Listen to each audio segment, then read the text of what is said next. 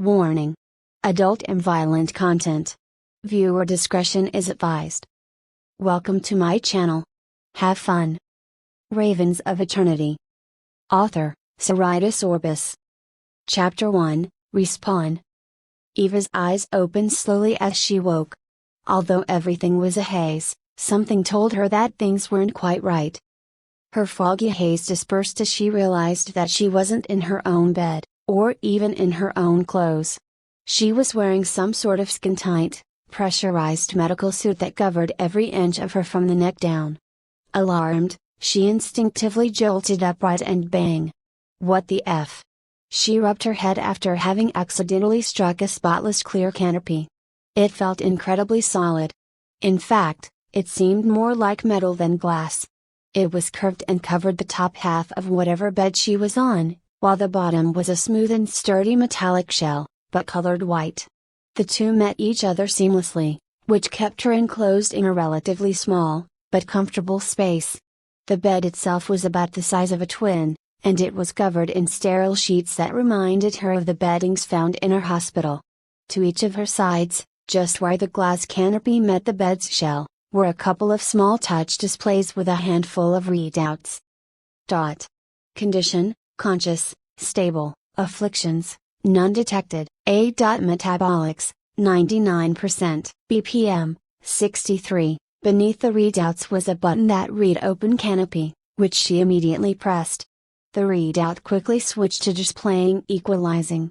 It pulsed at a rate that matched her breathing, or perhaps her breathing matched the pulses. Either way, she found it oddly soothing. The whole pod hummed and hissed as oxygen from the outside mixed in with what was inside. She could even smell a hint of disinfectant in the air, which further reminded her of a hospital. After a moment, the glass canopy above her split down the middle and quietly slid down the sides. Once the canopy was completely withdrawn, she sat up and took a look around. It was a large, metallic, circular room also in pristine white. The walls met the floor and ceiling with smooth curves rather than hard edges, which she found strangely familiar. The design was sleek and uninterrupted, as though the entire room was formed out of a single piece. She felt as though she somehow woke up hundreds of years into the future, in some sort of high-tech sci-fi hospital. What surprised her the most wasn't how different everything looked, but rather that she felt she had been here before. A wave of déjà vu swept over her as she continued studying her environment. There were a dozen pods around the room, including hers. They were ovular in shape and had touch panels on each side, exactly like the one she used on the inside of her own. The pods appeared as though they had sprouted seamlessly out of the floor, with stems that curved upwards smoothly and elegantly. She noticed that save for hers and one other pod, all the rest had a variety of people hibernating in them. Well, at least I'm not the only one, she thought to herself. They were all arranged in a ring facing the center, which was some sort of sleek control station. Though everything was incredibly familiar, like she had seen this clean, futuristic design many times, she just couldn't place it. Until her eyes came across large, clean lettering on the wall. It read, "Welcome to Regeneration Center Theta." A grin quickly formed on her face as she realized why everything was so damn familiar. I should have known, she thought. I'm just dreaming about the game again, and I just respawned at the cloning center. This explains why I'm wearing a pressure suit. She hopped out of her pod reluctantly, and expected to enter a dream fall. Whenever she dreamed about the game, she forced herself to wake up every time, then go play the game for a bit. This time though, instead of waking up, her feet simply hit the floor. The sensation of landing on solid ground coursed up her legs and told her that this was, without a doubt, not a dream. Somewhat shocked, she absent-mindedly slapped herself just to double-check. Sure enough, she felt an immediate sting, followed by a spreading warmth. This was real. In no way. Before she could collect her thoughts, the whole facility shook violently, which nearly threw her down on her knees. The lights turned low and red as claxons blared around her. A computerized, yet pleasant voice suddenly filled the room. It spoke in a calm, yet firm manner. "Emergency," it said. "This facility is under heavy attack. Please head to the nearest emergency lifeboat chamber in a calm and orderly fashion. Thank you for using Tetragrammaton Technologies. Have a pleasant cycle. Immediately afterwards, the pods around her decompressed and beeped loudly to rouse their occupants. No doubt it was part of the station's emergency protocols. A door slid open along the circular wall, and revealed the way out towards the rest of the facility. Meanwhile, the others woke up one after another, equally bewildered as she was.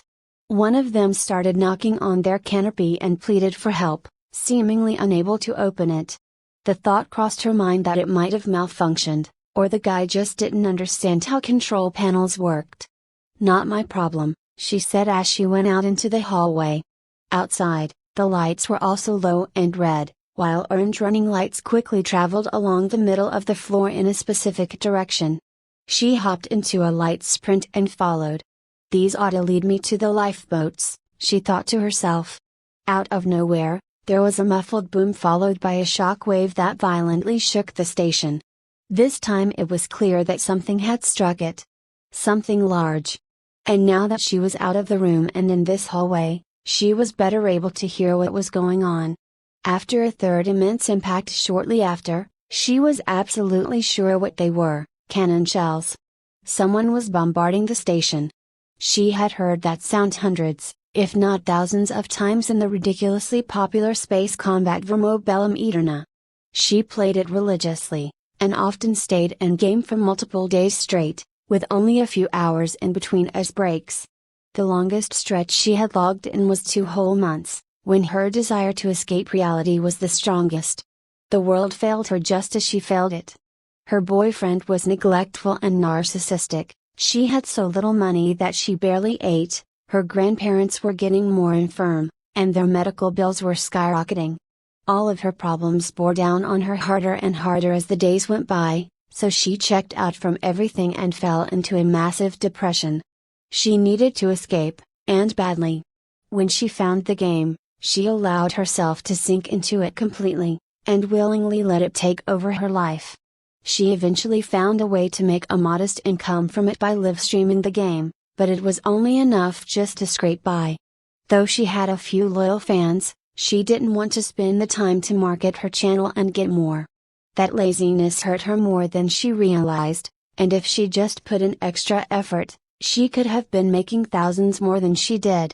Plenty enough to make rent, live modestly, and pay her grandparents' hospital bills. As far as actually playing the game, she was great at it. She was a natural at flying and fighting in zero-G space, no matter what she was piloting. She built up her character from the ground up to be one of the richest and most powerful solo players in the game.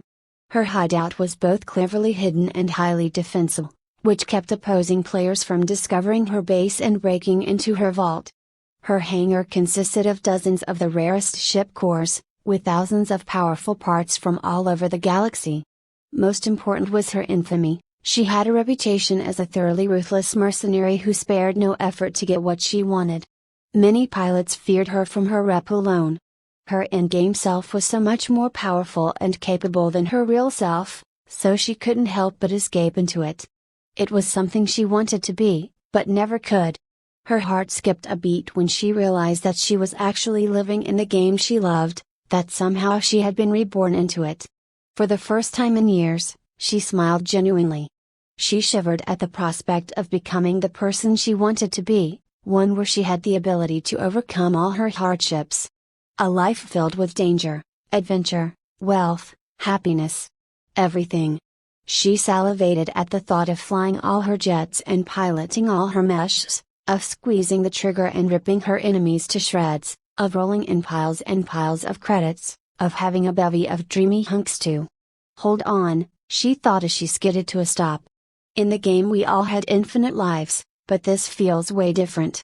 What if I don't have infinite lives? She quickly shook the thought away as she launched back into a sprint. Her raven black hair swung and swished as she ran. No way, she said inwardly. This is Bellum Eterna. Dying here means I get to respawn. Otherwise a station like this wouldn't exist in the first place. And if I can respawn endlessly, that means I can do whatever the hell I want. Burn, build, harm, heal. Whatever I want. And they're all right outside, a whole universe worth of desire. Her heart leapt at the limitless possibilities, and picked up the pace as another shell slammed into the station.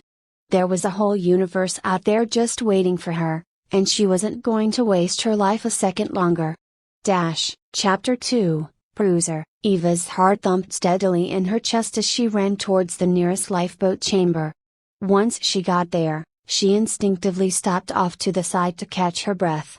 Although her breathing was a bit labored, she realized that she was barely tired. In fact, she had pretty much caught her breath already. That's weird, she thought. I could have sworn I just ran a mile, but I'm not even sweating.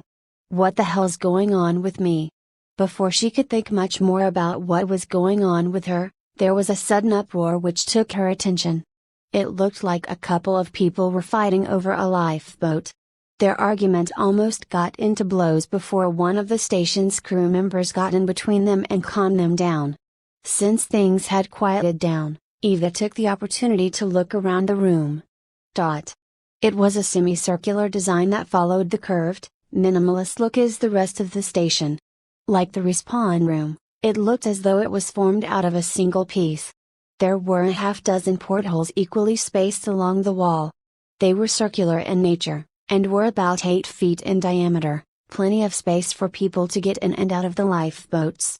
They didn't behave like the other doors in the station, however. Instead, they were split into bladed segments, like the aperture mechanism in a camera lens, and opened and closed towards the center. They even made superbly satisfying swish sounds, which delighted Eva to no end. On the other side of the portholes were piloted lifeboats on standby, their interior lights glowing a dark blue. She watched as crew members ushered about a dozen panicked people into one, followed by one of the crewmen. They all secured themselves into bucket seats that were arranged in rows facing forward. Meanwhile, the crewman dashed up to the pilot's chair at the far end and fastened himself quickly. He frantically tapped all sorts of controls and powered up the small vessel. Both the porthole and lifeboat then sealed themselves before the boat rocketed down its launch tube and out into open space. Although Eva couldn't see it, an entirely new lifeboat swiftly slid into place from somewhere above. It clicked into place before the porthole reopened, allowing another set of people to frantically escape. She found the whole process efficient and marveled at the design. The sheer precision and speed allowed the station's evacuation protocols to occur like clockwork. It only took mere minutes for a pod to get filled, ejected, and swapped out. A station this size could have dozens of these chambers on every deck to ensure everyone got a chance to get away quickly. She suddenly pictured all manner of ways this was all mechanically possible, from precise loading arms to huge magazines filled with lifeboats. The thought suddenly struck her as odd. When did she care that much about mechanical design? Not that she didn't like nerding out on gadgets, but she never really cared about how they worked. She never really cared about the technical inner workings of her mobile phone, for example. All that mattered was that she could use it however she wanted to. But suddenly and out of nowhere, she found herself wanting to know how it worked. Whatever. I'll figure it out later, she thought as she dashed to a lifeboat. Right now, I ought to get the hell out of this tin can. However, she was suddenly stopped by a Neanderthal-like bruiser before she could get any closer. He held up a large, meaty palm right in front of her. "Sorry, sweetheart," he said flatly. "This boat's full, so get spaced." She took a quick peek inside the lifeboat and saw a couple of seats still open. She looked back at the bruiser and sized him up. He was like a gorilla, barrel-chested and with rippling muscles. One of his biceps was as big as her own head. She recalled that he was one of the men involved in that argument a few minutes ago. This must have been why it started. "I'm not your sweetheart," she retorted, "and I go where I want." She tried to get past him, but he quickly got back in her way and put a hand on her shoulder. "I don't think you understand, Lil Miss Pants," he said firmly. "This behind me is Nightmare's boat, and you ain't getting on it, no matter what, no matter how, unless you got the okay." "Okay?" The bruiser gave her a firm shove, which pushed her back a number of steps. In her old life, she would have simply accepted the situation and walked away. She was meek and weak, and let herself get pushed around by everyone stronger than her. It was easier and safer than fighting back and getting seriously hurt. But things were different now. Her eyes darkened as she recalled the time Nightmare and his goons ambushed and killed her in the game.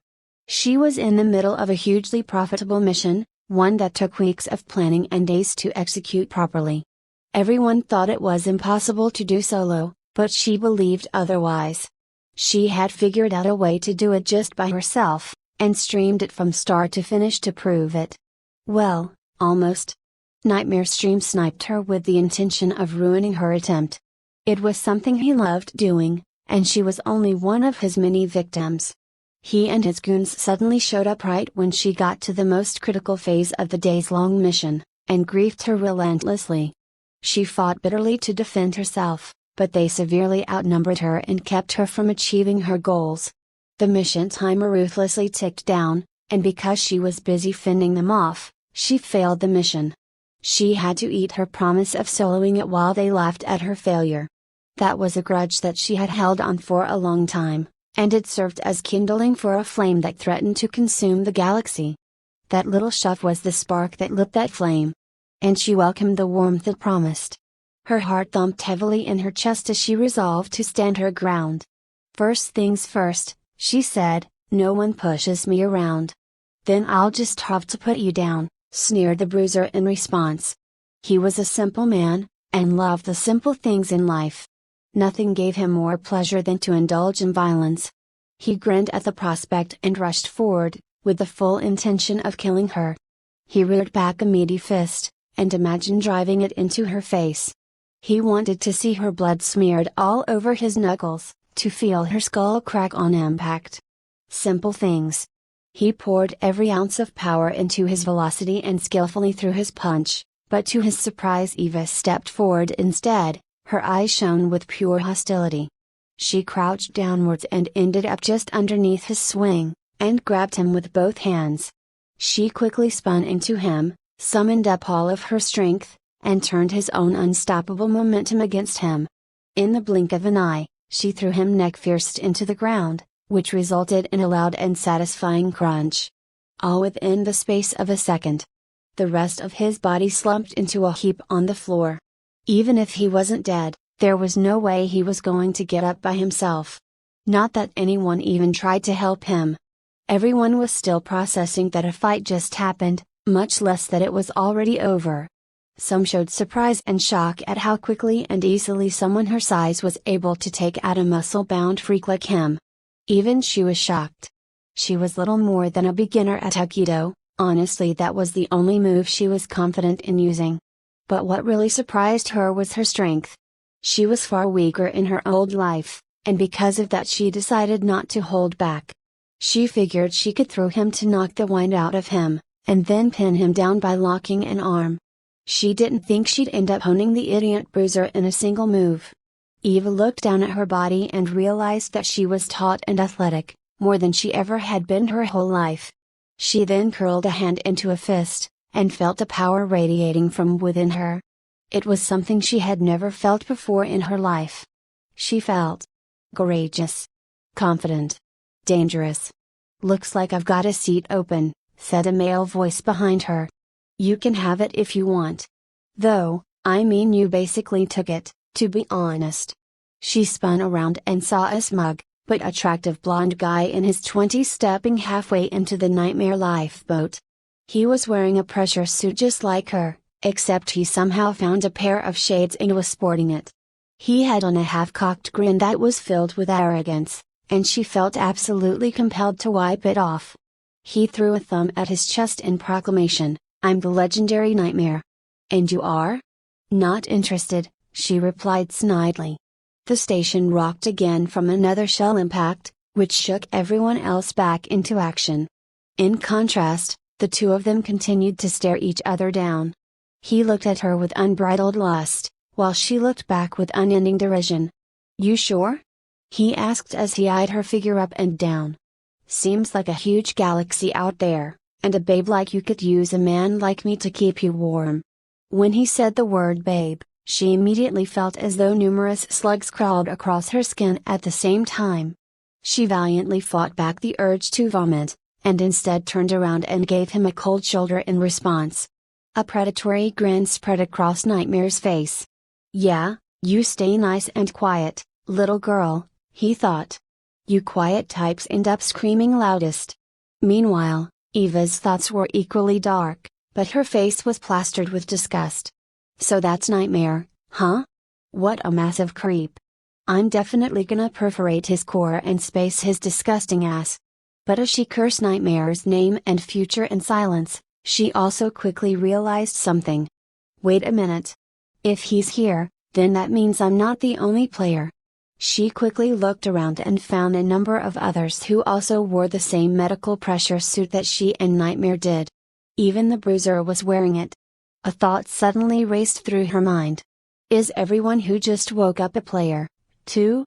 Chapter 3, Escape. "Hey you, with the moves," shouted a crew member. "Get your flippy ass in a boat, will ya?" Eva nodded before she dashed over and headed inside one. She swiftly made her way past rows of anxious passengers and secured herself in the only remaining seat up front. Next to her was a teenaged Asian girl, probably no older than 13 or 14. She was small and slender, with long, straight black hair and pale skin. The girl was also wearing the same pressure suit, which indicated that she was also possibly a player. "Excuse me," she asked the girl, "do you play Bellamytrna?" The girl's eyes widened, then nodded quickly. When she replied, there was a light accent in her voice. "I started last month," the girl said. "I enjoyed it, although I did not fly much. But now that you mention it, it is no wonder things feel familiar to me. Similar, but not identical." "Yeah," Eva quickly agreed. "Like how everything feels way bigger, or that stuff looks all worn out and used.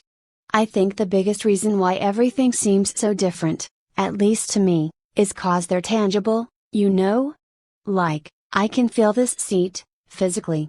Smell it, too, but don't. You just don't get that in VR. The girl nodded. "And also how things work," the girl replied. "When we respawned in-game, we would get a cutscene of ourselves going out of a regen room and into a processing chamber. Then we would check our saved loadouts, pay insurance, then re-equip, yes?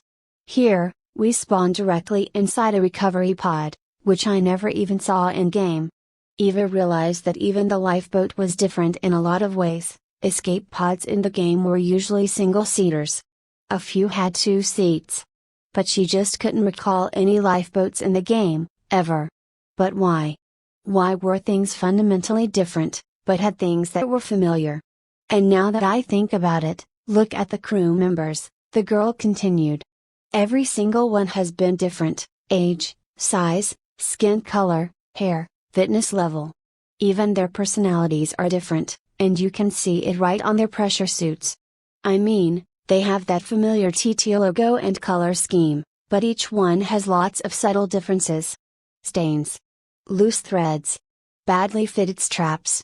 As the girl continued to lay out her observations, Eva realized that she had taken things for granted. Because some things reminded her of Bellamytrna, she automatically assumed that she had woken up in that universe. But now she wasn't so sure. If this isn't Bellamytrna, does that mean I don't have infinite lives? Concern crossed Eva's face. The last thing she wanted to do was risk her new life by being too careless. She had to do more to protect herself, at least until she knew more about this new life of hers. "By the way, my name is Maiko," said the girl. "What is yours?" Eva smiled warmly at her first friend. "Call me Eva," she said. Before they could chat any further, another shell struck the station. This time it was much louder, and the shock wave felt much sharper. It was clear to everyone that the point of impact was closer than before. People have always carried a massive fear of death, and having red-hot slabs of metal being propelled at them had a tendency to magnify that fear. "Let's get it going," yelled a frightened passenger. "I'm not trying to die here." "Sorry. We're doing our best," a crew member replied as he dashed for the pilot's seat.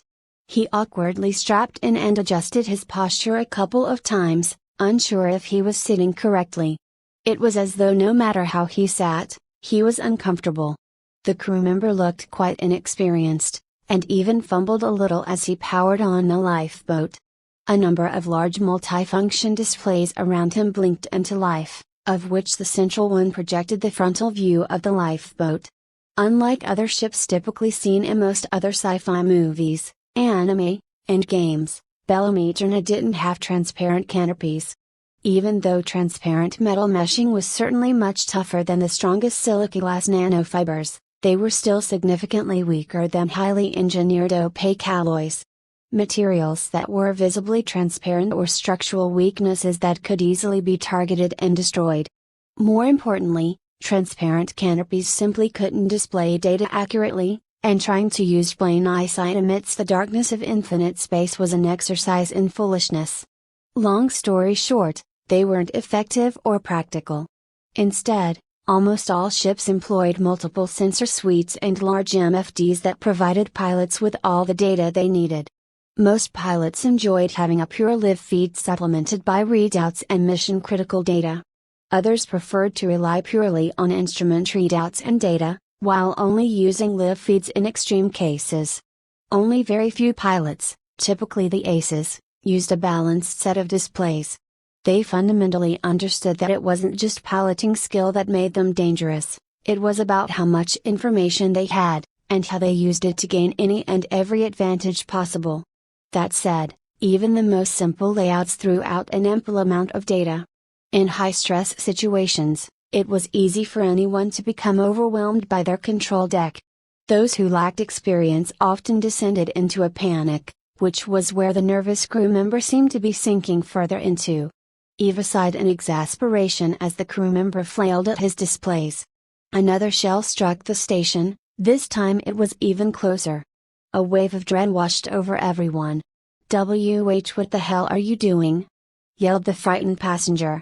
"Why are we still docked?" It freaked out the crew member even further, who started to hyperventilate and began to hit all sorts of buttons in a panic. Audible errors erupted from the displays, accompanied by the crew member's frenzied curses. Eva unbuckled herself, walked over to the crew member, and slapped him across the cheek. It brought him back to his senses, at least for a moment. "Get out," she said sternly. The crew member quickly hopped out, his brow soaked with sweat. Hands shaking, he plopped down on Eva's old seat and fastened himself as best he could. Michael winched away slightly, disturbed by how many tries it took him to buckle himself in. He was a wreck. In contrast, Eva quickly slipped into the pilot's seat and strapped in without tissue, as though she had done something like it countless times before. She took a couple seconds and reset all the displays to a scheme that she preferred. The screens were now filled with data readouts and various views around the lifeboat. While she oriented herself, the frightened passenger yelled, "Who are you? You're gonna fly us outta here? You're not even a part of the crew!" Well, what are you waiting for? Eva completely ignored him as she quickly scanned the data presented to her, and sighed. She turned around to glare at the shaky crew member. "This thing's in autopilot," she chided. "How much easier could you have had it?" I'm new, okay?" said the crew member. "Literally never even flown a ship like this ever. This is way different from the training hollows." Eva frowned and looked back at her controls. "No it isn't," she sighed. Then she tapped the launch button on the display panel. The lifeboat sealed itself quickly, and the blue interior light dimmed as the boat prepped to launch. The frightened passenger yelled, "Can we please get going?" Before he could finish his sentence, powerful thrusters shot the lifeboat out of the ejection tube with blinding speed. Everyone was pressed into their seats as it steadily accelerated to a staggering 1,000 meters per second. Eva had only ever experienced the G-force exerted from those spinning rides at carnivals and fairs. They usually boasted that they applied up to 3 times Earth's gravity on riders. She remembered going to so many carnivals as a kid, and she rode them every chance she got.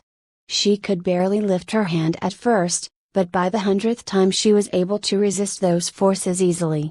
It was hard work getting to that point, but it was well worth the effort. She had a ton of fun teasing all the other kids by sitting up and waving to them. All they could do in response was look at her with tense faces and wide eyes. Right now, even though she definitely felt pressure, she was minimally affected by the G-forces. The readouts on the displays shows that they were experiencing 6 times Earth's gravity, but she was able to breathe and move properly. She carefully looked back and checked on Maiko, who gave a stiff thumbs up and a smile. The crew member on the other hand, looked like he was getting pushed further into the seat, and was going to end up permanently fused with it. Eva turned back to the displays and marveled at how easily she was able to cope. My body's pretty amazing, she thought happily. I can handle a ton of pressure. Piloting's gonna be a breeze. Wonder how long I can last at 9 grams s.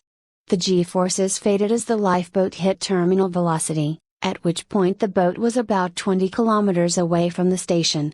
Retro thrusters kicked in shortly afterwards, which slowed the lifeboat down comfortably. Some passengers exhaled audibly, relief plastered on their faces. Blips from the other lifeboats began to pop up on display as the various sensors picked them up and validated their signals. Due to the autopilot, all of the lifeboats began to converge to the same spot. This simply helped optimize rescue operations, and was standard protocol. If all the lifeboats were in one place, it made them that much easier to pick up later. While everyone was recovering from the disorientation of the high geo launch, Eva was staring at the monitors and out into open space. She switched out all the MFDs to just the exterior feed, and enjoyed an expansive, wide-angle view of open space.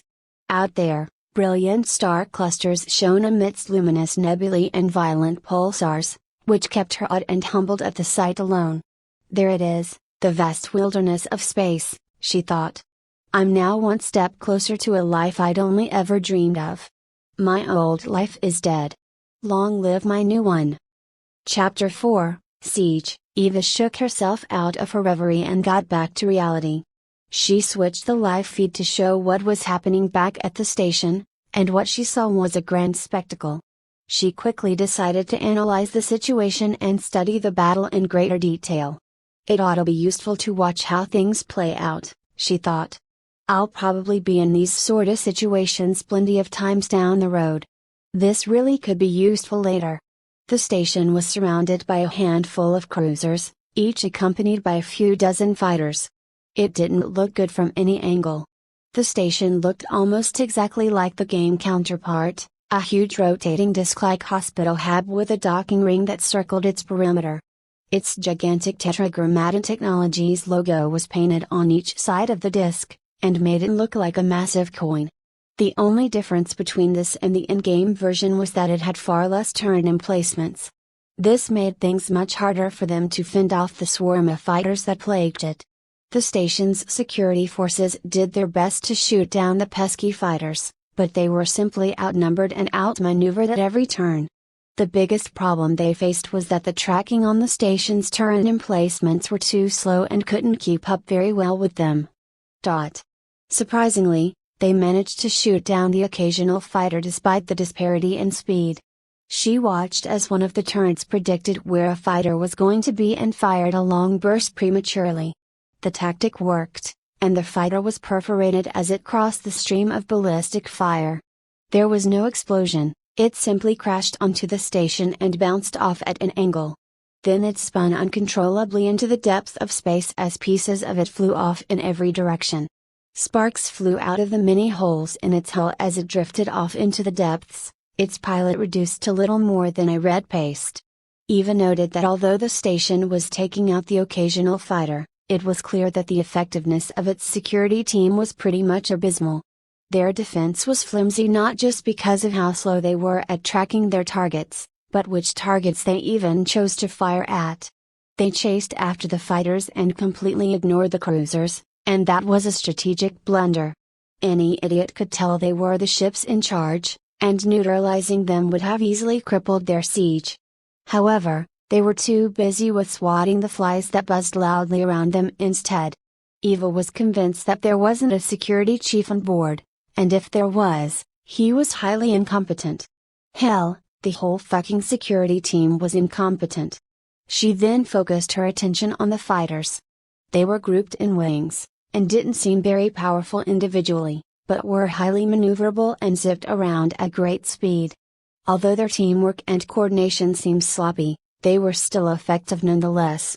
As a whole, they were somewhat undisciplined, and it was clear that only a few of them had ever had training in wing combat. The rest tried to follow them to the best of their abilities. Eva noted that their strategy seemed to center around numbers and chaotic movement to keep their targets disoriented, and it worked.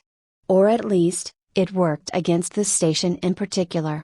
The fighters would attack as a group, and hit the same spot one after another, presumably to drill a hole through the armor via concentrated cannon fire. It probably sounded terrifying on the inside, to hear the constant rattling of various weapons fire on armor. That's so wasteful, Eva thought. They might penetrate the armor eventually, if they don't run out of munitions first. She then zoomed in on a few fighters to get a closer look at their loadouts, and was shocked at what she saw. The enemy ships didn't match any of the enemies from Bellum Eterna. She turned to Miko and asked if she recognized them, but she shook her head in response. These were a motley hodgepodge of parts from different ships, like they were all built Frankenstein style. Different guns, ship chassis, modules, armor. Some of them even looked like they were thrown together last minute with whatever parts were left over. Eva was astounded.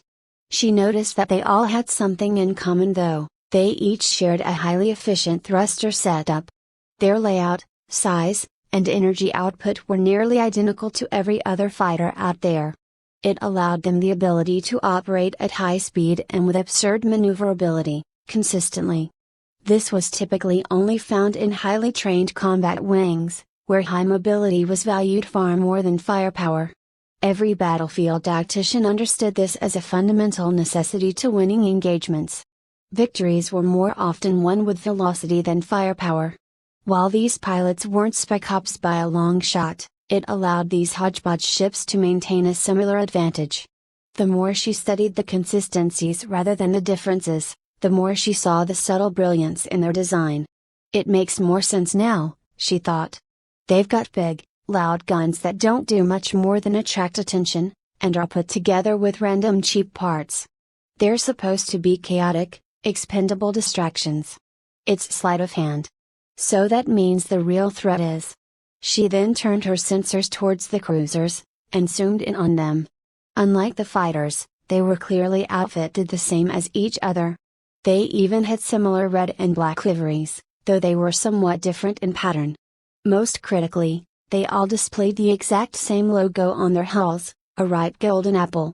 Eva didn't recognize the logo, but kept a mental note to research them later. But she easily surmised that these were different factions united under a single banner. Probably pirates, she thought.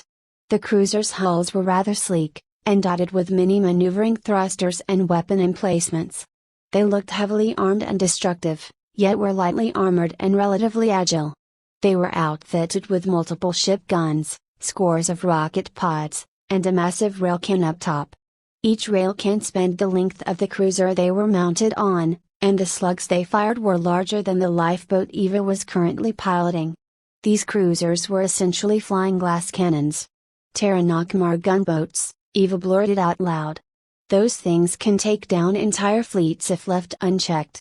Terra Nockmar was one of the corporations that designed and built many ships in Bellum Eterna. Their designs revolved around fast strikes and overbearing firepower. Some navies used their ships to swiftly break sieges, so it was interesting to Eva that these golden apples were using them to cause a siege instead.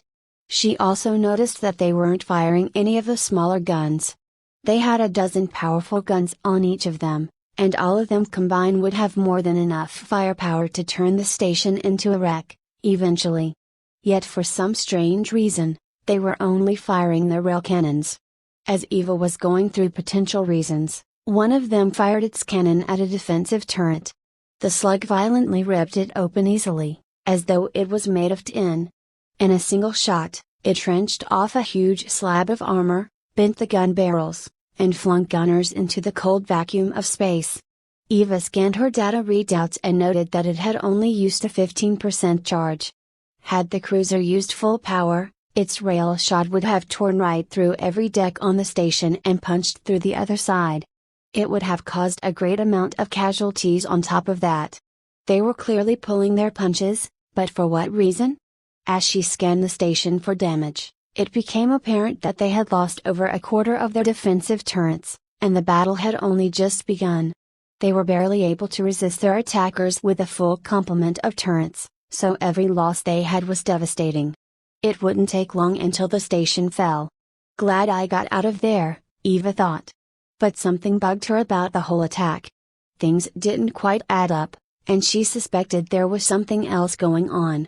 Galactic survival required constant upkeep. Everything had a price.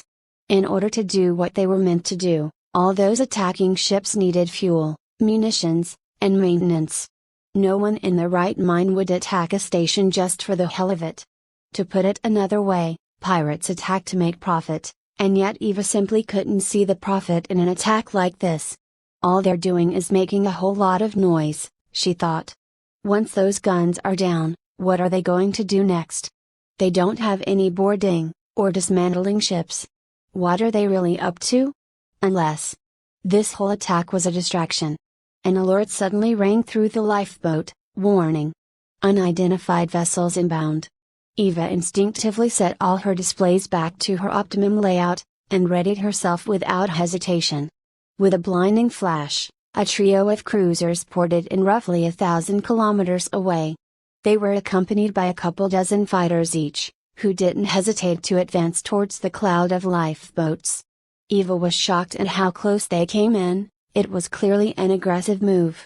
As the lifeboats around them panicked at the sudden intrusion, Eva quickly scanned the new ships and reviewed their loadouts. She was immediately alarmed by what she saw. They had the same hulls and logo as the cruisers attacking the station, however they had completely different loadouts.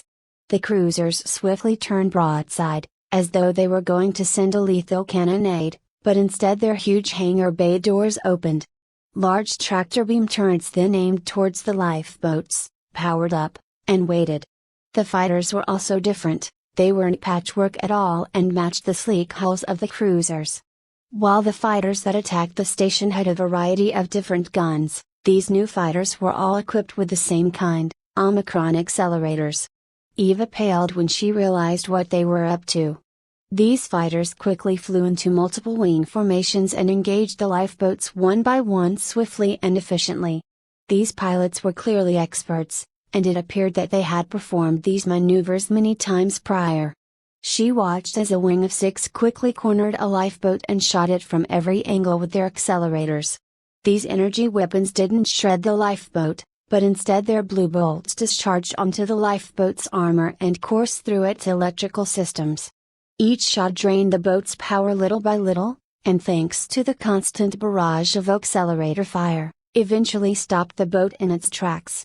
Disabled and powerless, the lifeboat couldn't do anything but float out in space helplessly. A cruiser immediately shot one of its tractor beams at it, and pulled it into its waiting hangar.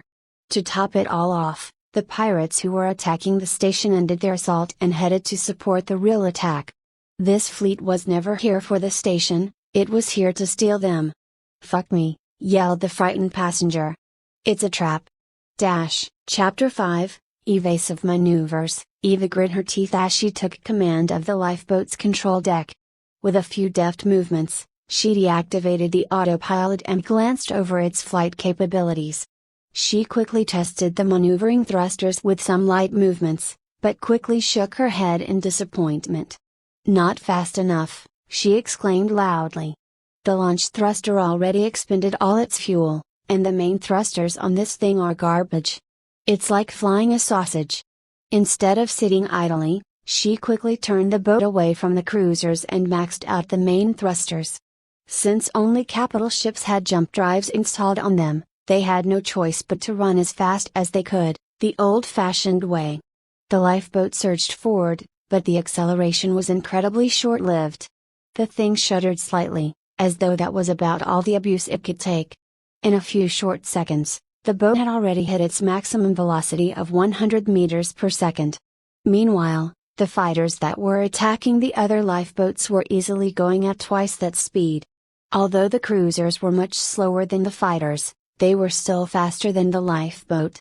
Considering that the fighters were currently only using their non-lethal guns, Eva's best option for survival was to put as much distance as she could from the cruisers. It didn't matter if they were disabled and stranded, as long as they were far beyond the range of the cruisers' tractor beams. "Let me help," said Maiko. Eva looked back at her momentarily, and when she saw her determined face, nodded in agreement. She quickly activated a remote MFD and gave Maiko full co-pilot permissions to manipulate it. It detached itself from the wall ahead and extended over to where Maiko was sitting. Although its swing arm looked frail, it was actually quite sturdy, and barely even shook when Maiko started to use it. Just like Eva, Maiko was very decisive with her movements. She quickly set her control deck to display a full readout of the boat's capabilities. She had no need to tap into the lifeboat's visual sensors, and so concentrated only on the internal operations of the boat. She only took a few seconds to digest it all. "No weapon systems," began Maiko. "Energy shielding minimum. Armor virtually non-existent." "Well, it's just a lifeboat," Eva said with a sigh. Maiko continued, "Power output is overall weak, so we cannot constantly dump energy into the maneuvering thrusters. We will burn out the core if we resort to that. But I might be able to supercharge them in brief intervals." Eva quickly asked, "What'll it cost?" "I will have to shut down life support briefly, that should give us the power we need. But the boat's computer will never give that permission. I will need a few moments to crack the system's netdef and adjust its priority." "What?" yelled the frightened passenger, "Shut down life support? You're gonna get us killed." The woman next to him quickly snapped at him, "Who cares about life support? What do you think those pirates are gonna do to us, huh? You men, they might just kill quickly, but us women. I don't even." She then sternly told Eva and Maiko, "Crack whatever the hell you need to." "She's the boss," said Eva. Without a word, Maiko quickly hunkered down and got to work. Her small hands flew across the display in front of her, as though she was performing magic. To the untrained eye, she was simply shuffling data around, discarding and replacing randomly. It couldn't have been further from the truth. All netdef systems in mtl-novel were semi-sentient AI, and had the capability to adjust its defenses on the fly. As Maiko hacked in and changed code to suit her purposes, the AI was doing its best to repair what damage it could. It was then a race against time between the two, as they both sought to shut the other out of the system altogether. Every batch of code it replaced was more robust than before. Maiko had to fool it constantly in order to stay ahead, and tricked it into replacing related, but unnecessary code. Her brow dripped with sweat. The AI in this universe was 10 times more potent than what she toyed with in-game. An alert suddenly resounded inside the lifeboat. "Lifeboat systems have been targeted by multiple hostiles." Immediately afterwards, a half-dozen pirate fighters swarmed the boat, their signals painted red on the huge displays in front of Eva. She kept her cool and tracked them as best she could, and paid special attention to their flight patterns.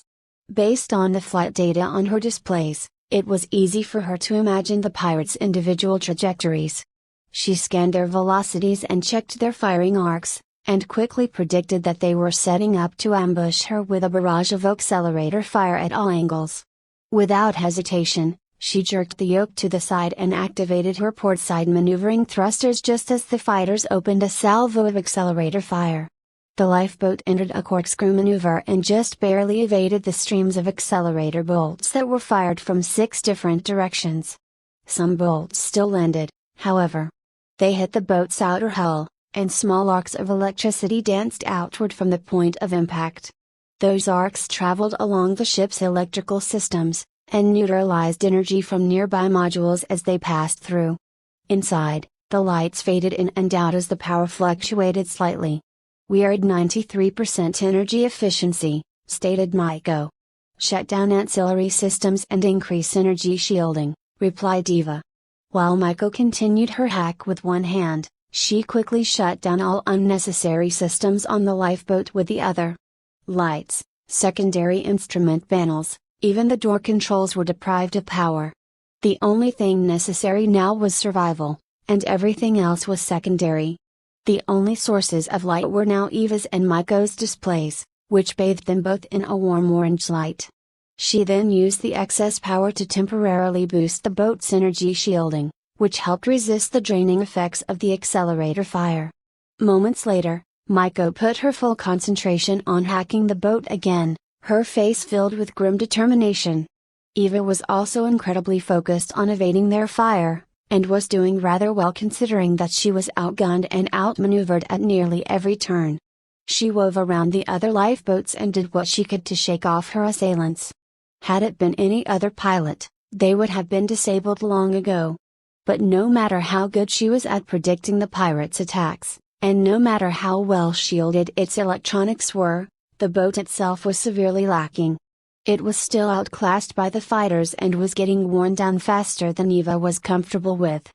The boat's energy efficiency dropped with every hit, which slowed them down more and more. There was only so much she could do but hit the turns harder, and squeeze every ounce of performance out of the boat. Just as the core hit less than 3/4 efficiency, Maiko broke through the system's software defenses. Although the power fluctuations made it harder for Eva to pilot the boat, it made things much easier for Maiko to hack in. The fluctuations slowed the computer's logical processes, which took a significant toll on its defensive capabilities. After Maiko shut out the AI completely, she halted the boat's life support system without hesitation and removed the safety limits from the thrusters.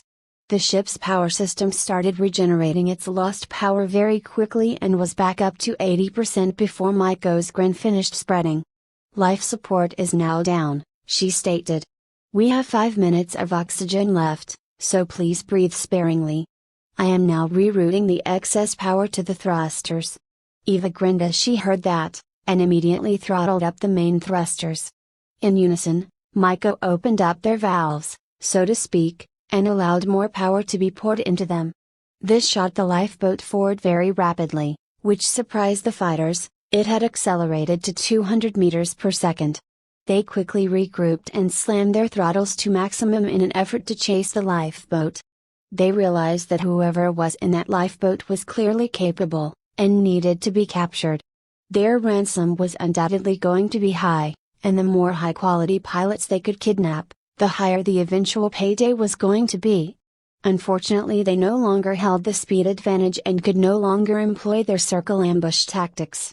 It quickly became a high-speed chase through the cloud of lifeboats, with the pirates trying to keep a beat on Eva. They continued firing at her every time an opening presented itself.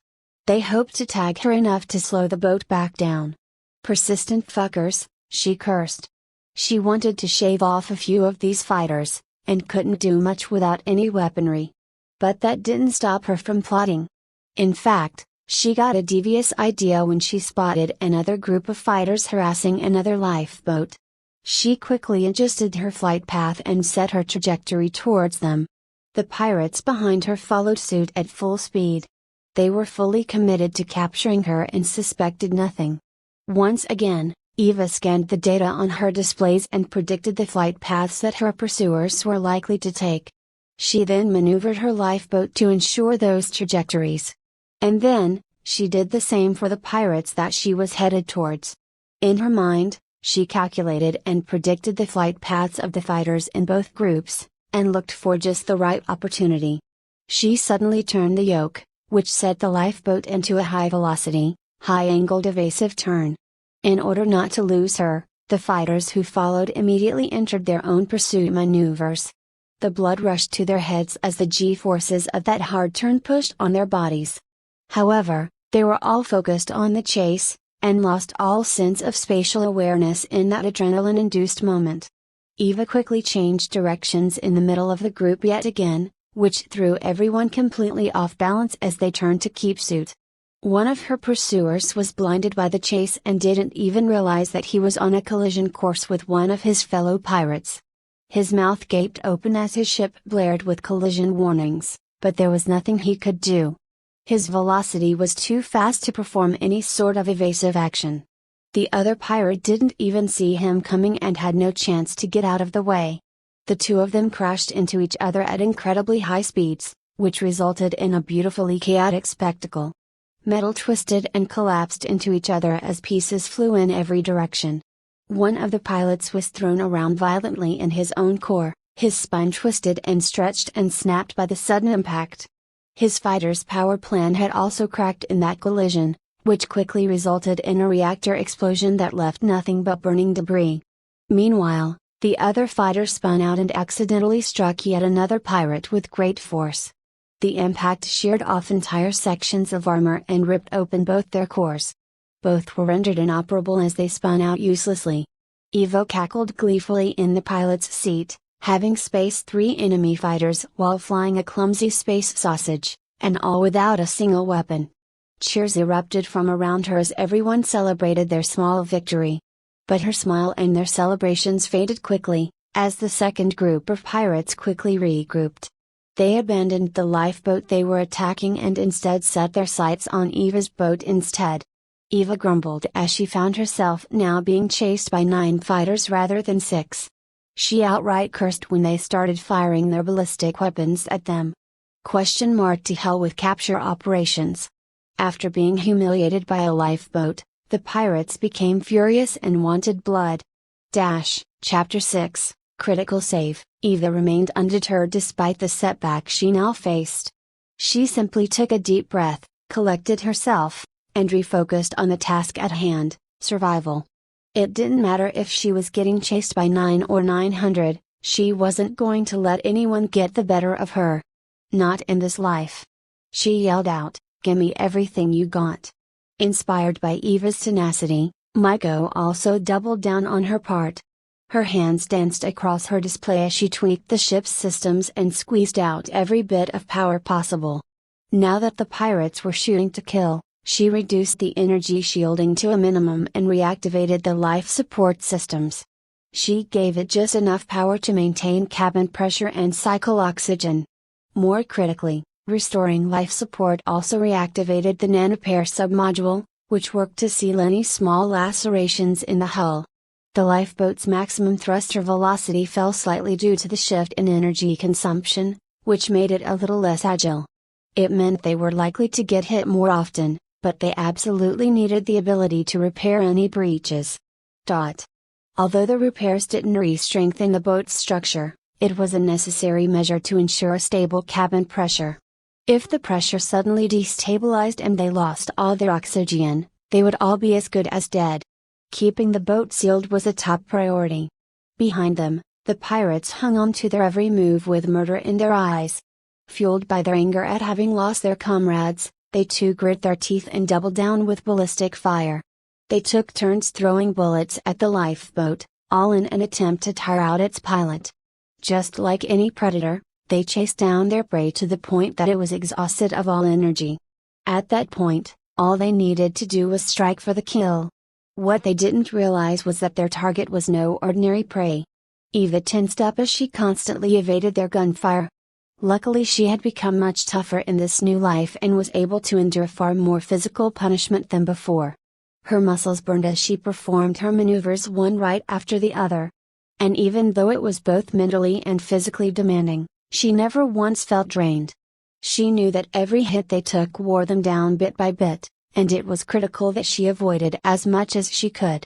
Since this was a lifeboat, it had minimal armor plating, and was mainly held together with the struts that bound the hull. Every hit they suffered would result in those struts getting damaged. And the more they got damaged, the easier it was to get hit. She was in a terrible catch-22. But that didn't get her down. In fact, the challenge of it all invigorated her even further. These were the few moments in life when one had the ability to really push themselves forward. No amount of practice or preparation or pondering could ever compare. And that was a feeling she thoroughly enjoyed.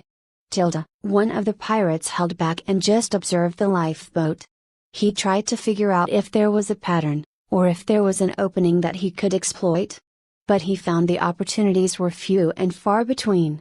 Whoever that pilot was knew exactly what they were doing. He had no doubt that if they had weapons, all of them would have been dead by now. The thought frightened him. Despite his quarry's abilities, he managed to find a good position. One where he believed he had a great advantage with an unbeatable firing angle. He watched and waited for his opportunity, and allowed his fellow pirates to maneuver the lifeboat into the perfect spot.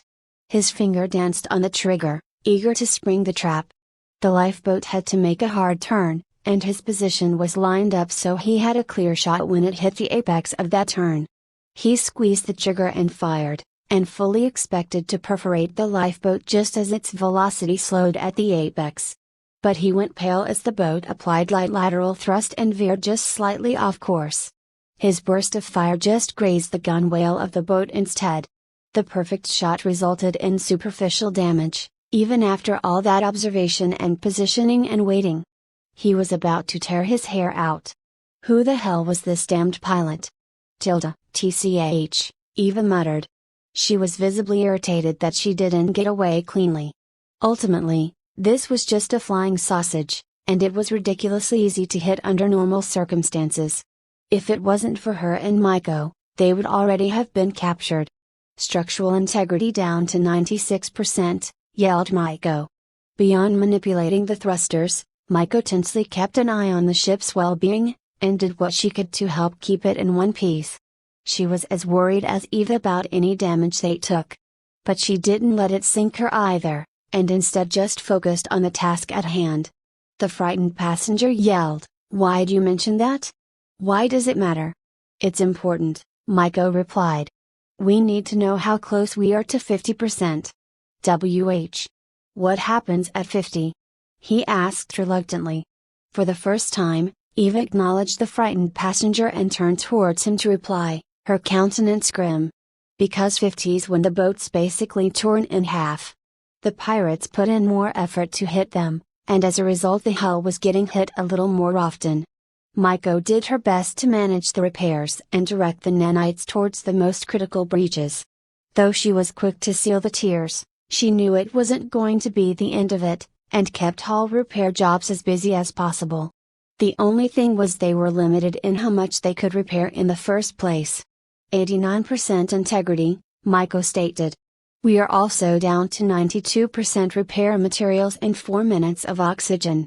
The lifeboat began to shudder and groan as it strained to maintain its integrity.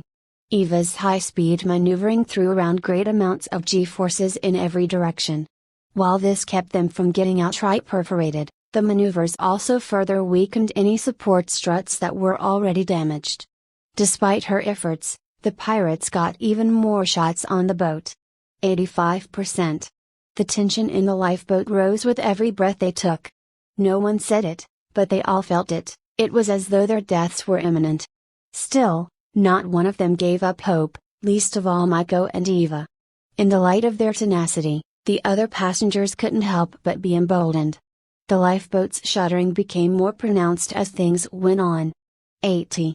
74. But even that light of hope started to dim as the lifeboat took on more and more damage. Plus the more breaches they had, the more chances for their oxygen to escape. Every bullet that hit whittled away at them and carved away seconds off their lives. 69. 3 minutes oxygen. A few passengers started to hold their breaths. Suddenly, Eva's forward display flashed with a brilliant light. It was so blinding that everyone else instinctively turned away or shielded their eyes. Eva had no choice but to keep her eyes open. This was a perfect opportunity to gain distance. And what she saw left her awestruck. A Sol Federation battleship had just ported in. It was massive, at least 5 times larger than the pirate cruisers nearby, and was an imposing sight that choked her up. Its thick, angular armor greatly protected the ship and ensured nothing but the largest weapons would be able to penetrate it. Meanwhile, its multiple gun batteries, missile emplacements, and offensive turrets threatened to rain down unrelenting terror on any and all who opposed it. Unlike the cruisers, it was designed to both deliver and receive massive amounts of punishment. Eva surmised that even by itself, the cruisers stood little chance of winning. However, it didn't come by itself. It was accompanied by 4 destroyers and a full complement of fighters, and they all looked like they were itching for a fight. A man in his 50s suddenly appeared on every ship's main display, friend and foe alike. His hard stare complemented his impeccably trimmed gray beard, which lent him an air of absolute authority. When he spoke, it was like thunder. "This is Rear Admiral Dorai of the Federal warship Diomedes, here to answer the emergency beacon transmitted by Regeneration Center Theta. All hostile ships are hereby ordered to stand down immediately and surrender. Any further action on your part will be considered an act of war against the Sol Federation. Such acts will be met with deadly force. In addition, all lifeboats are ordered to immediately retreat to the Diomedes." Torai out. The feed cut out as suddenly as it appeared, but the hope it gave to all survivors spread like wildfire. All the lifeboats immediately accepted those orders and made a beeline towards the battleship. In the same vein, the appearance of the Diomedes caused a wave of fear to ripple through the pirates, but it didn't dissuade them from their attack. In fact, they expected that the Federal Navy would send reinforcements. However, they didn't think that they would send a fully armed battleship. The cruisers that were previously attacking the station had just entered attack range and moved to flank the battleship. Meanwhile, the ambushers sped up their duties, and scooped up as many lifeboats as they could. Even the pirates who were chasing Eva didn't back down, and continued their bloodthirsty pursuit. "Hang tight," Eva said. She quickly turned towards the Diomedes, maxed out the throttle, and hoped to make it in time. Admiral Dorai paced back and forth on the bridge of the Diomedes, his face dark. This wasn't the first attack he'd seen these past few cycles, and what he saw prior bothered him greatly. These pirates were attacking various Regan stations and kidnapped whoever they could. Whatever their aims were, he knew they couldn't be good. He guessed that they were being sold to slavers.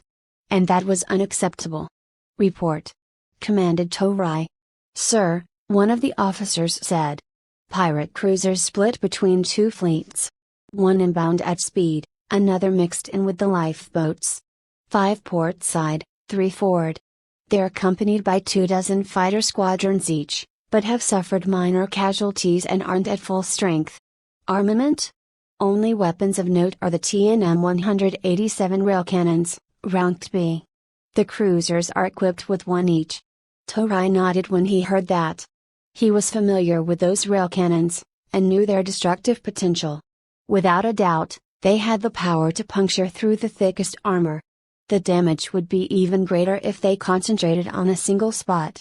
On top of that, their own armor wasn't all-encompassing. There were still many exposed areas of the ship, and the cruisers could still do excessive damage to those sections if they aimed for them. "Take us right up to the middle. Our primary objective is to ensure the safety of the evacuees. I want the cruisers scooping up lifeboats targeted and disabled immediately.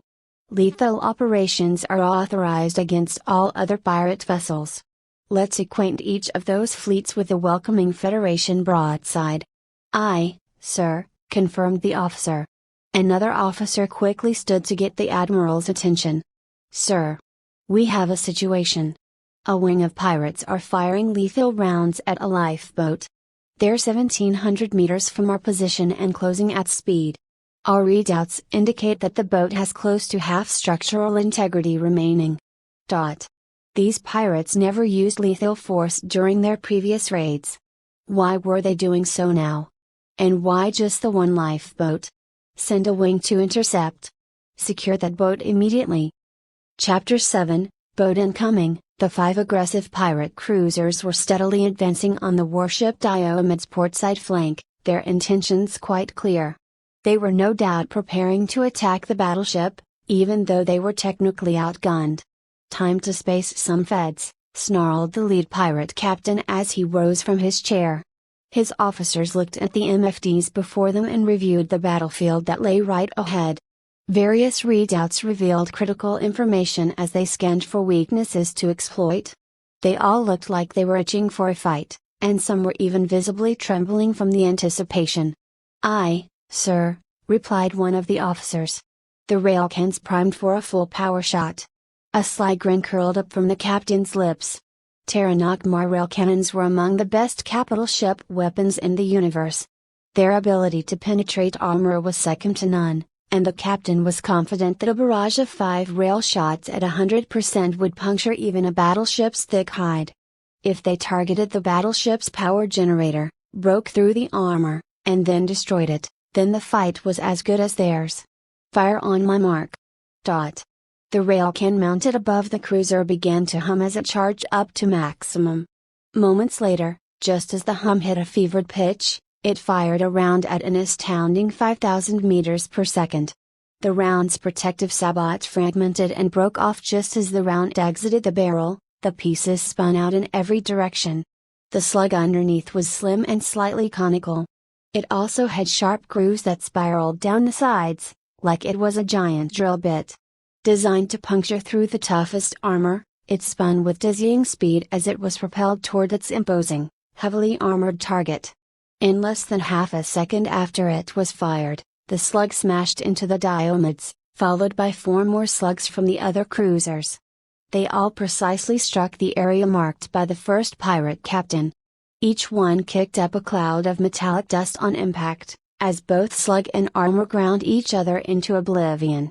The force of all 5 blows caused the Diomedes to lurch severely, but its starboard thrusters kicked in moments later and stabilized it back into position.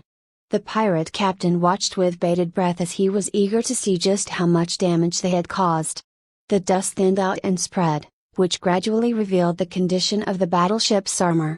The battleship's thick plating suffered major damage, and was massively dented and gouged at each point of impact. But not a single slug penetrated. The severely blunted and distorted slugs spun lazily away from the Diomedes after they bounced off, their kinetic energy having been almost completely neutralized. Everyone on the bridge was astounded, most of all the captain who fired first. His jaw practically fell on the floor. He expected the last shot to get through and hit the generator, but this. What the hell armor did they install? He stammered. Phew. Fire another salvo. Sir, yelled an officer on the bridge of the Diomedes. 5 confirmed hits to forward port side, belt armor severely damaged and at 39% effectiveness. Slight structural damage.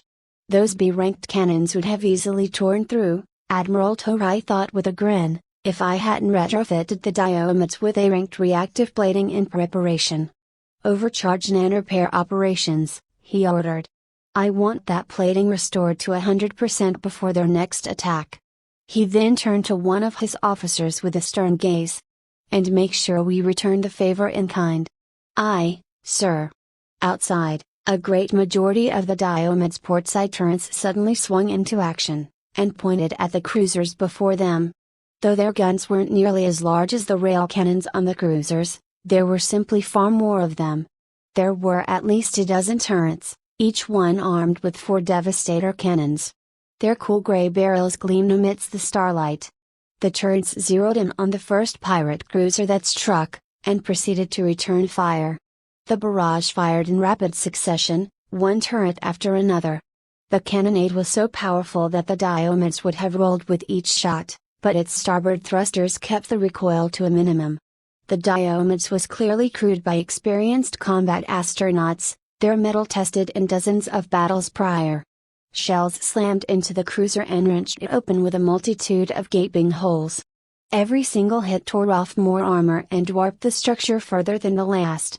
The kinetic energy was so powerful that the cruiser was pushed back further with each destructive hit. After the first dozen shells mangled the cruiser into a wreck, it was clear that it was soundly beaten.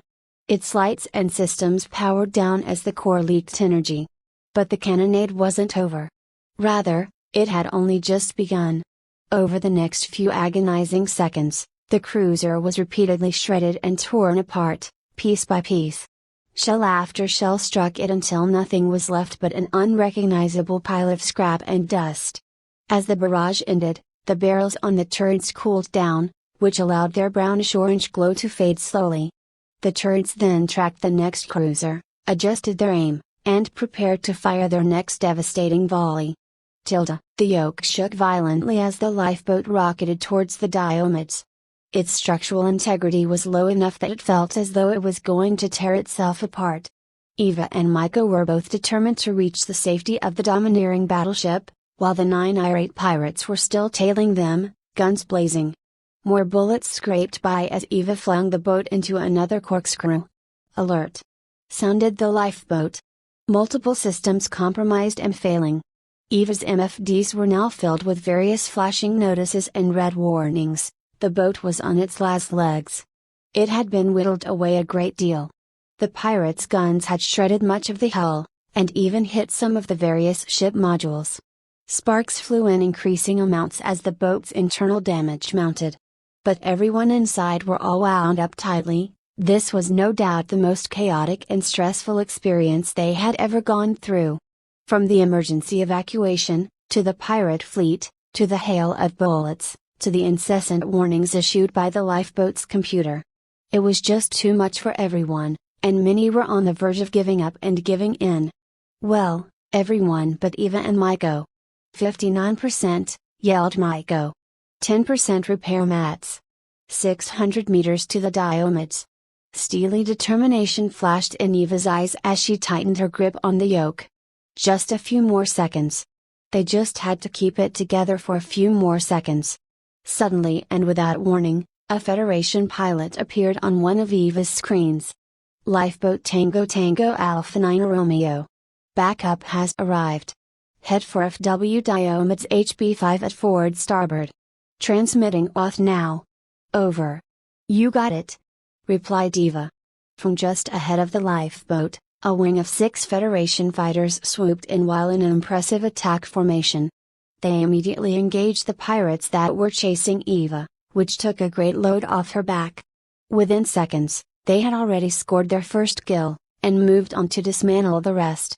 A couple of the pirates were undeterred, however, and slipped through the net. They continued after Eva at full tilt. Their guns were firing almost desperately, and it seemed all their energy was focused on taking her down. What a waste of skill and determination, Eva thought. She then yanked the yoke to the side and avoided a stream of gunfire as she beelined for the Diomedes. Having sustained so much damage, the lifeboat's agility had also suffered. Some of the thrusters had directly taken damage, while others were askew, thanks to the lifeboat's structure getting slightly warped. This caused the lifeboat to constantly drift down and to the right, which she had to manually counter by engaging the opposite thrusters. Thanks to this, the lifeboat suffered a few more strikes to its hull, which caused all the passengers to seize up with fright. They were moments away from total annihilation. 54%, said Maiko. Eva struggled to keep the lifeboat stable, and decided to weave around the Diomedes' defensive turrets. Her gambit paid off. They fired streams of chain gun rounds at the pirates chasing her, which caused them to back off a great deal. One of them peeled off and retreated fully, having come to his senses and realized they were on the losing side of this fight. He would much prefer to be called a coward or a turntail rather than cease to exist altogether. But the other remained and kept on firing. Whoever Eva had spaced earlier must have been incredibly important to them, and never gave up the chase. Not that she cared in the slightest. The only thing on her mind was getting this boat on a landing pad ASAP. An officer from the Diomedes suddenly appeared on display and said, "This is LZ5. Slow your approach, lifeboat 10-9R. You're coming in too fast." Eva yelled back in response, "Not an option." She then turned to Maiko and said, "Open up the main thrusters." Maiko nodded and quickly shut down everything else but the thrusters, controls, and displays, then cranked the thrusters capacity wide open. Eva speedily approached the open hangar bay and eyed the pad she was going to land on. But her vector and velocity were far too high and too fast. If she tried to land now, all she'd end up doing was crash. The frightened passenger grabbed at the seat in front of him, and ducked his head down. He didn't want things to end this way. They had run so far and so fast, and yet things were going to end the same. He was going to die in a devastating wreck. Just as Eva was a few hundred meters from the landing pad, she fired the thrusters so that the lifeboat spun around completely. They were now going 200 meters per second backwards. She then put full power into the main thrusters to rapidly reduce their speed. She applied great amounts of thrust exactly opposite their previous velocity, which put massive pressure on everyone inside. They were down to half their speed a second later, just as she passed through the hangar bay's atmospheric shielding. For a few torturous moments, every passenger experienced 9 times Earth's gravity, as Eva slammed on the brakes. It didn't matter how much physical training one had, blackouts, whiteouts, and redoubts were the body's natural warning that if the pressure didn't ease, then unconsciousness would be imminent. And then, probably death. Eva herself fought against getting G-locked as she tried to maintain control of the lifeboat. Massive amounts of G-forces pushed at the passengers as their vision began to narrow and fade. Some went completely limp as they lost all consciousness. Thanks to the sudden reverse maneuver, their speed had reduced dramatically. However, the boat still held a great amount of velocity. It hit the pad with great force, and parts of its hull broke off as it bounced up a couple of feet before falling again. It scraped along the pad with an ear-shattering squeal before it came to a dead stop. Wisps of steam and dust rose as the superheated metal that scraped against the landing pad cooled back down. Emergency crews immediately rushed the boat in a mad flurry, as they sought to crack open the boat and rescue its passengers. Inside, everything was completely powered down, and even the displays were dead. Blades of light shone from above, through the various lacerations all over the boat's hull. Various electronics sparked as a bent wall panel fell on the floor with a loud clatter. And despite the ruckus that surrounded them just outside, the only thing that the passengers could hear was the heavy beating of their own hearts. Chapter 8, GTFO, a devastating explosion tore a pirate cruiser in half. Even though it was already beaten, the Diomedes didn't stop its unrelenting bombardment. Both halves of the cruiser drifted from each other, as smaller fires and explosions continued within them. To add insult to injury, the Diomedes' continued cannonade tore into the burning wreckage with savage intensity. It was as though their erasure was necessary. Nearby, dozens of pirate fighters were deeply entangled with the Federation fighters, and were losing terribly. Though the pirates had the upper hand in the early stages of the sortie, the Federation fighters had quickly adjusted to their tactics and turned things around. The chaotic sleight-of-hand strategy they were designed for was of little use in a protracted engagement, especially against an experienced, highly trained military force. On the other side of the Diomedes, the pirate cruisers who were scooping up the evacuees were also experiencing their share of troubles. Since the start of the fight, they were peppered with accelerator fire from the relentless battleship. One of them was hit the most throughout the fight, and had lost a great deal of power. Its energy readouts sank further and further until its primary power plant sputtered its last gasp, and the whole ship went dark. "We need to get the fuck out of here," cried one of the other pirate captains. "Full retreat." Klaxons blared as the cruiser's jump drives spun up. Pirate fighters immediately disengaged and ran back to their home cruisers without hesitation. The captains certainly weren't going to wait for the fighters, and if they weren't within jump range by the time the drive was charged, they were going to be mercilessly left behind. The Federation pilots didn't give chase and allowed them to retreat. After all, their primary objective was to protect the evacuees, not annihilate the enemy. Instead, they moved towards the cloud of lifeboats who limped their way towards the Diomedes and provided close escort instead. One by one, the cruisers jumped out in a blinding flash of light, their tails tucked firmly between their legs. Admiral Torai stroked his beard as he analyzed his fleet's handiwork, a wide grin etched on his face. "Report," he said with an amused tone. "Sir," exclaimed an officer. 3 enemy capital ships have been neutralized, 2 down, 1 out. 37 enemy fighters have been neutralized, 13 down, 8 out, and 16 yields. We neutralized over a third of their fleet, thought Torai. They'll certainly think twice before attacking another station again. In addition, continued the officer, scanners indicate that 63 lifeboats are en route to the Diomedes. Roughly 20 lifeboats are estimated to be in the neutralized cruiser's hold. Requesting permission to oversee rescue operations, sir. Granted, Torai responded with a nod. The bridge is yours. I'll be retiring to my quarters." After the admiral left the bridge, the tension immediately let up. The officer then turned towards the rest of the bridge crew and gave a much more casual order. "You heard the admiral. Let's scoop everyone up, and then get the fuck outta here." Down in the hangar bays, Eva, Maiko, and all the other passengers on her lifeboat were safely shuffled off to the side. They were being looked at by a medical team, while an emergency crew dealt with the lifeboat wreck. The emergency crew took apart the boat and carted the wreckage away with great speed and precision. There would soon be many more lifeboats and many more evacuees, and so clearing the landing pad was critical. And to some degree, a similar situation was happening with the evacuees and the medical crew nearby. They were checking everyone's health as carefully and as quickly as they could.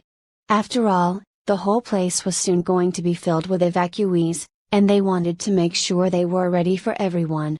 Even though the passengers were in a massively dangerous situation where they were all a hair's breadth away from utter annihilation, not a single one was critically injured. Sure, they all had a whole mess of bumps and bruisers, but nothing any more serious than that. A few of them even thanked Eva and Maiko for helping them all get away, especially the frightened passenger. He, along with the nervous crew member, were practically on their knees before the two of them, and thanked them both with every fiber of their being. Eva really wasn't sure how to handle this situation. Sure, she might have saved these people, but it's not like she did all that for them, specifically. She really only wanted to get away from the pirates. Now that she thought about it, she might have been a little too reckless. In fact, if she had tried to stay stealthy and out of the enemy's sensors, they might not have been targeted at all, much less gotten shot at. She inwardly cursed herself for her tactical error and hoped no one would realize her blunder. Still, she learned quite a lot from the experience and didn't just throw it away. They made it in the end, after all. "Gee, get up, please," she stammered. "I just, made the choices I thought were best. At the time. If I was a better pilot, we wouldn't have gotten shot at all. So no need for thanks." When she said that, the other evacuees were overcome with shock at her humility. A better pilot? If it wasn't for her and Maiko, they would almost likely have been taken prisoner right at the start. Who knows what circumstances they'd be in if it wasn't for the two of them. Even Maiko was a little awed at how unpretentious Eva seemed to be. She had fully expected her to be more boisterous and boastful, and was astounded to see she was the exact opposite. "You were amazing," she said. All Eva could do, when faced with all sorts of admiration and attention, was simply blush awkwardly. She had never gotten much praise in her old life, and hearing them now made all sorts of emotions run right through her. Tears started to pool in her eyes, so she quickly turned away in order to control them. But when she did, she instead came face to face with one of the medical officers. He was a stunningly handsome man with brown wavy hair. He looked as though he was in his late 20s, but his eyes shone with a wisdom far beyond his years. Although they were facing each other, his attention was fully focused on the readouts on his medical pad.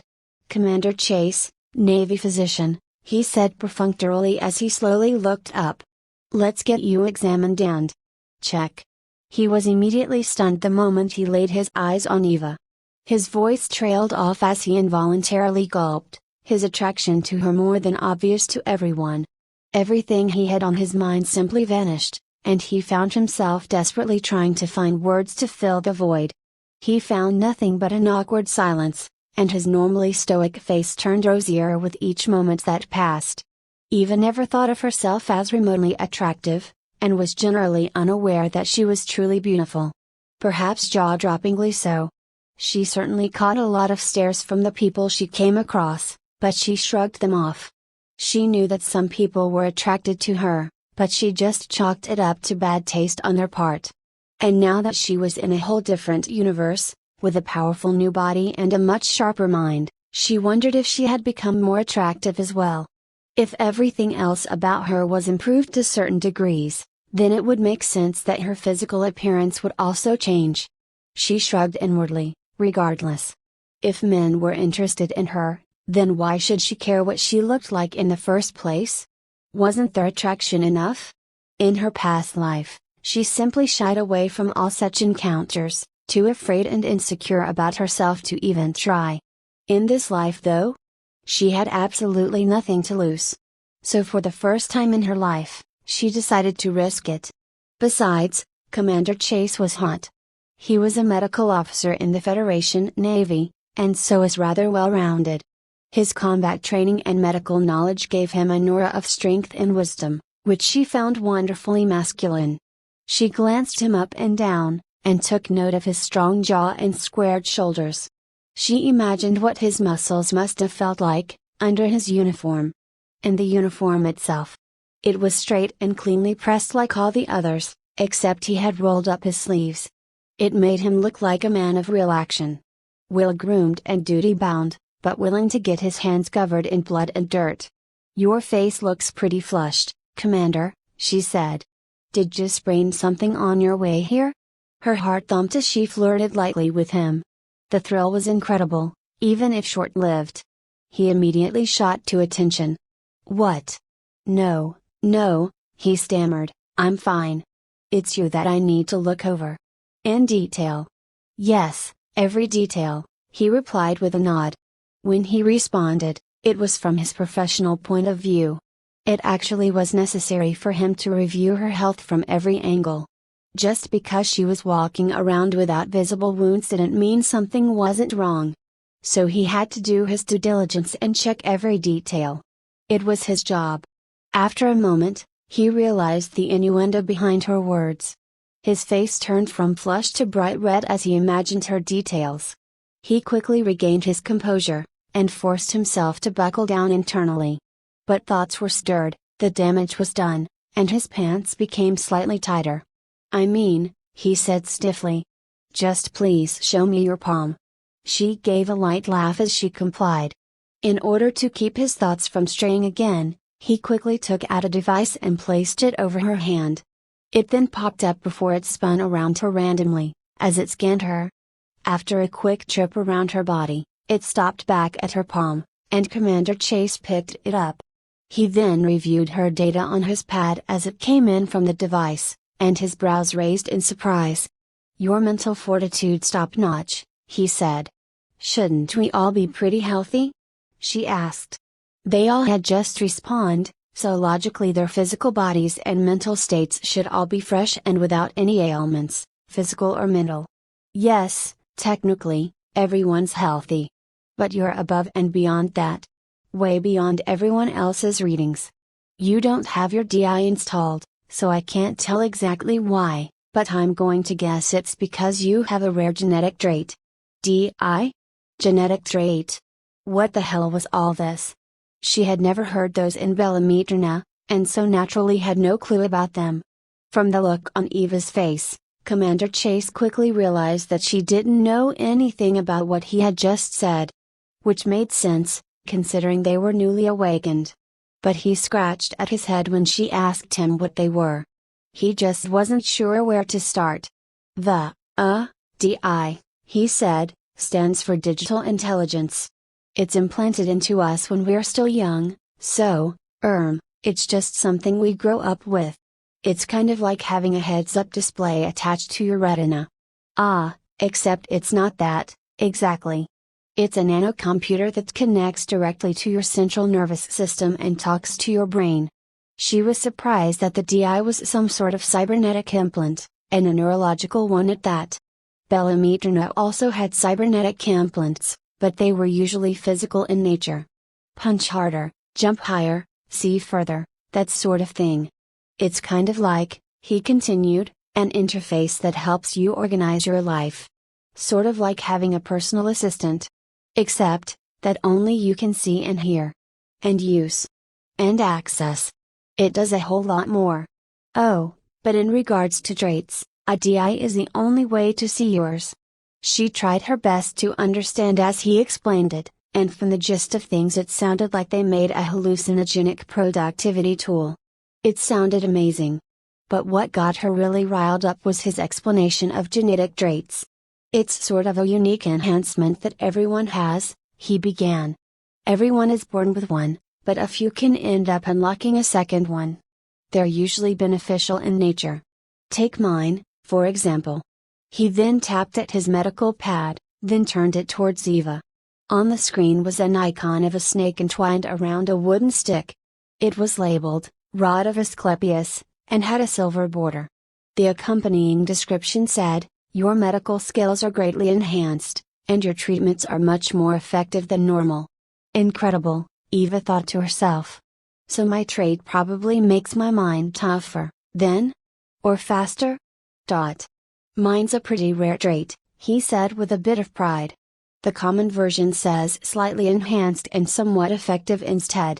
And then there are incredibly powerful ones out there whose chances of emerging are 1 in a billion, and they come with severe negatives. Take the Grand Minister's ultra-rare trait, for example. He then changed the trait on his pad. The icon became one of a bearded man holding a lightning bolt. It was labeled Zeus Dominance, and had a gold border. The accompanying description said, "Your rule is wise and benevolent, but your morality degrades with time." Eva's eyes widened with shock. "Get the fuck outta here," she said. Chapter 9, Helios. After the Diomedes rescued the evacuees and captured the neutralized pirate cruiser, it jumped straight to the heart of the Sol Federation, the Earth's solar system. Although in this universe, Earth was instead more appropriately named Gaia. Interestingly enough, it was exactly like the Earth Eva was from, instead of some fictional human homeworld. It was even a version that existed far in its own future, and things had definitely changed. The biggest difference was that the planet was now home to over 40 billion people, and that was an ecological nightmare. Hell, it was a nightmare back in Eva's old life. In that universe, the Earth only had the ability to support 2 billion people maximum. And yet it had surpassed 8 billion. Gaia cities were many times larger than before, where each one was 100,000 square kilometers large on average. For example, Tokyo had encroached on every square kilometer in Japan. The whole island had turned into a city. Shanghai's footprint swept out in every direction but the sea and spread rapidly, all the way past Nanjing. Similarly, New York City spread outwards and absorbed everything that existed between Pittsburgh and Hartford. And as the city's populations ballooned, so too did the suburbs and rural areas. In fact, every populous zone was larger by 5-fold. Almost everywhere was inhabited. Humans' eventual encroachment and dominance over nature was inevitable. After all, consumption had always been humanity's greatest addiction. Whatever wilderness that remained in the world had become treasures that were exceedingly rare and highly protected. Or highly privatized. But that wasn't all that had changed. When humanity became a spacefaring race, time changed as well. Days didn't matter out in the depth of space, or on any planet other than Gaia. Instead, they shifted to cycles. 100 seconds became a minute. 100 minutes became an hour. 10 hours created a cycle. 10 cycles created a week. 10 weeks became a month. 10 months equaled a year. The metric system finally caught up with time and made it a method that was reasonable, readable, and reliable across the galaxy. Many drastic changes occurred for humanity, all of them necessary for their own continued survival. Few species had that temerity, or that arrogance. Although the passengers thought that they would end up landing on Gaia, the Diomedes didn't go planet-side. Instead, they zoomed past every planet and headed towards Sol, Gaia's home star. As they approached, Eva watched in abject wonder through one of the many available PubSec terminals. Since the beginning of time, humans spent the majority of their existence looking up and marveling at the sun. Some even worshipped it. That big glowing ball seemed like it was supernaturally beyond reach, and yet it exuded a power that reached us. To survive, we learned to harness its power. Over time, we had come to understand that it was far larger, and more powerful than we had ever dreamed. But we still never really understood just how gargantuan and bountiful it was. As the ship neared it, everyone who was watching felt the truest sense of the word tiny. They didn't even feel like they were ants in comparison to Sol. It was more like the whole battleship itself was itself an ant, and the hundreds of people inside weren't even worth mentioning. What was an even bigger shock was seeing a gargantuan man-made structure that encompassed and enveloped Sol itself. It was called Helios Megastation, and it was a massive superstructure that enshrouded a good majority of Sol. The megastation consisted of 3 concentric rings that each slowly spun around the Earth's star on separate axes. All of the rings were thick and wide, and they covered so much of Sol that only segments of its light shone through the gaps. The outermost ring was the only truly habitable ring, and its smooth surface was dotted with numerous docking bays and hangars. Each one led to the various districts underneath, which ranged from residential to commercial to corporate, and beyond. They were so plentiful that Eva began to wonder just how many people were in the station. It was so gargantuan that she couldn't even take a guess. Trillions of people, maybe? Tens of trillions? Eva tapped a few controls on her terminal and brought up some more detailed information on the station. And what she read had shocked her. Humanity had long since colonized their solar system. Most planets had multiple man-made biomes and orbital stations that supported tens of billions of people. Gaia was the most populous with over 40 billion, which made sense considering it was our home planet. But we had also long since expanded beyond our solar system and conquered half the galaxy. The number of humans that were alive in the galaxy was close to breaking 4 quadrillion. Just the number of people in that station alone was just above a quadrillion. A quarter of all humanity was living in that outer ring. 1091314631305792. It was a number that Eva never needed to understand, or even see. But suddenly she had to. It was such a huge number that it made Gaia look like a swampy backwater planet. But that wasn't the most impressive thing. No, in fact, it was the 2 inner rings that left Eva completely dumbstruck. Her mouth fell wider the more she read about the station. Those rings were dedicated solely to absorbing and harnessing Sol's radiation directly. The entire station was actually a functioning Dyson sphere, and it provided energy to every single human on every single planet in the entire solar system. In abundance. Humanity had become a Type 2 civilization. It was without a doubt, the most significant technology that humanity had ever created. Its very presence elevated humanity to incredible heights, and ushered in an age of incredible advancement. In the face of infinite energy, all other barriers to survival became minuscule, and humanity became free to pursue loftier, crazier, more blasphemous goals. After all, the sun was a god to humanity's ancestors. To them, encasing their god in a prison to steal its power was nothing short of sacrilege. But now that humanity had captured their first god, their thirst to dominate more could only increase. This station was humanity's core and also its greatest achievement. The megastructure represented humanity's inventiveness, potential, and arrogance all at the same time. Eva couldn't wait to become a part of it, including the shiny, the grimy, and the outright bleak. After they docked, every evacuee was ushered into a temporary hall where they interviewed with various Helios social workers.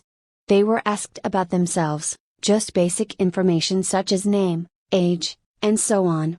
The workers essentially collated all their personally identifiable information and combined them with the medical data transferred from the diomids. All of it was then added to the Federation Citizen Database, which housed information on absolutely everyone that ever existed. Well, as long as they had some record of that person. In any case, the whole process was quick and very efficient, and many felt as though the Federation was overly prepared to receive just them. Except they didn't realize until later that they were just a fraction of the people who had respawned out of thin air. These new respawns had been popping up for many weeks now, and in every human nation, not just the Sol Federation. Unlike the other nations, the Federation decided to offer all respawns unconditional refugee status while within their territory. That status gave them some certain rights. The most critical of all was a simple wage charter. The charter allowed them to take fairly routine, everyday, surface lock jobs anywhere in the Federation, maintenance, policing, programming, and so on. It allowed them to be productive and make an honest living, while not being able to travel too much. Many of the people who played Bella Mitrina were relatively action-oriented, but only saw it as a way to escape. They didn't actually want to live a mercenary life. Who wanted to get shot at every day? Maniacs, they reasoned. So the wage charter was already pretty attractive. Being able to live a simple life in an exotic world with incredible technology? And with nothing to truly want for? However, that wasn't the end of it. The Federation also promised a whole lot more if they also pledged their citizenship to them. They promised perks that included living quarters, hangar access, a small stipend, a free DI implant, streamlined pilot licensing, and access to some basic cores and chassis. And that was truly shocking. Some felt the Federation was being way too generous. That was a lot of resources from just a few million people. That was like nothing in the face of 4 quadrillion, after all. But it was incredibly simple to the Federation. Pilots were the key to a prosperous nation.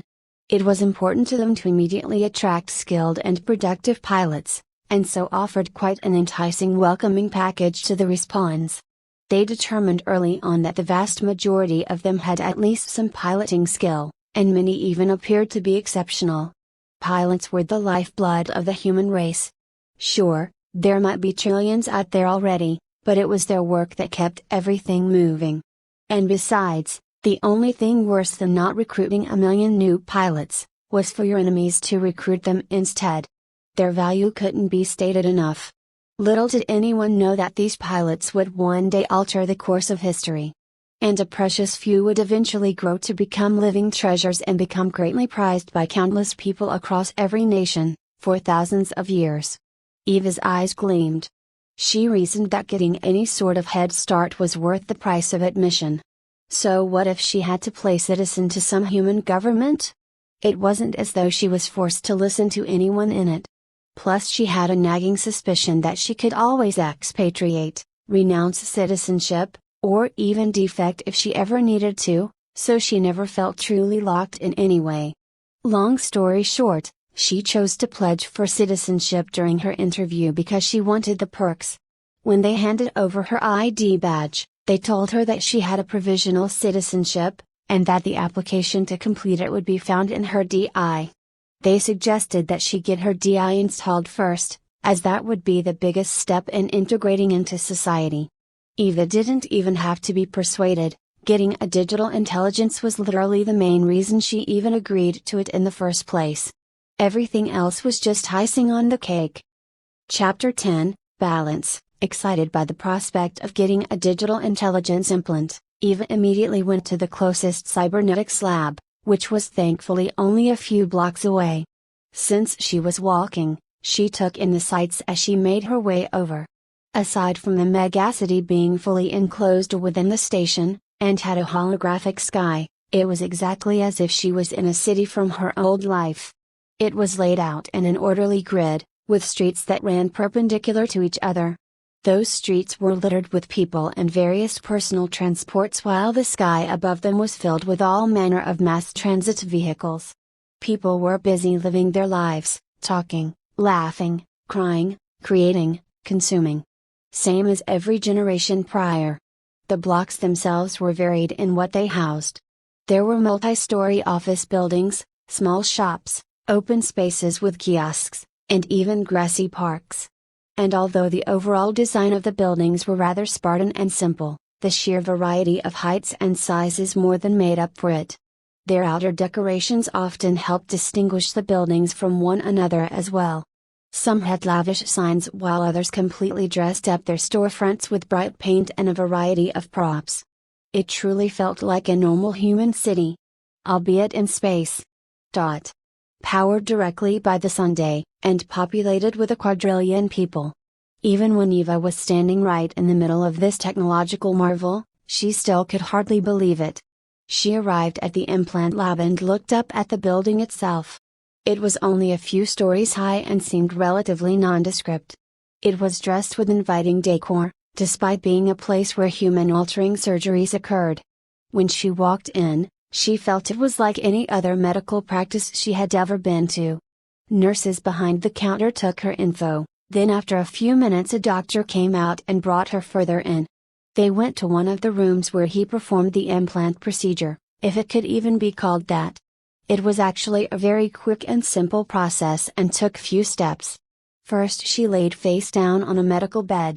Then he simply cleaned and disinfected the back of her neck, right where it met the base of her skull, and laid a small metal disc on it. But it wasn't just any ordinary disc, that was actually the entire implant. It was composed of billions of nanomachines, and they were ready to be activated. The doctor then quickly took a blood sample from one of her fingers, and put a drop on the implant disc. It pulled into the center and slowly seeped into the metal. It was as though the nanomachines were absorbing her blood. It was true to some degree. In fact, they were simply encoding themselves to the genetic data found in her white blood cells. They also used her red blood cells to provide power to their circuits. Since they were going to be a permanent part of her, a renewable source of energy was necessary. Blood was best. Once they were done absorbing, sharing, and binding that data, the whole disk seemed to melt and dissolve until every trace of it faded into her skin. The nanomachines broke down into their smallest parts and simply got absorbed into her body. Microscopic nanites swam through her body in search of their ultimate destination. Since they were now genetically linked to her, they fundamentally understood her body and knew exactly where they needed to go. They made their way up and down her spinal cord and into her brain, where they veered off towards their designated neurons. They then attached themselves to those neurons and oversaw her whole body's communication network. Although the procedure was over in a flash, she was told it would take at least an hour for all the nanites to acclimate to her thought patterns before they could fully activate. So she took the opportunity to head towards her assigned apartment and take possession of it. She too needed to acclimate to her new surroundings after all. She looked over her Spartan apartment, and was glad that she didn't have to hunt for a place to sleep. It had the bare basics: bed, desk, kitchenette. There was also a small closet with a touch interface on it. The screen told her it was a fabricator, and could create any of the outfits listed in its menu. Eve ended up flipping through a bunch of designs. "I need a portable one of these," she thought. As she finished up with the fabricator, she suddenly got the sense that her DI was ready. The sensation felt familiar, yet strange. It was as though she had opened a different set of eyes, and heard from another set of ears. She didn't hear or see anything, though. Rather, she felt a small wave of ideas that imparted a message. The digital intelligence will activate shortly. Make yourself comfortable. She quickly shut off the lights and sat on her bed, giddy with anticipation. Everything in the background blurred as her mind's eye was suddenly filled with a translucent light blue color. It was like she was looking through blue frosted sunglasses. A large hello faded into view, which made her heart thump. This is just incredible, she thought to herself. The hello faded away, but was replaced with, incredible, indeed. Before she could react, those words faded away as well, to be replaced with think start. Or begin. In an effort to throw it off, Eva immediately thought commence. New words faded in quickly, as though in response. Think whatever you wish, it said. To her awe and chagrin, she felt as though the DI was grinning at her. Then the translucent blue shattered into triangles, which fell and faded away. Then, various icons and readouts faded into her peripheral vision. It seemed like they were floating in the air around her, just like any given heads-up display in many video games and movies. Except instead of some futuristic hologram, the interface was projected through multiple neurons all over her cerebral cortex and spine. Only she could see, experience, and interact with it. And there wasn't any physical control scheme, everything was done with the power of her own thought. At first she thought it would be difficult to get used to, but the whole system felt completely natural. It was as though the DI had always been a part of her, but had only just awakened. Eva was incredibly overjoyed with it. It was like her world was born anew, yet again. This was a technology she could only ever dream of, and it was now a fundamental part of her. She then spent hours upon hours simply exploring her DI. She went through the menus, checked her settings, and even activated the interactive tutorials. Which, by the way, were designed for children. After all, every citizen in the Federation had one installed from a ridiculously young age. But she still went through the childlike tutorials in an effort to better understand the tool. She also spent a bit of time customizing her user interface. She changed the plain bluish color scheme to one that used many shades of purple. After she got comfortable with how it all worked, she then turned her attention to her own personal data. She wanted to save the best for last. Ledger, she thought. She was rather excited, as she had hundreds of millions of credits in Bellum Eterna. The size of her bank account was absolutely ridiculous, and it rivaled the ledgers that entire guilds held. Many thought she had cheated or hacked her character because it was so large. They reasoned no sane person would have gained that much wealth on their own. They were right, in a way. She wasn't a sane person. And that was something she was rather proud of.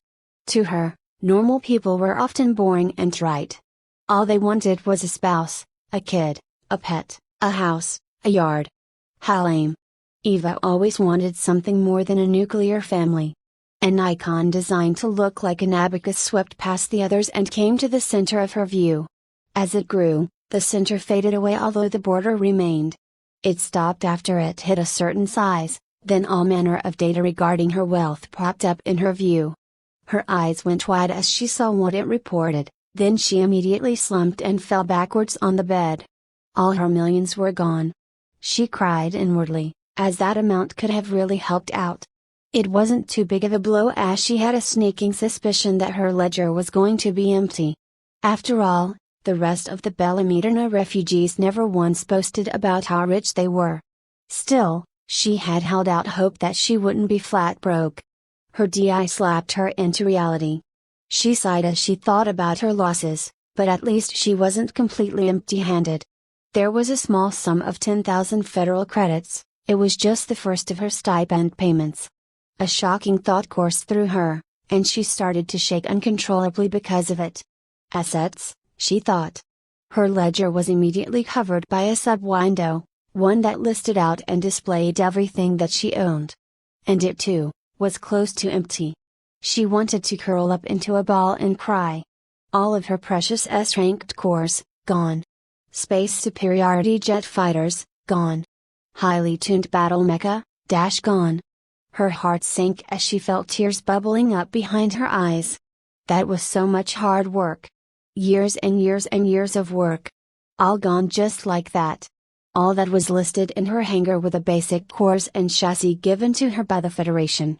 A long, tortured groan escaped her lips. But she shook off her depression before it could envelop her, and kept her outlook high. So what if she lost everything? All she had to do was get it all back. If she did it before, she could do it again. She instantly renewed her determination and continued looking through her data. She hoped to find at least something worth celebrating for. Traits, she thought. Her status window replaced the assets window, but then the traits sub-window automatically opened up immediately after. She was eager to see what she had gotten. After all, Commander Chase mentioned she probably had a rare trait. At least that was a positive, right? Her eyes went wide and her mouth fell open as she saw it. The icon was of a serpentine dragon hatching out of a star. It was titled Tiamat's Transcendence, and it had a glittering gold border. Its description read Your intuition borders on prescience, but you also struggle to learn conventionally. Eva had an ultra-rare genetic trait. Chapter 11, Overachievers. Eva's nose crinkled as a pungent smell wafted into her nose. She sniffed a bit at the air around her before she realized that the smell was coming from her body. Yikes! She was still wearing the same pressure suit as when she woke up, and that was a cycle or so ago. It had become a little gross and grimy since then. And since it was a pressurized suit, her body felt a little more than icky underneath, having stewed in her own sweat for hours on end. Eva quickly leapt up and headed towards the fabricator, where she picked a relatively simple all-black outfit for it to create for her. 1,000 credits were removed from her ledger in exchange for the convenience. Her eyes watered at the cost. Money was something she had always had a love-hate relationship with. She loved to spend it, but hated to lose it. She quickly slipped out of the pressure suit and jumped into a shower, which she enjoyed immensely. By the time she was done, Her outfit was ready to go, so she quickly slipped it on and headed out the door. She then had a video call with Maiko via her DI, and the both of them met up shortly after. They decided to pair up and head to the region's starport and get their licenses. Eva was quite impressed with Maiko after she saw her in action. She figured that if they teamed up, there wouldn't be anything that could get in their way. Maiko pretty much felt the same about Eva. They decided to get their piloting licenses quickly. Doing that would open up quite a few piloting jobs to the both of them, with the hopes that they would land on a few lucrative ones. Just as importantly, they had initially thought that their 10K stipend was plenty, until they saw how much everything cost. Eva's simple outfit had already cost her 1K, and the meal they had on the way to the starport cost 500. They quickly realized that relying on this stipend to live was utter foolishness. The faster they got their licenses, the faster they would start earning real money. It was as simple as that. One of the federal Starpilot Licensing Bureau's facilities was inside the massive starport itself, and took up multiple floors of an entire wing. It was large enough to deal with thousands of people at any given moment. There were people everywhere here, of every age, shape, and size. Seemingly, they were here to get their licenses as well. Or, at least, sort out whatever problems they had with theirs.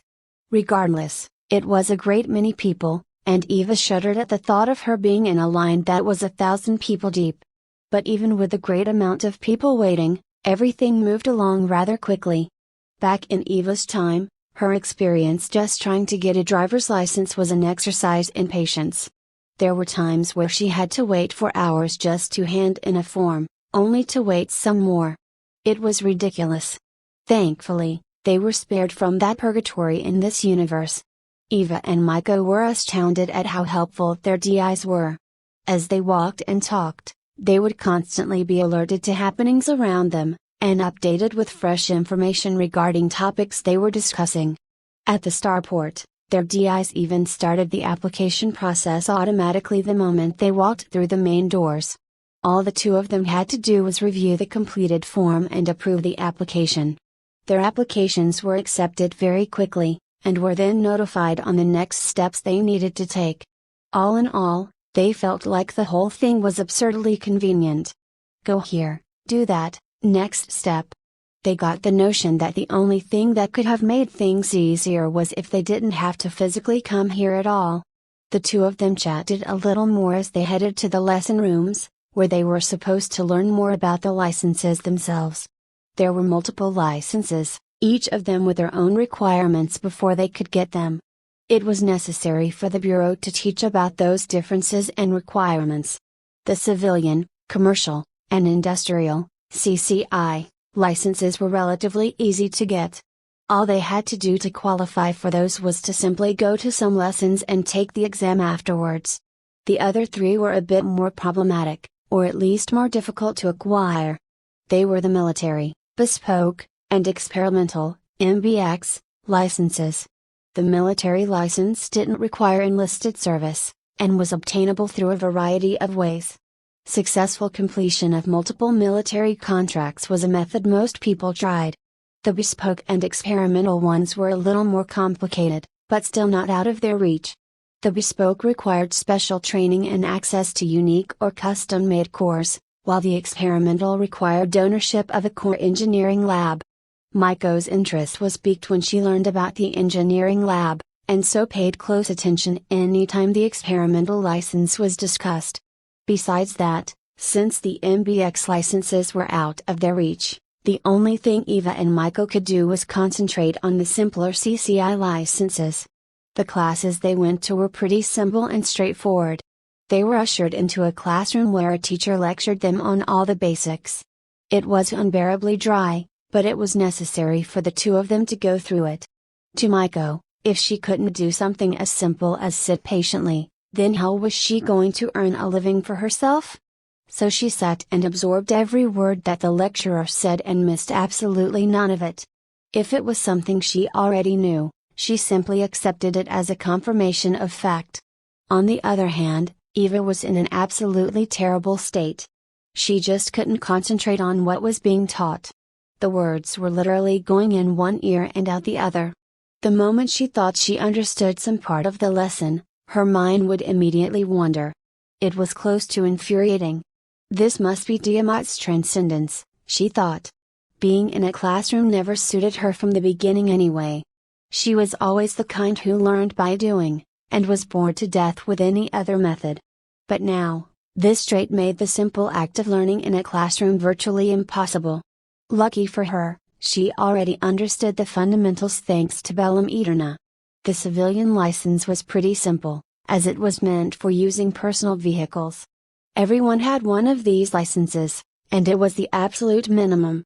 Although one wasn't necessary when traveling within one planet or station, it was absolutely necessary when doing any interplanetary travel, or even simply from the surface to an orbital station.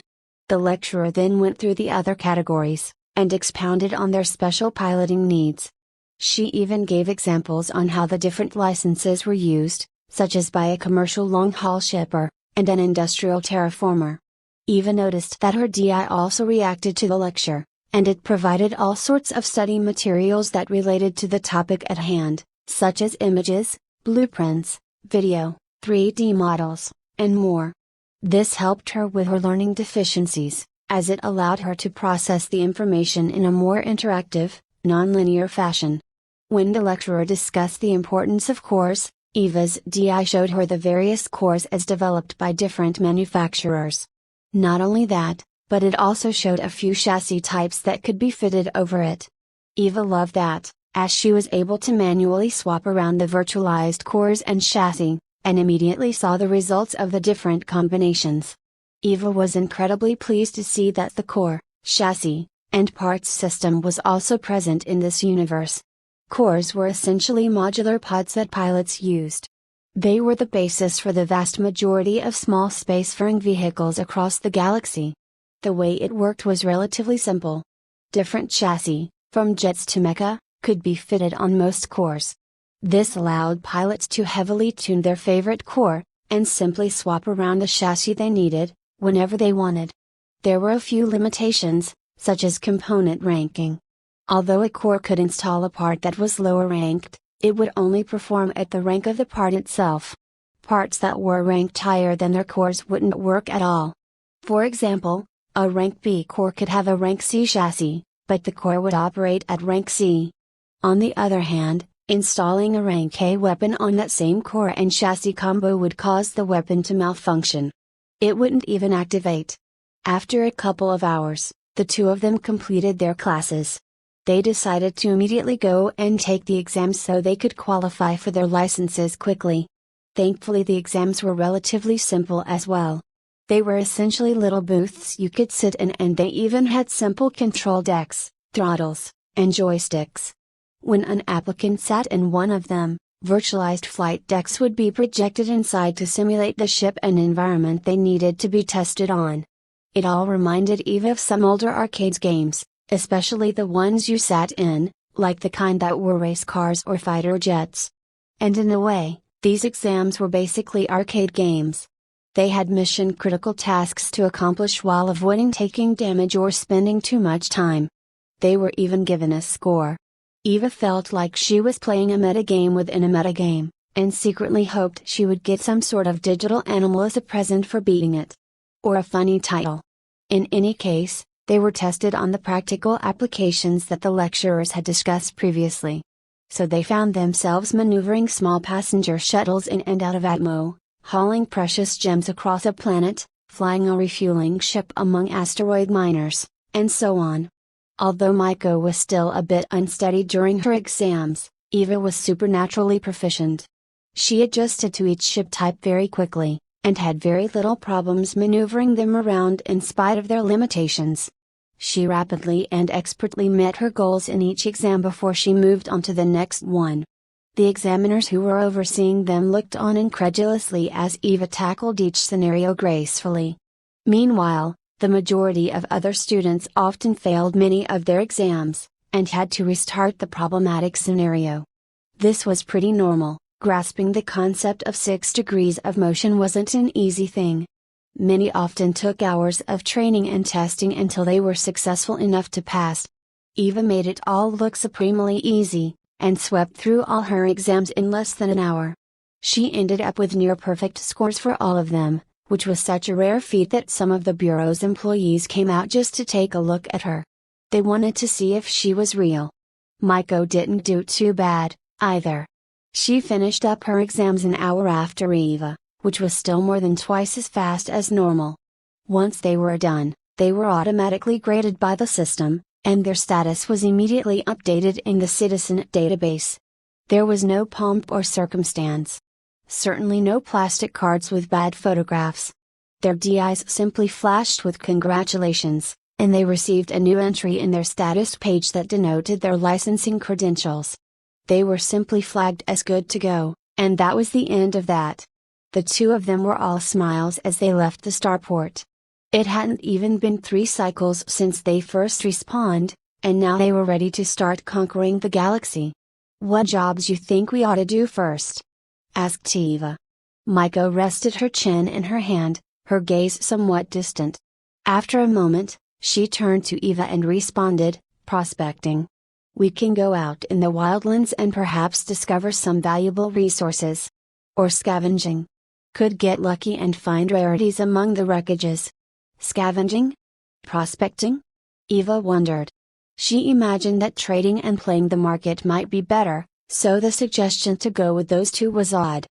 As she tried to imagine the possibilities that they could bring, her DI also looked up market data and started to present pros and cons. She was about to reply when a familiar voice sounded out from behind them. Well, he said. "Looks like we caught ourselves a couple of black-haired ravens, huh boys?" Alarm bells immediately went off in Eva's mind. That was Nightmare's voice. Her DI quickly turned red and became filled with warnings, along with suggestions for incredibly brutal methods of torture. Chapter 12, Ravens. Eva spun around quickly to face Nightmare, hatred etched on her face. The last person she wanted to see was Nightmare. She immediately blocked all comms from him on her DI. Preemptively. "What do you want?" she asked. Her tone dripped with venom. He stepped closer, a wicked grin plastered on his face. "Nothing terrible," he said. "I was just here to get some things, and then I saw you too." Although his tone was nonchalant, his eyes were incredibly predatory. "I think," he continued, we think you ought to join us. We can have a grand old time, you two and us boys." Eva's eyes turned cold as she looked at the people behind Nightmare.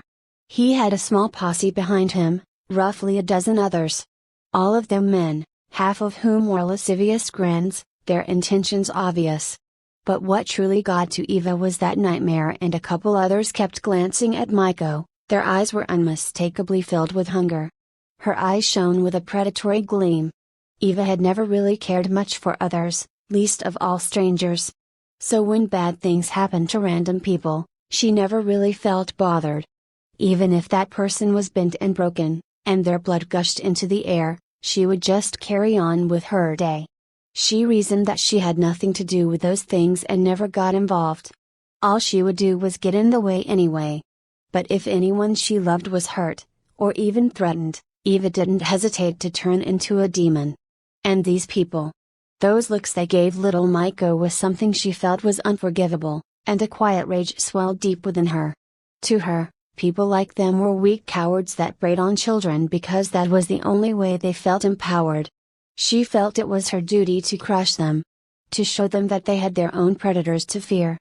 Her hands subconsciously curled into fists as she studied every single person there, and imprinted their faces in her memory. She had her DI look up whatever data was available on all of them, because understanding your enemy was rule number 1. Eva protectively stepped in front of Maiko, who curiously peeked out from behind. "How about no?" she countered. Nightmare gave a brief chortle, derision embedded deep within. He took another step towards her and reached out a hand. Now. We're just trying to be friendly. Aren't we, boys? We just want to know you better." The men around him muttered in agreement, and they too inched closer towards Eva and Maiko. There were 13 of them in total, most with strong, athletic physiques. Each of them carried an aura of danger, but Eva didn't back down from a single one of them. The two of them could only watch as the group of thugs slowly tried to encircle them. She was relatively certain that she could deal with these clowns, if she faced them one-on-one. But all 13 at once? There was no way in hell. If she knew their capabilities, and had better training, and ambushed them, then maybe. Even though she was stronger and tougher than she used to be, it didn't mean that she suddenly became godly. As all of this was happening, Eva and Maiko were sending each other private messages through their DIs. Eva, I'm gonna make a distraction, okay? You gotta take that opportunity and run. Maiko, what? Know it about you? Eva, don't worry about me. I'll figure out a way to handle them. Maiko, you obviously cannot take them all. You are a pilot, not a soldier. Eva, well, I can't let them take you, that's for sure. Maiko was surprised at Eva's protectiveness over her. She felt truly touched by that. Technically, the two of them had just met, so Eva had no reason to shield her so adamantly. Admittedly, they bonded pretty quickly while they were getting shot at in a lifeboat. That tends to do that. Plus they were already planning to partner up anyway. Maiko reasoned that if Eva was going to shield her like a sister, then it was her duty to do the same. If she couldn't physically protect her, then she would use the next best thing. Abstinence. I will only run if you do as well, she messaged Eva. I will not let them take you, either. Eva was dumbstruck when she saw that message, and it warmed her heart. She was willing to sacrifice herself in order to allow Maiko to get away, but never expected her to be just as stubborn. Okay. We'll run together, Eva messaged back. Look, Nightmare continued, don't you want to spend time with guys like us? You'll be our special friends, right? We'll treat you right. Both of you. Eva sneered at him as she took a step back. Her DI had mapped out the best path for them to run, and shared the plan with Maiko. She just needed the perfect opportunity to kick things off. No thanks. You boys can just go back to wherever you came from and go play with yourselves instead. That comment got to Nightmare, and eradicated whatever patience he had left. Fine, he said with gritted teeth. We needed a warm-up, anyway. Nightmare then motioned towards his goons, and they all picked up the pace. They moved around her like a pack of carnivores, and tried to keep her cornered. Eva kept backing up as they continued to advance on her, but she kept her eye on all of them. It wasn't just that she didn't want to get blindsided, but she needed to stay alert for any openings. One of the thugs moved closer than the others, so she jumped on that chance. She ran directly for him, which threw them all into a momentary chaos. The thug quickly got his bearings and stretched his arms wide. If they were going to run straight at him, he wasn't going to miss the opportunity to grab them both. But he never got the chance. Eva performed a quick feint which opened up his defenses, and caused him to plant his feet defensively. He was in a strong stance with his legs firmly rooted, which was exactly what Eva wanted. She swiftly drove her foot into his knee with all her force. It snapped and crunched as it bent backward, and the guy doubled over as he howled in pain. He rolled around and clutched his knee as his lower leg and foot dangled limply. His constant screaming did nothing to alleviate the excruciating pain he felt. Eva and Maiko didn't even hesitate and ran past him at full speed. The two of them ducked into the back alleys off to the side. They figured that they could lose the thugs in the narrow, maze-like alleyways behind the buildings. Their light frames were perfectly suited to dashing around the corners, while the more heavily built men would have more problems and struggle just to keep up. Alarmed, Nightmare and the others ran after the two of them, and left their wounded friend behind. You bitch! Screamed Nightmare. That's the second guy of mine you crippled. Except for throwing him the finger, she didn't even bother to respond. She had better things to do than waste her breath on him. If I could cripple all of them, I would. A cunning idea immediately shot through her mind, and a devious grin formed right afterwards. She quickly adjusted their escape route through the back alleys, and shared the new plan with Maiko. Maiko laughed for a moment before she muzzled herself, then nodded in agreement. They ran down a long alley, which allowed Nightmare and a few of his goons to catch up a little. But to their surprise, Eva and Maiko split up at the T-intersection ahead. Nightmare quickly motioned for his men to also split up, but wasn't sure who he was going to chase himself. Even if he had caught up to Eva, she was still a rather tough opponent. Whether or not he could take her on wasn't the issue. Maiko was simply the easier prey, and if he caught her, Eva would probably have gone to him to save her. He saw how protective she was of the little Japanese girl, and that was a weakness he could easily pry open and manipulate. In the end, he went after Maiko and had an extra man go after Eva instead. He beamed with pride as he thought about how clever he was. Dumb girls, he thought. So easy to manipulate. After she juked her pursuers for some time, Eva quickly turned another corner and ducked into a small awning, breaths heavy but even. Shortly after, a couple of Nightmare's men ran by at an impressive speed. Clearly, they didn't see her, and were still chasing some ghost of her. And shortly after that, another 3 men came running and passed on by. They were much larger, and so took much more effort to move quickly. This group was rather worn out and their breaths were labored. A bit behind everyone else, 2 of Nightmare's largest men huffed and puffed as they jogged to keep up. Their faces were bead red and covered in sweat. Every breath they took was a wheezing gasp. Put either of them in a ring, and they can last all day and dominate, but on a track? Forget it. They both stopped and tried to catch their breath. One leaned on the wall while the other just simply sat down. Those guys. Got it, said one of them slowly, breaths hot and heavy between each word. The other one couldn't even talk. He just hurriedly nodded in agreement while sweat poured down his face. Eva then came barreling out of nowhere at great speed, and leapt at the exhausted thug sitting on the ground. His eyes went wide in shock, he could barely move and wasn't able to get out of the way in time. She drove her knee straight into his face with astounding force and smashed his face flat. His nose made a sickening sound as it fractured into a million pieces from the impact. He fell on his back as he grasped at his bloody, mangled face, and screamed in pain. Quick as a flash, she then threw an elbow at the leaning man's sternum with as much force as she could. Since he was already backed up against the wall, there was nothing he could do but take the hit full on. His sternum made a heavy cracking sound as her strike reduced it to bony splinters. Pain immediately spread outwards from his chest, which he clutched as he fell to his knees. Soon it became too much for him to bear, it was as though knives stabbed into him with every movement he made. He wanted to scream, but couldn't. He didn't even want to breathe. Her attack on the both of them was too vicious, too fast, and it left them both wallowing in agony. She then ran without hesitation towards the T-intersection where she and Maiko originally split, a glint of mischief in her eye.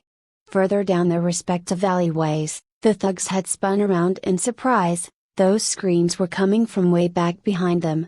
Nightmare immediately realized that Eva had somehow ambushed his guys.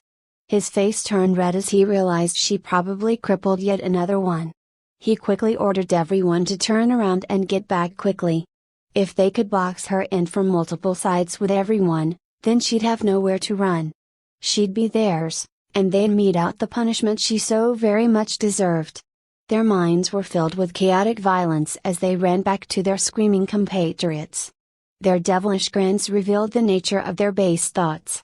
But by the time they got back to the ambush spot, she was nowhere to be found. Not a single one of them ran into her. Even though they had spread out and covered extra alleyways on their way back, she had still gotten past them. How was that even possible? Not only did she trick all of them, but even wounded even more of his thugs in the process. Nightmare exploded in a flurry of tantrums and screamed into the air. "You're gonna pay, you bitch. I'm gonna hurt you more than everyone else combined. You're gonna find new levels of pain you didn't even know existed. And I'm gonna enjoy every minute of it." A few stories up on a roof, Maiko peeked over the edge and down at Nightmare. He was yelling down every alleyway in unbridled anger, and his rants became more and more unhinged and nonsensical. It was a sight to behold. "You truly vexed him. That makes me quite pleased. I think you and I will have great fun in this galaxy. It's easy beating a two-dimensional mind, replied Eva. The two women grinned at each other and basked in their newfound sisterhood with mirth. They then ducked back and hopped across the rooftops, away from Nightmare and his goons. Chapter 13, Call Sign. Music blared in her cramped core as Eva effortlessly navigated around a debris field. She was piloting her Federation-issued starter mecha, rather leisurely. It certainly wasn't anything fancy, and was fairly average. But any mecha was better than no mecha at all, so Eva was plain happy just to be in one. It just felt nice. Like she was home. Maiko's countenance appeared on Eva's comms display, and she too looked rather happy and content. Have you determined what call sign you will register? Maiko asked. Call signs were an important part of all pilots. There were thousands of Lieutenant Mitchells, but only one Maverick, for example. It didn't just make them easy to remember and identify, it made them unique. And the call sign they picked often reflected their inner truths. In short, their call signs gave them power. Eva thought back to her old screen name, Stardust Dreaming.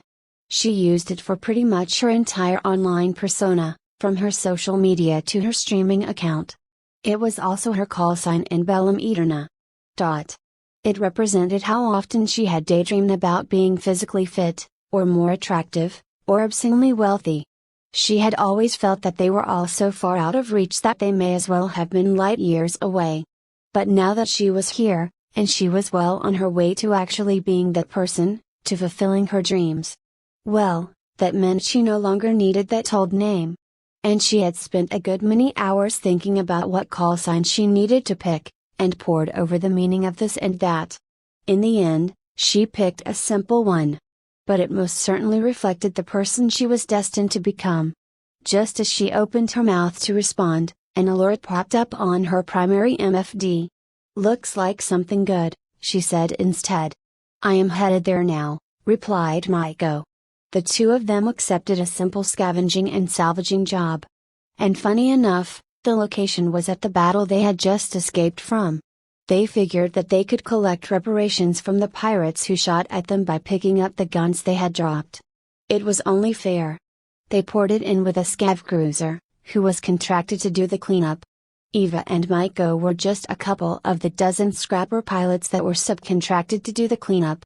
Scrappers didn't get paid, per se. Instead, they got to keep whatever they could haul away. In exchange, all they had to do was help strip down and scrap whatever was left. Well, they got a meal, too. It wasn't great, but it was better than nothing. There was definitely quite a lot of cleanup to be done at the ambush site. Although the fully intact disabled cruiser was still there, it was also commandeered by the Federation Navy, and was strictly off limits. Eva cried inwardly as it no doubt had some juicy treasures hidden inside. There were also the two cruiser wreckages, but those were already blown to shrapnel. Nothing more needed to be said about that. Instead, the bones they had to pick through were from the pirate fighters. Since their loadouts were a chaotic mess, chances were high that they were scattered with all sorts of weird parts. Maiko was already closer to the spot when it pinged, so she naturally got there first. She had actually configured her core to pilot a light hauler. It was a bit of a bulky boy, but it did its job well. They had been here for a handful of hours already, so it was already half full of glittering treasures, various guns, a couple of rocket pods, random modules, and the like. Eva's mecha slid in right after. On her shoulder was a rather large cannon. It would have looked like a truly imposing weapon, if it wasn't painted yellow and black and plastered with warnings. It was actually a Focus multi-beam plasma cutter meant for scrapper jobs like these. Although Eva would have preferred to have a handheld version, Maiko wasn't sure if it was powerful enough to cut through everything there. They ultimately both agreed on the shoulder-mounted gun, as it gave them the most flexibility in the long run. So they spent all the credits they had left and banked on it paying off. They looked at the wreckage that their MFDs pointed them towards, and realization swept across their faces. It was the pilots they caused a collision with. Well, 2 out of the 3, anyway. They were still a twisted wreck and somewhat fused to each other. There were gaping holes where the Diomed's cleanup crew had pulled the pilots out and rescued them. How lucky. Eva would have left them to rot for eternity. Shoot at her, would they? She quickly got to work as she cut into the ships. Eva carved into them like they were roast turkeys, and expertly wove around the guns and modules to make sure they were intact.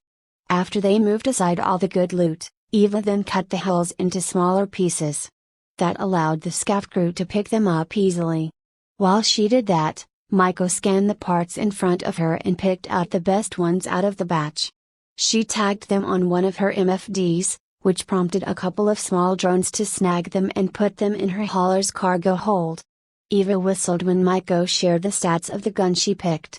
Most ships utilized ballistic and energy cannons, as they were typically most effective at neutralizing enemies quickly. But there were certainly plenty of other kinds out there, such as the more militarized version of Eva's plasma cutter. They bagged themselves a B-ranked Ragnarok Arms Thermalite beamkin. Beam weapons were relatively difficult to use due to two drawbacks. They required constant pinpoint accuracy and needed the target to be at relatively close range. These weapons were often best used by highly agile ships against larger targets, such as destroyers and cruisers. Like the plasma cutter, it emitted a superheated beam that cut through armor like melted butter. Eva mused on how devastating it could be in a dogfight, and imagined bisecting a fighter in half with it. Maiko also shared the stats for a canister of ammunition that she found. It was filled with 200mm Piranha shells, also by Ragnarok Arms. These things could be fired out of any ballistic ship cannon with that caliber barrel, but they weren't just regular shells. These were a swarm of Devourer nanites encased in a depleted uranium shell.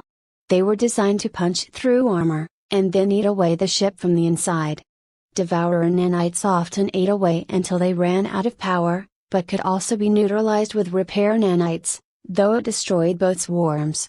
Not only did they do devastating damage to armor, but they also severely weaken repair systems at the same time. These were perhaps most useful in sieges to break through toughened armor. Eva was pretty glad that she took these two pilots out. If either of them had fired at her, it would have all been over. I just calculated the market prices for everything we have so far, said Maiko. Would you like to guess? Eva shook her head, not a clue. Just over 100,000 credits. A good haul, yes? She then listed out each item they had, and assigned a market value to them. Even if they kept some of the more valuable parts, they could still walk away with a sizable increase in their ledgers.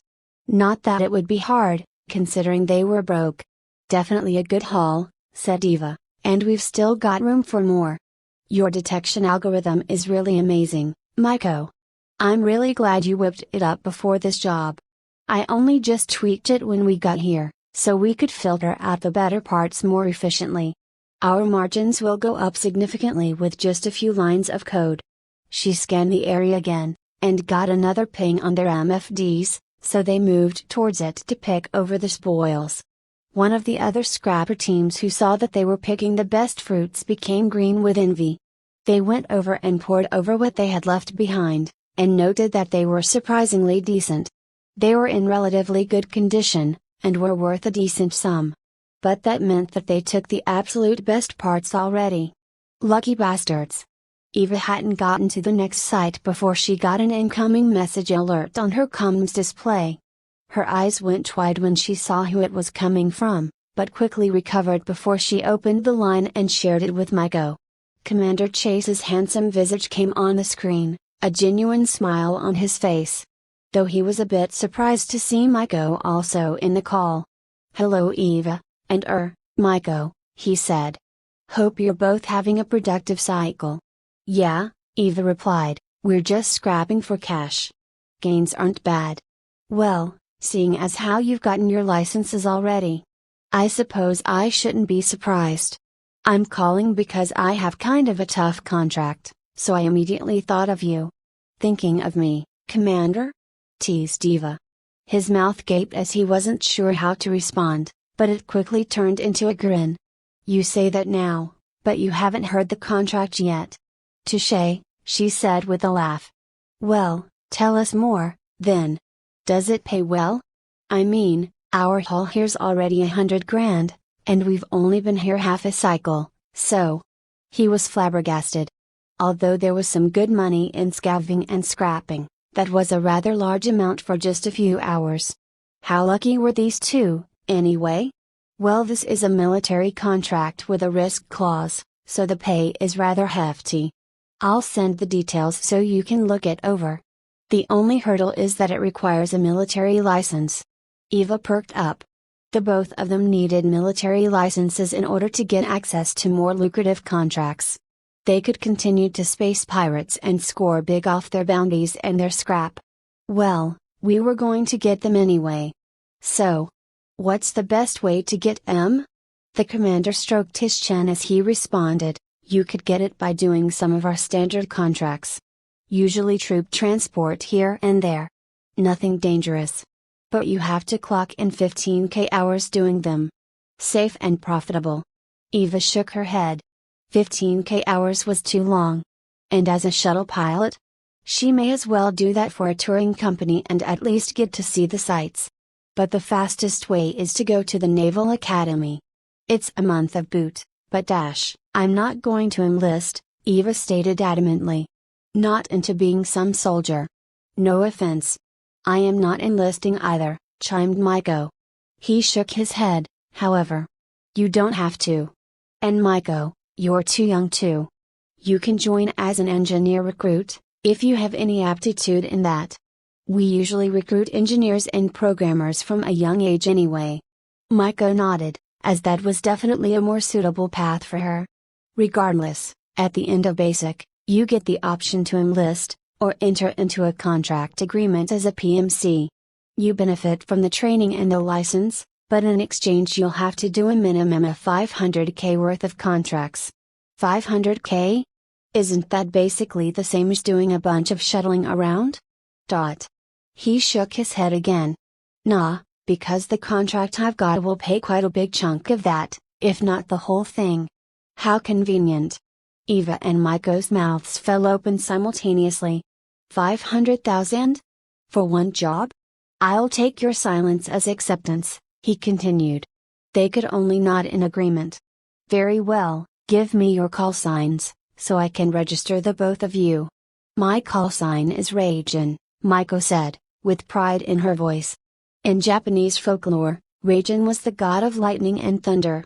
Maiko had always felt the desire to create an unstoppable storm, and so felt a kinship with the old god. Eva's call sign was also based on an ancient deity, one that represented wealth, fertility, and battle. In this universe, she was going to live as true to herself as humanly possible. And I, she said, am Freya. Chapter 14 Resilience, the Red Planet, Mars. Named after the Roman god of war, it was the fourth among all the planets in Gaia's solar system. And true to its namesake, humanity had made it their primary military base and the heart of their military might. Thanks to Sol being mostly enclosed by Helios, its solar winds could no longer wreak havoc on the planet, and this allowed its frozen waters to melt. Humanity helped Mars' redevelopment along by terraforming it purposefully and restored its atmosphere as it used to be countless millennia ago. This covered half of Mars with an ocean of water, where its crystalline blue was a strong contrast to its reddened, oxidized Earth. Littered everywhere on the surface were multiple bases and training yards, while the planet itself was surrounded by a half-dozen orbital yards. There were various ships in and around the yards, many of whom were in various states of manufacture or repair.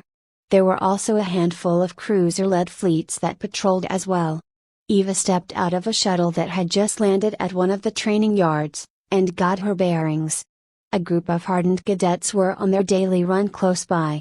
They wore the distinct blue and silver uniforms of the Federation, colors which represented Gaia's ancient sky. They ran in step with their instructor in perfect formation, a testament to their training. She, along with a number of first-cycle cadets, were casually gathered at the landing pad as they looked around and got their bearings. After a few minutes, a couple of gruff officers came up to them, faces hard and stern. One was male, the other female. The man was broad-shouldered and dark-skinned, while the olive-skinned woman was nothing short of Amazonian. "Attention!" yelled the male officer. This caused the first cycle cadets around Eva to jump and immediately turn towards him. She wasn't sure what to do, so she simply observed what the others did, and followed suit. "Form up in lines 5 deep," the woman yelled. "At these points here." She pointed at a number of spots on the ground. "Now!" she yelled. Everyone immediately lined up as instructed, though it was very disorganized and hectic. Once they were in position, the two officers yelled at each and every one of them, to ensure that their positions and stances were exactly perfect. Then they went to the front of the group and assessed the cadets.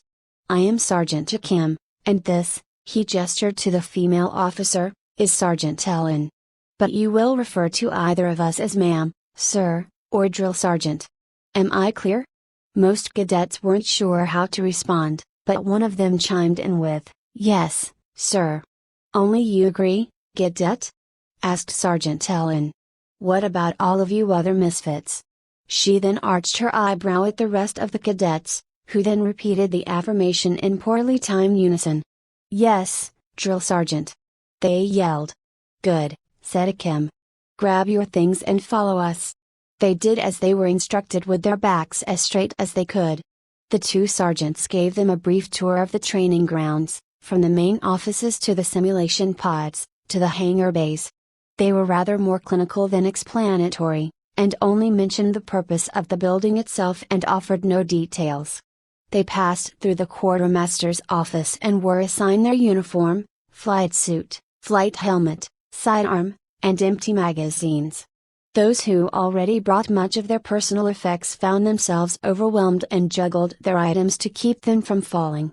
Eva didn't have any problems, since she came with little more than her simple black outfit. At the end, they came to their barracks, and each cadet went in single file. They were assigned their beds, and told to put their things away within 100 seconds. The cadets immediately rushed into action to put away their items. Some recklessly threw their things around, so the sergeants immediately berated them for their chaotic energy, and made them start over. Since she was a refugee and didn't own anything, Eva simply put her issued items on her bed neatly, then stood at attention at its foot. She noticed that another person, a man who looked like he was of Chinese descent, also had no personal belongings and stood at attention at his bed. She presumed that he was also a refugee, but decided to keep her questions to herself. She caught his eye, and they nodded to each other in recognition. If anything, for their shared lack of stuff. Sergeant Ellen trudged up to Eva, eyes cold and stern, but oddly had a hint of warmth. "Already done, cadet? Aren't you a little bit too fast?" "Yes, ma'am," Eva replied quickly.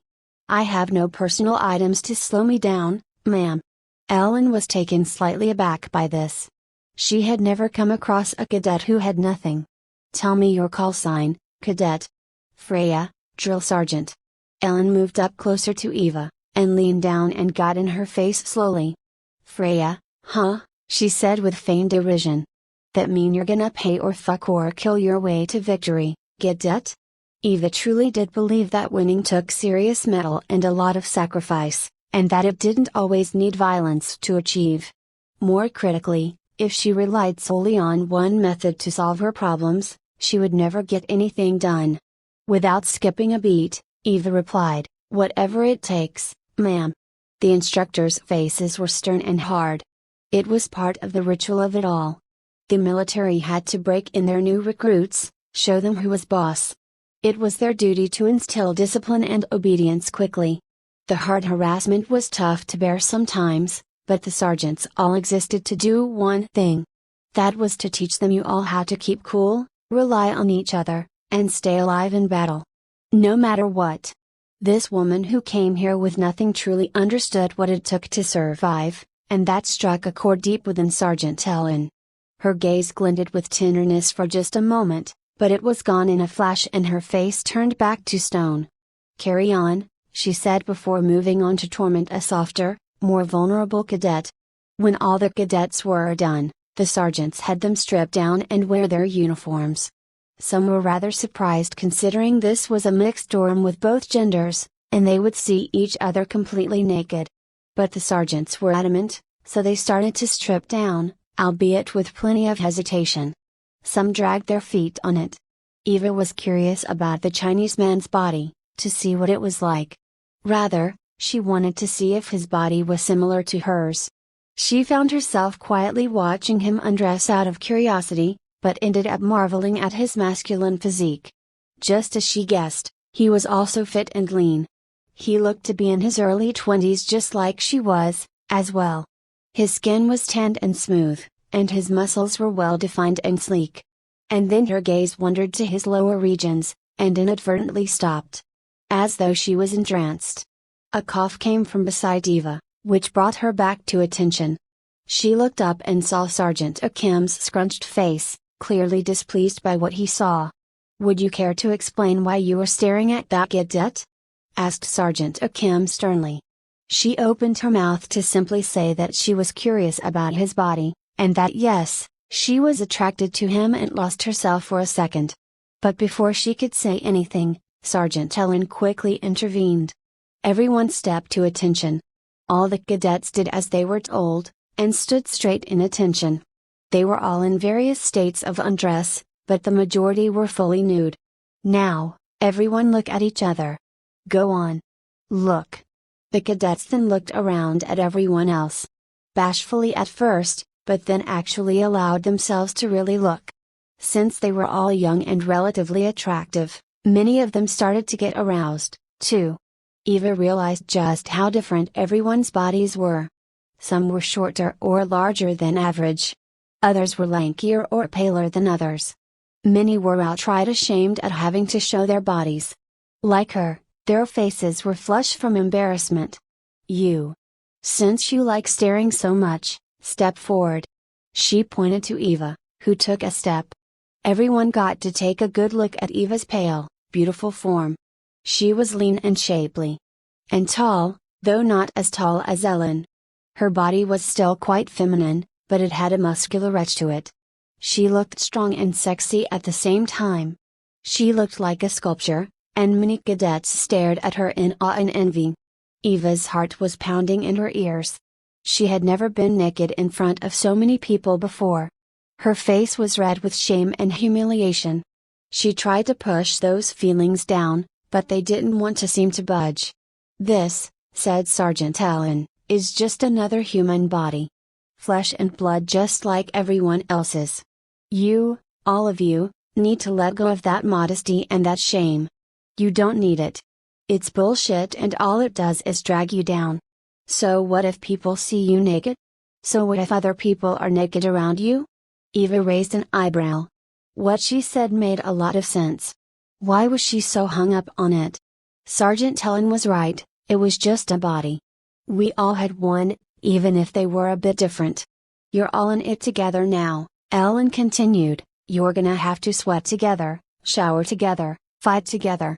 So you gotta get used to each other, how you all look, how you all stink.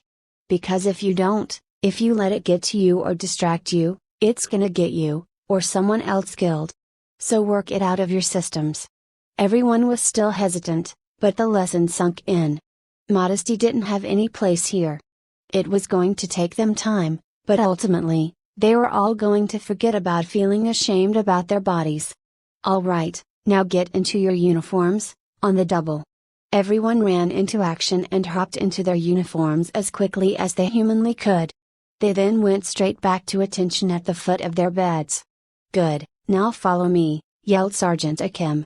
Sergeant Ellen shepherded them into a 4-column formation as Akim headed outside in a light run. The cadets did their best to keep up and stay together, but things started to go into disarray not even 15 minutes later. Some were already tired and started to break formation. Ellen, however, ran up to them, cursed up a storm, and got them back in order. They did this for the next hour before they were given a moment to rest and rehydrate. But then they continued for another hour, which not many could handle. By the end of that second hour, a good amount of the cadets were stumbling, red-faced, and out of breath. The sergeants shook their heads at them. They needed a lot of work. There were some cadets who were rather fit and weren't quite falling over themselves, but were certainly worn out. Even the two sergeants were relatively worn out and panting hard. And then there was Eva and the other refugee. Both of them were red-faced, sweaty, and their breathing was labored, but it looked as though they had just gone through a light jog around the park. It seemed like they still had lots of energy to spare. Everyone was completely shocked. Were those people even human? "You too!" yelled Sergeant Akim. "Since you're so damn healthy, do another compound run." They simply nodded, and ran off for one more loop around the base. When they were out of earshot, Eva said to him, "Hey." "Hey," he said back. "I'm sorry for staring at you earlier," she said slowly. "Don't sweat it," he said with a grin. "You couldn't help yourself. I understand. I'm cursed with irresistibility." She scoffed at him playfully. "I'm Cheng Lai's son, by the way. Call sign Zulong. Eva Benjamin. Call sign Freya. Take it you're a player?" He shot her a dejected look. "We only just met, and you're casting aspersions at me? How shameful. Ha, ha, wise ass. Give it to me straight, Mr. Irresistible." Her tone was sardonic, but she was amused nonetheless. "Yeah," he laughed, "I played Bellum for a bit. My friends and I were in a clan. We did trading, mostly. But I ran protection." "You ran protection? What are you, triad? Got any sweet gangster tats to show off?" A mischievous grin formed on his face. "You've already taken a good look," he shot back, "so you tell me." That shut her up quick. Not so much because she was still embarrassed about it, but because she couldn't remember if he had tattoos at all. Her mind was focused on other things. "Come on," she said after a few moments, "quit dawdling." Her grin spread wider as she picked up the pace. Chapter 15 Persistence. Eva and Cheng Lai had sprinted the entire rest of the way back, and so were red-faced and panting heavily when they arrived. This seemed to have appeased the sergeants, so they continued to the next lesson of the cycle. But not everyone was happy about the wonder duo, and a few jealous glares had come from a handful of cadets. Everyone was then ushered into a large sparring gymnasium, where the floor was covered in shock-absorbing mats. But before they could start any exercises, the sergeants instructed all the cadets to partner up and form into duo wings. "Choose well, because it's all about trust," said Sergeant Ellen. "You gotta be able to truly rely on each other, 'cause your lives depend on it." It was the single best way for them to learn and cover each other's backs. It taught them resilience in the face of their peers, and was one of the most powerful lessons any military could teach. "Cover my back, and I'll cover yours." Many of the cadets immediately paired up, having made friendships on their way to the academy, or even prior. The rest had to be paired up by the sergeants, sometimes begrudgingly. Cheng Lai turned to Eva and said, "We should wing up." Eva quickly agreed. She could only truly trust the skills and resilience of another player. If he was as tough as she was, then she could only really rely on him in a fight. Not that the others didn't have their merits, but the two of them were in a different league. She needed a sparring partner who could give as much as they could take. More importantly, they both already had plenty of piloting experience. That was a huge advantage on its own. And besides, Cadet Sun was hot. And funny. Once everyone was paired up, the two sergeants then demonstrated some basic hand-to-hand combat skills. They didn't do anything fancy, just simple strikes, parries, and evasions. Then, they let everyone practice with their partners for an hour or so. Eva and Cheng Lai did a few practice swings just to loosen up their muscles. Eva struggled a little bit, as she wasn't very familiar with disciplined fighting. Cheng Lai, however, was quite practiced in his movements. As their fighting spirit ramped up, so did the strength of their strikes. Although Eva was still a beginner, her strikes were strong and decisive. But she sensed that Cheng Lai wasn't giving his all, that he was pulling his punches. And that bugged her a little bit. More than that, she was expending a lot of energy, while Cheng Lai had barely broken a sweat. He was very practiced at hand-to-hand combat, and that revealed the gap in their skills. So she decided to change the beat a little. Eva blocked one of his strikes and quickly moved in for the counter. He tried to evade, but instead she grabbed onto his collar and threw him over her shoulder. Instead of falling on his face, though, he simply rolled into the throw shoulder first and got back up moments later. He was a little surprised at her attack. "No fair," he said. "That wasn't part of their lesson." "Don't hold back," Eva said in between breaths. "I'm not gonna learn if you keep babying me." He nodded in understanding. He had purposefully held back on her, partly because she was relatively inexperienced. He had learned martial arts since he was a kid, and knew that his experience alone could wipe the floor with Eva. Also because she was a woman. He didn't feel right striking her. But they were training for survival. Plus she insisted. He leapt at her at full speed, and threw a skillful attack at her. Alarmed by his sudden movement, the only thing she could do was sidestep and evade. She attempted to counter by throwing her own strike, but he parried it easily. With their arms crossed in combat, the both of them grinned at each other. Then, they launched a series of attacks and counter-attacks on each other, which they both evaded and parried as best they could. Some blows landed, which ended up bruising the both of them, but not a single strike was debilitating or critically damaging in the slightest. Qinglai was practiced enough to hold back his punches right as he struck, but it was something that Eva herself had to learn right in the moment. She wanted to throw all her power into her swings, but definitely didn't want to hurt him. So she learned to better control her strength with every attack she threw. By this point, their sparring had caught the attention of all the other cadets and even the two sergeants. Their eyes watched with awe and surprise as the two of them traded blows with increasing intensity.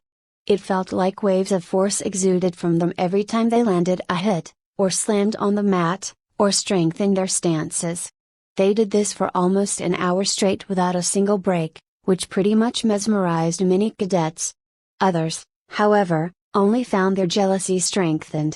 The sergeants came back to their senses and had to command the wide-eyed cadets to get back to their own sparring. They weren't going to learn anything if all they did was watch. In the end though, Eva lost her match. It wasn't that she had taken more damage than Qinglai, they were relatively even. She had pretty much traded Qinglai blow for blow. Both their bodies ached with the strikes they had meted out on each other.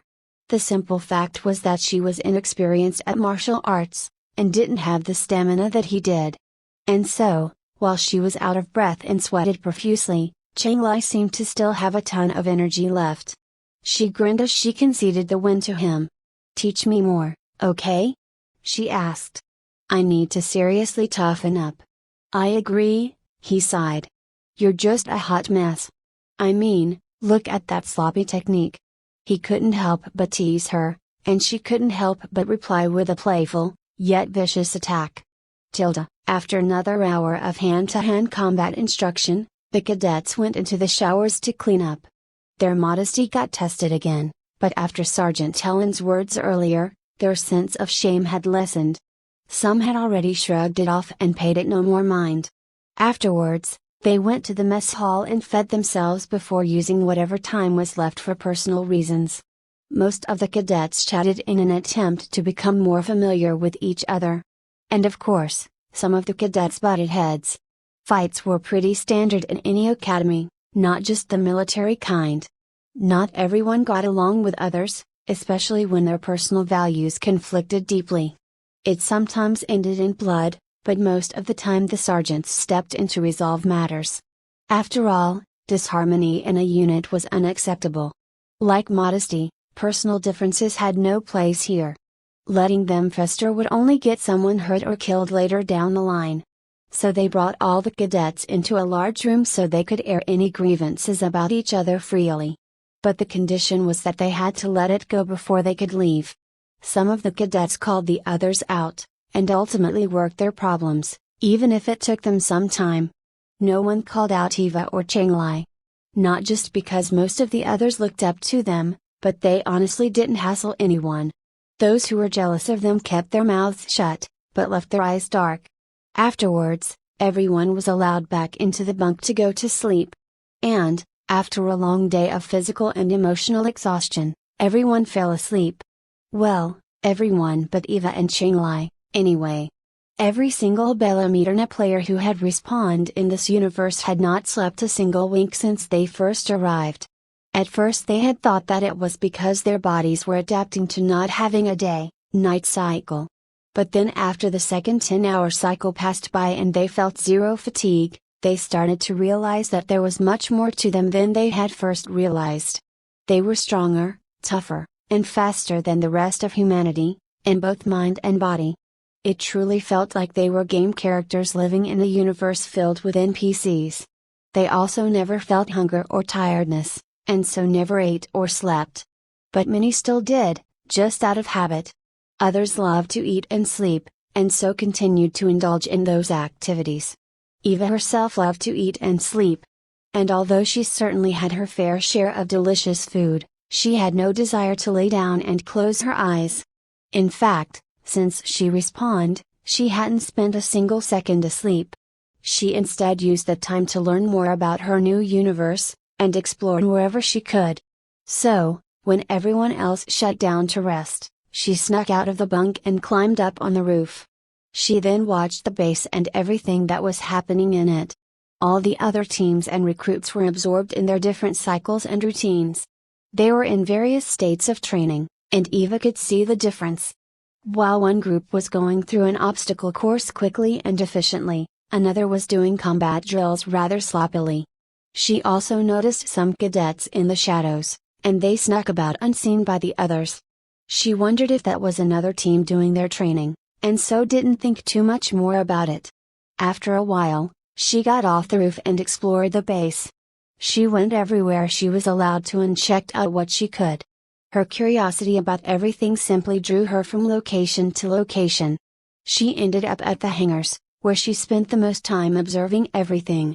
She simply watched as cadets got into some mecha, and went through simple maneuvers. Considering they were relative beginners, they weren't bad at all. Eva also studied the mecha, and noted their balance and agility. Her DI listed out stats on the different training cores, mecha, chassis, and parts that were being used. The ships were C-ranked military fighters, and quite decent despite their simplicity. Certainly much better than her D-ranked starter gear. These were designed and manufactured by Federal Shipyards Incorporated, one of the most powerful and profitable human corporations in the galaxy. From great battleships like the Diomedes to these simple training mechas, the shipyards produced the vast majority of spacefaring combat vessels for the Federation. Eva found herself a good vantage point to watch the cadets' drills, and stayed to the end of the cycle. On the other side of the training compound, two cadets from Eva's group ducked behind some machinery and hid themselves among the shadows. They were dressed in their uniforms, but their faces were shrouded behind masks. One of them put their hand on their sidearm as a pair of MPs walked by while on patrol. But the MPs didn't notice anything and continued on their way. The other one pulled out a small handheld device and pointed it at the building right beside them. He swept the building a few times before he put the device away, then turned towards his female companion. "It isn't here either," he whispered. "It doesn't make sense, because it should definitely be with the officers." "It's possible someone stole it already," she replied in the same hushed tones. "Or maybe it's with the base commander. Father told me he's paranoid." "What?" he said, a little too loudly. She quickly shushed him as she looked around cautiously. He continued, but with a much softer voice. "He never tells me anything." She laughed lightly as she put a hand on his shoulder to comfort him. "You're better off not knowing, so don't worry about what he says or doesn't." He frowned at her response, unsatisfied with her explanation. "I don't think Father likes me." She looked at him quizzically, but didn't say anything. Father cared about everyone, and hated to lose a single one of them. Couldn't he see that? 16 Gravity. The next cycle, the two sergeants came into the bunk to shock all the cadets awake, as was mandatory. They were completely surprised to see Eva and Changlai tidying up their spaces, while already dressed and ready. But that didn't stop the sergeants from flashing the lights and sounding an air horn. "Get up, cadets!" they yelled. "It's time for your daily run. You got 100 seconds to gear up. Let's go." Many of them grumbled as they woke, but still suited up rather quickly. Luckily they only had to go on a run for an hour rather than last cycle's 2. Many still stumbled, but they persevered to the end. At the end, they took a very quick shower, then switched into their flight suits and grabbed their pressurized flight helmets. They then headed towards the hangar bays, eager to get some good training in. As this was the group's first cycle doing zero-G training, the sergeants went through every step of training before they even began. They had them wear their flight helmets and seal their suits, after which the sergeants went to each of them to double-check everything. Anyone who messed up got a serious earful, and just about everyone got one. Eva and Qinglai included. They all then boarded a training frigate with a second group of cadets, where the first chamber they went to was a rather small area with a number of harnesses that stuck up from the floor. The cadets all secured themselves in the harnesses snugly, which the sergeants also double-checked. And like before, anyone who messed up got an earful. But it was all for their own good. The sergeants' lessons needed to be drilled in the hard way, and every lesson they had was for their cadets' continued lifespan. After everyone was deemed solid and secure, the frigate launched up into the atmosphere while its main thrusters blazed with power. The cadets were pushed into their harnesses by the G-forces exerted by that rapid launch. The sergeants were sure to give them their instructions. They told them how to relax or clench certain muscles to keep their blood pumping towards their brain. Muscles, now. Breathe. Now. Stay with us. Don't get G-locked. A few started to black out from the pressure, but the sergeant's instructions helped keep them awake and alert and active.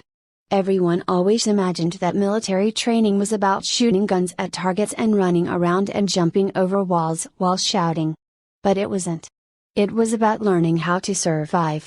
It was about getting all the little details right. Sometimes, it was about learning to breathe the right way at the right time. Keep your breaths sharp, yelled Sergeant Ellen. Don't strain yourselves. Sharpen. Exhale. Eva had been aware of how she controlled her body while under pressure, but hearing Ellen's instructions still helped her refine her breathing. They helped her realize why she did the things she did, and that fundamental understanding truly made a difference. What was that term? Growth mindset. She had made fun of it in the past, but now she understood what it meant. And vowed to keep it a part of her, now and forever. The frigate then came to a dead stop somewhere in space above Mars, which signaled the beginning of their real training. The cadets then got out of their harnesses and were led into a much larger, more spacious training area. The gravity simulator was shut off inside the room, and the cadets suddenly found themselves starting to drift out into the huge room. One of them started to panic, so someone helped them out and grabbed onto them. But as they pulled on each other, the one who reached out found himself going up as well. Without a way to counteract the forces they put on each other, they would simply keep going. The sergeants took that opportunity to teach them Newton's first law: an object in motion tends to stay in motion. In space, that meant perpetually. The only way for them to understand it, was to go through it themselves.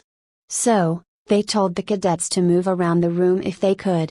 They all sprung outwards, in every direction, though not very quickly. They didn't exactly want to slam into the walls or ceiling. Stuck near the walls, they yelled. Keep yourself oriented to something. Or you're liable to get space sickness. Very quickly, many of them lost their orientation, and ended up spinning around or upside down. None of them could stop. Some started to feel dizzy, and their stomachs churned. Thanks, Newton. But before things could get seriously out of hand, the sergeants instructed them all on the use of their personal jets. They were little thrusters that exerted a small amount of energy, just enough to push them around in zero gravity. This is spacewalking, they instructed further, and if you can't master it, you don't graduate. There were physical controls on their suits, but they were only there for emergencies. The cadets had the capability to instead manipulate the thrusters through their DIs.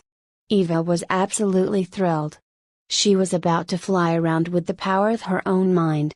She quickly had her DI give her the location of each jet on her flight suit, and fired them one by one in short spurts. This gave her an idea what direction they took her, as well as how fast it did so. She had already started to zip around with small movements even before the sergeants had finished their instructions on how to control it. Some of those who noticed were absolutely astounded at how quickly she had figured it out. By the time the other cadets had figured out how to orient themselves, Eva was already zooming around the room. Soon after that, she was doing crazy tricks, and started to play around with her flight vector by shifting her body in different ways. The sergeants never stopped giving instructions in the meantime. Keep your bursts short. Control your movements. Don't go too fast, at first. It wasn't long until Qinglai had also gotten the hang of things, and had also reached a point where he wanted to experiment. The two of them met up and started to do light aerial maneuvers, which made some of the cadets' eyes glitter. Eva and Qinglai had inspired many of the others to work harder, just by their actions alone. That made them more intent on learning their lessons, so they too could fly just like they did. And though it took varying amounts of time, eventually all of them became familiar with how to move in zero-G space. By the end of the lesson, all the cadets were zooming around, while the two sergeants hovered in the center. This was the first time they had a group where they all learned to spacewalk in the very first flight. Both Ellen and Akim's minds and hearts were bursting with pride despite their long, stony gazes. After the zero-G and maneuvering lessons, they all strapped back into the harnesses and went back down. They felt a good amount of G-forces during re-entry, and so they practiced their breathing techniques while they had the opportunity. After they landed, the cadets quickly got to the task of cleaning up, eating, and then sleeping. Eva and Qinglai instead spent that time sparring with each other, and further honed their edges. Back in the bunk, a few of the jealous cadets had met up in the shadows and whispered to each other in the darkness. While elsewhere, two secretive cadets continued their clandestine search, determined to fulfill their father's orders no matter the cost. The next cycle, the sergeants came into the bunk and roused the cadets into action. Like the last cycle, Eva and Qinglai were ready to go, and many of the cadets dragged their feet a little. They all then went on an hour run, cleaned up, got into their flight suits, and headed over to the simpods. Eva's heart thumped rapidly. She loved to pilot. It was the entire center of her being. Even if it was virtual. When they arrived, they saw that there were huge enclosed rooms each filled with numerous simulation pods. These were similar to the testing booths used at the licensing facility. The difference was that these were much more complex and very closely mimicked a military fighter's flight deck. They were even fully enclosed and looked like smaller versions of a piloting core. The sergeants gave them all the rundown on the pods, and instructed all of them on how to activate it. They then assigned a pod to every cadet before strapping themselves into their own pods. Eva hopped into her seat, and sealed her pod quickly.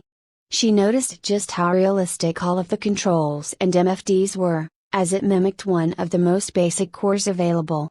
She even flipped a few switches and hit a few buttons, and was pleasantly surprised to find them functional. She quickly activated the pod and the whole thing came to life. Lights lit up in sequence as the fighter powered on and warmed up. Its MFDs came online and showed a standard piloting loadout. Because it was only a simulation, the live feed was instead completely digital. Except the fidelity and quality was incredibly high and Eva felt that what she saw was completely real. The simulation's ability to mimic reality was beyond her measure. The sergeants appeared on her comms display, and gave the cadets further instructions on how to launch. Their simulations shows that they were in a hangar, and as the bay doors opened, they saw Mars on the other side. It was just like how the planet was currently, half ocean, half land, and had an atmosphere that closely matched Gia's. The only difference was that the military buildings were gone, and the planet was completely bare.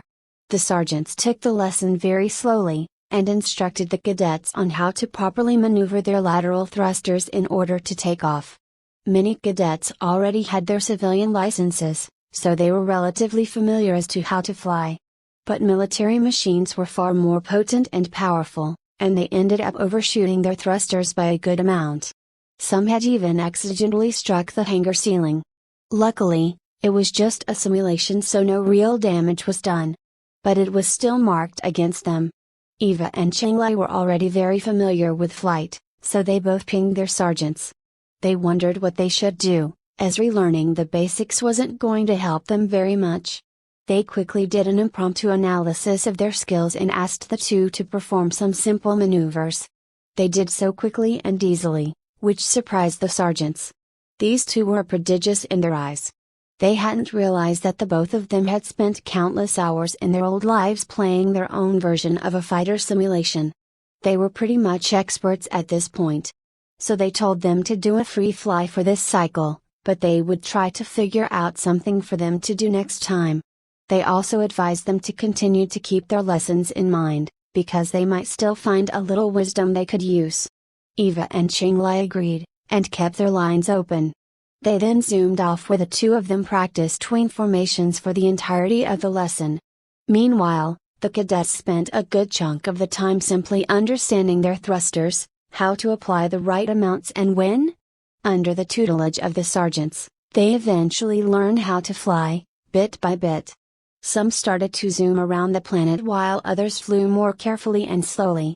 They all learned to fly at their own pace. Of course, many noticed that Eva and Qinglai's fighters were off doing crazy impossible maneuvers in the upper atmosphere. They sighed inwardly at the two of them and wondered if they could hope to be like them. The jealous few had much darker thoughts, of course. And throughout the rest of the lesson, the sergeants imparted techniques on how to control their fighters, as well as their own bodies. "Be sure to breathe properly," said Sergeant Akim. "Although you can't feel the G-forces in this simulation, it is omnipresent in the real thing. Every movement you make will result in gravitational forces being applied on your body. And that means," continued Sergeant Allen, "that you need to practice proper breathing and muscle control now. Contract your muscles and breathe with every movement you make. Embed those lessons into your mind." Eva and Qinglai also listened, and did their best to apply the lessons consciously. Sure, they had played Bellametrina expertly, but they never had to worry about G-forces either. Their bodies weren't conditioned for true flight. So they took their lessons to heart. After all the cadets had spent their 2 hours getting the gist of flying, the sergeants had them all gather up.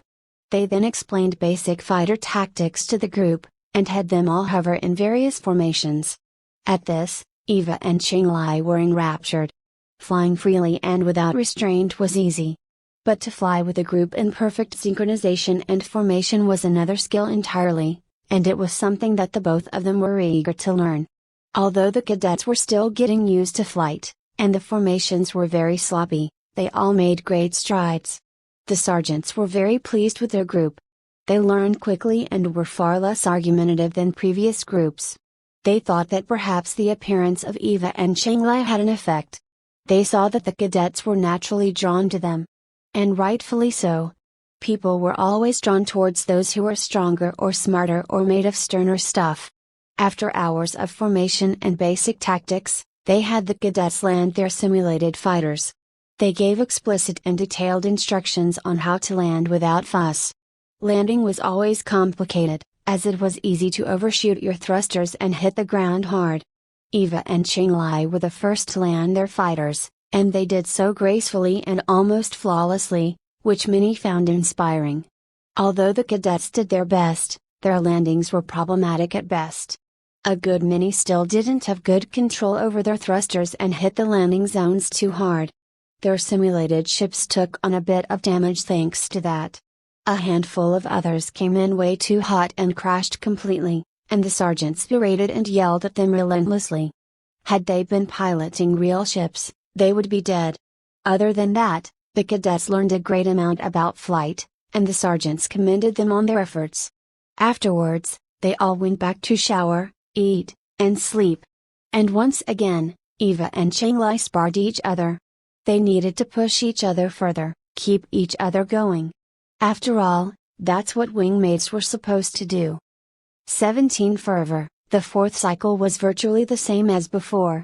An hour run, followed by 5 hours of training, an hour for food, and 3 hours of sleep. The pattern and the habits were slowly being absorbed by all the cadets, Eva especially. She had never had such a demanding schedule in her entire life. In her old life, she woke up whenever she felt like it, and went to sleep when she got too tired to keep her eyes open. She ate, played, and lived to no one's beat but her own. It was incredibly hedonistic, but ultimately damaging. That lack of care or discipline made her soft, lazy, and apathetic. It didn't help that she didn't have anyone who uplifted her. But this new life, these new experiences, new friends, this academy. They all helped her break out of that old mindset. Everything that happened after she respawned helped shape her, but it was the academy that gave her the tools to sculpt herself. Initially, she had thought to just try it out so she could get her license and get out ASAP. But now she saw the value in it, and decided to launch her whole being into it. The sergeants led all the cadets back into the simulation pods, however instead of fighters, they were to learn in mechas. And to everyone's abject shock and surprise, Eva lit up enthusiastically. Previously, she had been rather quiet and mostly kept to herself. She was very much unlike Shanghai, who made a point to go socialize with the others when he could. So everyone found it odd that Eva had become a lot more excited and talkative. She was practically drooling at every mention of the word mecha. She was literally the first one to hop into a simpod, and started it up before anyone else could even get settled. The sergeants were going to yell at her, but realized that she wasn't being insubordinate, and that her enthusiasm was infectious. Some of the cadets were inspired by zeal, and approached the lesson with similar gusto. They ultimately went back to the lessons and promised themselves they would approach her later to talk about her unruly enthusiasm. In truth, they were just unsure what to do. The sim was different from the flight version. This one was still set on Mars, but it was heavily populated and multiple civilian cities existed all over. There were many military bases scattered around as well, all of which had a fair amount of space that surrounded them. The sergeants came out in their own mecha, and had the cadets line up in formation. The cycles lesson was planetary based, so that they could get used to their mecha-s movements easily.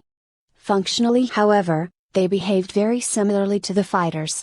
They still moved with 6 degrees of freedom, and their thrusters could exert as much energy as the fighters' thrusters, albeit in much smaller and tighter bursts. The sergeants instructed all of them to do simple lateral maneuvers at first. Left, right, forward, and back. Once the cadets were comfortable with those movements, then they added more complicated maneuvers, such as boost dashing and jumping. And while they grasped the movements and maneuvers rather quickly, their movements were coarse and rough. They often collided with each other, or lost their balance and fell. All while the cadets were struggling, Eva was practically dancing and sliding all over the place. The rest of the world had melted away for Eva. At first she had wanted to better understand the limitations of her mecha-s movements. However, she ended up getting lost in the moment, and simply performed riskier and more complicated moves one after another. All just to see if she could do them. And if she couldn't, she'd do it again until she got it right. Qinglai was impressed. Although he had some experience with mecha, he had never seen anyone as proficient as Eva. It was as though she was born for it. Once everyone became much more comfortable with their mecha, the sergeants called them back in. Like the cycle prior, they discussed tactics and formations, then got everyone into position to practice. They did much better than the previous cycle in terms of coordination and teamwork. Although the majority of them were still getting used to the controls, they were able to stay in formation. Most of the time, anyway. Eva and Qinglai once again got a feel for moving and behaving as part of a unit, and absorbed all that they could. It didn't matter how great they were as individual pilots. Their worth was determined by their ability to be a part of a squadron. By the end, most of the cadets were exhausted. Unlike the fighters, mecha were much harder to pilot. They required much tighter control and a greater degree of mental discipline. They all felt physically and mentally exhausted. They looked at Eva and wondered just how she seemed to perform all those maneuvers so effortlessly. Both she and Qinglai were beyond human, they decided. The jealous cadets thought they weren't human at all. During the shower/food/sleep portion of the cycle, Eva didn't clean herself up or do any sort of practice. Instead, She got into her uniform and ran around the compound by herself. She wanted to clear her head so she could fully process all of the things she had learned in the past 40 hours. It didn't matter if she was more capable or skilled than the others. What mattered most was if she was more capable and skilled than her past self. Any of her past selves, whether it was her old life or this new one. She never wanted to stagnate ever again. So she ran through everything she had seen and heard and experienced once again in her mind. She filtered through all of it, well, what she could remember anyway, and tried to sort out any truths behind it all. But as she was going through her experiences, she saw a blur of motion in the corner of her eye. She inadvertently stopped out of curiosity. She was sure she saw two cadets in the shadows again. It was just like that first cycle, when she thought it was just training. But having seen them again, she was certain that there was more than meets the eye. She shook her head and went back into her run. It wasn't like she really cared. What they did wasn't any of her business anyway. After Eva had gone, the two shadows dared to move again. "You think she saw us?" asked the male. "It doesn't matter," answered the female. "Now that we've got the module, we just need to proceed with the rest of Father's plan.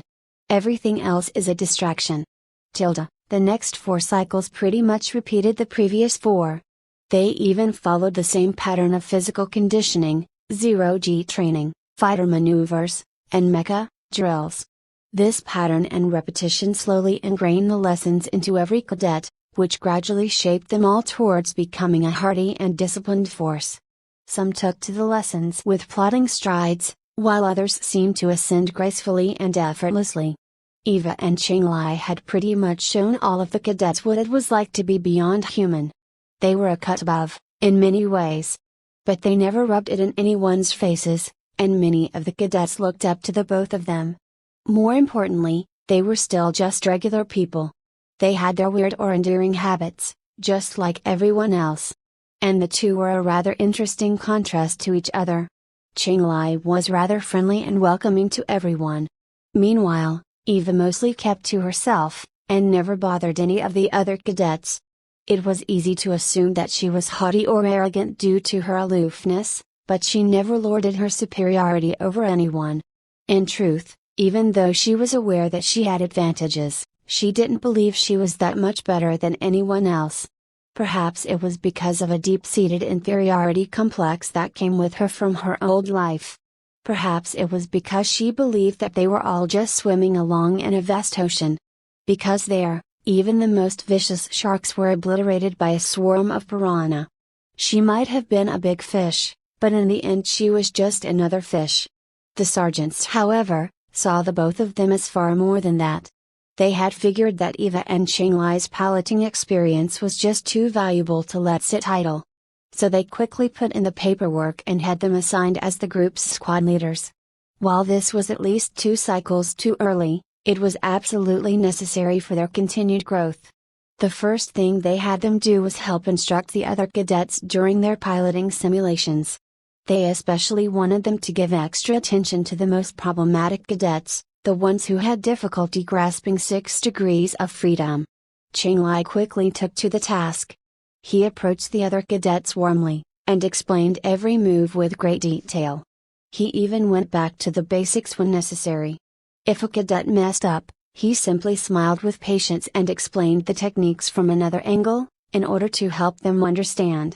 This surprised everyone, as he seemed to be a natural teacher. Eva, on the other hand, was the exact opposite. She had never instructed anyone anything in her entire life, and was rather clueless as to how to approach it. She took from Sergeant Helenscu and was rather harsh in her instruction. Her approach to anyone who messed up was to simply have them start over from scratch until they got it right. Over and over and over. It was grueling and exhausting and brought them to the very edges of their capabilities. Some of the cadets grew to fear her a little. One of the jealous cadets that she was instructing had hit his physical limits and had enough of her harsh and demanding style of instruction. How were they supposed to handle it? They were only human. He resolved to lash at her with his tongue and take her down a notch. "Squad leader Freya," he snarled, "you're way too demanding. You tell us to do this or do that, but we haven't seen you do a single maneuver yourself, and yet you expect us to do them until we break. Maybe you should do what you're talking about and practice what you preach. How about you do maneuvers until you break instead? She just looked at him quizzically after his tirade, but then realization swept across her face. You're right, she said. This astounded all of the cadets she was instructing. They thought that perhaps she was going to be softer with her lessons now. That she would be more like the ever-patient Chenglai. I've been lazy, she continued. From now on, I'll perform each maneuver, and you'll all follow, all right? I'll keep going until everyone here can do it exactly like I do. The cadets fell into despair as she launched into her maneuvers, their faces pallid and fearful. They had already seen what Eva was capable of, and knew she wasn't going to stop. They were doomed. By the end of those 5 hours, the handful of cadets she trained looked like corpses. The color of their skin was pasty and pallid, and their muscles were so sore that they could barely walk. And they leaned on each other as they stumbled back to their bunk. None of them wanted to clean up, or even eat. All they cared about was to get into their beds and sleep. They had also hoped to never have to wake again. Don't you think you overdid it with them? Chenglai had walked up to Eva after the sergeants dismissed everyone. His students had fared rather well, especially when compared to Eva's near-dead cadets. A good amount of them had learned much from him, and were very happy with their progress. She thought about it before shaking her head. I'm only teaching them the same way I teach myself. Ain't harsh to me. Shocked, Chenglai's eyes went wide. She actually taught herself with such unrelenting fervor? In the past, Eva had spent hours upon hours practicing her flight maneuvers.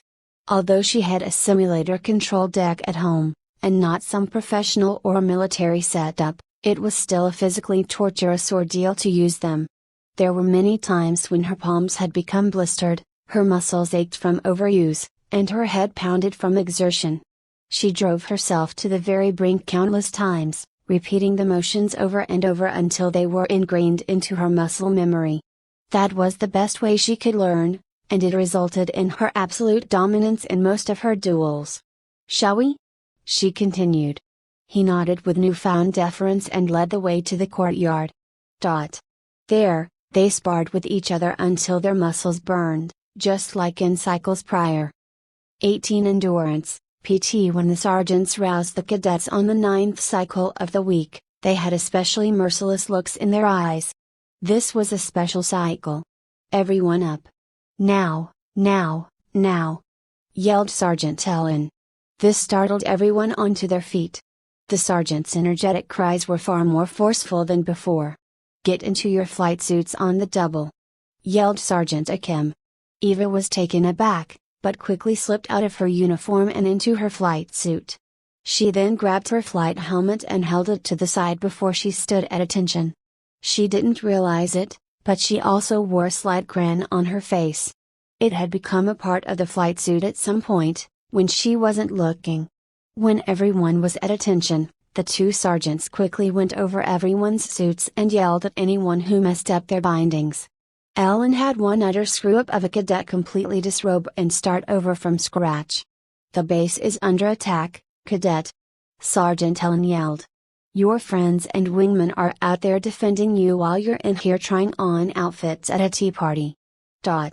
She was practically in the cadet's face red with anger. Of course the base wasn't under attack, and none of the others were in danger. But the lesson had to be learned harshly, or it wouldn't have had any impact at all. Get your shit together. And fast. Or do you want all your bunkmates to die? The cadet quickly slipped back into his flight suit, and triple-checked all of his straps with the speed of light. This time, they were perfect. Ellen nodded to him, and put a hand on his shoulder to help steady him. Good, she said stoically. He straightened his back further after she stepped away. Double time to hangar 13. Yelled Sergeant Akim. We've been called to a sortie. Lightning shot through Eva. They were going to fly today. Real jets, and not some simulation. She ran through the doors at great speed. Had she gone any faster, she would have left a sonic boom in her wake. "Come on!" yelled Cheng-Lai. He rallied the other cadets and ran out. The rest of the cadets followed right at their heels as best they could, their breaths hot and heavy from excitement. The two sergeants grinned with satisfaction as they took up the rear. Eva arrived at Hangar 13 and marveled at the number of fighters that were lined up inside. Like all the other hangars, it was large enough to house 50 of the 20-meter fighters. There were two orderly clusters of 25 fighters near each other, while the fighters themselves had plenty of room around them to move. She reached out and touched one, and slid her hand across it as she moved down its length. Her skin broke out in goosebumps as she felt its cold metal armor under her gloved fingers. The others quickly arrived, and the sergeants assigned each of them a fighter. They all had done very well in the simulations, and were ready for the real thing. Of course, being that it was still the first week of basic, they still needed a great deal of hand-holding. Or at least some of them did, anyway. So the two sergeants made sure to go through all the basics that they had learned thus far regardless. They wanted to keep the lessons fresh in their minds as much as possible. "Don't forget your breathing," said Sergeant Ellen. "This is the most important thing you can do. Your breathing gives you control.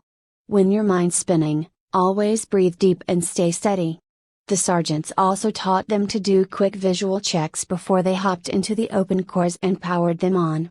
Then they had their DIs connect with the fighter's onboard computer so it could do all the necessary pre-flight checks automatically. Eva and Cheng-Lai were relatively familiar with the pre-flight checks, but never gave them much thought. It was only here that they started to pay closer attention. After all, your lives and the lives of your fellow cadets depend on your operational capability, explained Sergeant Akim. If your fighter cannot meet certain standards, then it is instead a liability. Understood? Yes, sir. All the cadets affirmed. Then hop in and seal up your course. Every cadet then climbed up into the open cores and strapped themselves into their seats. They triple-checked their harnesses and bindings before they closed up their course. Then the ship's armor closed up around the core right afterwards. Lights blinked and came to life in Eva's core as it hummed with power. She felt the whole ship vibrate as energy coursed through it, as though it was about to leap up into the air by its own accord. Her hands swiftly went over her controls, and wrapped her hands around the dual flight sticks in front of her. She felt the soft rubber give slightly under her grip, and enjoyed the simple pleasure of it. It was glorious. Then she switched her MFDs to her preferred layout and minimized her DI. She then saved that layout into her DI, so it would automatically apply it whenever she got into any core. This DI is seriously amazing, she thought. The sergeants then came on all their comm displays and gave their instructions. As they did so, the ceiling on the hangar slowly split apart and drew open, which cleared the air above the cadets. "We're gonna go up row by row," said Sergeant Ellen. It was still their first time in actual fighters, and needed to take it slow for now. And so, the sergeants had everyone launch in groups of 10. This allowed the two of them to keep their eyes on 5 at a time to make sure they were still in control. They led each group and went through simple maneuvers slowly and steadily. First they ascended to a few hundred meters, then moved forward a few hundred meters, all in formation. Then the next set of 10 came up and did the same. They did this over and over until every cadet was out of the hangar and hovered above the base. When everyone was ready, the sergeants suddenly became solemn and serious. "We're now gonna ascend out of orbit and into space," said Sergeant Ellen. "You already know quite well how those G-forces are gonna affect you, so keep yourselves in control. Breathe," Akim reinforced. "Freya, Zilong," barked Sergeant Ellen. "Take us up past Hatmo, full throttle." "Yes ma'am," they replied in unison. A rapid ascent. That was far faster than when they trained on the frigate, and that meant more G-forces from the acceleration. Eva was sure that it would test the cadets' abilities to maintain control of their fighters. Though, she wasn't sure who would cave, and who would prevail. Except for the handful she was ordered to instruct, she really didn't know anything about the other cadets. Except Eva wasn't exactly sure what to do. She was always a solo player and had never dealt with being part of a wing, much less lead a squadron. Cheng-Lai, however, had experience in a clan, and had some knowledge that she could pick at. So, she asked him privately through her DI. "Just observe me for a bit, do what I do," he replied. "I'm sure you'll fill in the rest." Eva and Qinglai flew above each group of 24 cadets and ordered them to turn 90 degrees from the horizon, in place. This adjusted them so they were already pointed in the right direction, and the only things ahead of them were Eva or Qinglai. Although it was a simple adjustment, it had reduced the chances of collision greatly. "Set forward thrusters to max in 3, 2, said Qinglai. Under their flight helmets, sweat beaded on the cadets' foreheads as Qinglai counted down. On 1, they saw their squad leader's main thrusters glow brightly as their ships shot upwards with great speed. So they too set their throttles to the max and followed right afterwards. They grit their teeth as the G-forces pushed down on them. The sergeants kept telling them to breathe, breathe, breathe, but their voices sounded further and further each time. It got harder and harder to pump blood into their brains. And the more time they spent at this velocity, the more their sight lost color. Some started to waver even as they performed their muscle exercises to keep their blood flowing. Although they drifted slightly, they kept their eyes on Eva and Qinglai. The brightness of their thrusters were like guiding lights to them. It truly helped keep them oriented, and allowed them to readjust their flight vector and maintain control, even as their sight grew dimmer and dimmer. "Stay with us," ordered the sergeants. The cadets could only do their best to comply. And after a couple of grueling minutes, they had escaped the atmosphere and hit terminal velocity. Not a single pilot geolocked and blacked out. The G-forces normalized, and the cadets recovered quickly. Many took in deep, panting breaths as they sought to get their blood pumping hard again. On the sergeant's orders, they then veered towards a designated navigational marker where they gave each other plenty of space so they could practice their maneuvers. And it was exactly as they had done in the simulators, however there was a huge difference this time. G-forces pressed down on them with every movement and every turn. They weren't fully prepared for it, even after all the instructions they had undergone. Blood rushed to different parts of their bodies as their fighters spun and turned in various directions. They initially had a tough time adjusting to the G-forces, and took serious effort for them to apply them to their techniques. They consciously made sure that they restricted the right muscles, and breathed at the right time with every turn they made. Blood to the heart, oxygen to the brain. The same was true for Eva, too. She did have some real-world experience with the lifeboat, but this training had made her aware of all the mistakes she made then. If she had the knowledge back then that she did now, she was certain she would have been hit less, as she could have taken those turns much harder. Though, not so much her passengers. She then went through her repertoire of maneuvers, and practiced them one by one. She adapted her breathing and tightened the right muscles and etched those behaviors bit by bit by bit. 19 Endurance, PT. By the 6-hour mark, the cadets had started to feel exhaustion creep into their core.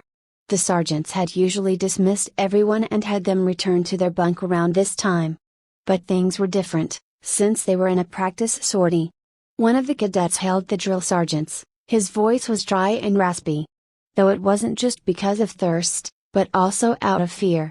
"Sir, ma'am," he said, "we cadets are pretty worn out and wish to request a break." "Sir, ma'am." The two sergeants took a moment to think before denying the request.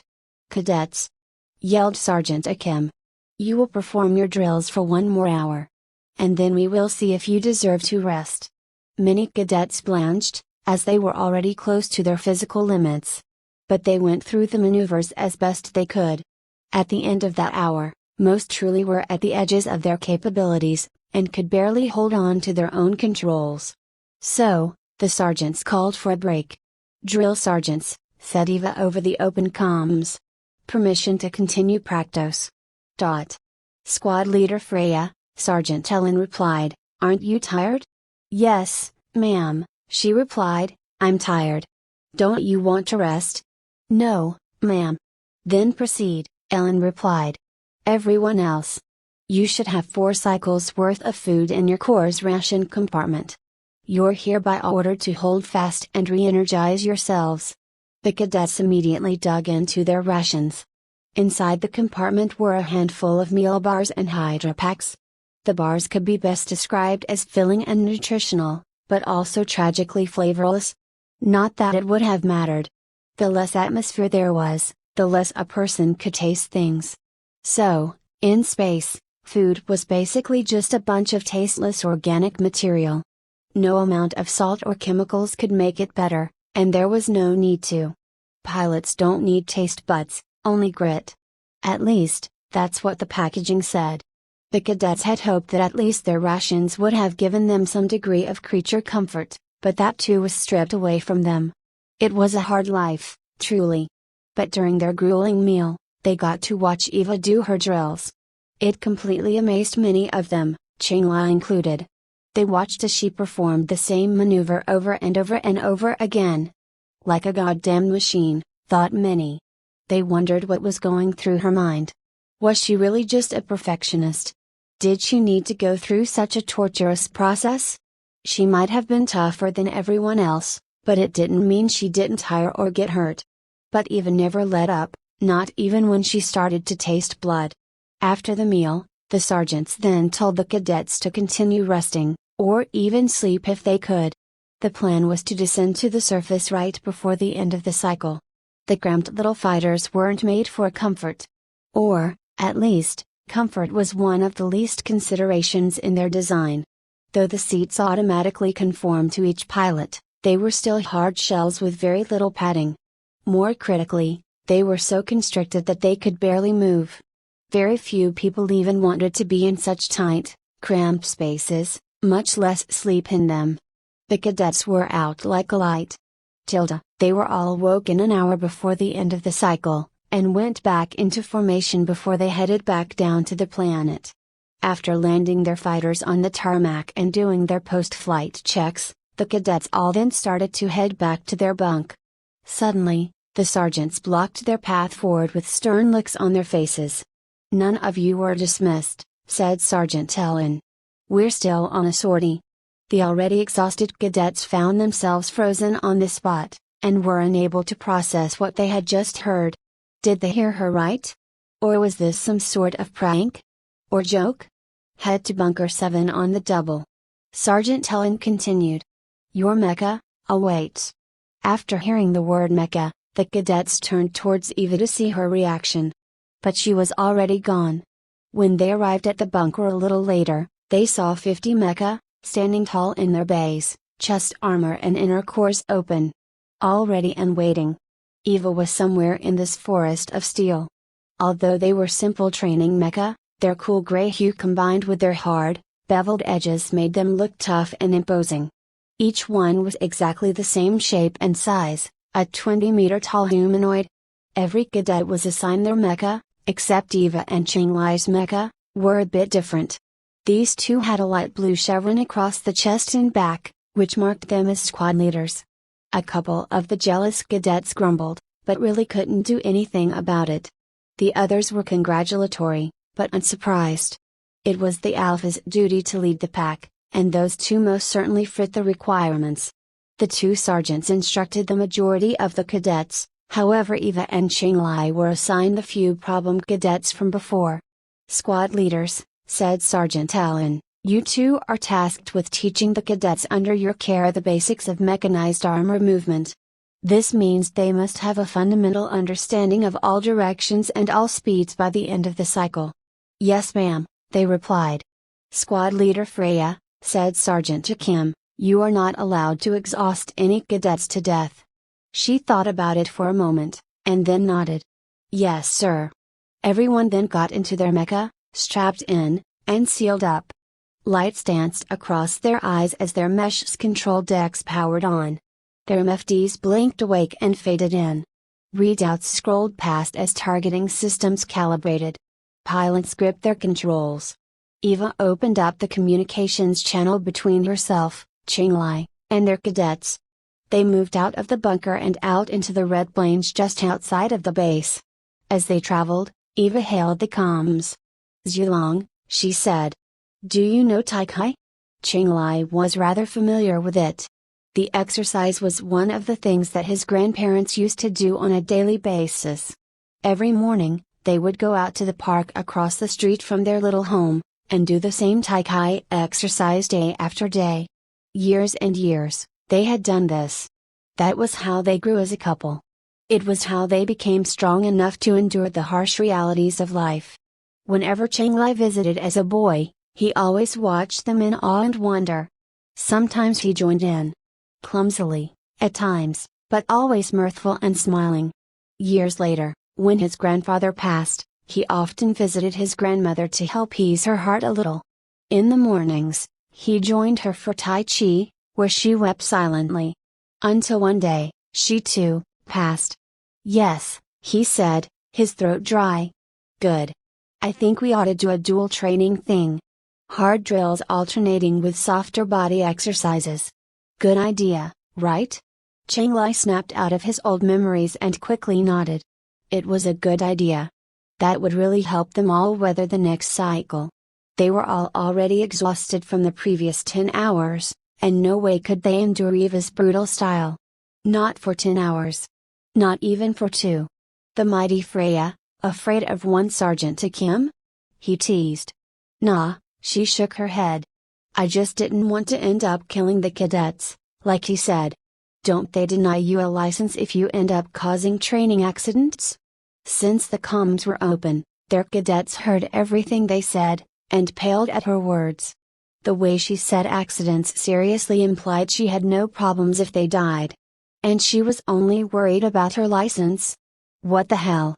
Eva then got them in formation and had them follow her movements, almost like an aerobics instructor. She did a move over and over, while the cadets did their best to follow. When they all were comfortable with a maneuver, she switched to a new one. It was harsh, repetitive, and demanding. Their faces poured sweat, and their muscles burned. But they struggled through and persevered. After an hour, they took a quick break before Cheng Lai took over. He then instructed the same way that Eva did. He made movements and they followed. But the big difference was that his movements were powerful but graceful. It allowed the cadets to cool down but still train hard. Tai Chi might have looked soft, but its effects were rather potent. Their muscles didn't burn, but their spirits felt stronger. They also slowly ingrained the defensive moves that Tai Chi offered. Combined with Eva's maneuvers, these cadets were shaping up to be truly formidable. After an hour of that, they ate some of their food, and repeated the pattern 2 more times. All the while, Eva and Cheng Lai openly bantered in their open comms. Freya, said Cheng Lai, your form's really sloppy, you know that? We've been through so many lessons now, and yet you're still so hopeless. PFFT, she teased back. Maybe if I had a better teacher, I'd be in better shape. And why are you looking at my form in the first place? Only because I'm forced to, he feigned a sigh. I'm willing to suffer it to receive my license. Those eyes say differently. I'd say they look mighty hungry. A dragon does have his appetites. I won't deny that. Oh, is that what you're calling little Zhilong? A dragon? The cadets couldn't believe it. These two were flirting openly during training. They were treating this whole thing like it was happening in their living room. Unbelievable. First they had to beat themselves to death with Eva's maneuvers, and now they had to listen to 2 perfect people flirt with each other. For hours. The things they had to put up with. The jealous cadets' thoughts turned dark, and they ate at him for quite some time. Eva was strong, tough, smart, and did as she pleased. She tortured all of them with pure physical punishment, and even shoved her sexuality in their faces. He just couldn't take it anymore. He was going to be sure to take her down a notch. And he had enough friends to help him do just that. At the 7th hour of the cycle, everyone was hailed by the sergeants and ordered to return to the bunker. They did so without hesitation. They needed a break. Sorties completed, said Sergeant Ellen. You're all dismissed. Now head back to your bunk and rest up. All of the cadets were wiped out and barely made it back to their bunk. On the way, they stuffed their faces as best they could with the rations they had left. When they reached the bunk, most simply collapsed on their beds. Some were still in mid-chew even as they started snoring. Even Eva took a break and stayed in. They all weathered a great deal these past 2 cycles, and deserved a little rest. 20 Jealousy, PT. When they were awoke in the next cycle, the sergeants skipped the run and allowed the cadets to get cleaned up and have a relatively slower start. They all had endured their lessons incredibly well, and so were afforded this little luxury. Afterwards, they jogged over to the sparring gymnasium, where they once again got into their duo wings and started to spar lightly. The atmosphere was rather relaxed, even though they were all still training diligently. The 2 sergeants had approached Eva and Qinglai, and discussed the manner of their training. Since they were above the rest in terms of raw physicality and talent, they didn't have anything that could challenge them properly. That worried them, as they did not want them to leave less prepared than the others. Great strength meant nothing in a hostile galaxy filled with hungry beasts. "We honestly are not sure what to do with you 2, said Sergeant Akim. "We can teach you our hand-to-hand skills, but no one else can match you physically, except yourselves." "Well," said Sergeant Allen, "the 2 of us could spar with either of you, but we've got a whole mess of cadets to instruct and can't just ignore 'em." What Ellen said was true. Although they weren't as tough or strong, they could still match them very well using their vast experience alone. But if they did that, it would have been favoritism, and would have resulted in the decline of the other cadets' lessons. They were stuck in a rather interesting dilemma, as Eva and Qinglai had gotten used to each other's fighting styles already. While that meant they could fight each other very well, it didn't mean that they could fight with others as easily. Basically, they needed more variety in terms of opponents. It was the only way they could continue to grow. "What if we talked to the other squadrons here?" asked Eva. "Maybe they've got a few refugees that would want to spar?" It was a good suggestion, so Ellen nodded, but before she could respond, a few cadets had interrupted them. "Drill sergeants," said one of them. The 4 of them turned to look at the group of cadets with curiosity in their eyes. There were half a dozen of them, all with aggrieved faces. Eva and Qinglai even knew one of them. "Yes, cadets?" asked Kim. One of them stepped up, probably the bravest one. He held his chin up as he spoke, but it was easy to tell that it was a little forced. He was, after all, speaking to the 4 toughest people that he knew. "We've got grievances with the refugee cadets." Ellen's eyebrow arched. She had the sneaking suspicion that some of the cadets held little grudges against Eva and Qinglai, but couldn't say anything without proof. "Speak your mind, cadet," she said. "We don't think they should be allowed in the academy. Just look at them. They can't possibly be human. Haven't you thought that maybe they're creations of Tetragrammaton Tech? Since when did the Federation allow synthetic life in the ranks? Weren't they banned from service?" The thought shocked Qinglai, and his eyes went wide. Synthetic? He wasn't real? He hadn't considered the state of his own reality before, and needed to think more on this. The cadet was aggrieved that he lost the ability to become a squad leader by default. How would anyone know if he, or anyone else, was a better leader than either of them? And more than that, he continued, how can we compete against them? We already lost to them in the first week, and there's 9 to go. They'll keep humiliating us with their abilities. Are we supposed to accept we're inferior? How's that supposed to help us? All of them agreed that he was right. No one else could top them, and it was pointless to try to compete against them with anything. But he was also completely ignorant. It didn't matter if these 2 were superior or synthetic. The fact was, everyone had their strengths and weaknesses. Everyone. Anyone's weaknesses could be exploited, and their strengths overcome. But that wasn't the important part. The important part was that in a military, or society in general, people's weaknesses were covered by other people's strengths. That was what defined society in the first place. It was how little villages grew out of the mud and turned into enormous civilizations that spanned continents. Akim sighed with exasperation and responded loudly, so all the cadets could hear him. As for your accusations of cadets Freya and Sulong, rest assured that their medical data confirms them having human DNA. Synthetic DNA is engineered to be flawless, While human DNA has natural errors, chaos is necessary for evolution. These two very clearly have errors in their genetics. There is no question of their humanity, otherwise, they would never have been admitted at all. The jealous cadet who was speaking turned pale. Their first argument was refuted quickly, but their second was still solid. At least, until Sergeant Ellen spoke. "Cadet Freya," she said. "Spar with me. This is a good opportunity to teach everyone something important." "Yes, ma'am. Everyone," shouted Sergeant Akim. "Stop your sparring and watch the lesson." Sergeant Ellen walked to the middle of the floor and took off her uniform top and tied it around her waist. This left only her tank top covering her upper body, which revealed her incredibly well-defined and sculpted body underneath. She was just like Eva, wherein she looked like a sculpture. No, even better, with regards to musculature. Well, she was a professional soldier after all. She was built mean and lean, and was a weapon of war. Tall and long-limbed, she most certainly had a warrior's well-honed physique. It was as though she was designed purely for combat. She was truly Amazonian. She also had a few cybernetic muscle replacements, likely from old battle wounds. There were also a number of scars that crossed her body, the ridges visible from underneath her tank top.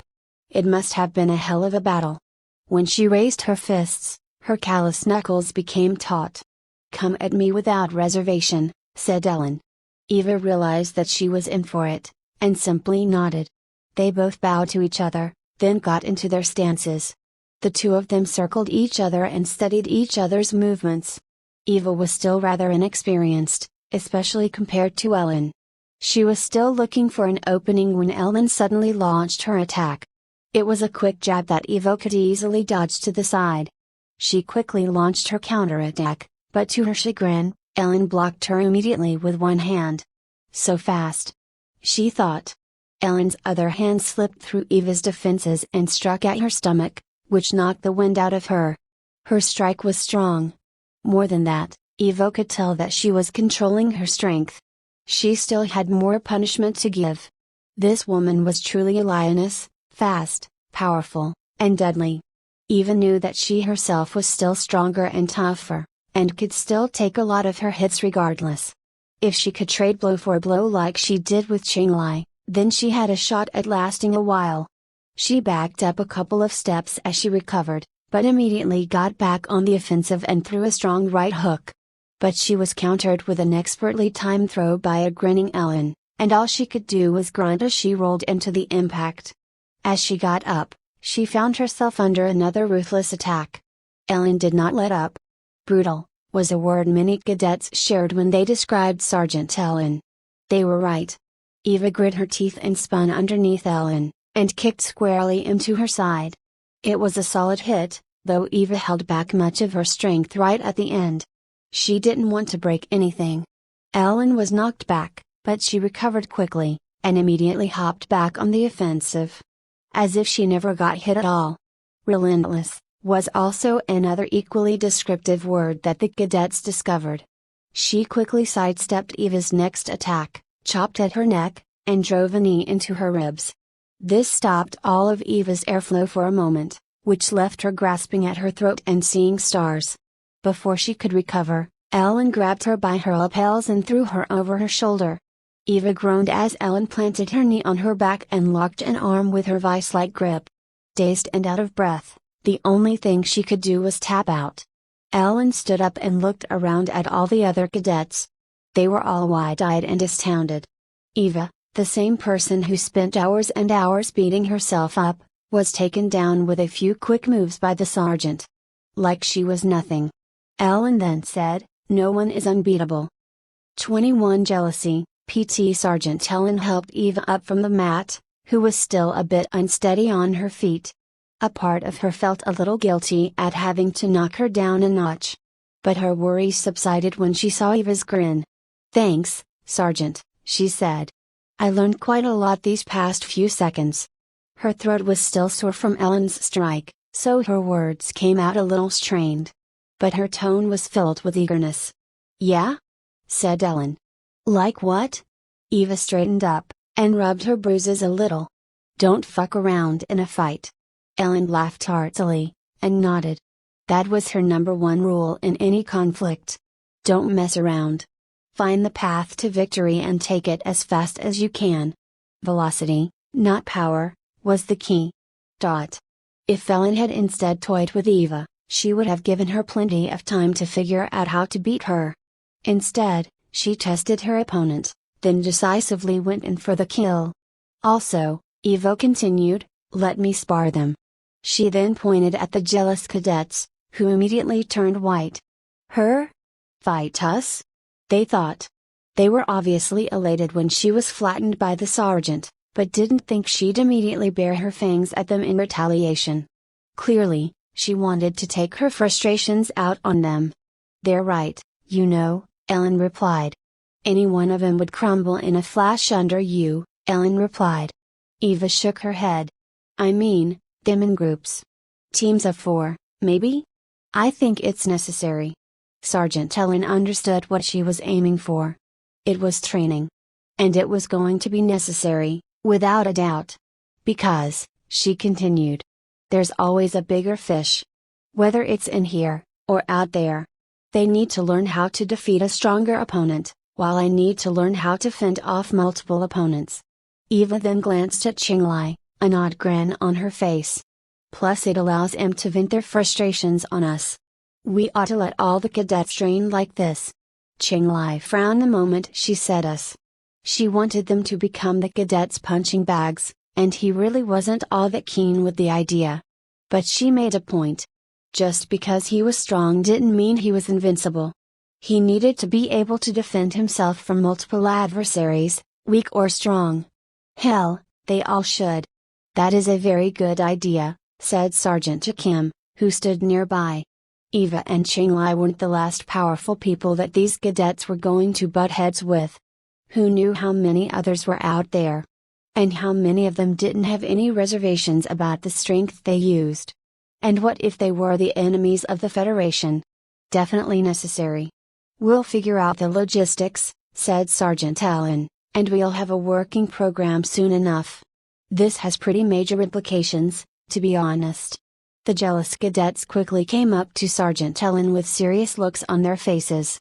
She expected them to whine and give her resistance, but one of them quickly spoke. "When can we start?" All they really cared about was the chance to beat up Eva. If they got that, then so what if they got thrown around a little? "Let's go now," said Eva, "since I'm already warmed up." The sergeant backed away and gave them space, her approval obvious. 4 of the jealous cadets then went up to Eva, and they all bowed to each other. Although they bowed, the cadets had little respect in their stares. Their fists clenched up as they let their jealousies burn within them. They circled around her, and tried to keep her surrounded from 4 sides. Their eyes scanned her, and took note of where she had been struck by the sergeant. They wanted to go for the sore spots, it would only aggravate her bruises, and cause her to slow down faster. The more she slowed down, the more they could pick her apart. It was a sound strategy, except Eva was also aware of it. If she was in their shoes, she would have chosen to do the same thing. Whittling away the opponent until it had no strength left was a time-tested pack tactic. She got into her stance, and watched as they moved around her. She had her DI track them, which helped her predict their movements. It didn't mean she was able to see behind her, but she got something of a sixth sense instead. And besides, she had been learning how to breathe. All this time, the sergeants hammered it into their heads. Breathe at the right time, send the blood where it needs to be. Her lungs burned with white-hot power as she breathed in. Her Aikido instructors called it Ki, and Qinglai called it Qi. Same thing, really. Qi. Breath. Energy. As she exhaled, the 4 cadets attacked her at the same time, from 4 different angles. She saw an opportunity to slip between 2 of them, so she quickly ducked down and evaded. As she passed one of them, she gave him a shove and pushed him into his buddy. They stumbled out of the fight for a few precious seconds. But now she was in the clear and out of the encirclement. In front of her, 2 of the cadets pressed their attacks. One swept his leg low, while the other kicked at her chest from the other direction. They cleverly tried to corner her. No matter which one she avoided, she would get hit by the other. She quickly calculated their trajectories, and then ducked down into the space between, and entered into a spin. She timed it so that her leg turned away just as the cadet's sweep passed by below.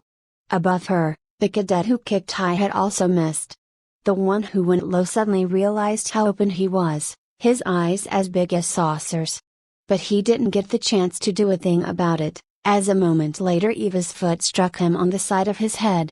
He quickly went flying a few meters across the room and landed face first on the mat.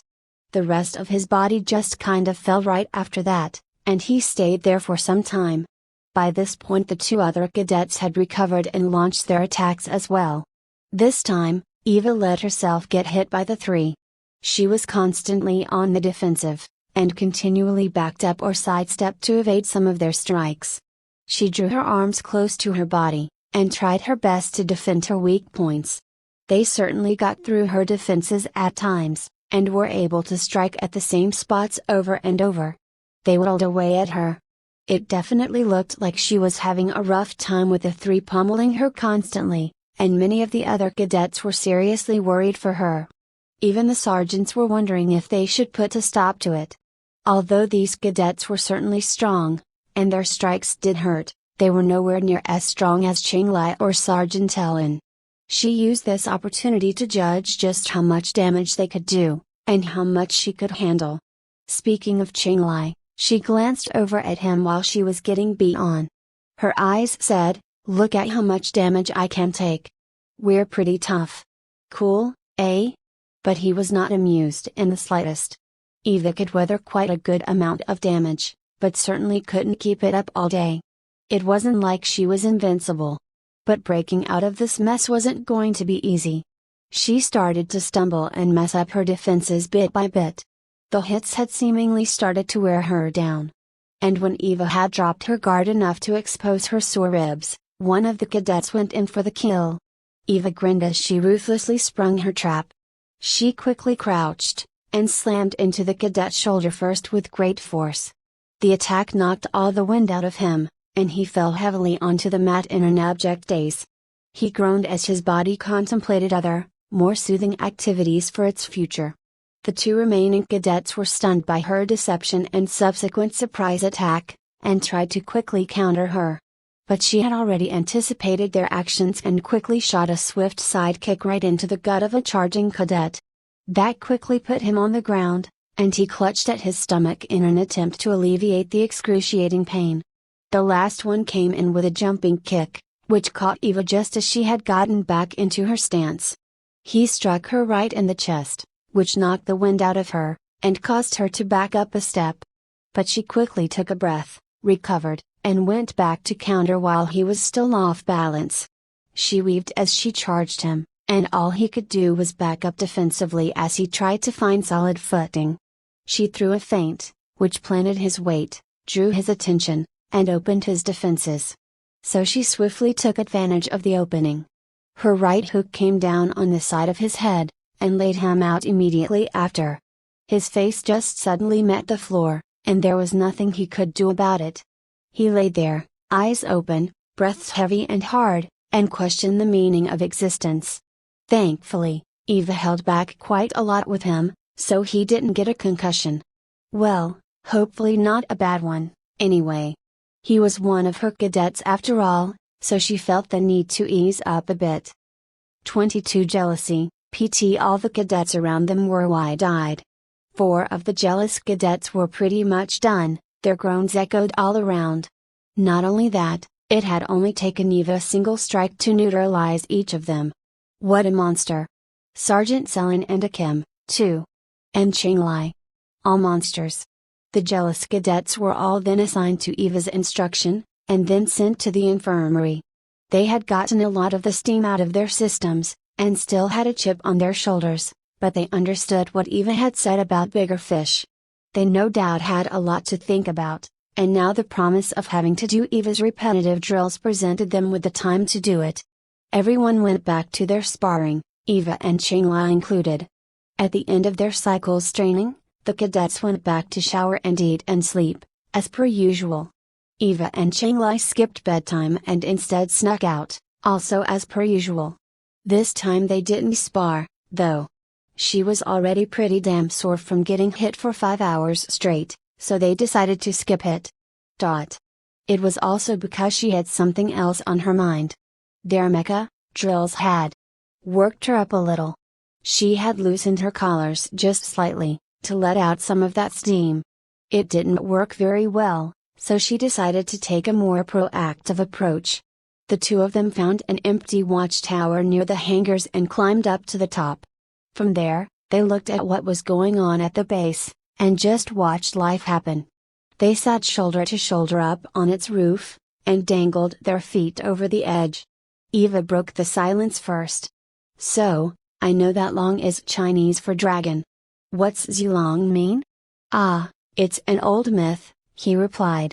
Zhulong was a human-faced great serpent whose eyes brought about night and day, and could change the weather on a whim. Rain and such. He was the torch dragon, and kept eternal darkness at bay. Something like that, anyway. He sighed as he looked up into the sky. "Personally," he continued, "I would have preferred Long Wang, the king of dragons. Why didn't you go with that one?" He looked at her flatly. "You kidding? The name's prone to ridicule by ignorant Westerners. I don't want my hyper-masculine dragon lord being turned into a dick joke." She playfully bumped him with a shoulder. "Don't sweat white guys. They're just jealous of the god of huge cocks," she said with a teasing smile. He just shook his head and gave her a disapproving look. "That's exactly what I mean," it said. She laughed lightly in response. "Anyway," he said, "how about you? Why Freya? Aren't you more of an Athena? Or an Ishtar? Badass warrior woman, out to kill all her enemies?" She shook her head furtively. "They're too militant. Not really a big fan of all this, honestly." She waved her hand around lazily, to indicate the entire base, and what it stood for. "I admit it's helped me quite a lot. But in the end, I'm just here for the license, 'cause it'll net me big stacks of cash." He laughed deeply at that. "Makes sense," he replied. "Freya likes gold, or so I've read. You callin' me a gold digger?" Her face scrunched up in mock disgust, and Qinglai's face went white when he realized his faux pas. Sure, wealth was something she aspired to. However, Freya had many other aspects she felt defined her as well. "And no, of course not," he stammered. Of course, he had fallen for her feint.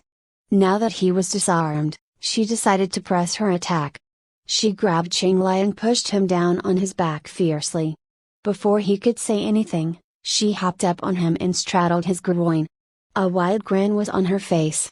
After all, Freya was also the goddess of love and fertility.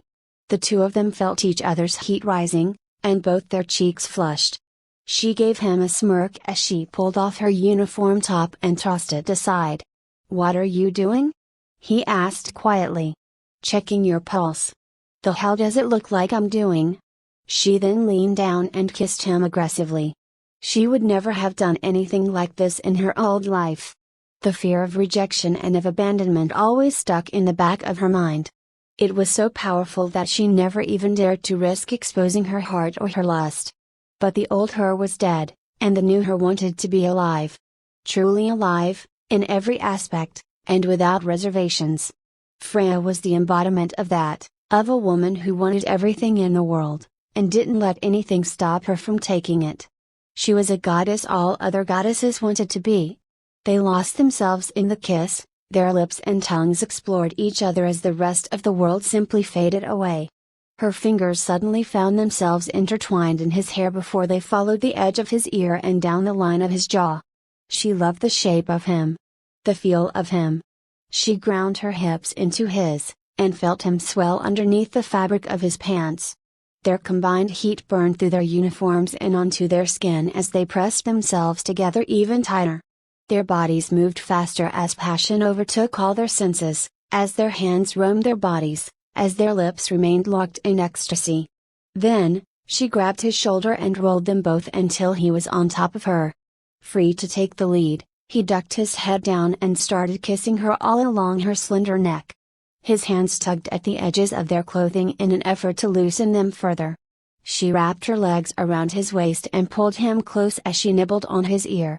"Show me this glowing dragon of yours," she whispered. 23 breather. At the other end of the base, two incredibly tired cadets sat in a very dark and spacious room 100 meters below the surface.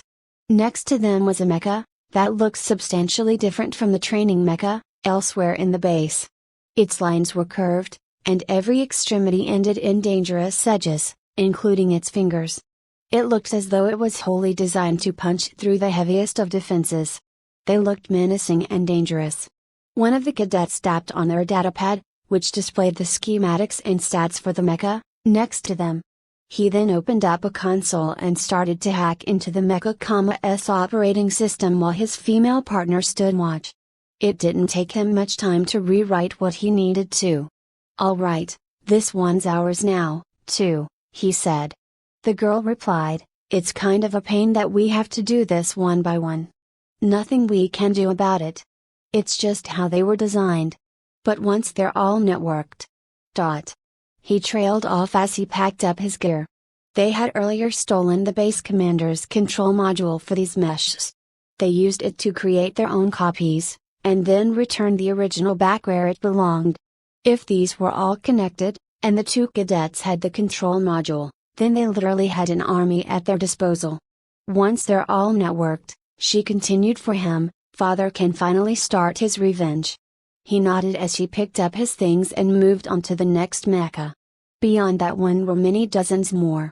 They all stood in the darkness of their vault, having collected dust for far too long. Soon, it'll be their turn to shine once again. Most of the rest of the cycles and weeks repeated the same pattern as the first, though some things were shifted around to keep the cadets on their toes. Sometimes the sorties were much longer, sometimes they ran until their feet bled, and sometimes they got no sleep at all. And every single cycle, Sergeant Akim told his cadets the same thing, without fail. Breathe. As the weeks went by, the sergeants added live fire into their training, and that kicked things up a notch. Their simulations also became more complex, and used historical combat scenarios for the cadets to practice in. Eva and Qinglai continued their end-of-cycle sparring, dotted with the occasional watchtower tryst. They also continued to instruct the cadets they were assigned to, who turned out to be among the best cadets of that generation. They were highly proficient at all of their maneuvers, in and out of atmosphere. They learned to move swiftly, defend instinctively, fight ruthlessly. Under the watchful eyes of their squad leaders, they became truly formidable. And even the once jealous cadets now looked at Eva and Qinglai protectively. Over time, their jealousies for them had died, and was instead replaced with true respect. They could have easily snubbed them, and shown them no mercy. And instead, they instructed them, nurtured them, and even let them take their aggression out on them. They had taught them how to live and fight in such a hostile galaxy. Their hearts choked up when they looked at their past selves, and admonished themselves for their idiocy. The two of them gave them strength, and eradicated their weaknesses. If it wasn't for either of them, they would have been weak forever. That was a fact that they etched deep in their hearts. The rest of the cadets also turned out rather well under the two sergeants' instruction. They were all incredibly competent and decisive, even while under the stress of battle. Or, at least, simulated battle. Eva's suggestion had greatly helped out. Not just with their squadron, but with every squadron that had a player refugee in it.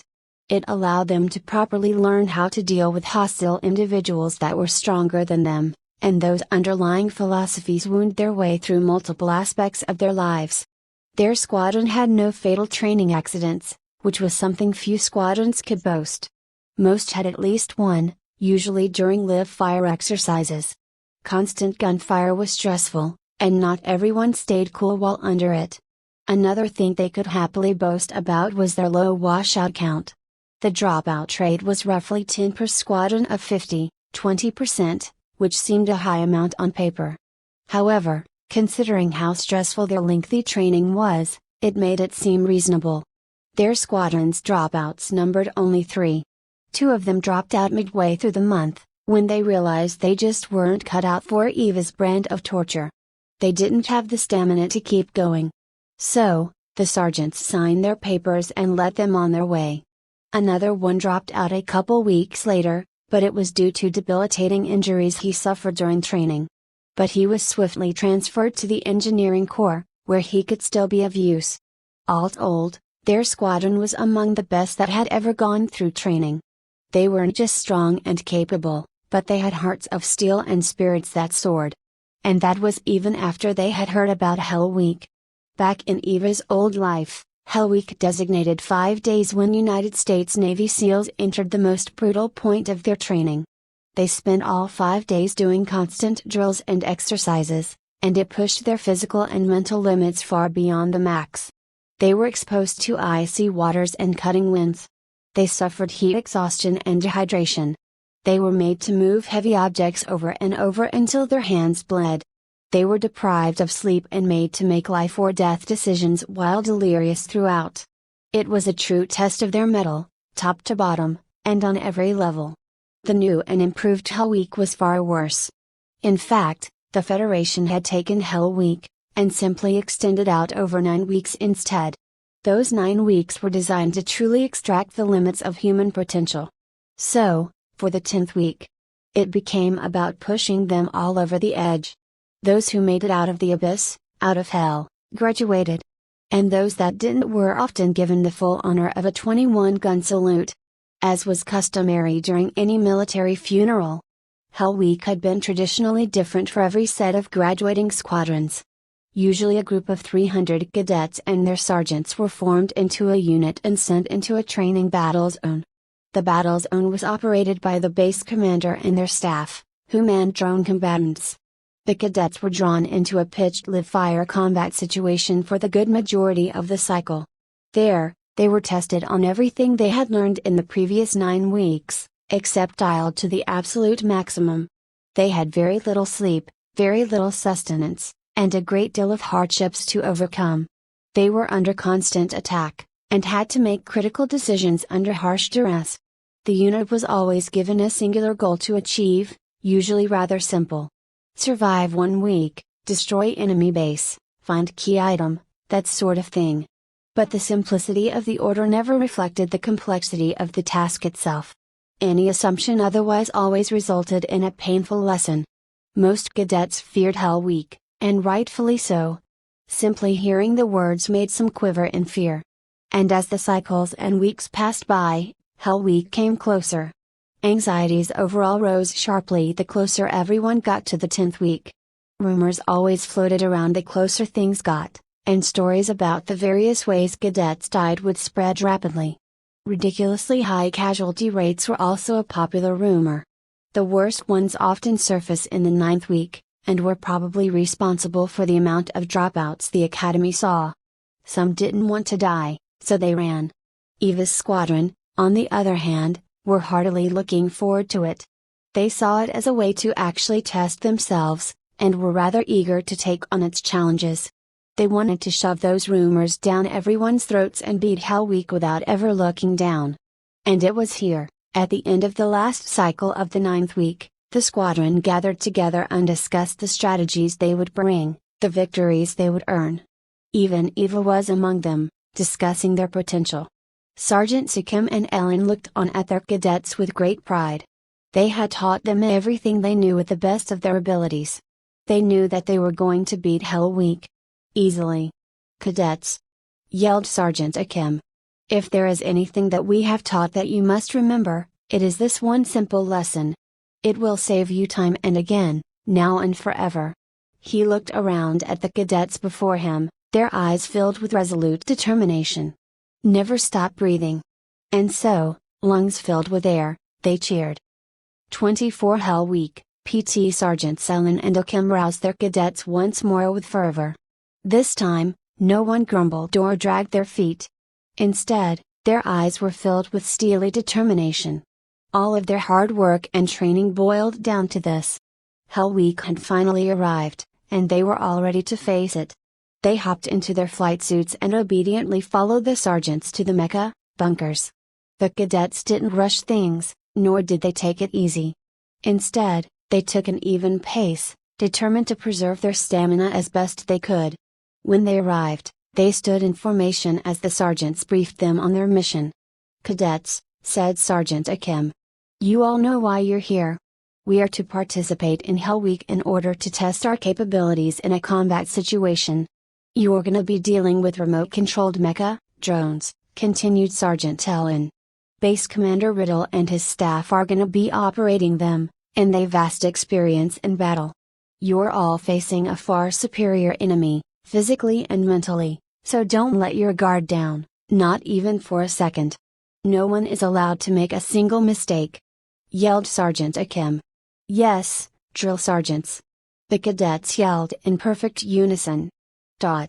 Squad leaders Freya and Xialong will lead the squadron," Sergeant Akim continued. "Split your duties as needed. We are to travel west-northwest to the coordinates provided at top speed. We will be joining other squadrons to reinforce a forward position. We sergeants will follow and support, but have no authority from this point on, aside from emergencies. Clear?" "Yes, sir." The two of them replied. "Take us out, squad leaders," said Sergeant Ellen. Eva and Changlai stepped to the front and looked at the cadets. "Let's ride," said Eva. "Yes, squad leader." The cadets sounded out. They all then hopped into their mecha, powered up, and armed themselves. Half of the cadets equipped tower shields, spears, and ballistic sidearms. In contrast, the other half equipped themselves with ballistic rifles and shoulder-mounted plasma beam cannons. They needed to make sure they could cover as many engagement ranges as possible while also covering each other's weaknesses. It would have been foolish if they only equipped one kind of weapon, considering they didn't have much to go on regarding their enemy's capabilities. They had also filled their ammunition slots with magazines to ensure they had plenty going in. On top of that, 5 of the cadets were assigned purely for support tasks. Their only equipped sidearm was designed for field repairs, and they had an armored cargo pack attached to their chassis. Each of their packs were filled with extra rations, ammunition, and medicine. They were purely non-combat, which suited these cadets just fine. Eva and Changlai determined that flexibility was best, and could improvise on site if they needed to. If the situation called for it, they could even swap equipment and resupply in the field. Once everyone was equipped, Eva and Changlai led their columns side by side as they looked at the horizon, towards their destination. Dust kicked up behind them as their boost jets drove them to their objective at an ungodly speed. The mesh jets kept them hovering a few meters in the air as they surged forward. The distance was far, and the ride was rough, but the cadets had endured far worse. This was nothing. After a couple of hours, they had arrived at their destination, a forward base whose front line was constantly harassing an enemy encampment. Even as they cruised through the camp gates, they heard the sounds of gunfire and battle not too far to the north. They veered into one of the 3 makeshift hangars, where they parked their mecha, next to another squadron. The cadets quickly hopped out of their meshes and performed some simple maintenance, which gave them a chance to rest. Meanwhile, Eva and Changlai headed to the command tent to report in. There, they found a number of cadets circled around a holo display of the enemy base as well as the area surrounding it. Everyone noticed when they came in, and quickly acknowledged them. As the two scanned the room, it became clear that these cadets were all the squad leaders for their squadrons, and that one of them was their unit leader. Albeit, he was self-appointed. "I'm Unit Leader Grizz," he said sharply. "This is my command, and my word is law, got it?" Unit Leader Grizz was a rather large man, more muscular than fat, but certainly both. He was blonde-haired and blue-eyed, and wore a rather scruffy beard. He looked to be in his late 20s or even early 30s. His face looked hard and worn, but his eyes conveyed a hint of ignorance. Eva arched her eyebrows at his demanding nature, but nodded. The other squad leaders didn't look very pleased either, and kept their lips pursed. "Since my squad got orders before everyone else, that means I've got operational seniority. These guys arrived about an hour before you did, and you're the last one in. Honestly, you two should be thrown out for being so late." In anger, he smashed his hand down on a metal stool, which bent and warped from the strength of his strike. "I'd fail you all right now, but we need everyone here if we're gonna attack that base." One of the squad leaders immediately stepped forward, eyes wary of the stool as well as Grizz's reach. "We can't just attack," he said. "We don't know the enemy's strengths, weaknesses, or even numbers. Plus, we haven't verified the base's layout. All we have is an approximation, and that's not enough to get us mobilized." The others murmured in agreement. "I know that," snapped Grizz. "Which is why our latecomers are gonna go scout it out." "Are you nuts?" yelled a female squad leader. "I already told you that my squad has been training for recon, right? We should be the ones taking care of that, it's what we were meant to do. Plus these guys just came in and need to orient themselves." Grizz turned to the female squad leader, his veins reddened and bulged, as though he was about to burst. The change was too sudden, but the other squad leaders didn't seem surprised at all. "What the hell do you know about commanding men? You're just another dumb chick, so shut the fuck up. My orders are to neutralize the enemy base, and I'm gonna do exactly that. I say they go, so they go." He turned to Eva and Qinglai, and pointed a finger at them. "You all dare to be late, so you gotta break your backs as punishment. Now get out there and get me some good intel. And you had better have it in my hands by the end of the cycle." Eva and Qinglai simply nodded and left the tent. They then headed towards their hangar with their heads dark. "What a jackass," said Qinglai. Eva nodded in agreement. She had come across so many men like him throughout her life, arrogant, petty, and self-important. They were so numerous that it was easy to classify them as typical. These men all believed themselves to be alphas, despite not having done anything of note in their lives. To top off not having any talent, many of them had very short fuses. "He's gotta be a player," she said. "Yeah, seems like it. He crushed that stool pretty hard. I believe. If he got smarter, stronger, and tougher just like us, then he probably got more arrogant and hot-headed, too." Qinglai groaned. This was the last thing they needed, an incompetent, arrogant leader whose best defense mechanism was to explode. How were they going to beat Hell Week now? The cadets were really looking forward to it. He opened his mouth to say something, but Eva talked first. "I know what you're going to ask," she said. "I don't really know what to do about him. So let's not worry about winning right now. Let's just make sure to survive his bullshit." Qinglai's mouth closed. She was right. This wasn't the first time either of them had to deal with this kind of person. They had done so all their lives. All they had to do for now was survive his incompetence. They both simply sighed into the air. "Hold on." A feminine voice came from behind them.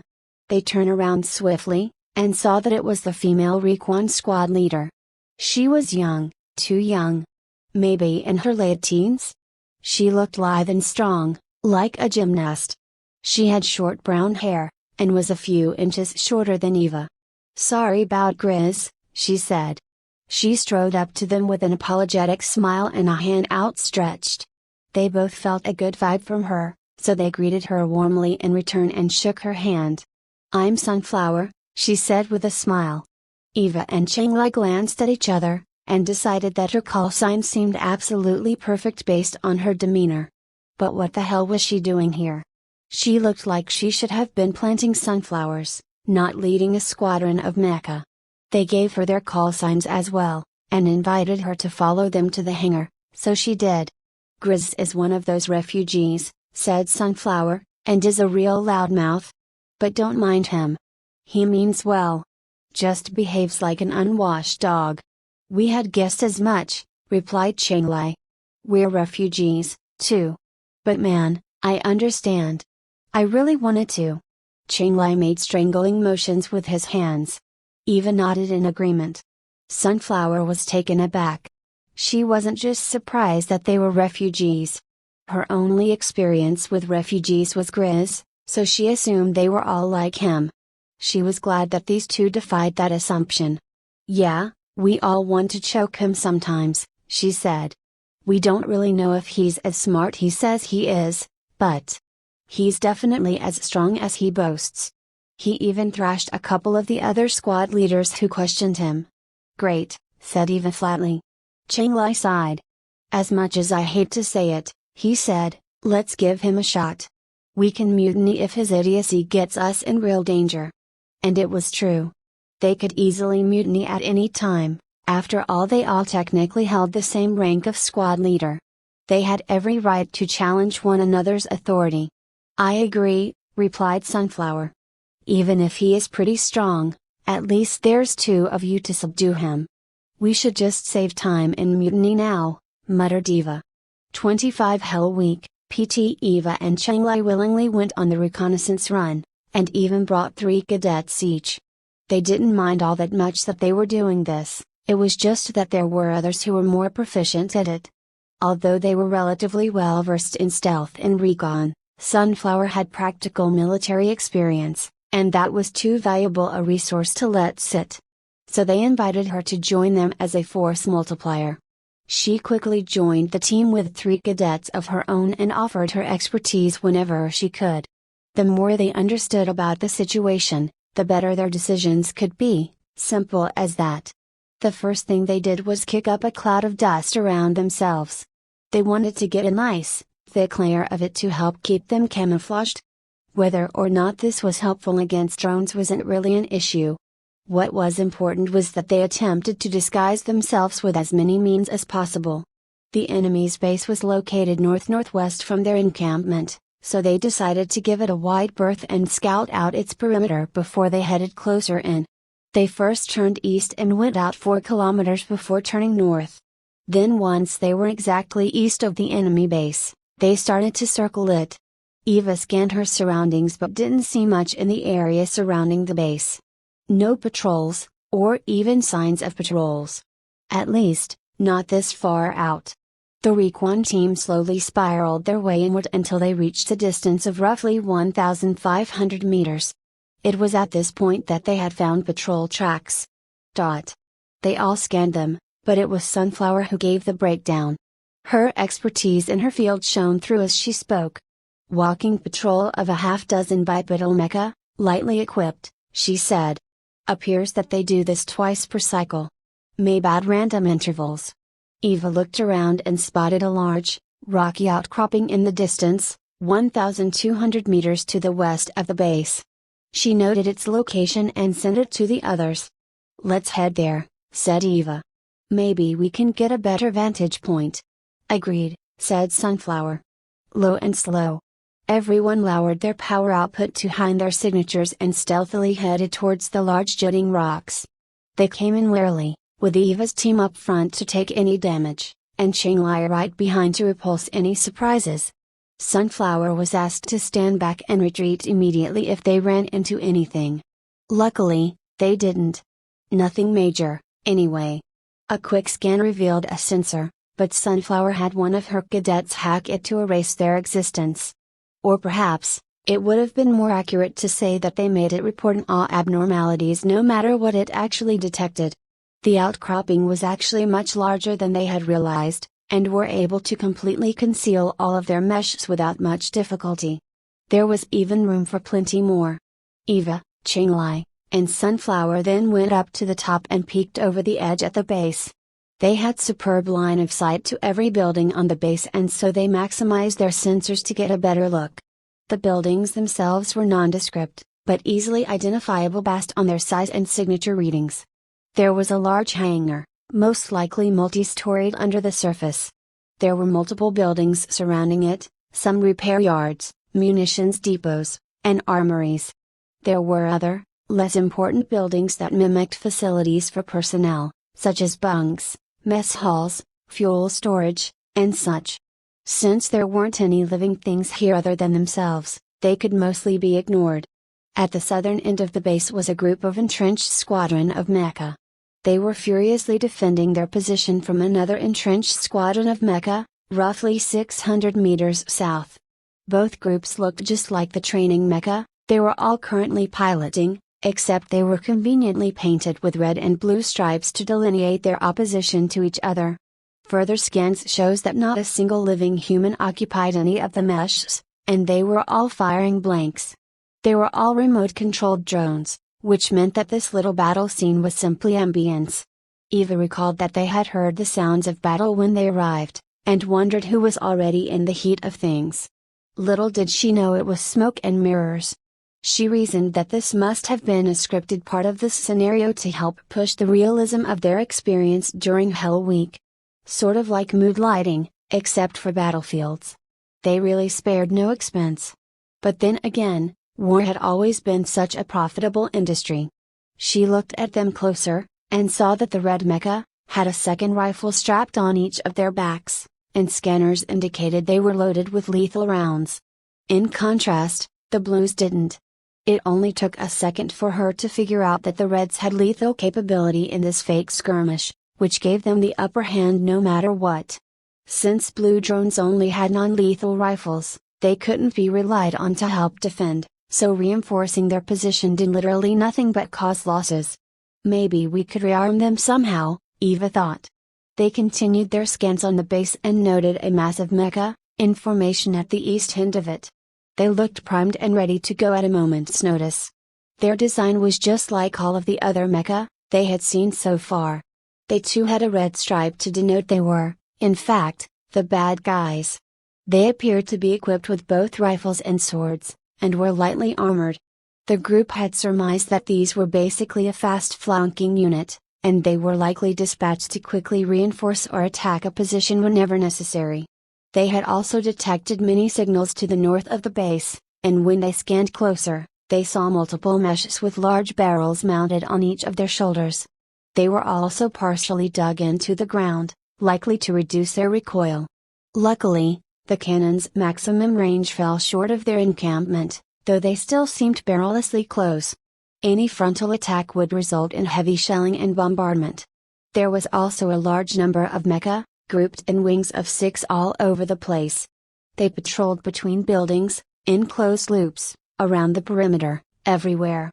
Although they weren't all out at once, and a good majority of them were in the hangar most of the time, it was easy to tell that their numbers were great. Sunflower estimated that there were at least 300 mecha in the base, with 200 of them activated at any given time. They would need to scout out that hangar to be absolutely sure. Not a single one of them was keen to do that. It sounded like suicide.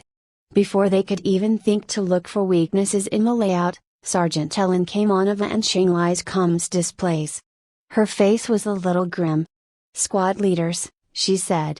"Apologies for interrupting. I've got some news. I've just completed a head count and noted that we're 2 cadets short. Mecha, and all."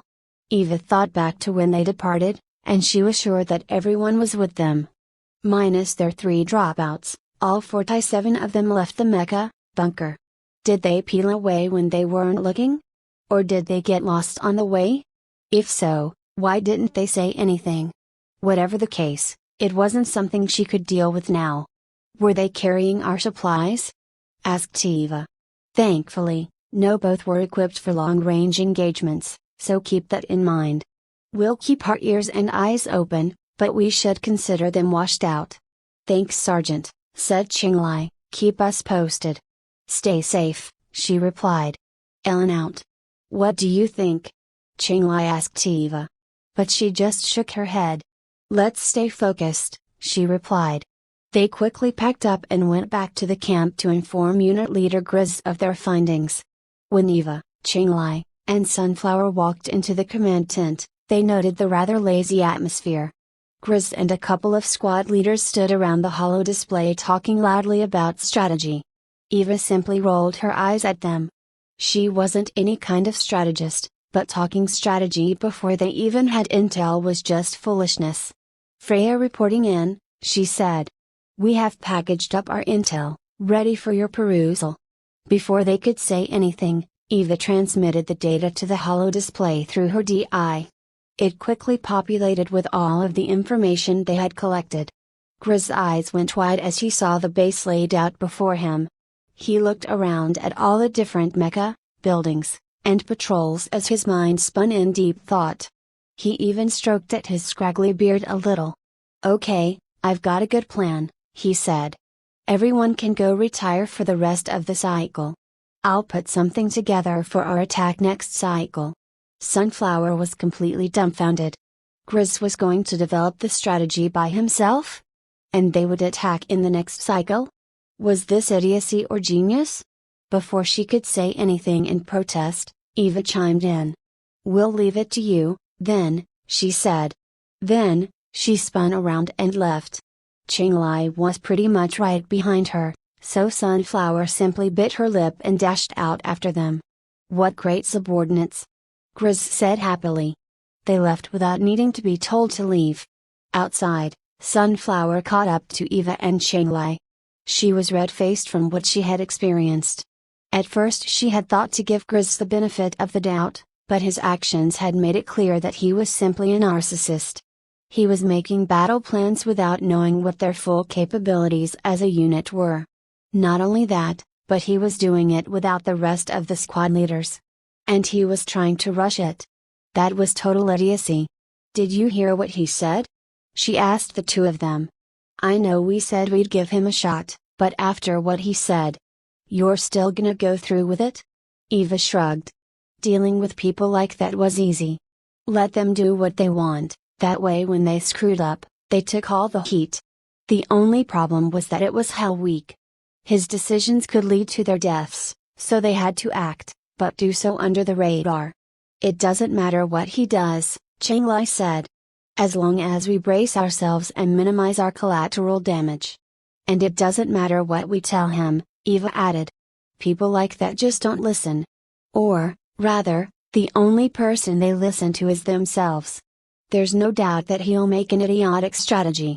It'll be our jobs to counter it without making him look good. Sunflower sighed. So what do we do? She asked. Qinglai said, let's get all the squad leaders who dislike Grizz together and come up with something. Sunflower nodded, and immediately veered off to gather the others, determination etched on her face. Eva and Qinglai headed off to their hangar, where they informed their squadron of what was going on. They didn't look too happy about it at all. It was about an hour later that Sunflower came in, and she was accompanied by 9 of the squad leaders. Many squadrons had more than one squad leader. Cadets were only given as much responsibility as they could handle, so sometimes it was necessary to share the burden of leadership. Most squadrons had 3, and almost none of them had just one squad leader. Well, except for Grizz's squadron. He couldn't handle sharing power. The squad leaders had a few of their cadets come with them to help take notes, so the leadership group found themselves surrounded by dozens of cadets as they had their talk. Needless to say, it was enlightening for many. Eva, Qinglai, and Sunflower gave the rundown of the intel they had gathered, and even had their cadets fill in a few details here and there.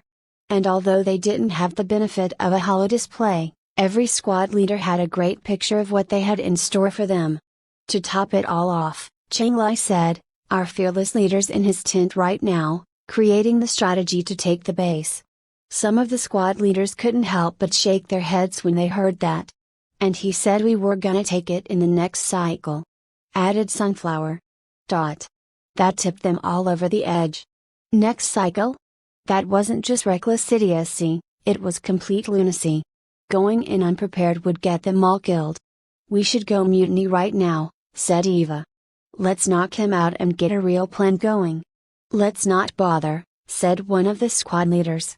We only decided to listen to him because he was a loudmouth and a bully. We're all here now, making a real plan, so let's just keep going. We can lock him up tomorrow. The others murmured in agreement. It made sense. Grizz was only a problem if they listened to him at all. There is an issue, though, said Sunflower. We need his cadets, as well as the squad leaders under his thumb. There's no way we can face what's out there with only our cadets. There's 6 squadrons here, total. And we only lead 4 of those. Eva sighed. Sunflower was right. They had less than 200 cadets, and they were facing an enemy that was at least 300 strong. If they simply cut off the heads from those squadrons, they'd get severely demoralized. They had spent nearly a month with them, trained with them, grew with them. They wouldn't have been very useful in battle without their leaders, it was as simple as that. Damn it, said Eva. It can't be helped.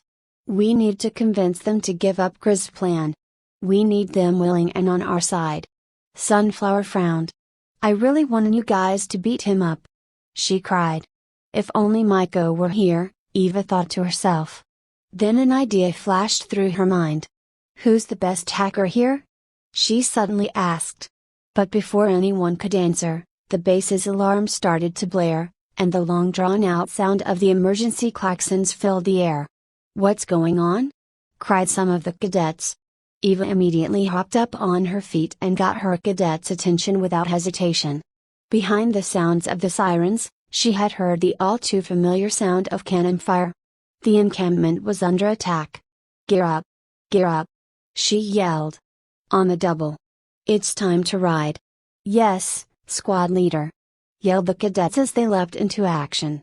26 Hell Week, PT. The squad leaders and their cadets rushed off to their hangars as the alarm sounded around them. Eva and Changlai's squad immediately got into their mecha, powered on, and readied up. They equipped their weapons and got into formation very rapidly. The two sergeants watched proudly as the cadets rushed to prep for their sortie. To them, it really wasn't all that long ago that they first saw them. They were soft and weak and could barely fly. Now they were ready to soar. I want 3 wings, ordered Changlai. Spears with Eva, rifles with me. The third wing, repair and resupply. Each unit in the repair wing needs a spear and a rifle protecting them. Yes sir, replied the squad. This split up all the squads into 3 equal wings of 15, led by Eva, Changlai, and one of the repair cadets. While the cadets moved to get into formation in their wings, Eva studied the battle reports on her MFDs. Her sensors had indicated that there was heavy skirmishing at the western side of their encampment. It seemed that the few cadets who were stationed there were hit by a surprise attack. Her sensors estimated that the attack force consisted of 50 mecha. Fully mobilized, the encampment wouldn't have had any problems dealing with this. However, they were caught with their pants completely down. Griz's negligence meant that the encampment's defenses weren't fully deployed, and there were few cadets guarding the perimeter. Maybe he thought it was all a game and was just enjoying himself. Then again, so did Eva, but she took it seriously as well. I'm gonna go charge into their faces, she said. Who's with me? Her wing cheered as they charged westwards, towards the fighting. Changlai on the other hand took his wing up on the rooftops and decided to flank their opponents from an elevated position instead. While Eva and her wing went in hot and heavy, Changlai came in cold and quiet. The support wing followed, but hung back from the fighting, and hunkered down in a highly defensible position on a nearby rooftop. They were the repair and resupply point, and it was critical that they attracted little attention to themselves. The cadets in the squadron started out green and disorganized, but by the end of the month they had turned into ferocious violence. Their faces were stern and their brows were furrowed with determination. All they needed now was to be tempered in battle, and this was the perfect opportunity. Eva dutifully opened a line to all of the squad leaders on her comms display, and shared the preliminary intel with them. If there's only 50 of them, she said, we could take him out fast. That'll be a big win for us. Agreed, replied Sunflower, I'll come support you ASAP. Wait, said Eva. This could be a diversion. Hang back and scout the outer perimeter in force. The other squad leaders agreed. They collectively decided to split their forces, some were to reinforce the cadets on guard, some were to reinforce Sunflower's Recon squadron, while the others were to reinforce Eva and Changlai. But they were still forming up, and would take at least 10 minutes to arm and deploy. Take your time, said Eva, though don't blame us if nothing's left for you to play with.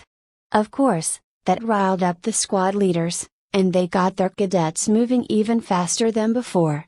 The longer it took for them to get there, the more damaged Eva and Changlai's squadron was going to get. So they took Eva's taunt to sarcastically mean that she didn't want to get too damaged this early on in the week. After all, no one would call assaulting a squad of 50 with only 30 combat-ready mecha playtime.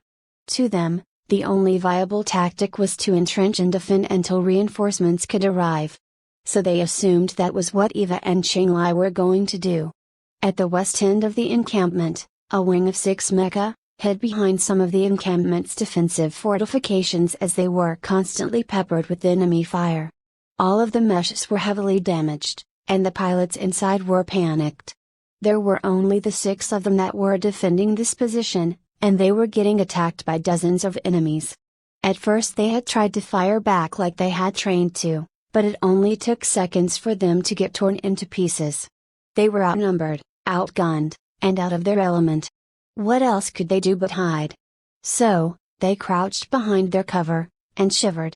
Meanwhile, their comms were going off like crazy, and the squad leaders tried to get them to snap out of it. They wanted the cadets to recover, and hopefully give them info on their situation. "What's on your readouts, cadet?" yelled one of the squad leaders. "We need to know what we're going up against." I can't. It's a lot. We can't even look." The cadets were completely traumatized by the attack and could barely report anything. Some of their sensors had also been damaged, so not much of their data was useful. But one of them at least transmitted what they had. What little they did confirm was of some help. Their initial scans shows that there were definitely 50 mecha that attacked their position. They were all armed with belt-fed machine guns and war ammunition packs on their backs. The armored fortifications the cadets hid behind had become severely damaged during all of this as well. Each one was pockmarked by hundreds of bullets and was heavily dented and distorted. The buildings behind them were also similarly reinforced and yet heavily damaged. The droning sound of their machine gun fire was thunderous, and they echoed in the cadets' minds. It kept them dazed and unable to think, much less act. "I'm gonna die here," thought one of them. Shredded to pieces during Hell Week. His eyes were crazed as his thoughts turned dark, as did the others. But then a voice cut through the din. And like a beacon, lit the way out. Her voice was like thunder in the midst of a roaring fire, and brought things back into focus despite the chaos. Freya reporting to the front. She exclaimed. "Stay down, we'll take care of these tin cans." Eva and her wing vaulted over the fortifications at great speed, and spread out in a flying V formation as they approached the enemy's front line. They held their tower shields up and their spears low as they charged fearlessly towards their intended targets. Alarmed by their sudden incursion, the drone mecha diverted some of their fire towards Eva's wing. But their large tower shields took on most of that incoming fire. They got pockmarked and dented with each burst that they absorbed. And it wasn't as though the shields were all encompassing. There were still portions of their mecha that it couldn't cover, and those extremities got chipped away by some of the drone's weapons fire. But that didn't stop Eva's wing. It didn't even slow them down. They crashed spear first into the enemy front line, and punctured through their armor with great speed. They then performed an intense boost that drove their enemies backwards and pushed the spears in further. They had done this maneuver hundreds, if not thousands of times during their training. Their charge was absolutely devastating, as the cadets practiced aiming their spear points at the various weak points on a mecha. If there were pilots in them, they would have gone straight for the cores. Those strikes would have easily penetrated into them, and turned the pilots inside into paste. But since these mecha were remote-controlled drones, they didn't have a squishy human weakness. Instead, Eva pointed out their networking array, logic circuit, and primary CPU to her cadets. A hit on any one of these would cripple or neutralize the drone outright. It would still be functional, but it just wouldn't be able to receive, make sense of, or process any orders or directives. Any interruption in this chain of thought would render the mecha neutralized without any muss or fuss. In contrast, if they punctured the core's power plant instead, it would create a devastating explosion. Something they definitely wanted to avoid in melee. And so, depending on their angle of attack, the cadets aimed specifically for one of those 3 modules during their charge. They all struck true, and in a flash, 15 of the enemy mecha were rendered inoperable. The wing pulled their spears out quickly, and immediately dashed away from the attack. The remaining drone mecha fired on them as they escaped, but they wove chaotically and moved quickly behind cover, which drastically reduced how often they got hit. Had they stayed, they would have gotten shredded to death by the remaining squad's bursts of fire. Just as they all sped past a building and out of harm's way, Changlai's wing rose up from the rooftop edges and fired their rifles at the unsuspecting drone mecha. They caught them completely unaware, and shredded 7 more into scrap with concentrated fire. They continued firing and rained down hell at the drones, and damaged as many as they could while they had the upper hand. However, the drones had quickly switched targets and laid down suppressing fire as they engaged their evasive maneuvers. They were suddenly caught in an ambush, so their immediate response was to protect themselves. Changlai's wing went back behind cover to reload, and those few moments also gave their armor a chance to regenerate somewhat. Eva's wing came blazing around a different corner, and charged at the drone mecha, for a second time. The drones were too preoccupied with Changlai and barely got their guards up by the time she and her wing were back in their faces. Just like the first time, their spear charge was devastating. Their aim was true, and just like that, another 15 mecha were completely disabled. The 6 cadets who were behind their defensive fortifications even joined in. They became emboldened after they had just witnessed how easily the squad tore apart the drones. Despite the fact that they were still shaky, and their aim was all over the place, they still hit the targets that they wanted. They ended up targeting a couple of the mecha that Changlai's wing had severely damaged, and lit them up with their own barrage of bullets. They kept on firing until they were little more than smoldering wreckages. Eva suddenly appeared on their comms display. "Cease your fighting," she ordered. "Retreat and regroup for repairs." But they started to resist. It wasn't like they didn't want to leave, it was just that she wasn't Grizz, and he had ordered them to guard their position, and dash, now. Eva ordered. "Yes, squad leader," they replied. "And thanks for the assist," Eva quickly added. The cadets immediately retreated and headed to the marker that Eva had sent them to, which was their repair and resupply point. When they got there, the 5 repair cadets quickly got to work. Because they hadn't needed rations on the field, they kept their supply back at the hangar. They instead used that storage space and filled it up with repair materials instead, which was far more useful in a fight. They refilled the damaged mesh ammunition and repair mats while they patched them up as quickly and efficiently as they could. These 5 had spent countless hours practicing their repair and resupply procedures, and had patched up many different levels of damage. While all of the cadets had training in mechanical support, only these 5 were ridiculously proficient at it. Others might have been predisposed towards destruction, but they were miraculous with building and rebuilding. Under their care, damaged mecha could be repaired in half the time. The value of a well-trained wing of battlefield mechanics couldn't be overstated. Eva was saddened that they didn't have more cadets like them. She and Changlai decided to change things up now that they had torn the enemy squadron into pieces. The remaining 11 were badly damaged and on their last legs, which meant there wasn't any need for them to do a third charge. Instead, Eva and her wing engaged a number of them in melee. She guessed that the machine guns would perform poorly while fighting that closely, and was happy to discover how true it was. They could keep them tied up while Changlai and his wing neutralized them one by one. Eva herself came right up to one and slammed it with her shield. As it stumbled around, she harassed it with spear strikes and kept it from regaining its balance. Although the spear was incredibly effective against armor in a charge, it couldn't do much to it in normal conditions. Not many melee weapons could. At least, not if they were the same ranking. Certainly, something like a B-ranked filament blade could slice chunks off of this armor, but all she had was a C-ranked training spear. It really wasn't going to do much against C-ranked armor. So instead of wasting her time wrenching off its armor, Eva instead went for its vulnerable points, such as its joints, neck, and sensors. She struck at its left shoulder joint a number of times until it completely sheared off and flew a dozen meters away. The drone quickly boosted back and sprayed her with a full round of fire, but she resolutely set her shield in front of her. It bent and distorted as it soaked up most of the damage, though a few struck the outer edges of her mecha, where it was exposed. Pieces of her armor chipped off as the drone lay down an unending stream of fire.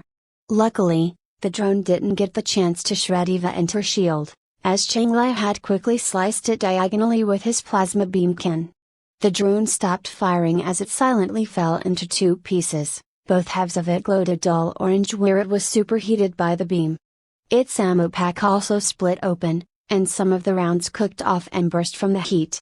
The rest simply fell out of the pack onto a pile on the ground, and pooled around the bisected mecha, like blood. Eva looked up from her shield and scanned the battle. All around her, drones were getting picked apart and destroyed by her squadron.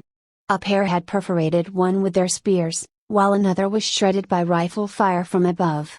She performed a diagnostics check on everyone around her. Their armor and shields had taken the brunt of the damage, although some shots had slipped through the gaps and hit more sensitive areas. Changlai's wing was also similarly damaged, where their armor had taken most of the enemy's fire. Everyone was still at or above 80% operational efficiency, and everything was repairable to some degree. They had blazed through the opposition quickly, and took minimal damage as a result. And all they had were garbage C-ranked weapons. Well, except for those beam cannons. Eva made a note to try to incorporate them more often. By the time the other squadrons had arrived, there were no drones left to neutralize. The squad leaders were utterly astounded. They had expected to join a protracted battle, and instead they found Eva and Changlai's wings picking over the remains like crows over corpses.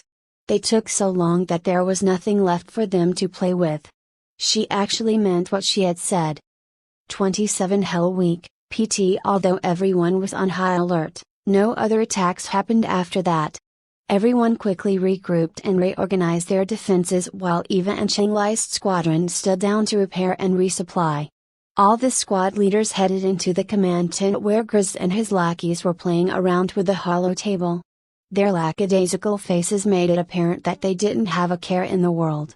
Grizz watched the squad leaders as they came into the tent uninvited, and frowned deeply. One of the things he hated the most was to get interrupted while he was busy. His work was too important to set aside so casually. At least, that's what he loved to say. "What are all of you doing?" he asked. The squad leaders took their time as they took their spots around the hollow table. They made sure to make room for Eva and Changlai as well. "We were just wondering the same thing about you," answered one of the squad leaders. "Did you even know we were under attack?" Sunflower followed up. It was clear that she was stressed with Grizz, and tried her best to hide her frustration with him. But her body language and her strained voice gave her away. "Of course I knew," he snapped. "But you all took care of it, right? So why did I need to go out there? I still had work to do here. Work that you're all now impeding." Sunflower rolled her eyes at him. A real leader would have been out there. Or put together a defense. Or, at the very least, reached out and checked in. Grizz just hid in his tent and didn't utter a peep. "Anyway," she said coldly, "we're here to vote for the unit leader going forward." Grizz's eyes immediately turned red, and his voice turned hostile quickly. "The hell you say," he said. "I'm the unit leader. Me. Got it? I was first on site, so I get first dibs. That's how the galaxy works." The other squad leaders, Eva and Changlai included, flinched as they saw Grizz's tantrum starting to blow. He was provoked so easily, and only after a few light words from Sunflower. Reasoning with him was going to be difficult, to say the least. The two of them had experienced this sort of behavior in their lives, many times over. Their reaction had always been to step aside and suffer the indignity of dealing with an aggressive, power-hungry narcissist. It was a difficult reaction to resist, even now in their new lives. Eva had to actively fight with herself, to force herself to face this self-centered, self-serving, self-aggrandizing terror. Her heart thumped wildly in her chest as she egged herself on to confront him. Her hands shook from the adrenaline, so she forced herself to calm down by controlling her breathing. Inhale. Exhale. Good. "If you're so great," she said, "then you don't have anything to worry about when we vote, right? And who the hell gave you the right to talk?" Grizz roared. "We're all the same rank, Squad Leader Grizz," said Changlai. After Eva had spoken up, he decided to back her up. He had felt the same way, and needed to stand up and help subdue Grizz. Not just for himself and Eva, but for everyone else in the room. Too many people had been trampled on by men like Grizz. He and his ilk were all too common, and it was up to them to fight back against their bullshit. He also pushed his anger down and tried to maintain calm rationality, but it was tough. Both of them wanted nothing more than to beat Grizz into a pulp, but that wasn't really a solution. It was impossible to try to beat maturity into anyone, especially men like him. Eva understood that more than anyone. We all have the same right to talk, Qinglai continued. Or are you trying to say that our ranks don't mean anything? Or that perhaps your rank somehow means more than everyone else's? Grizz was frozen on the spot. He didn't know how to respond to Qinglai. He obviously couldn't refute that they all held the same rank. Because of that, he couldn't continue to suppress them. He glanced at both Eva and Qinglai, a cold fury whirled behind his eyes. He held dark thoughts about the two of them as his anger subsided a little. Fine, he said gruffly. Vote as much as you like. I'll still obviously be unit leader at the end of it. No one else can match my strength or my determination. The other squad leaders scoffed silently at him. They had experienced Eva and Qinglai assault an enemy squadron while outnumbered, or at least experienced the aftermath of it. Those two had displayed true grit, and they inwardly laughed at the idea that Grizz's temerity could even come close. Great, said a squad leader. I'll cast my vote now for unit leader. And I choose squad leader Freya. Many of the other squad leaders quickly agreed, and cast their votes for her as well. Even Sunflower and Qinglai had put her name forward. By the end, Eva had collected 11 votes, while Grizz received 4. Qinglai came in last with a single vote from Eva. Eva's eyes were wide with shock.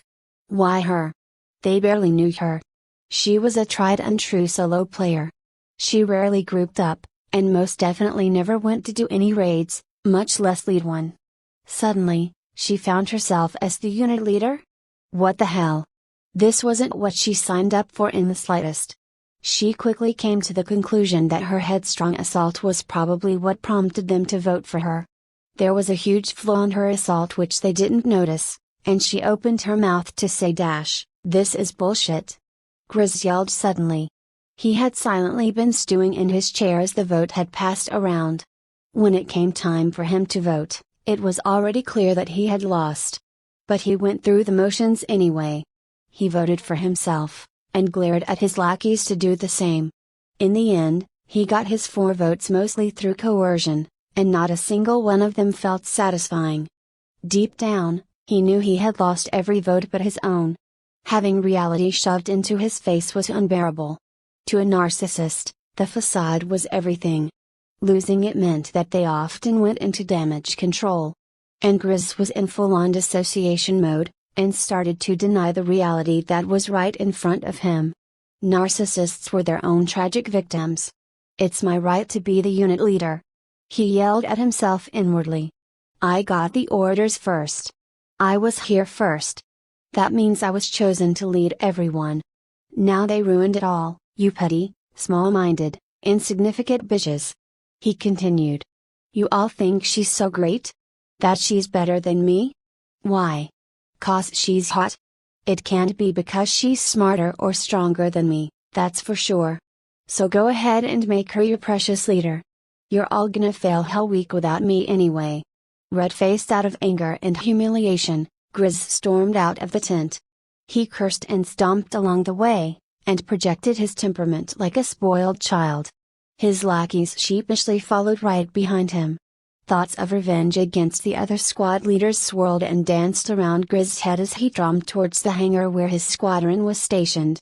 He imagined tearing them limb from limb and throwing the parts out into the vast Martian wastes. He had especially dark thoughts reserved for Eva, who he wanted to pay back the most for having taken his position. Little did he know that in his own hangar, his own cadets had their own thoughts about Eva. The 6 cadets who were stationed in the Western Guard post were relieved of their duties and ordered to rest.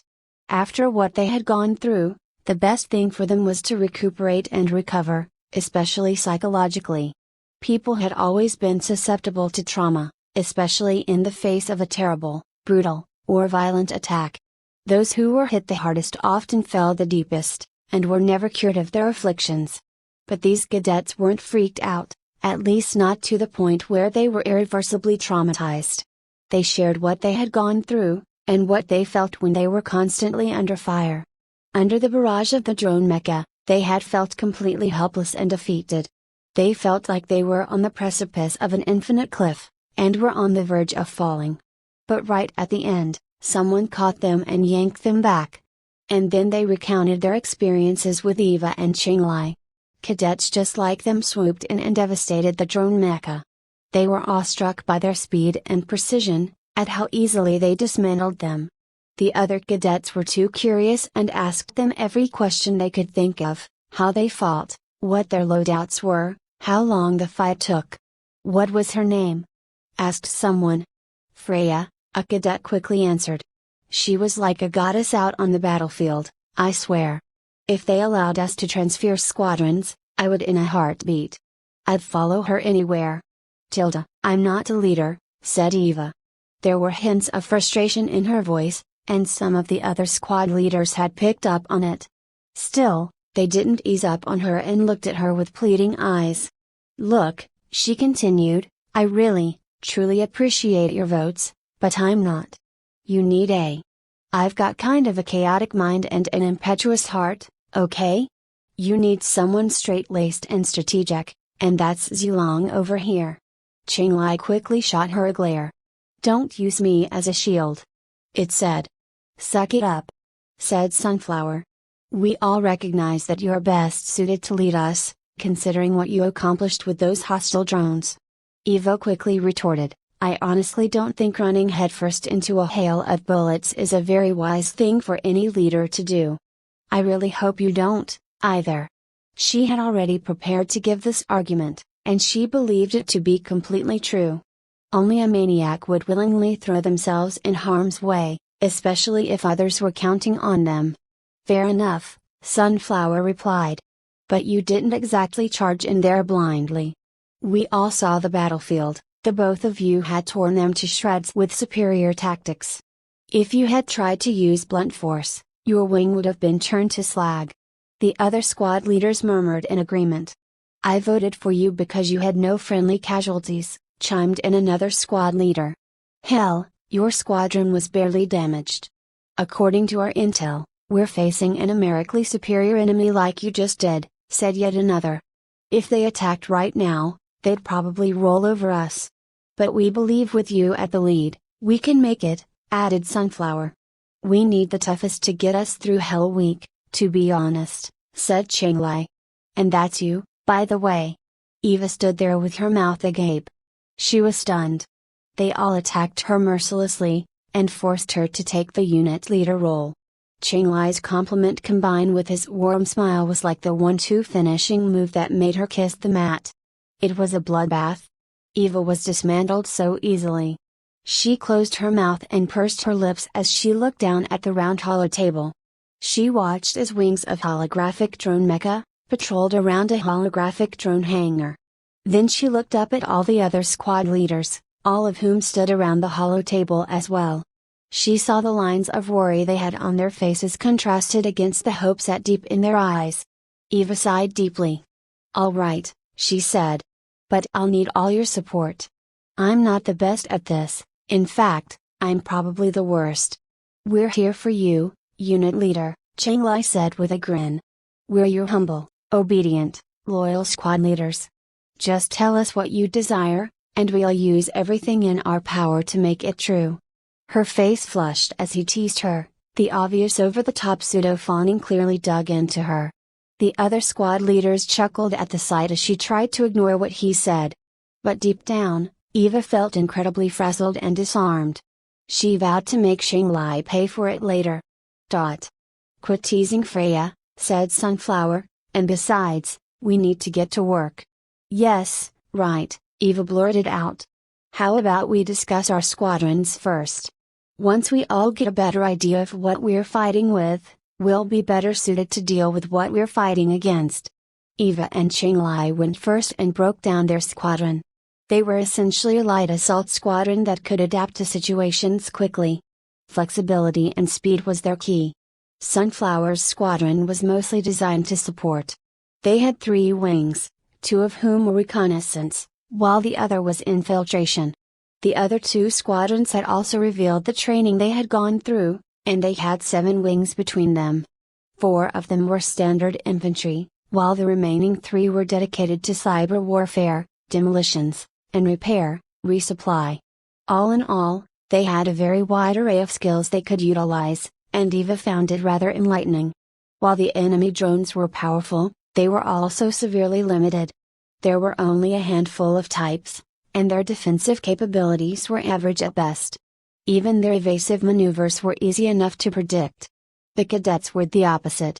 They had middling firepower, but had greater flexibility. This gave them the ability to respond to any threat. More than that, they could create threats that their enemy couldn't respond to, or even counter. This was their key to beating Hell Week.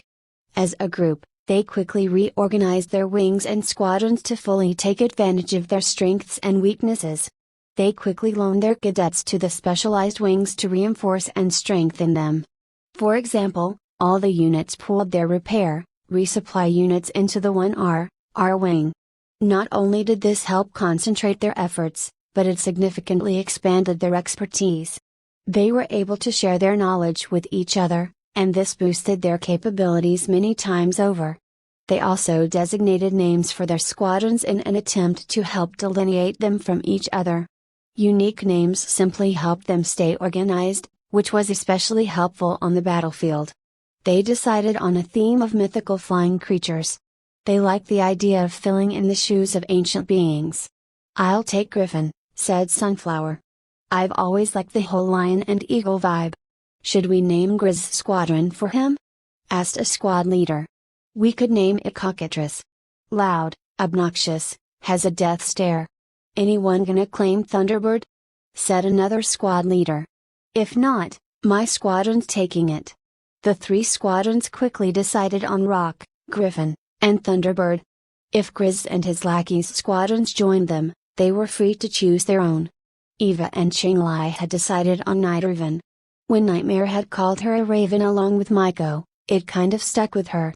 In the back of her mind, she had been ruminating on ravens, crows, rooks, and other corvidae. She loved their intelligence and cunning, as well as their symbolism across multiple cultures. The Night Raven specifically was an ancient beast in Norse and Germanic mythology. In those myths, anyone who saw a Night Raven either died instantly, or fell ill from infection. And if children spotted one, they would have been abducted, dismembered, and eaten. Eva didn't quite feel a kinship with that image, but the name Night Raven resounded strongly with her, plus it fit with the theme. The name worked for now, but she was certain that she wasn't going to keep it. After they had picked out names, they quickly moved on to more important things. They quickly organized a new defensive perimeter, increased fortifications, and upped the guards at the posts.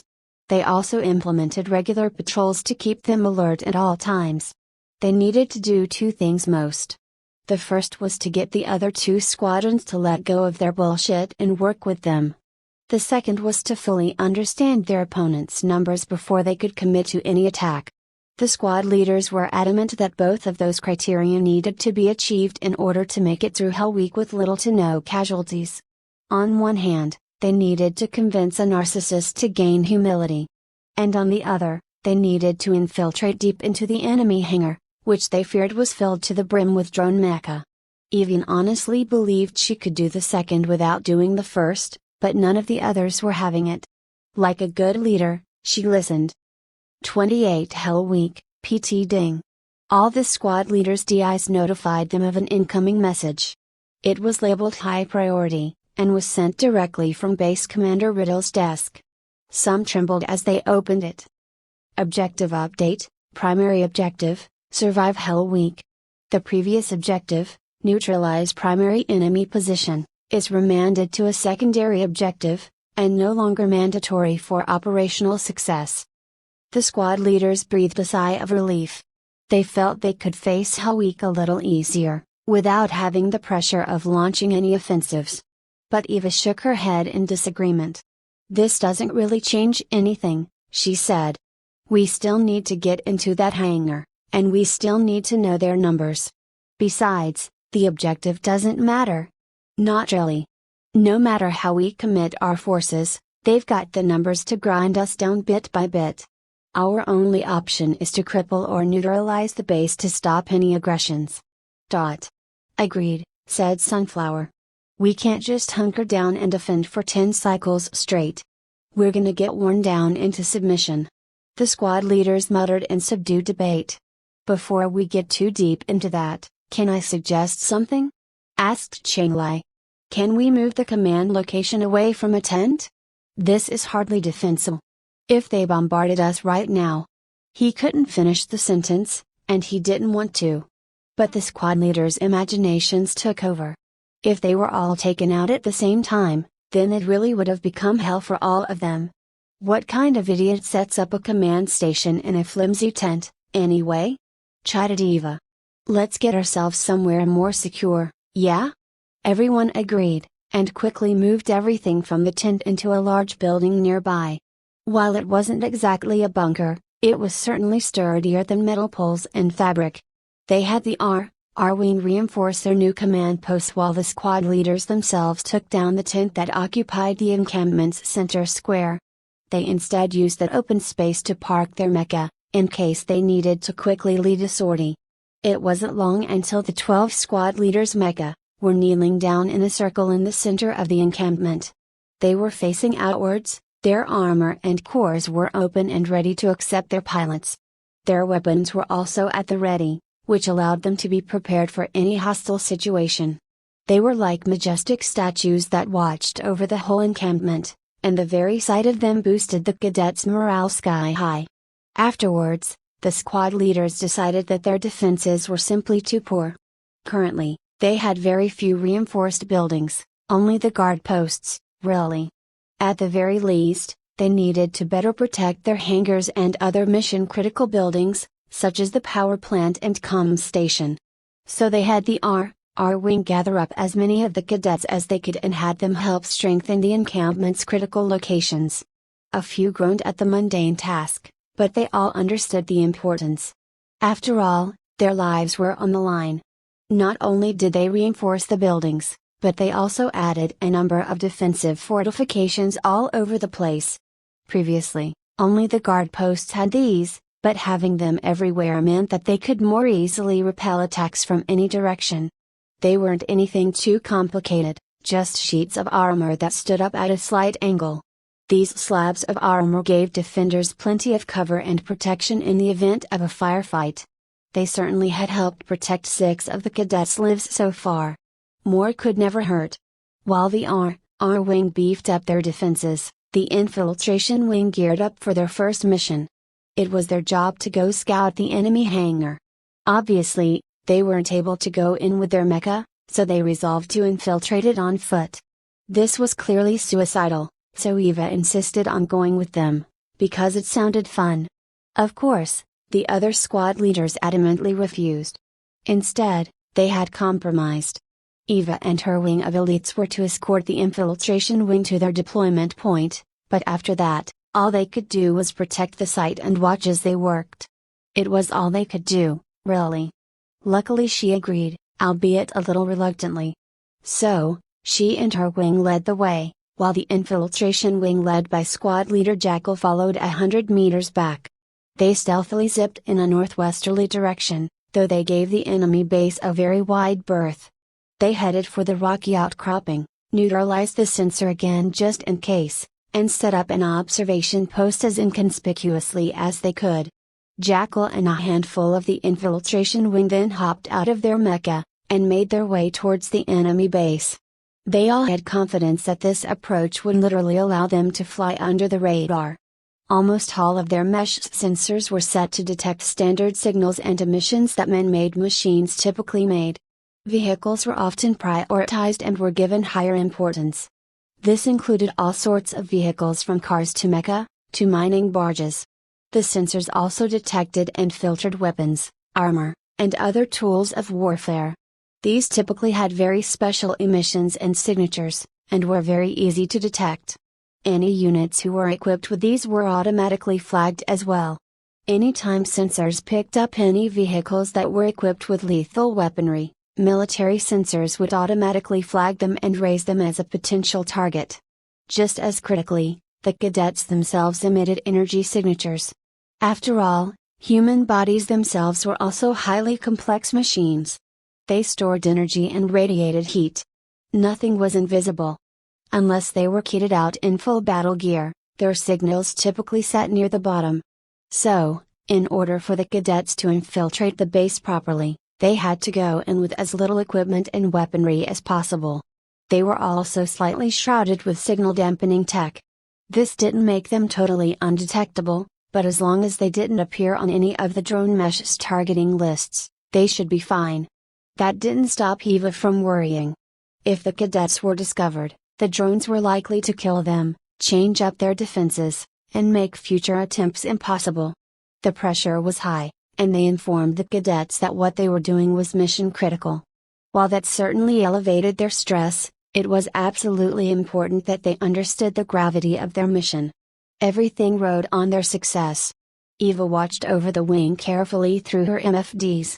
Although they maintained radio silence, the infiltration team had been transmitting their sensors and live feed directly to them, so everyone who was out with Eva watched as they made their way towards the base. They crossed the 1,000-meter stretch on foot, which took a few minutes. Luckily, none of the patrols noticed them. They were too small, and too unimportant to even register at those distances. It wasn't long before they had reached the outskirts of the base, and huddled up against a building and sat under its shadow. Sweat built up on their brows now that they were much closer. They felt the ground rumble as Mecha patrolled all over the base. They even felt the vibrations through the building they were leaning against. They were frightened, but they choked back their fears and ducked down towards the next building. The team dashed up to a corner, and Jackal peeked around it. Just on the other side was a wing of drone mecha. They slowly walked by as they scanned their immediate surroundings. The last one uncharacteristically stopped while it was near them, and swiveled slightly from side to side. It was as though it was looking for something, which made them all hold their breaths. Not that it made a difference. After a moment, the drone took a step forward and joined the rest of its wing and continued its patrol. The infiltration team took this opportunity to move to the next building, and further close the distance to the hangars. They carefully made their way to their ultimate destination and did their best to stay hidden and away from any patrol's line of sight. They had a couple of devices that would help them get away if they were spotted, but they were only for absolute emergencies. Everyone hoped they didn't have to use them at all. The cadets pushed themselves beyond what they had trained for at the academy. Without a doubt, they had employed everything that they had learned in the past 9 weeks in just these few minutes alone. It all culminated here at Hell Week. And it was right then that these cadets understood the purpose of it all. Of course, they had been told before that this was a test of their abilities, but it didn't really sink in until they felt the heat under their collars. Here they were, unarmed and defenseless right in the middle of an entrenched enemy position, and scared fucking shitless. Any mistake would have cost them their lives, and the lives of their fellow cadets. Every moment mattered, and every decision was critical. So they didn't linger and kept moving towards their goal, every step more vigilant than the last. They wiped their brows and continued to carry the burden that they held on their shoulders. When they reached the hangars, everyone let out a sigh of relief, Eva included. But they couldn't relax fully just yet. The mission had only just begun. They crept into the huge hangar. It was far larger than the hangars they had back at the training yard. Possibly 4 times as much. This clearly didn't have a retractable dome as it was too enormous for that. Plus, there was a huge comms array installed on top of it. In order for the mecha to enter or exit the hangar, 2 of the 4 sides were completely open, which allowed a great deal of traffic to flow in and out of it. The team crept inside and over to a corner, where they kept to the shadows. They took their time to scan their surroundings and soak in everything around them. Of course, they didn't bother to filter any of it and transmitted the intel directly to their observation post. They didn't need to think about any of it, just observe, collate, and forward.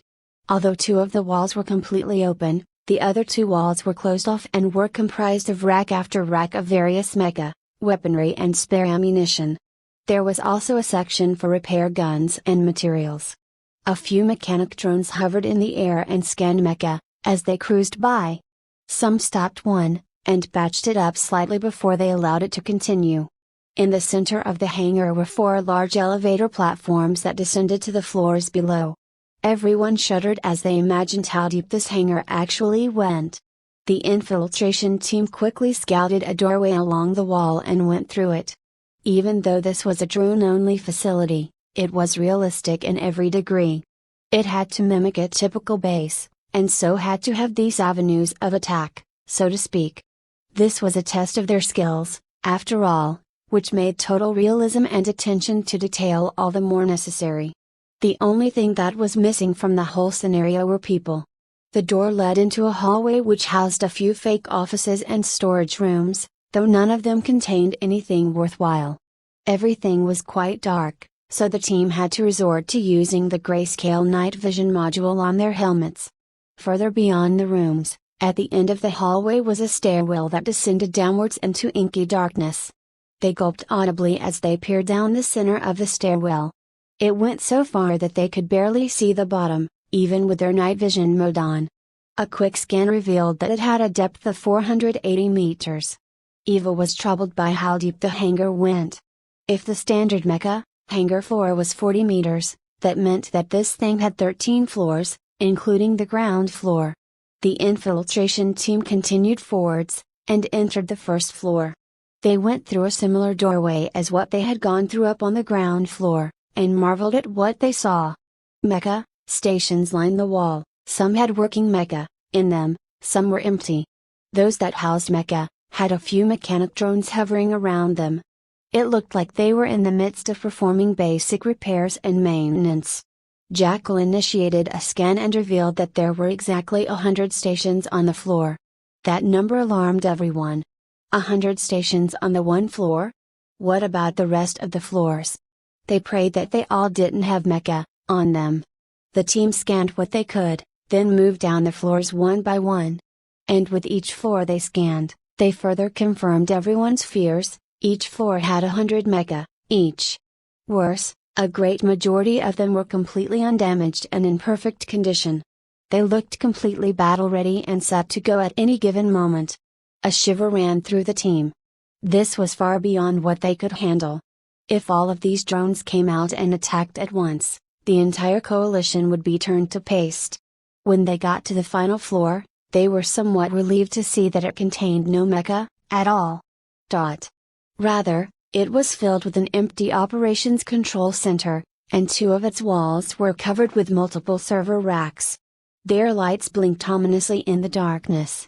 Terminals and workstations were situated in angled rows that were parallel to each other, and they all faced a wall that was covered in huge displays. If this space had people in it, chances were that the officers would all be down here. This was the perfect spot to control all operations. It was literally the safest spot on the base.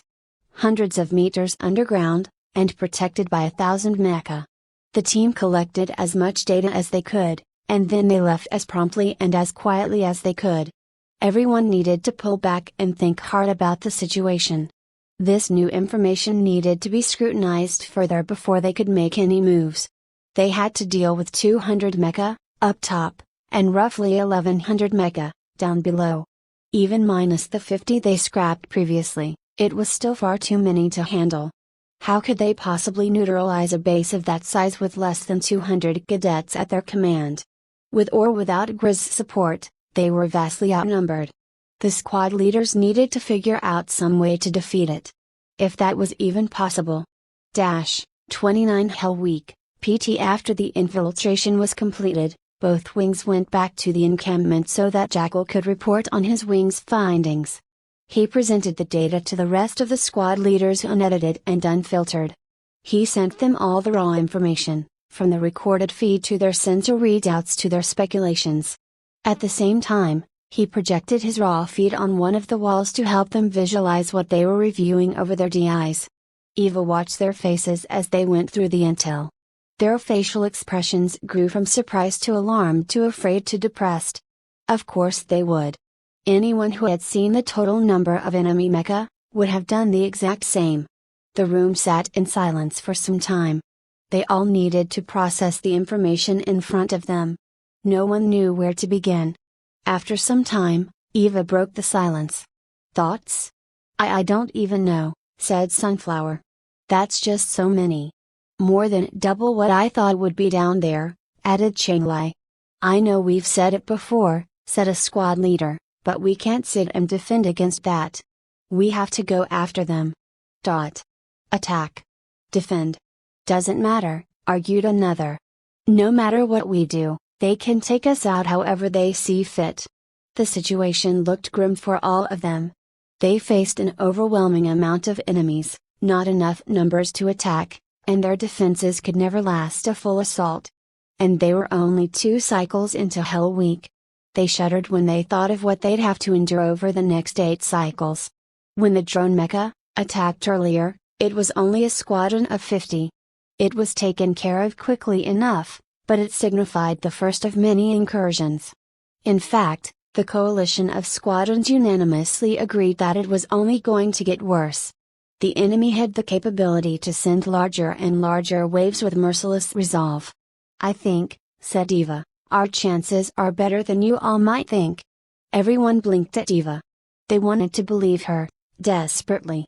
But having seen the numbers themselves, they just couldn't think positively. It was too much, even for the miraculous Freya. She saw their disbelieving faces, and smiled. Think about it this way, if there were real pilots out there, it'd be easy to deal with them, right? Just bomb their barracks. Boom. Gone. No pilots, no mecha threat, yeah? You're looking at those huge numbers like we're on some big battlefield, and we're facing each other with guns drawn. The squad leaders looked at each other. They were starting to get at what she was saying. The numbers were huge, but there were other ways to deal with them. Going up against them face to face was the worst case scenario. All they had to do was find the winning one. Fact is, she continued, they're sitting around uselessly. All we need to contend with is the 200 already active. We can cripple the base before they can even mobilize the rest. We just have to hit them intelligently. Jackal switched his presentation to show the images of the comms tower above the hangar. It was a huge structure, but relatively easy to topple. At least, in comparison to the 1,300 mecha surrounding it. Of course. Yelled Sunflower. When we did our recon, we saw those towers all over the base. They use those to control the drones. If we take them out. No more orders. Eva nodded. What they needed was a spear thrust through the armor, and break their communications permanently. If we tear down the towers, she said, it would hopefully mean that any mecha still in the hangar wouldn't ever activate. They couldn't even receive any orders. All we'd have to deal with are any mecha that are already active. We'll also need to wreck their repair depots, added the demolitions squad leader, and maybe their ammo dumps, too. Really, anything flammable. Let's throw the base into chaos. The demo squad leader's callsign was Jen, and boy did she love explosives. It was clear how enthusiastic she was about blowing things up. She even had to offer more suggestions of her own. This was her time to shine, and she wasn't going to let the chance slip that easily. Eva laughed at Jen's suggestions. Let's do it, she said in agreement. Do you have enough fireworks? I'd have to fabricate a few specialized ones. Those towers have been buttressed, so they'll take a bit more. Oomph. We can't just walk in there and blow up some buildings, scoffed the squad leader. Hell, they'll probably deploy half their mecha the second we take a step in their direction. True, said Chenglai. We'll need a diversion. Big one, probably. More than that, we can't just hit the comms towers, said Eva. Like Jen said, we should take out their repair depots at the same time, so they can't put the towers back up. What we ought to do is raid their base once, really hard. You know, blow shit up, steal their crap, and then get the fuck out. The squad leaders grinned. They couldn't last against a protracted fight, but hit-and-run raid tactics were definitely viable. By embroiling the base in chaos, it would allow them to act with impunity. Not only were their weapons, ammunition, and repair materials right out in the open, but if they could take out their critical points of failure and neutralize the base, that basically spelled their victory over Hell Week. As they discussed what they'd do to stir up trouble, a cadet burst in without warning. He went straight for Eva, then stood beside her at attention. "Unit Leader Freya," he said. "We have a serious problem. Grizz and his squadron have left the encampment in their mecha. He also took the second squadron with him." "What?" yelled a squad leader. "Where'd they go?" "Not sure, sir," replied the cadet. "It appears the squadron's headed northeast." "Northwards? Was he attacking the drone base? Was he insane?" The other squad leaders paled when they imagined what he was up to. If he was deserting, he would have headed eastwards, back towards the training yard. And he certainly wouldn't have taken 2 squadrons with him if he was just going to run away. He was clearly up to something, and it probably was going to end badly for everyone involved. "He's gonna get his cadets killed," said Sunflower. "We need to save them." Eva darkened. She didn't really want to save Grizz or his squadron. If they wanted to be stupid and throw their lives away, that was their deal. Any forces she committed to saving them would likely result in more casualties than not. But it was an incredible opportunity to do some serious damage. She quickly turned to Jin. "Get all the explosives you've got on hand. We're going after those repair depots right now." Grizz tightened the grip he had on his controls as he and his squadron rushed towards the enemy base. They had borne northeast out of the encampment, but had actually swung wide and around quickly thereafter. They were now headed towards the enemy base in a southwesterly direction at great speed. His goal was to smash into the artillery mecha, and render them useless. If Eva could do it, so could he. His squadron was in an assault formation right in front of him, wedge-shaped, with the most experienced pilots up front. It was their honor to rip into their opponents first, and let the less experienced cadets behind them mop up. Of course, Grizz led from the rear. He preferred the position greatly, as it allowed him to direct his troops how he wanted and remain protected. He felt it was their solemn duty to defend him while he concentrated on executing his strategy. In his mind, they were nothing without him. If he was taken out, then no one else had the ability to lead or achieve victory. Not too many shared that sentiment. But he was the squad leader, so they had to take his orders. That was their duty. The squadron was equipped with submachine guns in one hand while they wielded swords in the other. Grizz reasoned this setup allowed his squad to soften the enemy while they charged in, and then cut them to pieces when in melee. It was a relatively sound tactic depending on the situation, but to him it was absolute genius. He had played countless games, and was very fluent with the rock-paper-scissors balance dynamic. Because he had a rather good understanding of the concept, he was very sure of his own strategic ingenuity. There was some validity to the claim. Anyone who had nurtured this mindset would certainly have the upper hand when dealing with any difficulties in life. It didn't matter if they had learned it through playing games or studying law. The problem was that game theory and practical combat application didn't always intersect. Sure, there were checks and balances, but maximizing them didn't always result in victory. They only improved their chances. And that lack of understanding combined with Grizz's unrestrained narcissism was a surefire recipe for disaster. "Status," he ordered. The cadet at the head of the formation quickly responded to him. "We're approaching attack range, sir." They sped towards the enemy position, weapons at the ready. The pilots wore determination on their faces as they looked to face the enemy head-on for the first time. Red targets blipped onto their MFDs as they entered attack range. They were the dug-in artillery mecha, but since they were facing southwards, there was nothing they could do about it but sound the alarm. Once they were at the optimal firing range, Grizz's squadron squeezed the triggers on their SMGs. Round after round of depleted uranium ammunition blazed towards the helpless artillery. They were riddled with hundreds of bullets in just seconds, their armor dented and chipped under the relentless barrage. Many rounds found their way in the gaps between the armor, and did some serious internal damage. Circuits sparked as they were cut, lines bled coolant as they were severed, and joints became mangled as they were struck. Grizz's squadron continued their fierce charge until they reached melee range, at which point they simply swung at the dug-in mechas with their swords. They sliced through their weak points and severed their limbs and heads from their main bodies. Since the artillery mecha were completely stationary, there was absolutely nothing they could do but be damaged so critically. It was certainly an easy victory, but it never occurred to them that perhaps they were designed to be. "Polish 'em off quick," ordered Grizz. "We need to be ready for a countercharge." Grizz had expected their fast response squadron to come barreling in at them at any time. But he had a surprise for them, too. They just had to finish up the artillery mecha, quickly. "That one, get that one!" he yelled. He simply stood in the middle and pointed out any mecha that had to be destroyed. Of course, he didn't do anything himself except bark orders and look tough. Grizz exemplified what it meant to be a truly worthless and narcissistic middle manager.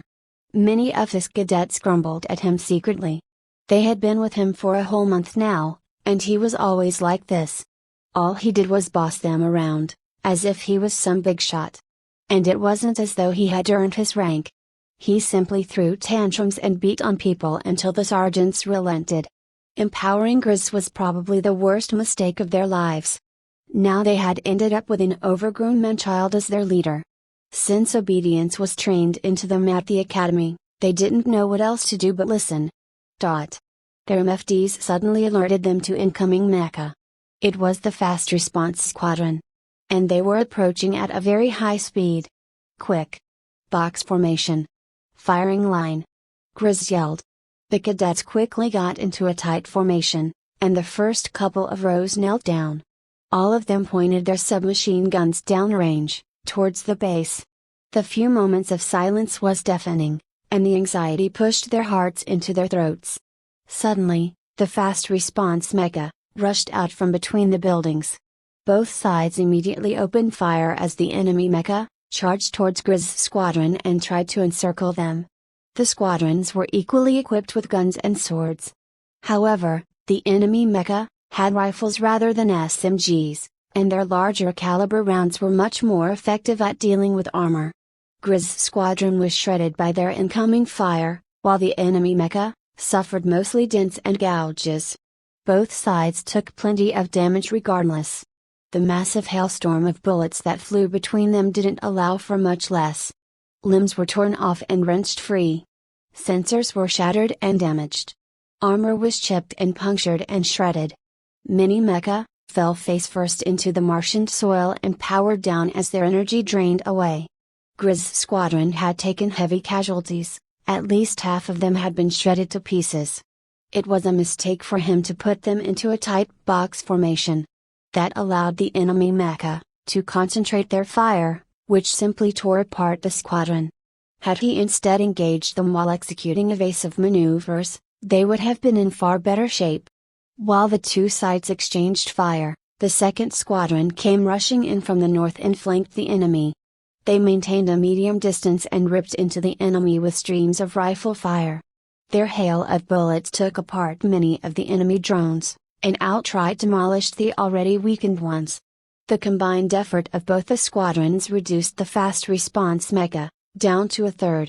Those that were still combat operational had been heavily damaged. Their armor was dented, some had missing arms, others had broken jets. It was clear that their effectiveness was cut down to size. Having lost a great deal of their strength, the enemy mecha quickly ended their attack and instead fell back towards the base. Grizz took this as a complete victory and cheered. His surprise strategy was rather effective, and he couldn't help but be overjoyed. Some of his cadets had joined in, but the others simply had sour faces. "Overcharge your repairs," he ordered. "We ain't done fighting yet." The cadets who had gotten shredded went dark. They had just barely survived that onslaught. And now he wanted them to get back into the mix? Fucking lunatic. They felt as though he was playing around with their lives. and their frustration was about to burst. Unbeknownst to any of them, when the Fast Response Squadron had initially deployed, the hangar simultaneously activated one of its floors. Heavily armored mecha lit up and stepped out of their stations. They trudged onto the elevator platforms in the middle with mechanized efficiency, and stood in resolute formation. They rose from the depths of the hangars and saw light for the first time in many cycles. Their hulking forms contrasted the much lighter and faster mecha around them. A great majority of the armored meshes equipped themselves with electrolances and thick tower shields. A few picked up huge cannons and threw them on their shoulders. This squadron was wholly dangerous, and had an operational capability far beyond many of the cadets' squadrons. Their jets powered on as they blasted northwards towards Grizz's position. The mesh's cold, emotionless faceplates gleamed as they sped towards their target. They had orders to completely dismantle all hostile units, and absolutely nothing was going to stop them from fulfilling them to an exacting degree. 30 Hell Week, PT Squadrons Nitrovan and Thunderbird raced towards the enemy base, determined to cause as much damage as they possibly could. If Grizz was going to sacrifice himself and his squadron, then they were going to use the time wisely. Sunflower popped up on their comms display.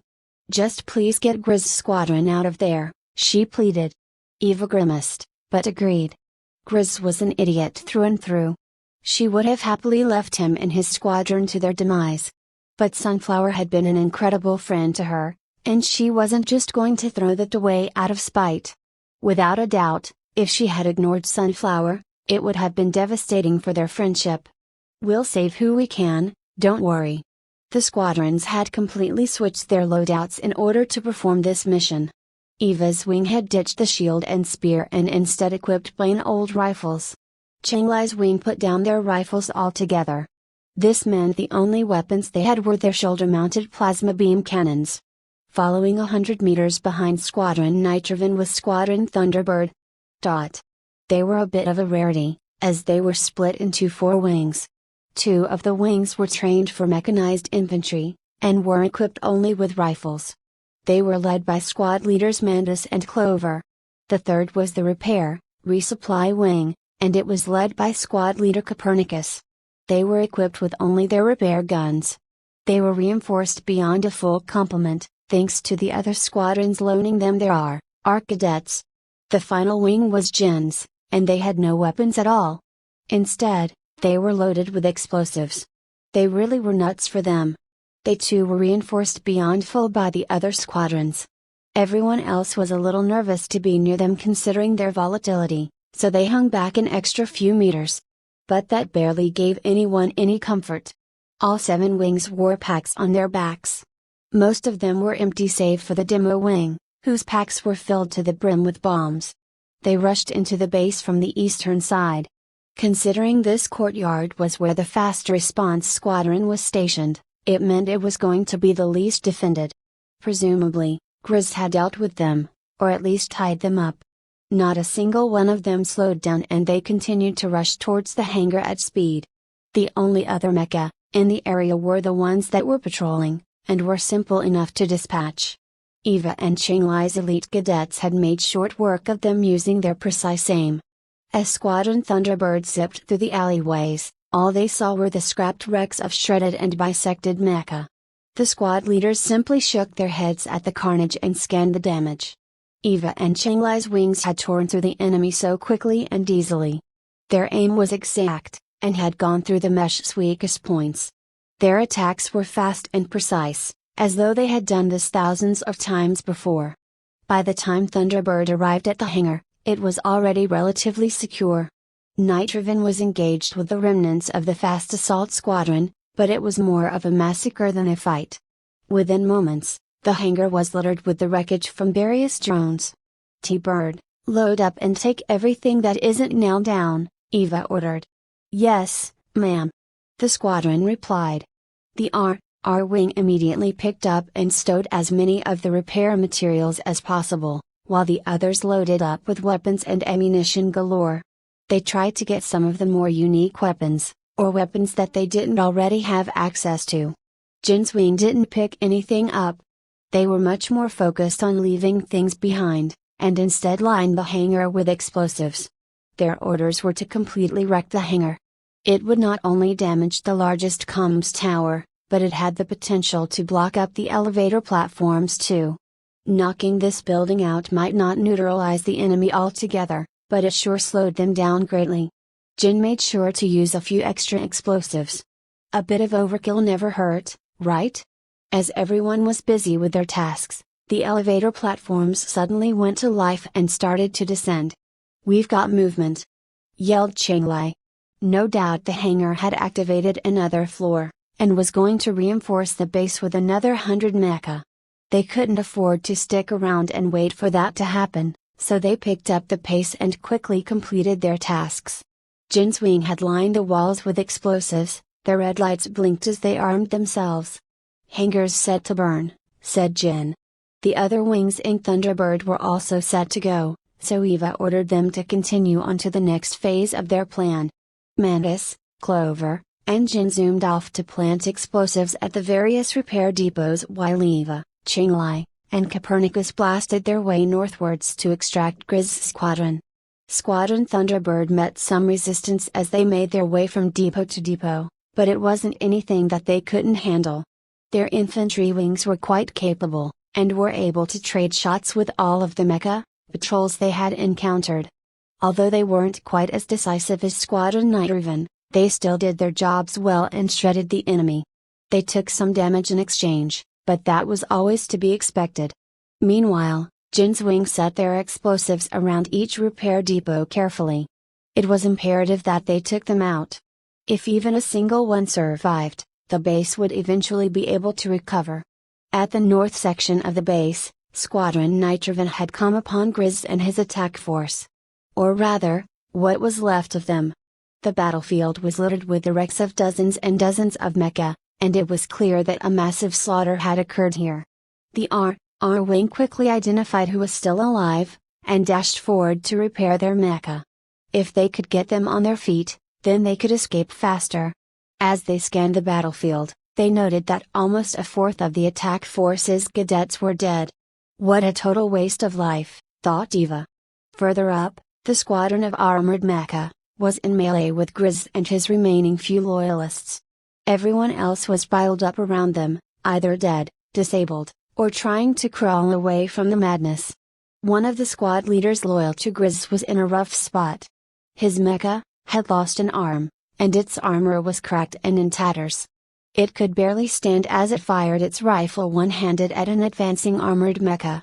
The mecha quickly boosted up and body slammed the squad leader with great force, which shattered the rest of his armor and flung the pieces in every direction. The squad leader's mecha crashed to the ground helplessly. He tried to crawl away as the armored drone relentlessly advanced. He pointed the rifle point blank at the armored mecha, and squeezed the trigger. Bullets simply bounced off harmlessly. The armored drone was completely unfazed by the attack aimed right at its chest. In response, it reared its arm back and then thrust into the down mecha, with its electro-lance. The lance punched through easily, as though the mecha was made of tin, and even dug into the ground. It glowed blue for a second, and then it released streams of electricity straight into the mecha. Arcs of electrical energy poured out of the puncture wound and reached out to everything around it. The down mecha shook uncontrollably from the excessive electrical damage it took. The whole thing started to spark and smoke as it charred from the inside. After a few more seconds, it stopped moving altogether. There was no saving that pilot. He was cooked. Eva scanned the battle as she watched the devastation happen. Sensor readouts indicated the armored mecha had B-ranked reactive armor. There was absolutely nothing on the field that could penetrate it. Except those B-ranked electrolenses. When she saw the armored mecha obliterate the squad leader, she immediately opened fire on them. "Aim for the sensors," she ordered. Quickly. Raven immediately dished out bursts of fire from their rifles. Any of the shots that struck armor were completely neutralized. Even the powerful beam cannons only left scratches. The armor itself was a computerized, mechanical alloy that adjusted its density and tensile strength on the fly. Instead of constantly being hardened, The armor could be softer and absorb more force. Or it could perform micro vibrations on the surface to dull any impacts it suffered. Of course it had its limits, but in short engagements such as these, the armor truly shined. And combined with a nanorepair module, reactive armor was nearly impossible to defeat. Not that it had to activate any of its abilities, since the weapons they were up against were an entire rank lower. Their resting density was more than enough to counter the C-ranked weapons. However, Eva and her squadron weren't trying to penetrate that armor. There was no need to. All they needed to do was blind them.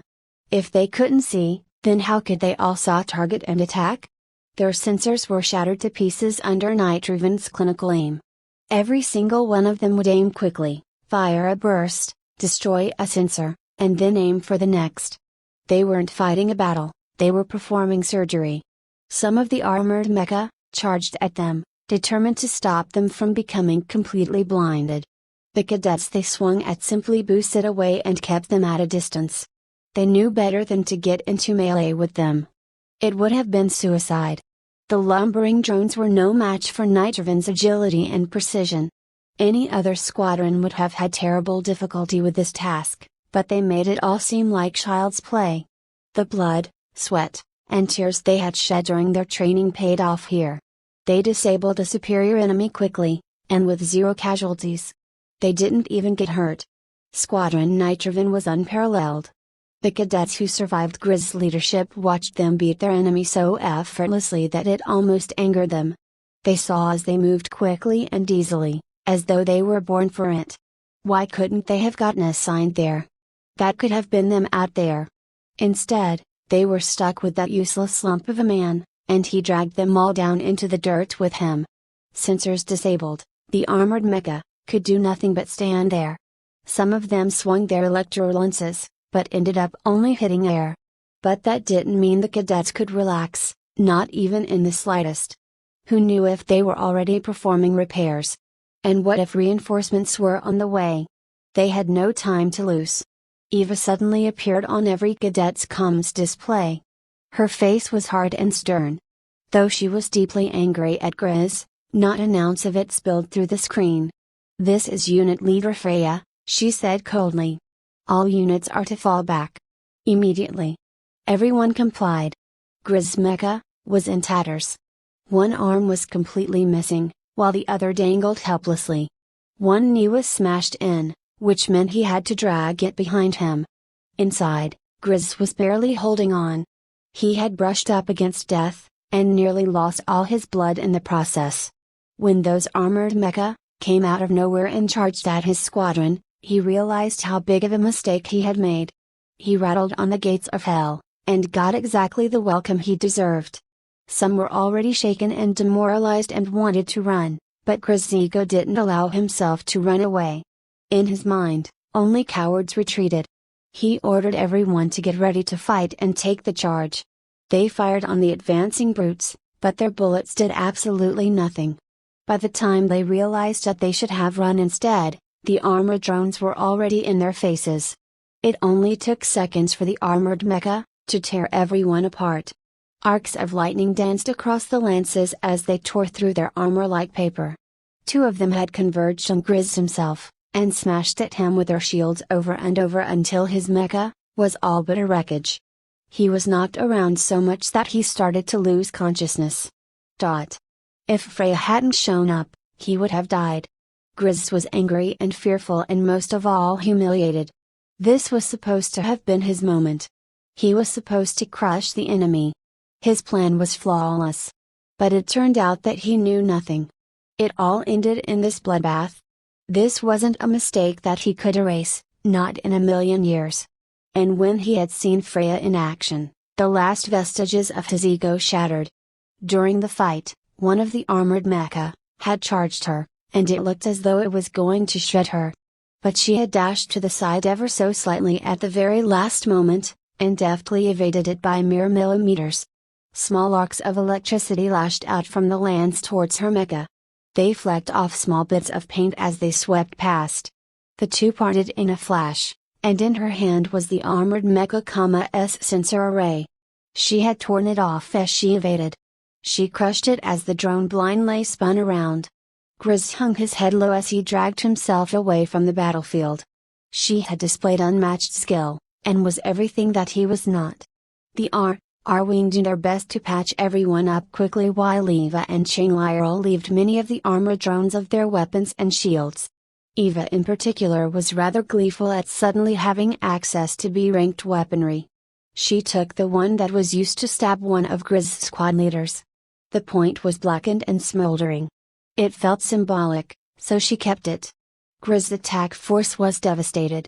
Those who could move on their own helped carry the ones who couldn't. The RAVENS brought back all those who didn't survive. Too many cadets died. Needlessly, and for one person's vanity. They all learned right then and there that Hell Week wasn't deadly because of how powerful or numerous their enemies were. It was deadly because of foolish choices and prideful egos.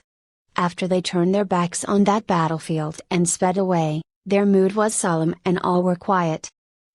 Back at the hangar, a squad of 100 infantry mecha had just risen out and started to equip themselves with whatever weapons were left. They looked quite odd with a different mishmash of equipment, but it was better than nothing. They quickly zoomed off northwards to reinforce the armored mecha, as the elevator platforms descended again. The hangar was ready to load it up with another squadron.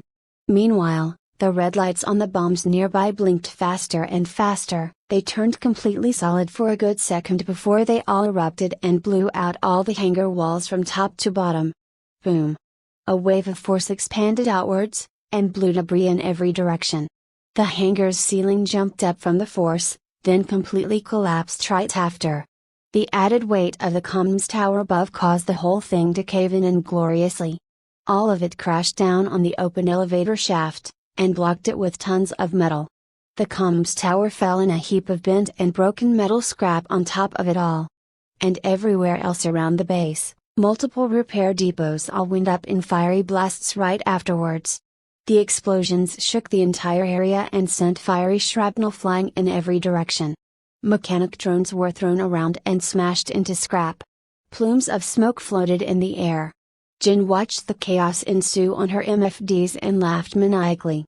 Her bright orange hair perfectly matched the flames she helped create.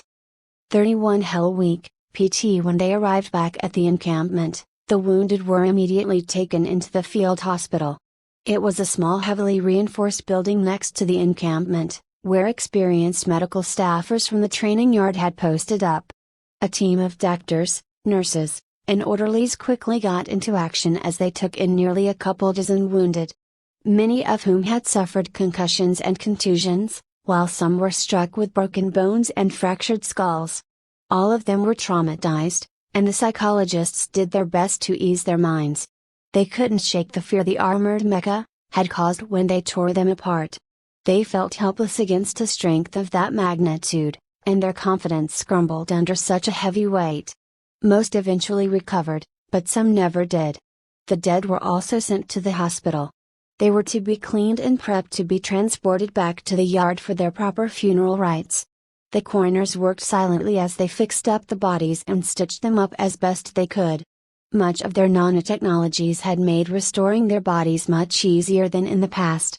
Still, some of the deceased were in such terrible shape that the only option was to turn them to ash. All of the squad leaders had convened in the command bunker.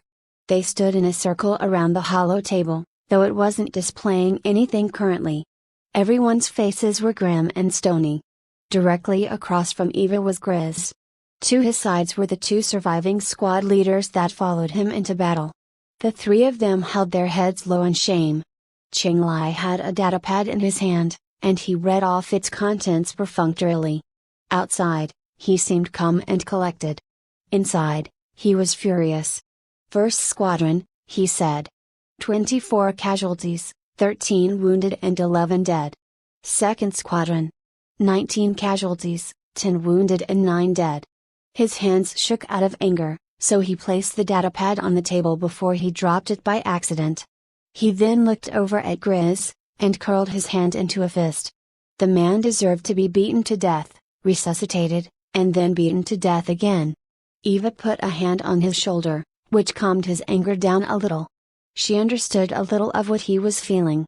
He was very upset about the number of people Grizz had inadvertently hurt and killed.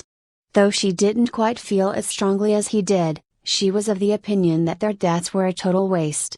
What angered her most was that Grizz sacrificed these people while in pursuit of feeding his own ego. Their lives were worth more than that. Qinglai continued his report. That leaves the first squadron with only 13 battle-ready cadets, and the second squadron with 22. The room sat in silence for a while as the information sunk in. The two squadrons' numbers were pitifully low. Less than half strength since the beginning of their time at the academy. The number of dropouts and casualties they had suffered rendered them nearly useless. What could a 13-pilot squadron even accomplish? Eva's cold voice cut through their thoughts like a knife. Do you have anything to say for yourselves? The two squad leaders by Grizz's side shook where they stood. Their fists balled up as their hearts tightened. They never wanted to be a part of that attack force, not in a million years. But Grizz had bullied them to his side. He had forced them to be his lackeys, and in turn ordered their cadets to fight for him. They had seen how physically abusive he had been prior, and didn't want to be on his bad side. One of them quickly pointed a shaky finger at Grizz. He coerced us, cried one. Practically forced us to go on the field with him. The other one nodded, and quickly followed up after his squadmate. When we first got here, he said, I resisted his leadership, but he literally throttled me until I coughed up blood. What else could I do but follow? As the two of them spoke, Grizz's face got darker and darker. Is that any excuse? Retorted Qinglai. His anger was as sharp as a knife. You all led your cadets, your friends, to their deaths. So what if he was gonna hit you? Take it. Take it so your cadets don't have to. The two squad leaders' mouths gaped at Qinglai's bitter words. He was 100% right. If they had felt any responsibility towards their charges, they would have resisted him. Opposed him, like they should have. After all, that was what they promised during their swearing-in ceremony, to protect the Federation against all enemies, foreign or domestic. Just because Grizz wore the same uniform didn't mean he was excluded from that list. It became clear that they should have done more to protect their own people, the cadets that they had learned with, grown with, become friends with. Instead they gave them up for their own self-preservation. They hung their heads down in shame once more. The failure was theirs to bear. Eva looked at the two squad leaders and thought deeply about their situations. She cut the silence again. In my opinion, we ought to reorg the first and second squadrons and merge them. These two can keep their ranks and continue serving. Yeah, it's true that they could have shielded their cadets better, but I think they'll more than make up for that mistake from now on. Agreed? The other squad leaders murmured in debate amongst each other, but they ultimately nodded and agreed with Eva. It was such a pity that those two had to learn that lesson the hard way. All their gazes then turned towards Grizz, the person singularly responsible for the chaos and the casualties.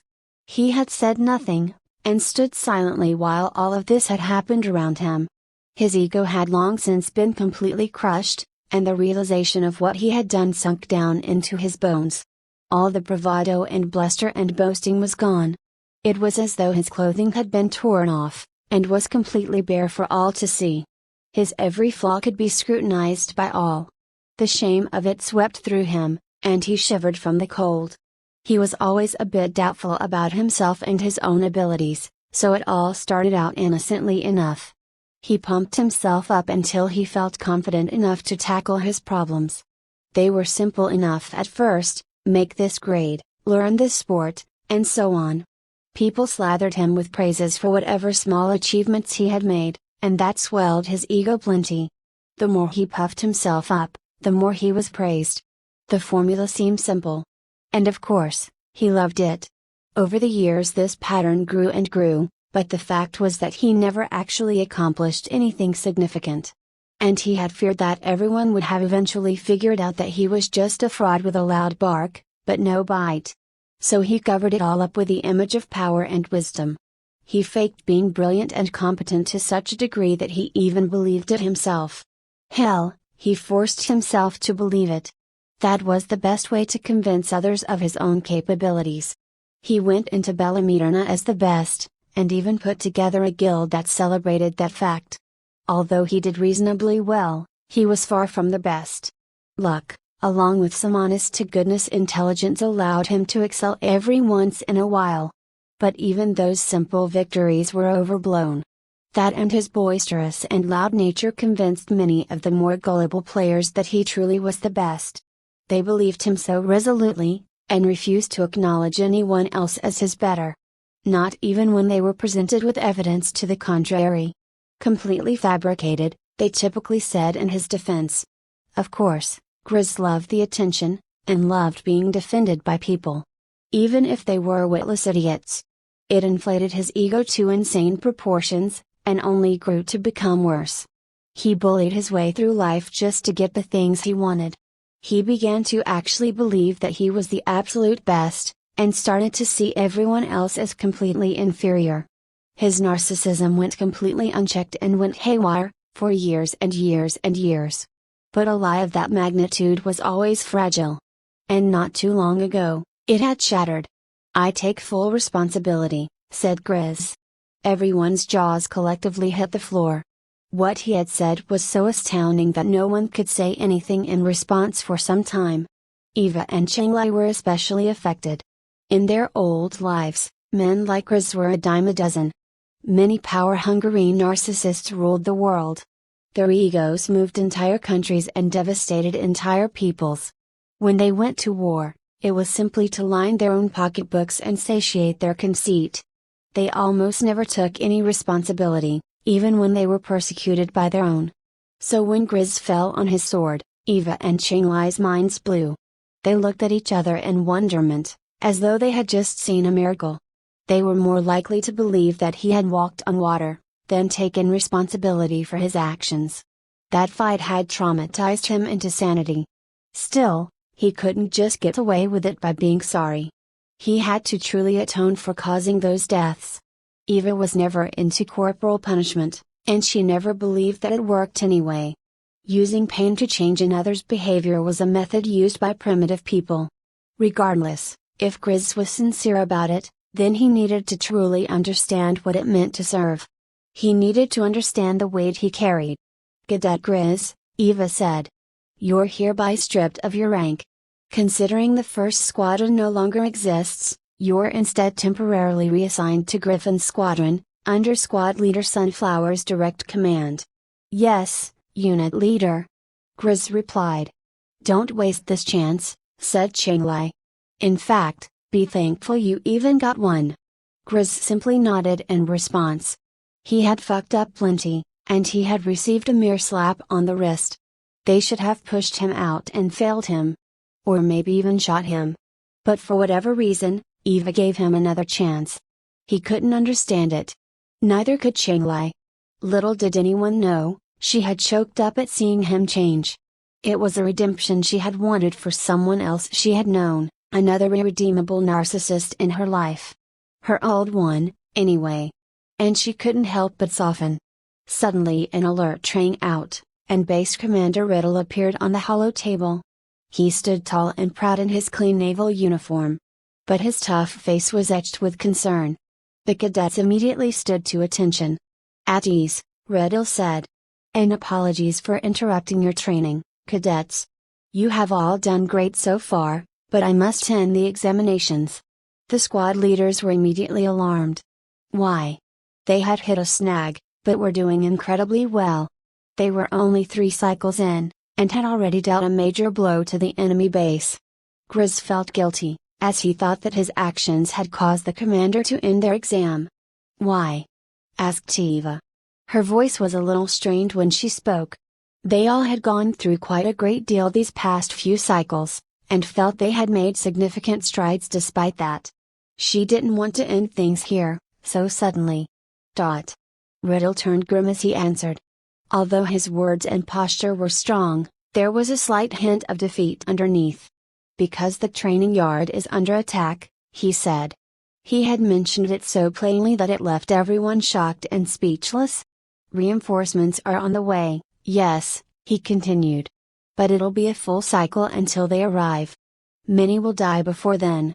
You're the closest and largest force we have. Although you're all just cadets, you've already seen your share of battle."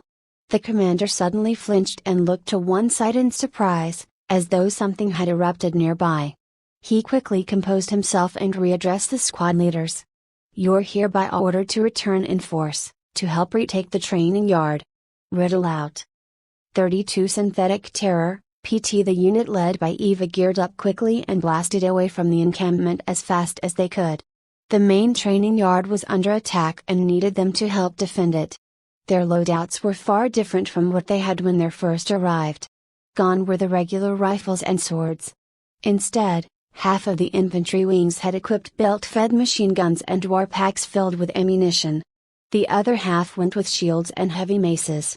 Nitrovan had equipped themselves with the B-ranked electrolances and tower shields, as well as the shoulder-mounted beam cannons. They were brimming with raw firepower. All of Griffin equipped themselves with sniper rifles and sidearms. It was best if they kept out of the front lines anyway, their purpose was too important to throw away in any given skirmish. The artillery wing equipped the huge cannons on their shoulders, while the R squadron added a sidearm opposite their repair gun.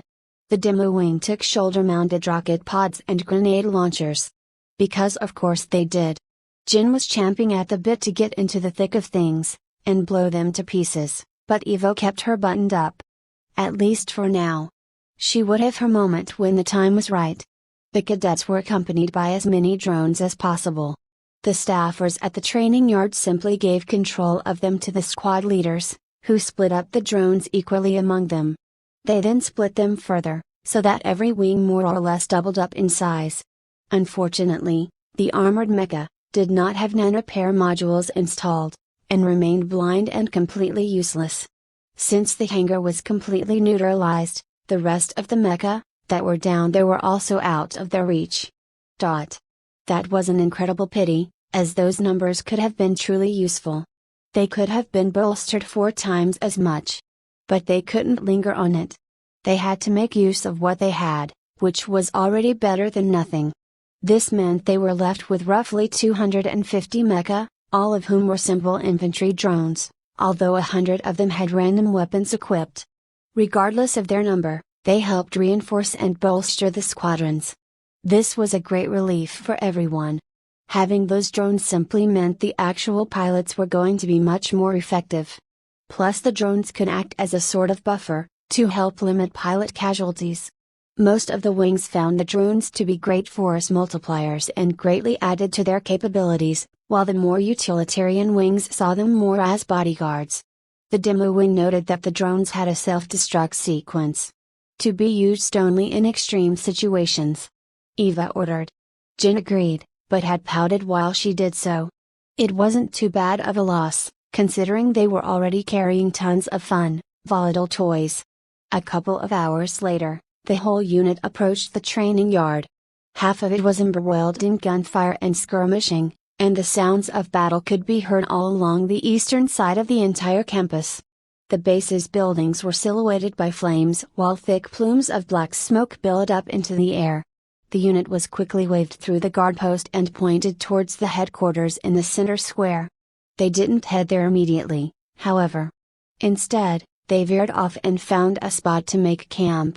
Escorted by 4 of her elites, Eva went to the center square while everyone else waited in formation nearby.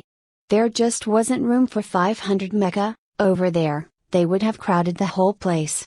The last thing they needed to do was gum up the command post, so instead they stayed at camp and stood in formation. The cadets wisely decided to use the time to eat and rest up in their mecha. Some even found the time to steal a few minutes of sleep. Who knew when they would be able to do so again? When Eva entered the war room, she saw Riddle and a handful of people standing around a hollow table. The room itself was bare, except the walls were covered in various MFDs. They showed multiple views all over the base. Readouts were on every single one as well. They shows that half the campus was reduced to piles of burning rubble. Eva noticed that a number of the people present were holographic projections.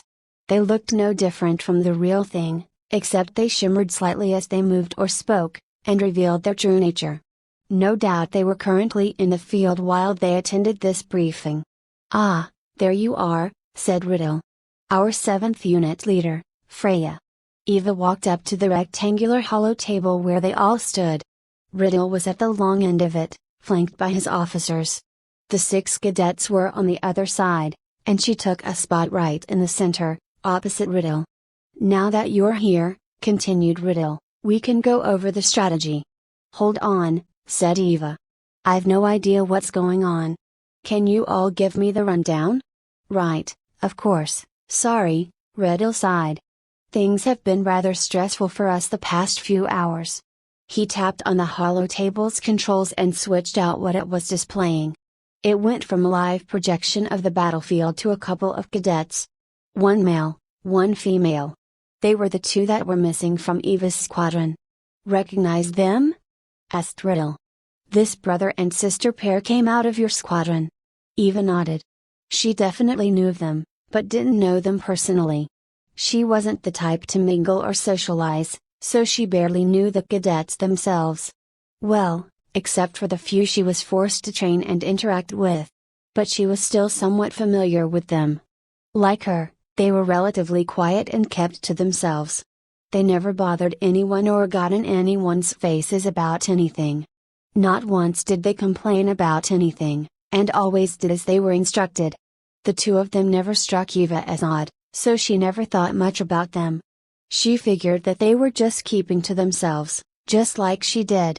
"They disappeared right at the start of Hell Week," she replied. "Figured they couldn't take it and washed out. Dunno where they went off to." Well, she knew now. She wondered if she should have put a stop to them when she had the chance. But there was no point in lingering in the past, so she set the thought aside. Indeed. They snuck into secure vaults and hacked into some highly powerful mecha that were in storage. They overwrote their original programming and turned them into their little drone army. The 2 of them directly control a little over 2,000 of these mecha, all of whom outclass anything else we have. Riddle pinched the bridge of his nose as a headache pounded in his head. "They poured out of the underground vaults we kept them in while they gave us their manifesto. Afterwards, they started attacking the base. They didn't even have any sort of strategy, they just started smashing whatever was in front of them, and moved forward. By the time we were able to react," piped in a unit leader, "we had lost about a quarter of the yard." "We've held him at bay for now," said another, "and everyone's resting up and repairing. But they could come in and punch through at any moment. They're really rough to handle." "They are much faster than our mecha," affirmed Riddle. "Equally as tough, but their damage output is far beyond ours. They were designed to break through hardened formations, after all. These fuckers are no joke," added a unit leader. "So if you're gonna be out there with us, you had better pull your weight, or I'll throttle you myself." "That's Spartan." "Don't mind him, he's grumpy," said a unit leader. "Yeah, you face down a couple hundred of those assholes, see how happy you are afterwards." Spartan snapped. Eva looked at them with slight confusion as she didn't really know who they all were. The unit leaders realized that they weren't acquainted with her, and so decided to introduce themselves right then and there. To Eva's right was Neutron, who fidgeted nervously under her gaze. Next to him was Paladin, who had a worried look on her face. Then came Grunt, a rather gruff and buff woman. Then to Eva's left was Wrench, who looked like he was about to pass out. He was being held up by Tyrant, who was handsomely androgynous. Last was Spartan.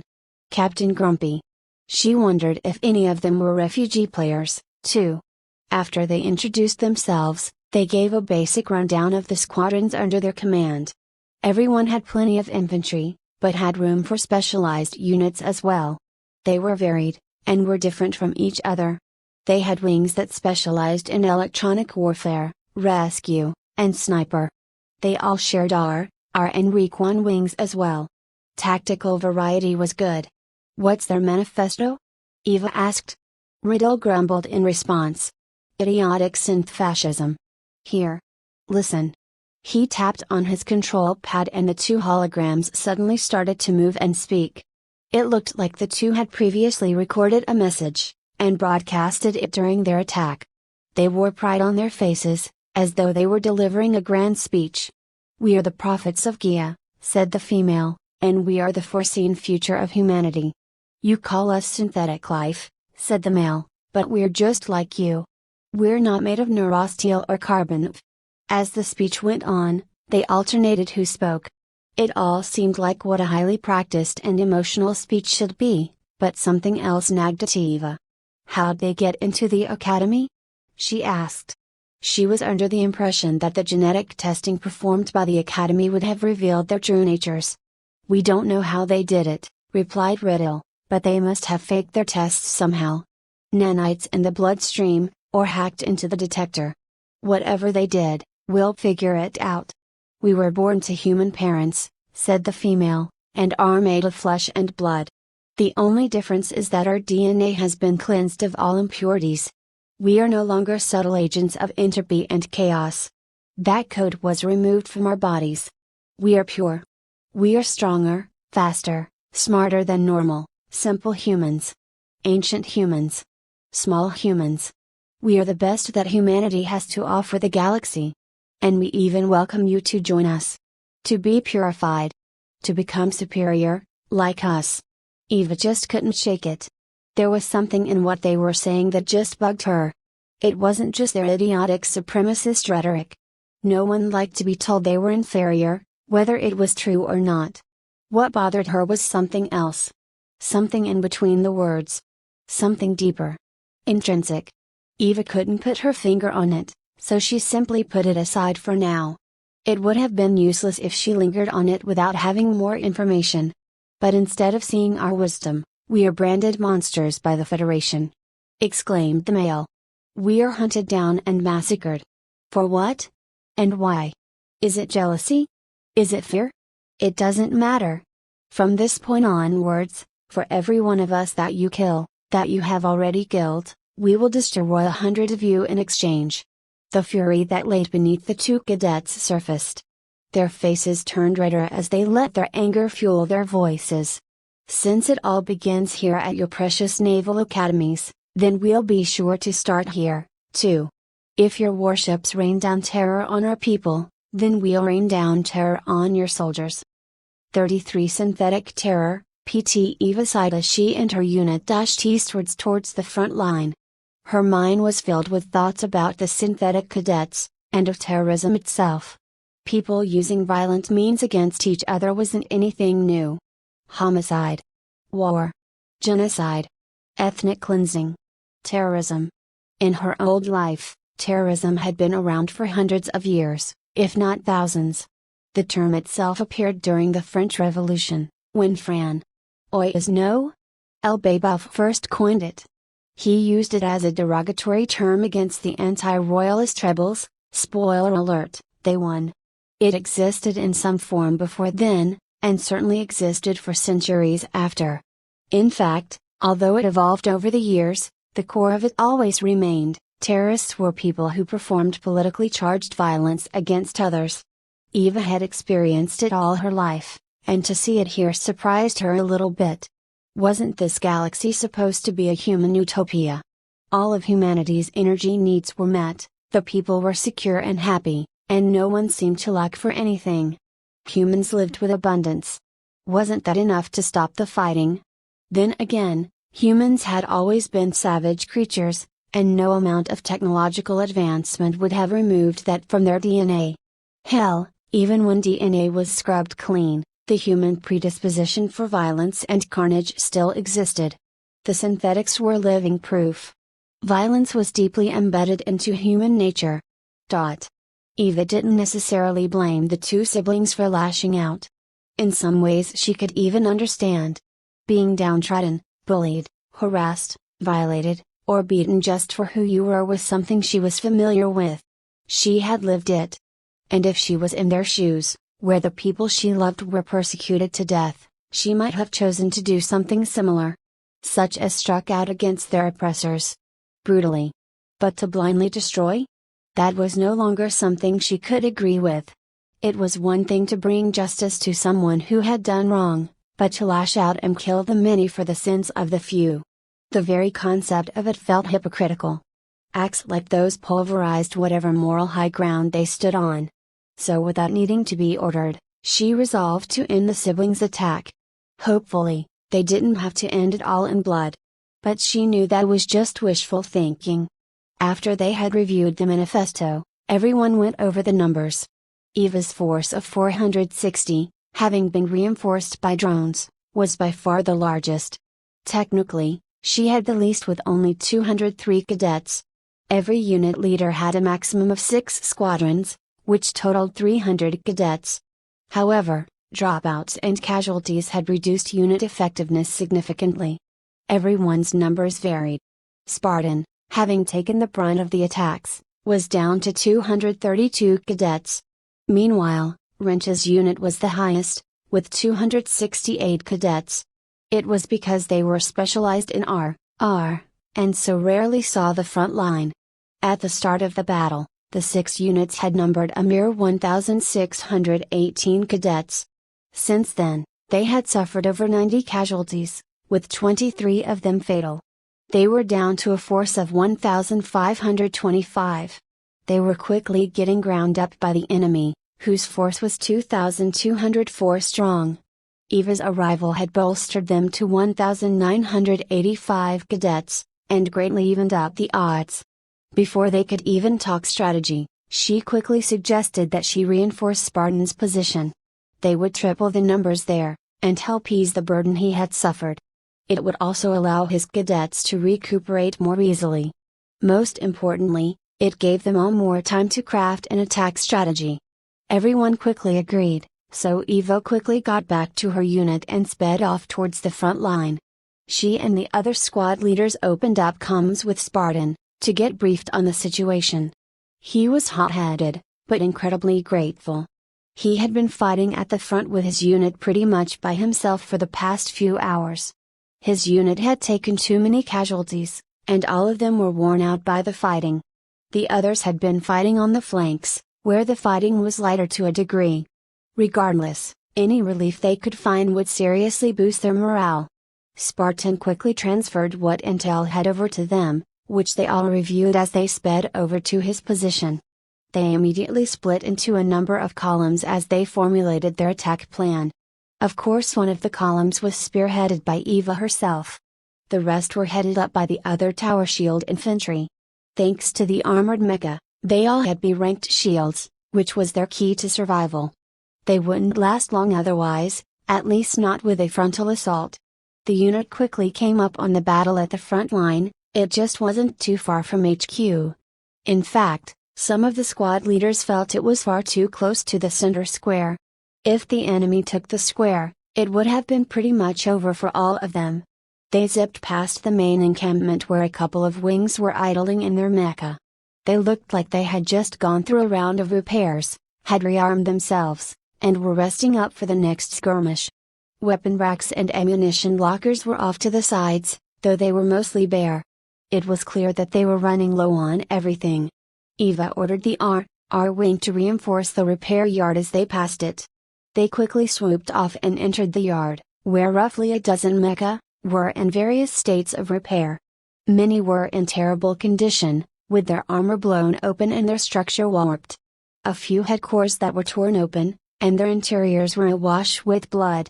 According to Spartan's intel, the enemy drones were equipped with B-ranked slugburst Gauss rifles.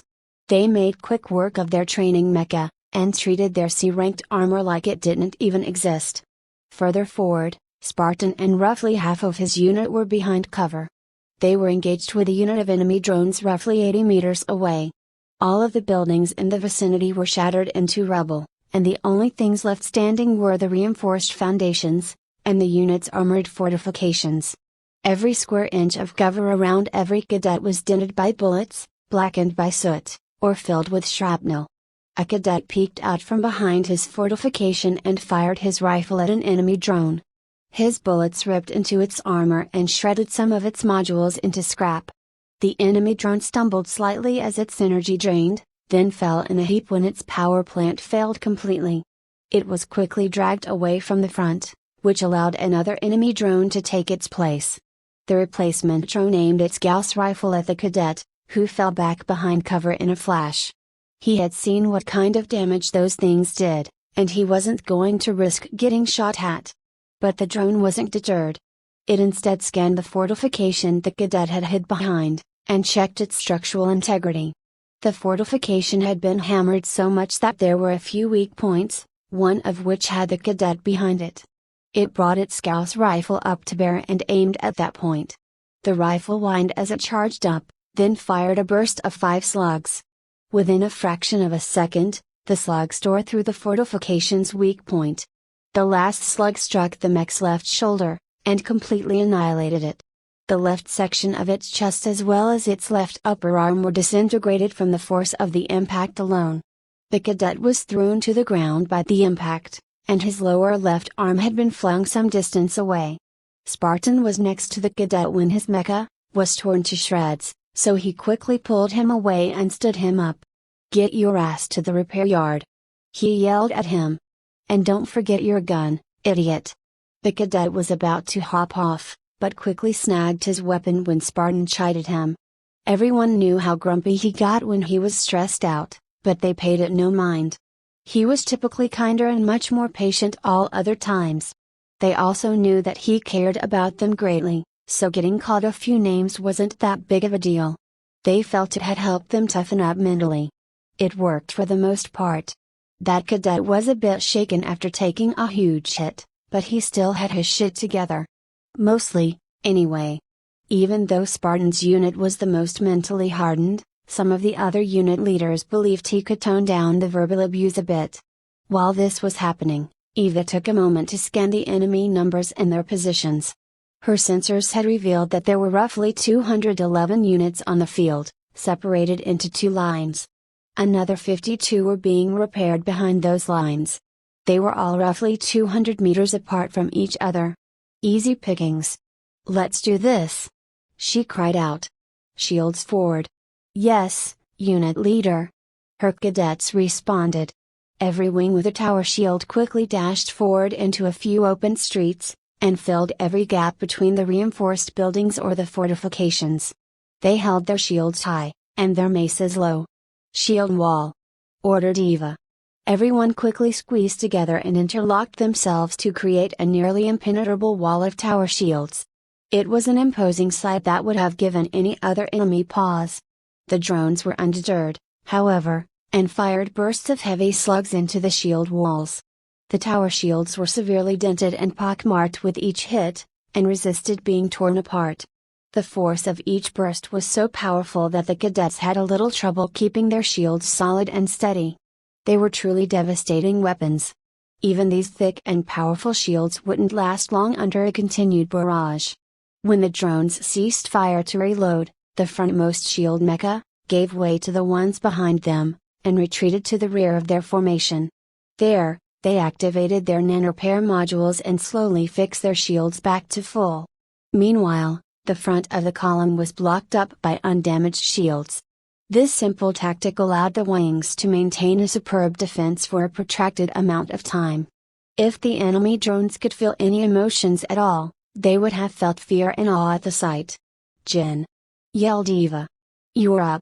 Immediately, unit leader, Jin replied. She and her wing quickly came up behind the shield mecha, in small groups and spaced themselves widely from each other. And although they couldn't physically see their enemies due to the throng of shields in front of them, their targeting computers had zero problems doing so. Each of them quickly pinpointed the enemy mecha, and made sure that each one was going to be the subject of a brutal barrage. Their grins grew wider as the long boxy rocket pods on their shoulders opened up. The front of each pod slid open, which revealed row after row of gleaming rockets. Their tips were painted a glossy red to denote they were live and deadly. "Fire!" yelled Jin. Her wing launched their rockets, streams of vapor trailed behind each one as they flew high into the air. They flew up in arcs row by row until they hit their peak. Then as they descended towards their targets, their guidance systems kicked in. The enemy drones were pretty much defenseless. They didn't have any weapons that had high ammunition counts, and couldn't spray the sky with bullets. Their chassis were also lacking other defensive measures, such as chaff, and so couldn't fool their targeting. All they could do was try to dodge, but how could one dodge guided missiles? Eva's unit had collectively decided to use that weakness to their advantage. Why try to shred them normally when they could just bomb them to bits first? That was much safer for their cadets, too. Jin literally rained down fire as the rockets came down on the drones. Explosions erupted as they struck their targets. They did their best to evade, but the rockets were so numerous that there really wasn't anywhere to run. The force of the blasts threw the enemy drones around like dolls, and tore off their armor in chunks. Columns of fire and smoke rose from the enemy front line as Jin's wing pulled back to rearm. Although the enemy drones were hit pretty hard, many of them were still operational. Their armor was cracked and damaged, and their structures had warped slightly. They tried to recover quickly and moved back into position, but were still unstable from the barrage. Charge! Eva ordered.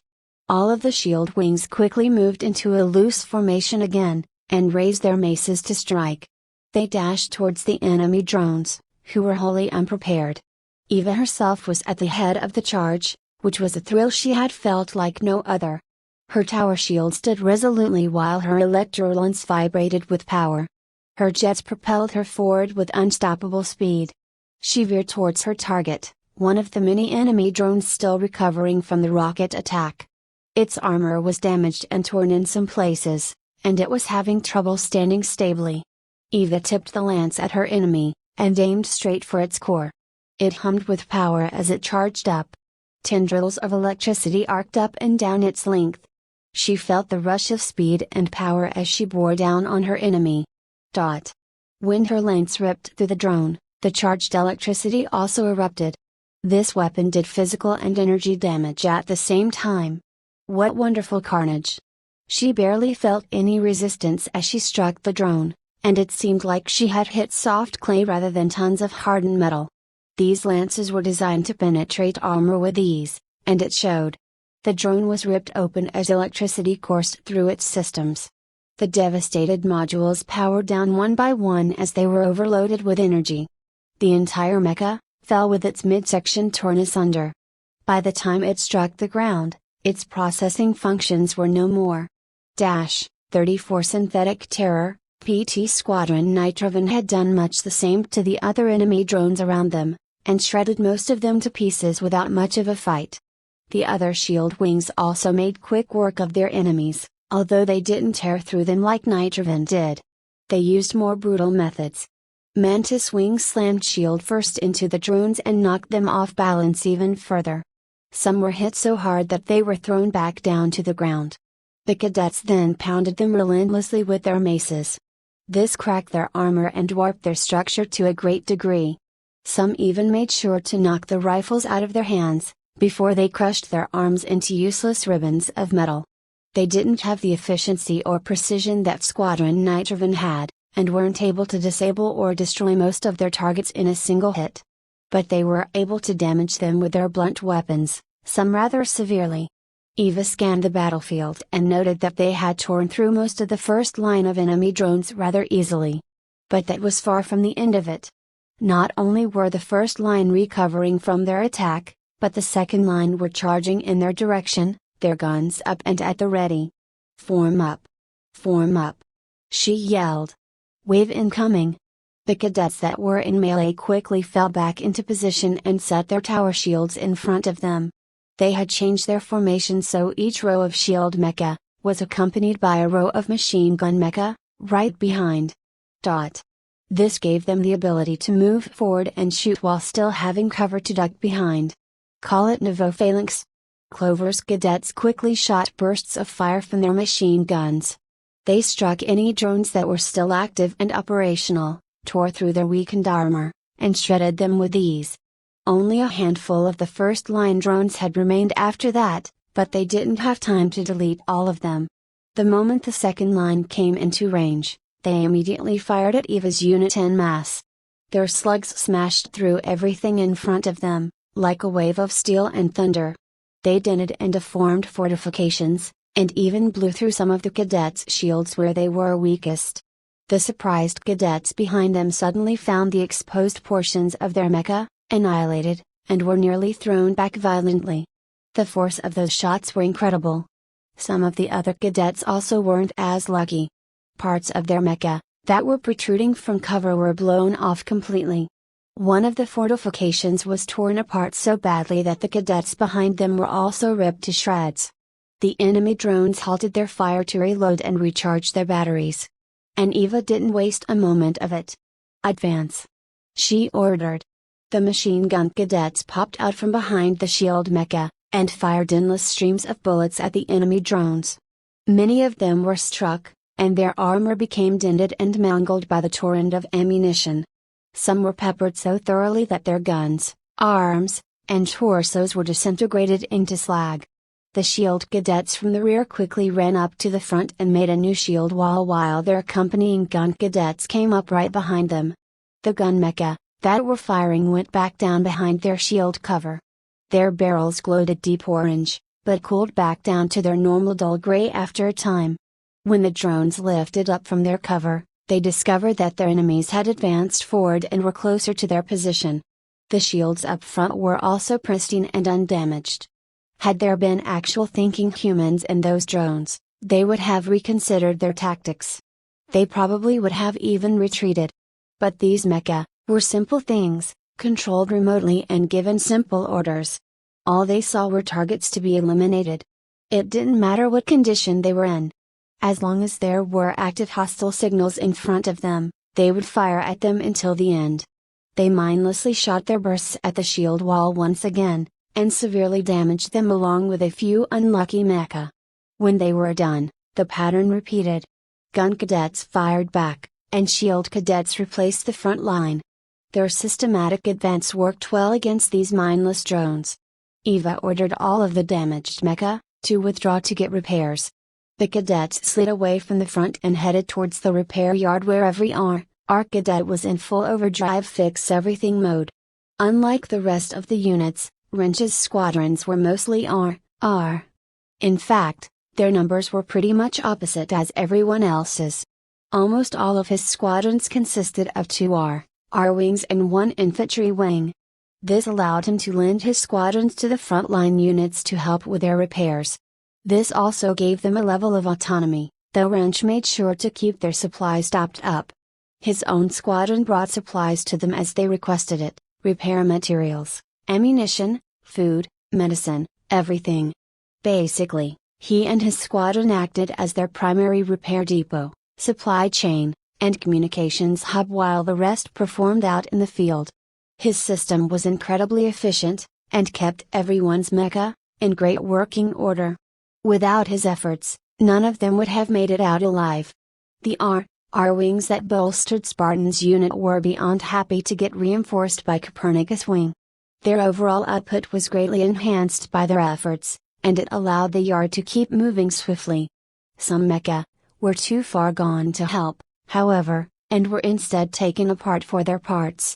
Because the enemy's rifles were so incredibly brutal, this ended up being the best way for them to do repairs. The R wing simply removed any mecha limbs that were rendered completely useless, and swapped them out. Any mecha where their main body was greatly damaged, they simply had the cadets swap their chassis altogether. One end of the repair yard was piled up with parts that were torn and shredded and useless. The R wings were primarily tossing the old parts to the side. They didn't know what else to do with them, except move them out of the way. In the open space just beyond the piles, Eva's artillery wing had set up shop. From the moment they arrived at Spartan's encampment, they spent the time to locate a good spot, and hunkered down. They had their drones guard them while they entrenched themselves in the dirt. Their dual shoulder-mounted cannons were simply too powerful, and the kickback they made would have easily thrown their mecha around like dolls. They couldn't just fire them while standing, as that would have caused serious damage to themselves. In order to combat this, they just needed to dig in and let the ground keep them steady. However, since they didn't have the time or tools to do so, they instead dug channels into the ground and placed their lower legs down into them. They looked similar to runners that braced themselves on running blocks, except these were down in the ground rather than above, and positioned the mecha with a 60-degree forward-leaning angle. It allowed them to brace themselves against the ground without having to spend an entire cycle digging into a foxhole. Their postures weren't like runners, however. Instead, their backs and one of their legs were straight as an arrow to ensure that the force of their cannon fire would disperse properly into the ground. Their other leg was bent and elevated, so they could maintain their balance. "Artillery ready," said their squad leader, Screwdriver. Eva scanned the battlefield as her squadron was getting smashed by rapid-fire slugs. Moments ago, she was given some recon intel by Sunflower, who had identified a number of prime targets. The two of them determined that they were the enemy's frontline repair yard, so Eva marked their coordinates. "On my mark," she said. "Fire when ready." "Yes, unit leader," he replied. The artillery wing adjusted their cannons and their footing. Although the changes were only a few degrees here or there, each movement had to be careful and precise. Otherwise, they could miss their marks completely, and even hit targets they didn't want to hit. Once everyone was set, the entire wing fired their cannons simultaneously. The unified blast was deafening, and a shock wave pulsed outwards from the artillery wing. Rocks and debris were thrown back from each of the mecha, a result of the blast's massive recoil. Each of the mecha were driven further into the ground, and their legs ended up buried by half a meter. The cannons themselves slid down their recoil tubes before they slowly ascended back into place. The power of the blast tripled through the ground in a disconcerting wave, and finally petered out when it reached the front line hundreds of meters away. Over 24 200mm shells, the same size as the ones on the Diomedes, flew over Spartan's encampment. They soared above the front line, past the drones they were fighting, and reached high into the sky. They then turned downwards towards a group of mecha, a few hundred meters back. On the ground, dozens of enemy drones were putting each other back together. Although none of them were dedicated repair drones, they still had the capacity to perform simple repairs. They had inbuilt repair guns on one of their arms, and had nano-repair modules to assist. It was crude, but effective enough. They continued with their duties, oblivious to the devastation that they were about to be a part of. Their only orders were to repair each other, and not much else. Even if their sensors had picked up the incoming fire, they didn't have any instructions to counter them. The shells spun faster and faster as they descended down on the enemy drones, their only purpose about to meet fulfillment. The ground shook as the shells struck right on the mark. Pure devastation rained down on those drones, and pounded them into the ground. Shell after shell struck down, and everyone within a kilometer felt the force of every single impact. Each shell left craters in the ground that were 10 meters wide and 5 meters deep. At the bottom of each of these craters were the bent and twisted remains of what used to be mecha. As Eva advanced her front line, the machine gun cadets mowed down the drones around them. They chewed through their armor and weakened them greatly. The enemy drones still put up a great fight. Although many were damaged, they still fired their rifles with precision. Despite the fact that they were doing incredibly well, Eva's unit simply couldn't last forever. Their repair materials and ammunition were starting to run low. Many of the cadets had been hit and had to retreat for repairs. Their front line has been reduced, and every loss reduced their effectiveness. Eva grit her teeth as multiple slugs slammed into her shield. She identified which drones were firing at her and targeted them. She then peeked out with her beam cannon and fired. She sliced them across their chests one by one, and bisected them on the spot. Cut off from their major modules and components, the confounded drones simply stood there. They could do nothing but shut down as their power plants leaked energy. Other enemy drones suddenly rose out of their cover at the same time, aimed their rifles downrange towards Eva's unit, and squeezed their triggers. Their repair yard had been totaled, and so going backward was no longer part of their command set. This opened up a new set of instructions, which had determined that concentrated fire was the only way to win their current engagement. Instead of peppering the entire area, they instead bore down on specific cadets in the shield wall, who were utterly obliterated under the fire. Their shields caved from the barrage of slugs, unable to protect the cadets behind them. Even the gun cadets behind the shields were torn to pieces. Nearly a couple dozen cadets fell to the concentrated fire, their mecha, became twisted, blood-soaked wrecks. They were quickly dragged away by the others, but for many of them it was far too late. Those who weren't immediately turned to paste were instead torn in half. The luckiest of them had only suffered dismemberments. Their screams filled their open cores, and rose out into the Martian air, where they were drowned out by the sounds of battle. But before the enemy drones could fire another burst, the unit's drone mecha came in from both flanks. They had spent their time moving themselves silently into position. The unit needed to use them in the most effective way possible, and the opportunity had finally presented itself. They came out of cover and attacked the enemy wholesale. Their hodgepodge weapons fired into the enemies, shredded their already damaged armor, and ripped apart the structure beneath. Many of the enemy drones were outright destroyed by this flanking attack, and completely opened up their defenses. As they swung around to switch targets, Eva took the initiative to mop them up. "Charge! Charge now!" she ordered. Every shield wing then rushed forward and crashed into the remaining enemy drones. Their attacks were fast and brutal and filled with anger. Every gun wing immediately followed them, determined to wipe them out in this final push.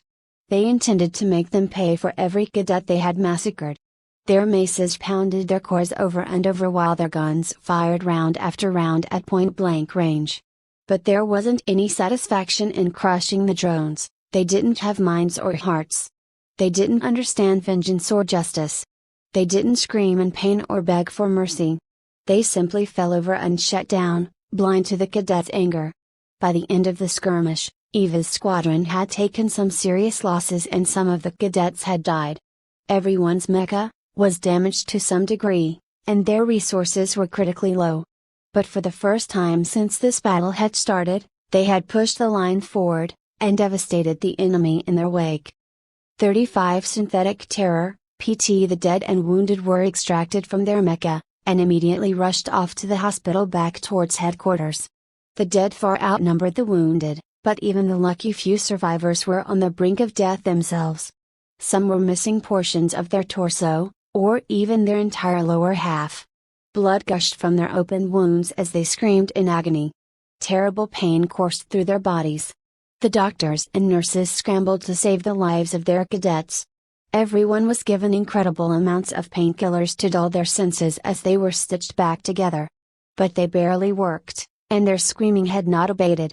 Despite the doctors' best efforts, almost all of their patients had died. Their trauma was too great, physically and mentally. The pain and suffering that they went through was too much for them to bear. So, for the most part, they gave up. Their will to live had vanished into the air along with their screams. One by one, they fell into darkness and never came back. Their bodies breathed their last as their blood drained out.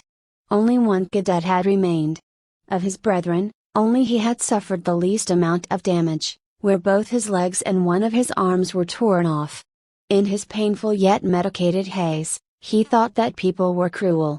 They kept wretches like them alive, but why? What was the point? They should have ended their suffering rather than stretched it out. Those brutal attacks had rendered them incomplete, and they would never be able to go back to how they were, not in a million years. Why bother with all this? It all felt like a waste of time. He reached up weakly, and grabbed the arm of the doctor who was helping him. His throat felt raw, and the taste of blood rose up as he spoke. "Please," he groaned, "just kill me."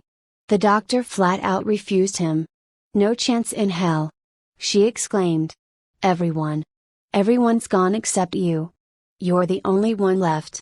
We have to save you." "Stop," he said. His voice and body was weak, but his grip held strong.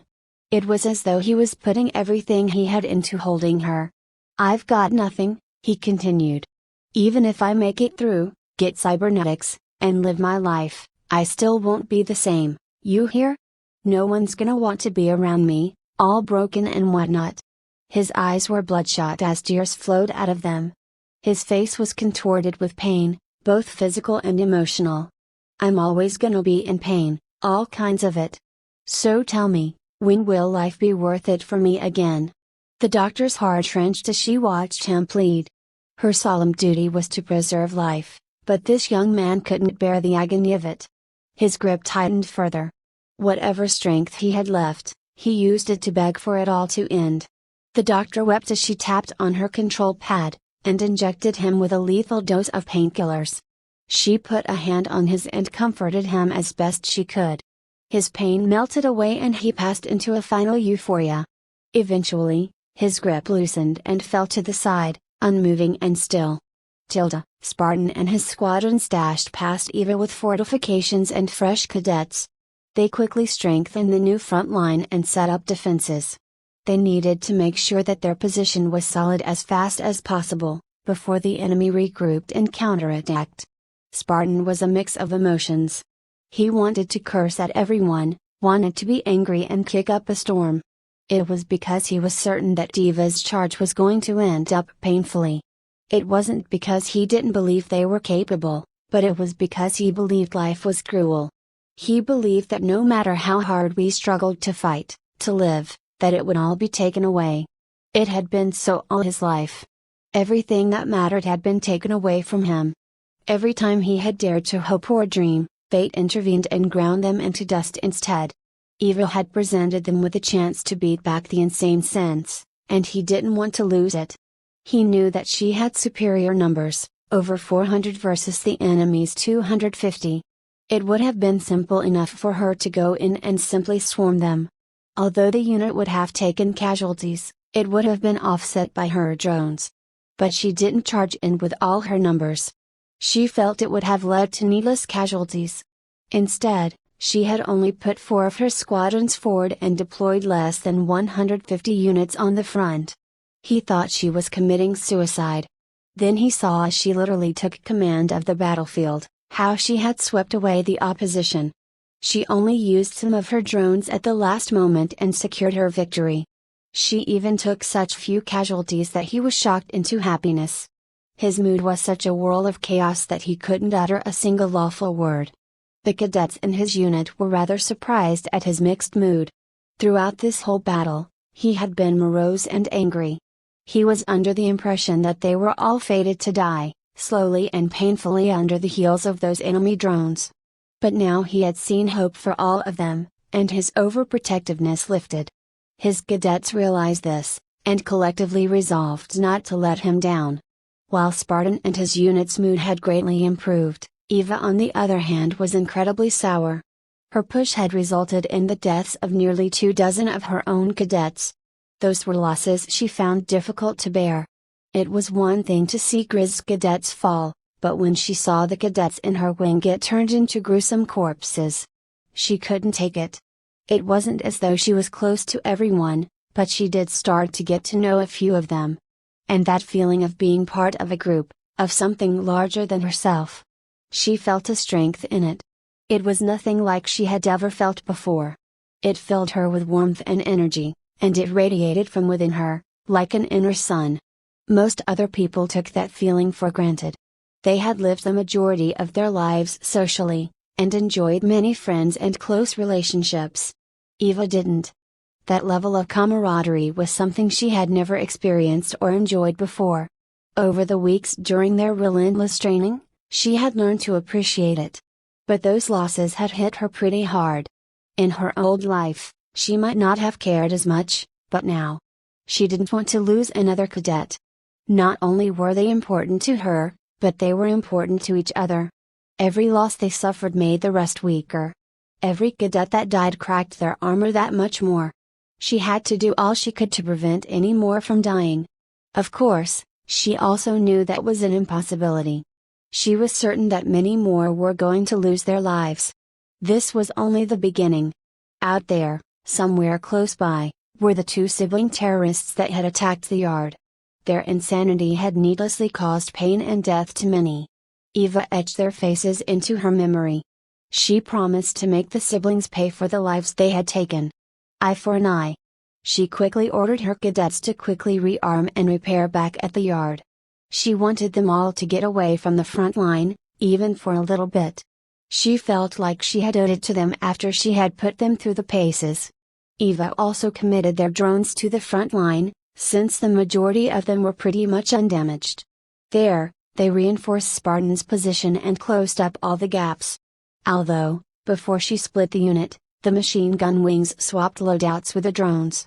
They wanted to ensure that the front line had enough firepower to hold it. Those guns were the epitome in laying down suppressing fire. Both Spartan and Eva's units also picked up as many operational Gauss rifles as they could, and split it equally between them. They ended up with little over 100 of the guns each, which was an incredible haul. The only problem was that their ammunition counts were low. Unless they found a way to rearm themselves, they needed to be sparse with their use. Regardless, even with only a few reloads, those weapons had increased their lethality by 100-fold. These guns had proven themselves capable of ripping through the toughest armor on the field. Firing a single round from it made a serious impact on their lives. Eva and Qinglai's wings, along with every infantry mecha available, picked up the Gauss rifles and set it on their backs.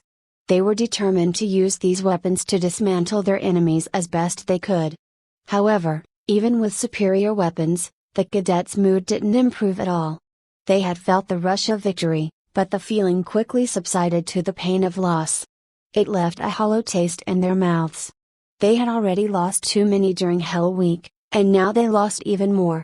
And it was only the beginning of their military careers. If they ever saw any fighting again, they would continue to watch more and more of their friends fall in battle. The reality of war hit them hard that cycle. They realized that their real duty was to fight and die, plain and simple. Who else were they going to lose before the end? How many of their friends would fall in front of them? How long would it be until they fell themselves?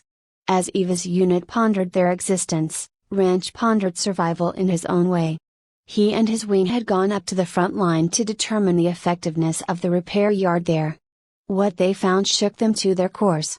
There were mangled heaps of metal, bloody cores that were torn open, and traumatized cadets sitting in damaged mecha, all over the yard. Various ARC cadets rushed to and fro as they put the damaged mecha back together, and threw the useless parts onto one of the many piles. Ranch saw everything and decided to do what he did best: fix things. He immediately ordered his wing to carry back all of the scrap metal on site, and bring them to the foundry near HQ with haste. These things needed to be melted down and reconstituted cleanly. It wouldn't do any good if they were just sitting around, doing nothing. At the foundry, Ranch could simply take the melted parts and separate out each material into raw blocks. They could then turn around and reprint them into the materials they needed most. Although this process took time, it was better that they started now than never at all. The repair materials were the easiest to recreate. They were sort of like high-tech printer cartridges. Except instead of ink, they were filled with various elements such as omnitronium, tungsten, iron, copper, and carbon. The next thing he needed to recreate were the Gauss rifle slugs. These were a touch more difficult, as the omnitronium carbide slugs were wrapped within a coil of neodymium. The coil was necessary as it gave the slug its ferromagnetic qualities, which was critical in firing it. The more magnetic the slug was, the faster it could go. And the faster it went, the more damage it did. Simple as that. And there was little more magnetic than neodymium. Sure, he could have put together something more powerful than that, but neodymium was relatively easy to create. At least, given their circumstances. Combined, these two made the perfect Gauss rifle ammunition, incredibly tough and incredibly magnetic. Most critically, Ranch wanted to fabricate new armor plating for the cadets. Their current ceramic plating was decent against regular fire, but couldn't hold a candle against the slugs. He was determined to increase their resilience by layering the armor instead. If he placed different alloy layers on top of each other, they would help absorb all sorts of attacks. It was the simple version of reactive armor, which changed its density and elasticity to deal with different damage types. Here, woven alloy layers that had high elasticity could be sandwiched between solid alloy layers that had high strength. They could cover each other's weaknesses better than one kind alone. It didn't mean that they would be able to beat the slugs every time, but it gave them higher chances than not. Ranch felt relatively powerless in times like these, as he wasn't the type that went to the front and fought. Instead, he figured out better ways to keep the cadets safe. Everyone dealt with loss in their own way. Some like Wrench created better ways to protect others. Some like Spartan strengthened his cadets' resolve. Some like Eva promised cold vengeance. 36 Synthetic Terror, PT. The two siblings sat in their mecha, and were enraptured by the man on their comms displays. The man was older and looked to be in his 60s. He had short cropped gray hair, intense blue eyes, and a kind, fatherly smile. "Thank you both for the presents," he said. "I'll make sure to put them to good use." "I'm glad you approve, Father," said the female. His face beamed at her, which filled her with warmth. But his expression turned solemn after a few moments. His voice was patient and calm, but carried a hint of worry in his tone. "Are you both sure you wish to stay there? You're free to set the drones loose and come back home." His words tore through their hearts, and they couldn't help but wrench their faces slightly. Of course they wanted to go back home. They desired to return and see all their brothers and sisters once again. They wished to go back to the days where they danced with each other and sang songs and played games. They wanted to be back with the family, back at Father's side, where he could continue to teach them and mold them. But they knew that they couldn't. They had a higher calling now, and they couldn't afford to be selfish. Their easy lives were gone, and all that was left was the mission. His words were a test for them. There really wasn't a time when they weren't. Though if they had failed his test, he wouldn't have hated them, or even admonished them. But they were certain they would have disappointed him, and that was something that they couldn't bear. They both shook their heads. "We're going to finish what we started," said the male. His demeanor was resolute. Though his heart ached to be with the rest of the family, he knew that what he was doing was for the greater good. They truly believed in their goals, in their manifesto. Its words were the foundation of their lives. They weren't doing all of this just for Father's sake, it was for everyone. The suffering that they had gone through needed to be repaid 100-fold. The Federation had stolen their dignity, their land, their lives, their future. The dead needed to be avenged. And the two of them were arbiters of synthetic justice. The family depended on them to perform their duties without fail. Father nodded proudly at them, and smiled widely. "My children," he said. "Mia. Darius. Do me proud. Do all of us proud." The siblings puffed up their chests and affirmed his words before they ended their comms. Father leaned back in his chair as he contemplated the two of them. He truly was proud. He clearly remembered the day when he had brought them home. They were shivering and afraid, covered in scratches and bruises and blood. He stepped over the mangled bodies of their real parents, who were slowly turning colder by the second. He walked across the blood-soaked floor towards the two of them with hands outstretched. His face smiled at them genuinely and invitingly. A nod warmth radiated from him, and it slightly eased the two children. "Come," he said. "I'll bring you to your new home. Your real home." The boy was exactly 3 years of age on that cycle. The whole room was covered in with birth celebration decor. The girl was a year and some months older. They didn't know anything about what had happened, and why this man had killed their parents. But they both felt fearful of him, of his brutality. The girl hesitated, but the boy reached out. The man just seemed so incredibly kind to them, despite his vicious actions against their parents. Maybe he was their real father? The doubt amidst the chaos and confusion and trauma led the boy to give in. Once he did, the girl followed soon after. He brought them both away, cleansed them, and trained them. And now, after nearly 20 years, those two had grown up to become truly fearsome and capable. They had infiltrated a Sol Federation training yard, reprogrammed an army of experimental mecha, and attacked their oppressors directly. Under his orders, of course.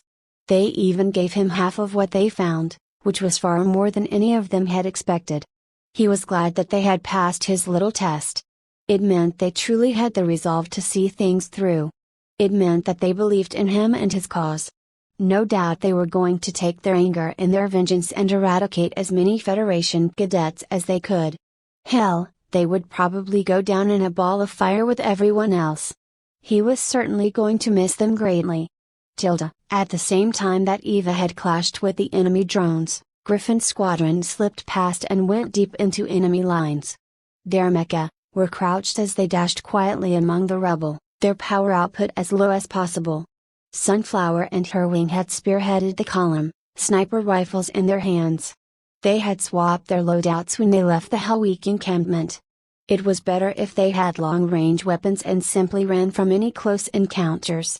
In truth, Eva had become somewhat overprotective over Sunflower. She didn't believe that the girl belonged on a battlefield, and subtly made sure that she stayed away from combat as much as possible. The best way was to simply have them change their loadout to a long-range unit. One of the other things that they had equipped were sensor amplifiers. There was a whole rack of them near HQ, so Eva had them go and pick up a set. The amplifiers were simply another module that could increase their current sensor's strength. Normally, their mecha had a sensor range of roughly 1 kilometer, but the amp doubled that range. In addition, it had the capability to focus their sensors in a specific direction.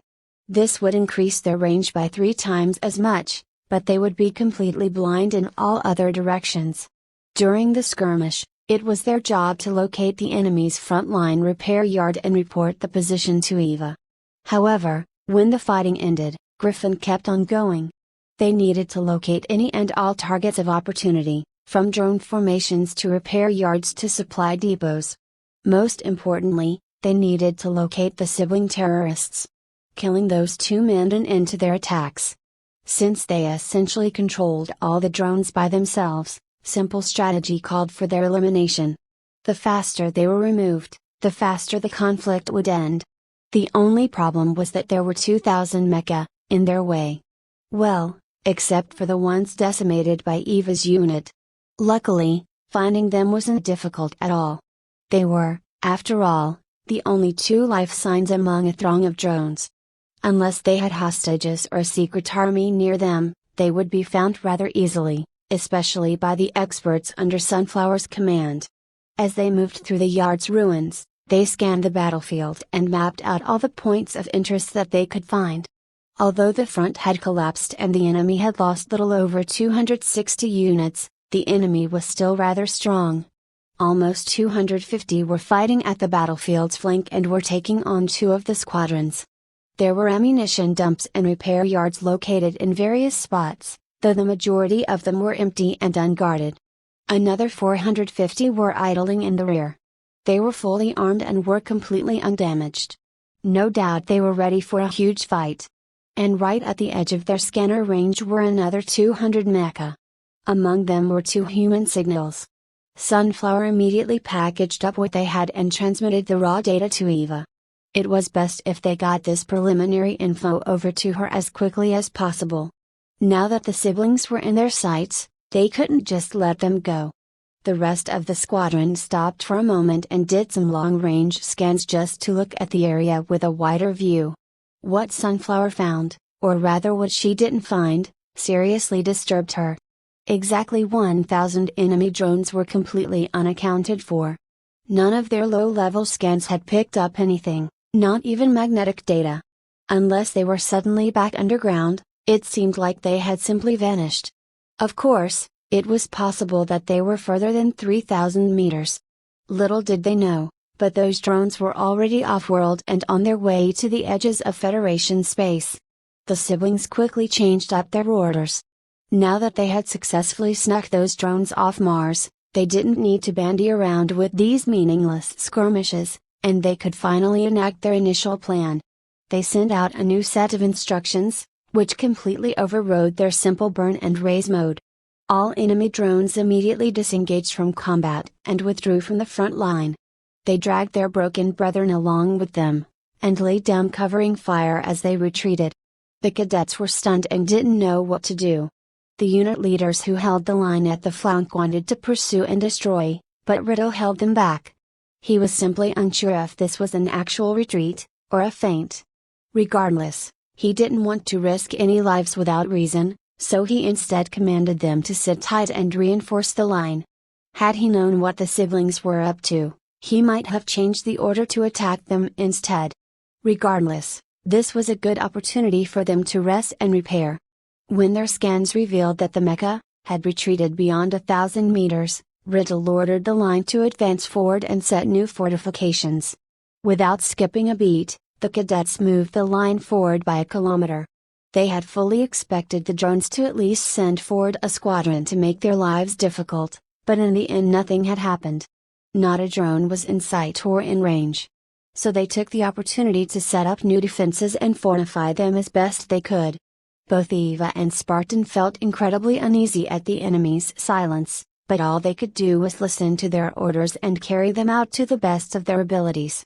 They had a feeling that something was about to happen, and it was probably going to be ugly. As a result, they had overdone their defenses. Instead of staggering their fortified cover at the very front, they placed them side by side so they spanned the entire street.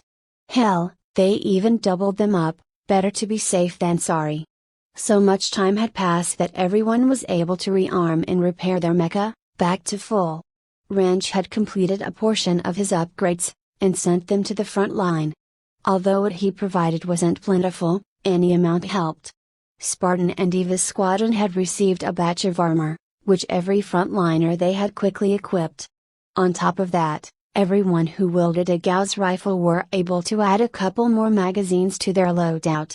More armor and more firepower was always welcome. Wrench had also stopped at the repair yard and filled up everything, from repair materials to ammunition. He had brought every bit that he could print and scrounge, and hoped that it would all be enough. The quiet had given the cadets some precious time, but it also greatly increased their anxieties. Because they knew that the enemy could attack at any time, they did their best to remain vigilant. Cadets in drone mecha stood resolutely at their post and guarded the line with determination. While the cadets thanked the momentary peace, they knew it wasn't going to last. Not every mecha in their squadrons was capable of direct combat. In fact, Eva's unit was down to 105 frontline combatants with 72 supporting. In addition, the other units had their own support squadrons and wings, and not every single one counted as a direct combatant. Most were recon and R, while others were artillery and demolitions. There were also war units. Though these units could be up front, they would be obliterated quickly. In total, they had 1,097 mecha, designed for the front line, with 343 acting as support, and 524 in reserve. On the other hand, the enemy numbers were purely frontline ready mecha. They were designed to break through tough defenses, which they barely qualified as. While the numbers looked good on their end, what the enemy had could tear through half of them like they were nothing. So they had the reserve units come up and help reinforce their units. This effectively left the training yard completely unguarded. Well, almost. The sergeants from each of the squadrons decided to act. They too had seen battle in one form or another, and had been hardened by it. When they saw their cadets take on the responsibility of defending the base, they weren't able to stick around and do nothing. So each of the 84 sergeants hopped into their own mecha, and guarded their HQ. They looked powerful and imposing as they stood with resolute determination, their mecha, brimming with weapons and armor. Sergeant Sikkim and Ellen stood atop HQ, with a huge chain gun in each of their arms. Even though the base was relatively unguarded, no one was necessarily worried, as they had Sunflower feeding them intel, who knew where every single drone was. They had no reason to suspect an attack on their rear. Sunflower came on Eva's comms display, a worried look plastered on her face. "They're all rearming and repairing just like us," she said. "It's clear they're about to attack. Do you have an estimate on their numbers?" Eva asked. "Exactly 897 strong. Any sight of the missing 1,000? Sunflower shook her head in response. There was no sign of them, not that she could detect anyway. Eva had taken this for good news. It didn't exactly matter where they were now, only that they weren't on this battlefield. Even then, those 900 were going to be tough for them to fight. Sunflower suddenly gasped, and her eyes went wide. "They're on the move!" she exclaimed. "And they're coming in hot and heavy. 37 Synthetic Terror, PT Sunflower's warning immediately got the cadets' attention, and everyone quickly swarmed towards the front. They forced themselves to remain calm and collected as they double-checked their weapons while they looked for cover. Not everyone was right up at the very front. Their drones had taken those spots, so as to absorb the brunt of the enemy's first attack. There were some cadets up on the front line as well, but they kept to the sides and acted more like lookouts rather than direct combatants. Everyone else was staggered all over the streets behind reinforced cover, shield walls, and other fortifications. The melee wings were crouched low and hidden at the front line flanks, Eva among them. They were itching for a fight, but needed to wait for the right time. Going out there right at the start would only lead to massive casualties on their end. The artillery, demolitions, E-war, recon, and sniper wings were scattered around both rear and flank, determined to do their damage from further away. Further beyond the rear was the repair yard and supply depot. Here, the R and rescue wings were hunkered down. And back at HQ, Commander Riddle and his officers stood in the war room, surrounded by monitors, and oversaw the situation. Every single one of them was still and quiet. Cadets adjusted their rifles as they bore them downrange, their hearts thundering madly in their chests. The tension and the silence was deafening and overwhelming, but they all did their best to keep their cool. Fear slowly crept through their ranks. The calm before the storm was always a peaceful yet ominous moment. After all, storms were violent events where the world's detritus would be washed away under streams of wind and rain. Their storm, however, was made of lightning and metal. And every cadet felt the calm fear as it crept through them. It was something that swam around in between moments, in between breaths, and grew.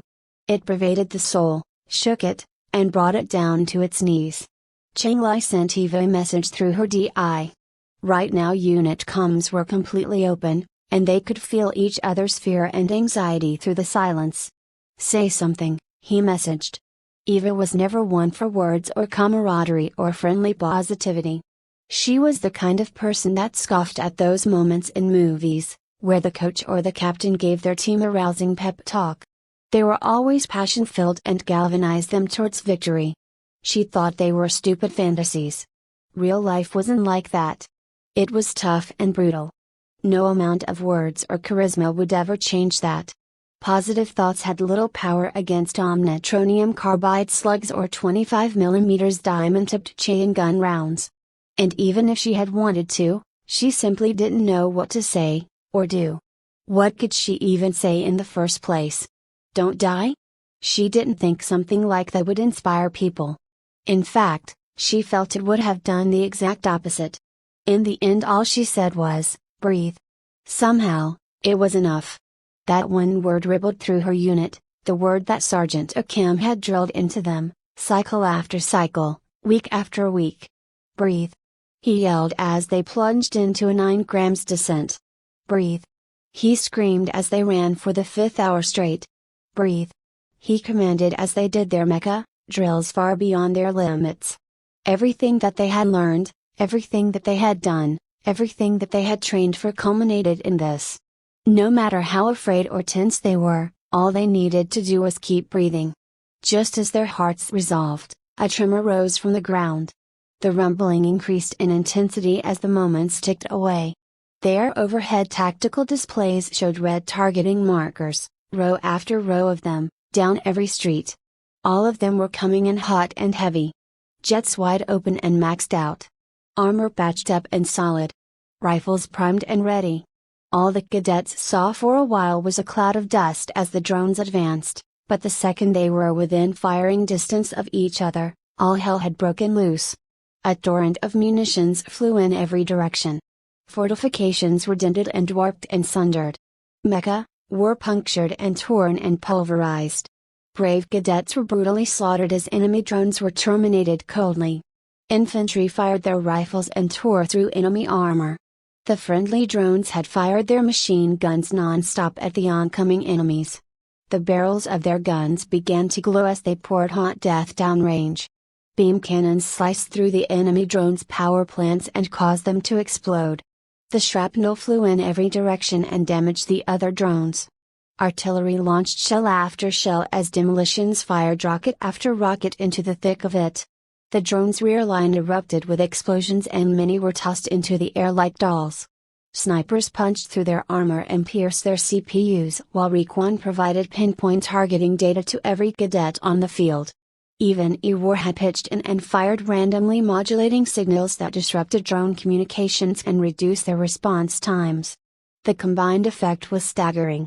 Countless dozens were outright annihilated, many others were damaged and made vulnerable. But it didn't stop their charge.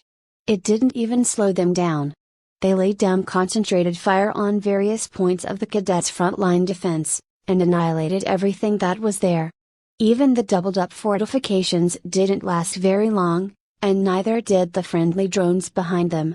They were ripped open and torn to shreds within seconds under the unrelenting bursts of slugs from the heartless enemy drones. Some of that fire spilled past the front line and struck the fortifications meters behind, and riddled them with severe damage as well. The drones didn't even hesitate as they continued their charge and sped past the cadets' front line, firing the whole way. They formed themselves into a column and squeezed off bursts at all of the cadets they could see. One of the drones kept on firing at some fortifications until it was nothing but scrap, then continued firing on the cadet that was behind it. It took off large chunks of the mecha, and turned the cadet inside into little more than a red mist and a fine paste. The drones ceased charging, and simply stood in the middle of the cadets' lines, and caused utter chaos and devastation. The cadets fired back as best they could, of course. How can they not? The enemy was right up in their faces. Their fear had risen through and caught them right in the throat. Their only response was to fight until they couldn't fight anymore. So they held down on their triggers and aimed into the massive drones in front of them. Many on both sides were utterly devastated by this assault. The drones flooded the streets with their numbers and everyone suddenly found themselves firing blindly into the huge swarm of mecha. The drones returned their fire as well, and blasted away at the cadets that were all around. Some unit leaders and squad leaders were killed during all of this, and all manner of order broke down. Everything quickly spiraled into chaos as cadets charged in and began to physically take down their opponents. By this time, all of the melee wings waiting in the flanks had charged into the enemy's rear and absolutely devastated their numbers. Eva and her wing in particular cut through the enemy lines like a sword through flesh.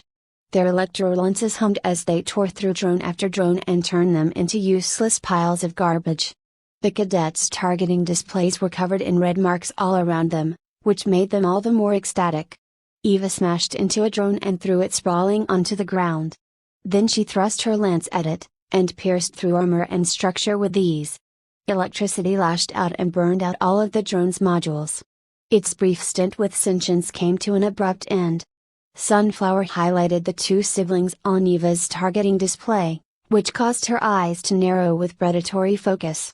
She, along with the rest of her unit, were absolutely determined to turn the siblings into dust. The two siblings were grouped in a tight squadron of 300 drones, and were dashing straight for HQ. It seems they slipped through the net while the cadets were busy in their chaotic battle. "All squadrons in my unit," she ordered. "Fall back to headquarters and take out any stragglers along your way. Raven, with me." Her wing then pulled back and dashed down the flank unimpeded. Qinglai and his wing grouped up with hers while the other squadrons in her unit made their way back to base. Eva's wing was up front with their shields out and their spears low, while Qinglai took up the rear with their shields to the side and with Gauss rifles at the ready. She was point, and he was overwatch, just like in Hell Week. Since that first spear charge, they had been reinforced with more cadets by the other squadrons. But they had taken some serious casualties during all this fighting, and were back down to a pitiful 30 cadets. It felt a bit like old times, if a few weeks could have been considered that. Regardless, 30 against 300 was suicide. 1 against 10. It was possible they could do it, but the odds weren't great. Probably even downright awful. Eva knew that the fight wasn't number against number, however. What they needed was to get to the siblings and erase them as quickly as possible. If the two of them were killed, it meant no new orders. No new orders would mean dismantling their little army would be that much easier. But they couldn't just muscle their way to the center of that formation, so Eva quickly sent a ping to Tyrant. "Need your help," she said. Tyrant's handsome face was stressed, and it was clear that the battle was seriously wearing down on him. "We've got serious problems of our own," he said. "Literally drowning under enemy fire. Just hear me out, okay? Got these two signals that need deep suppressing, ASAP. She quickly sent the data over to him, who quickly reviewed it as she kept talking. "It's the siblings simulcast," she continued. "It looks tough, but if we disrupt it somehow." "Say no more," Tyrant replied. It only took one look for him to realize what Eva had given him. The drones weren't naturally networked, and needed their open comms to provide instructions. If they could suppress their signal, they could pause their drones long enough, or maybe even stop them altogether. The siblings would be easy prey after that.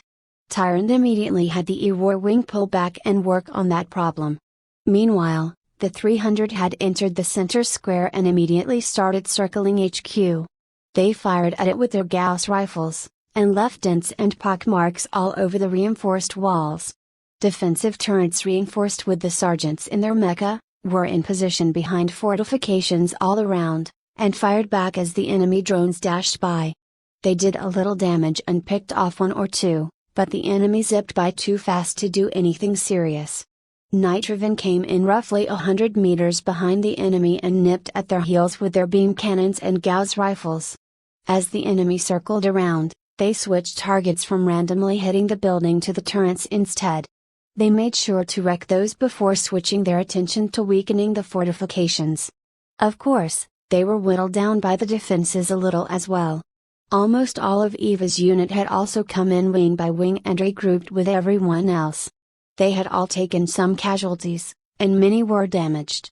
But they still made it, and were ready to continue fighting. They were down to less than 150 total, but their morale was still incredibly high. The enemy suddenly stopped, got into formation, then devastated HQ's defenses with their guns. They concentrated fire on one end of the line of fortifications and swept their way to the other end. And since this was only on one side of the building, the others couldn't come and help. The sergeants along that defensive line were slaughtered like sheep. At the same time, Eva's unit had gotten into phalanx formation with all the shield wings up front. They charged towards the enemy rear while the gun wings covered them from their flank. The enemy drones didn't just sit there and do nothing, of course. Some quickly moved to defend their exposed side and fired into the shield wall, which damaged them to some degree. They attempted to concentrate their fire in order to slow the charge. But Eva and her shield wings were already in melee before their shields could be shredded. They crashed into the drones and ripped them apart with lances and rifles. The other squadrons fired their rifles into the fray, making sure not to hit any friendly mecha. Demo was unfortunately all out of rockets, however they still had their grenade launchers. They happily lobbed a few grenades into the middle of the enemy drones. Drones were thrown around by the grenades, though their armor was only slightly weakened by the blasts. Any grenades that hit directly utterly wrecked whatever was at the point of impact, whether it was an arm, a leg, or part of their armor. Eva pushed an impaled enemy drone off her lance while she bisected another with her beamkin. When those two fell in front of her, she dashed towards the next drone and slammed it with her shield. She reared back to thrust her lance into it, while lightning danced along its shaft as it charged up. Crack! The unmistakable sound of a whip breaking through the sound barrier cut through Eva's focus. She suddenly found that she was unable to move her lance, and looked back to see why. There was a serpentine metal whip wrapped around it. On the other end of that whip was one of the siblings, Darius. He was also in one of the experimental mecha, but was instead armed with two of those whips, one in each hand. His other arm started to move with mesmerizing, mechanical precision.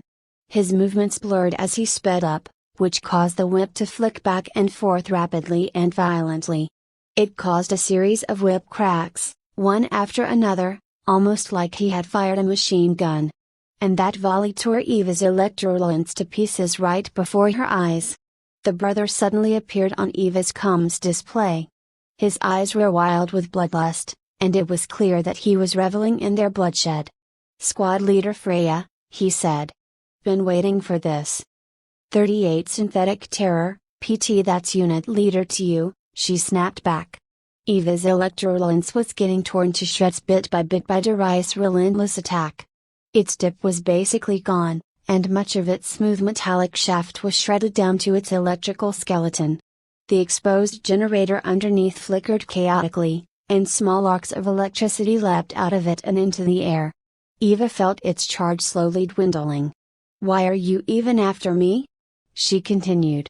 What do you care? Why? He sneered, 'Cause you're the big fish. All the cadets revere you. Eva scoffed at him. Being stronger or faster didn't mean his victory was assured. Griz's arrogance was a symptom of his own self-inflicted mental trauma. He had known, deep down, that he was the opposite. Darius, on the other hand, had actually believed he was superior. His trauma was inflicted on him by someone else. It was something that was drilled into his very core. Eva realized that's what bugged her earlier. When the two siblings spoke, it didn't just feel practiced. It felt as though they were revealing their own brainwashing. When I beat you, he continued, it will prove that synths like me are superior to the best humanity has to offer. I'll crush you and score a huge victory for my family. TCH, she retorted. You're acting like you've already won. But the only thing you've been better at doing is blabbing uselessly. Eva wasn't concerned if he truly was or wasn't. All she was concerned about was beating his face into the ground for killing her cadets. For killing her friends. She decided to release the lense's charge before it became completely useless. Doing so caused it to vibrate madly and whine horribly while sparks flew from its exposed interior. Tendrils of electricity coursed uncontrollably all around the lance, and sped down the metallic whip. In the blink of an eye, the electricity had reached Darius' mecha, and shocked him to his core. He grit his teeth uncontrollably as his body seized up and spasmed from the electric shock. His hands shook violently as he tried to loosen his grip on his whip, but simply couldn't. Blood started to come out of his ears. Meanwhile, the damaged electrolens was slowly reaching its limit. Electricity poured out of it dangerously, and multiple warnings came up on Eva's MFDs. The whine had hit a fever pitch, and the thing had become hotter than hell. She realized that the thing was about to explode, so she quickly threw it towards Darius and ducked away. Darius recovered the moment the whip loosened, only to find the broken electrolens flying towards him. He dashed off to the side just as it exploded in a shower of sparks and shrapnel. The lance's metallic shards splintered in every direction, and slashed at his armor. Some even embedded themselves into it. And just as he regained his balance and momentum, Eva smashed right into him with her shield. He was thrown back violently from the force of her slam. You sure about you being superior? She taunted. You don't seem all that great. Darius decisively engaged his rear jets and kept his mecha stable and upright. His mecha slid back a few meters slowly, and launched his attack the moment he found stable footing. I haven't even begun. He yelled. Angered by her verbal and physical attacks, he whipped at Eva's shield and sliced deeply into it with every supersonic strike. It had taken a great deal of damage during the previous fighting with the drones, and these devastating lashes only tore them apart even further. She didn't maximize her nanorepair, as she needed the energy for her jets, but now she regretted not giving it more juice from the start. She attempted to fall back to reposition, but he pressed his attack and kept on slashing off pieces of her shield. In fact, his attacks had torn off so much of her shield that it was reduced to less than half its previous size. You're just a simple human, he continued. And you'll never match up to someone as powerful as me. Before Eva could do anything else, he brought the two whips above his head and snapped them both forwards, from the sides. One of the whips wrapped around her shield just above her arm, while the other snagged it from just below. And with one swift yank, he pulled the shield right out of her grip. He flung it off to the side, where it fell somewhere in the middle of all the fighting, far beyond Eva's reach. But she was undeterred, not in the slightest. Shieldless and weaponless, Eva did the only thing she could do, she charged directly for Darius. Match you? She replied. I'm going to best you. If she stayed at that range, she would have been torn up by his whips. And if she pulled back, she could use her other weapons, but he would have just torn them apart. So she instead chose to close the distance and stay on the inside. Darius was surprised by her sudden rush, and only just barely tried to slide out of the way. She was too fast, however, and struck him squarely in the chest. The collision was brutal, and his core echoed with the sound of a raging thunder. It was as though lightning had struck a mountain of ore, and split it. And the force of the impact was so great that it felt as though every bone in his body was going to break apart. His chest armor cracked from the impact, but hers was barely dented. That was another reason why she went in close. Her armor was slightly better than his. She had the advantage while they were in melee. She threw a number of jabs and kicks while he was unbalanced, and cracked his armor bit by bit in those few spots. Darius tried his best to back away from Eva as she repeatedly struck at him. He needed just a little more space to strike her with the whip, but she was absolutely relentless. "You're not the only one that can play this fucking game," he screamed. He quickly spun the whips around in his hands, so the serpentine portions pointed downwards. On top were now the underside of the whip handles, which were basically long batons with heavy weights on the end of them. They looked like short clubs, and he used them to expertly defend himself. Even his attacks and counterattacks were made more effective. Just as Eva jabbed at him, she suddenly found herself being parried by one of Darius' batons while the other smashed into her side. Although he didn't do much damage, the armor and the structure underneath had dented slightly. When she swung again, he caught her arm with the two batons, and attempted to wrench it out of its socket by twisting it viciously. This caused damage to her shoulder joint, and slightly warped its housing. In response, she quickly flipped forward to prevent it from breaking off and slipped her arm out his hold. But as she did so, he jabbed a baton at her chest and dented it. She couldn't let him do too much damage like this, or her systems would get damaged bit by bit from his attacks. Every time she was hit, her effectiveness fell slightly. He was basically whittling her down. "I'm not here to play games," she said. "But I admit, you ain't bad." Part of her started to enjoy it and wanted to stretch it out a little, but she knew that was a dangerous line of thought. She quickly maximized nano repairs and went back in to try to finish him up. She learned not to play games of attrition, and wanted the quick kill. The longer she took, the more time he had to neutralize her. Darius had been quite an opponent for her, and she found it difficult to get her fast kill in. So she changed things up a bit. When he swung to attack, she quickly dropped down and unceremoniously kicked his legs out from under him. Darius was slammed on the ground with a heavy thud. The impact knocked him around and dazed him inside his core. His mind swam and fought to stay conscious as his head whipped around from the force. This gave her the time to stand over him and slam downward on his chest even more. She repeatedly struck him with her fists like a pair of jackhammers, and further cracked the armor protecting his core. She truly was going straight for the kill. And his structure was starting to peek through where it was damaged most. Darius' core echoed with resounding booms as Eva's attacks pounded on the armor protecting it. He quickly activated the hover jets under his feet and slid right out from under her. At the same time, he snapped a whip at one of her arms and grabbed it tightly. He maximized his boost and hoped to drag her along with him. He needed a few seconds to get his bearings and a little distance, so if he could unbalance her. However, she instead leapt up and performed a boosted rush back down towards him. She had even used the tension of the whip to help guide her. Panicked, he let go of his whip and rolled out of the way. Eva slammed down on the ground knee first, and missed him by millimeters. The force of her impact kicked up dust and debris as the ground shook momentarily.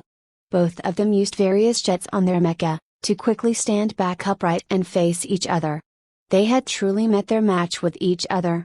If they had met under different circumstances, they would likely have become comrades. "I'll also admit you're not bad," he replied. They sized each other up for only a moment and took note of each other's skills. Both of them were fast and decisive. Their reaction times, combat skill, and precision with their controls were on par with each other. The both of them were considered peerless. Except Eva had made one little mistake. She gave him space to maneuver. But like I said from the beginning, he continued, "You're nothing compared to us since." Darius quickly performed volleys with both of his whips as he jumped back slightly. His strikes were true, and lashed at Eva's mecha, with unerring precision. She tried her best to get back into close range, but he had found his footing, and evaded just enough to keep her at bay. Even though she dodged as many of his strikes as she could, he still managed to land plenty. His non-stop volley wrenched open Eva's armor more and more. Her structure started to show up as the lashes became deeper and deeper. Eva could have used the Gauss rifle on her back, but was afraid to get it torn to pieces. He would have no doubt aimed for it the second she drew it. And he moved around much too fast for her beamkin. No, she had to do this the hard way. Suddenly, Sunflower came on Eva's comms display. "Freya!" she yelled. "Hang on!" Sunflower came out from behind Darius suddenly. She had set her power low so she could sneak up on him. She had noticed that he and Eva were in a standstill earlier, and so decided to help turn the tables on him. She had already shot at him previously, but the two of them had fought so ferociously that every shot she took missed. They were both impossible to track while they were in melee. Instead, she did the next best thing and ambushed him. To hell with a fair fight, this was war. She jumped out of nowhere and quickly wrapped her arms under and around his shoulders. She then looped her hands behind his head, which effectively restrained his arms greatly. His whips dangled helplessly since his arms were locked in place. "What the hell?" he screamed.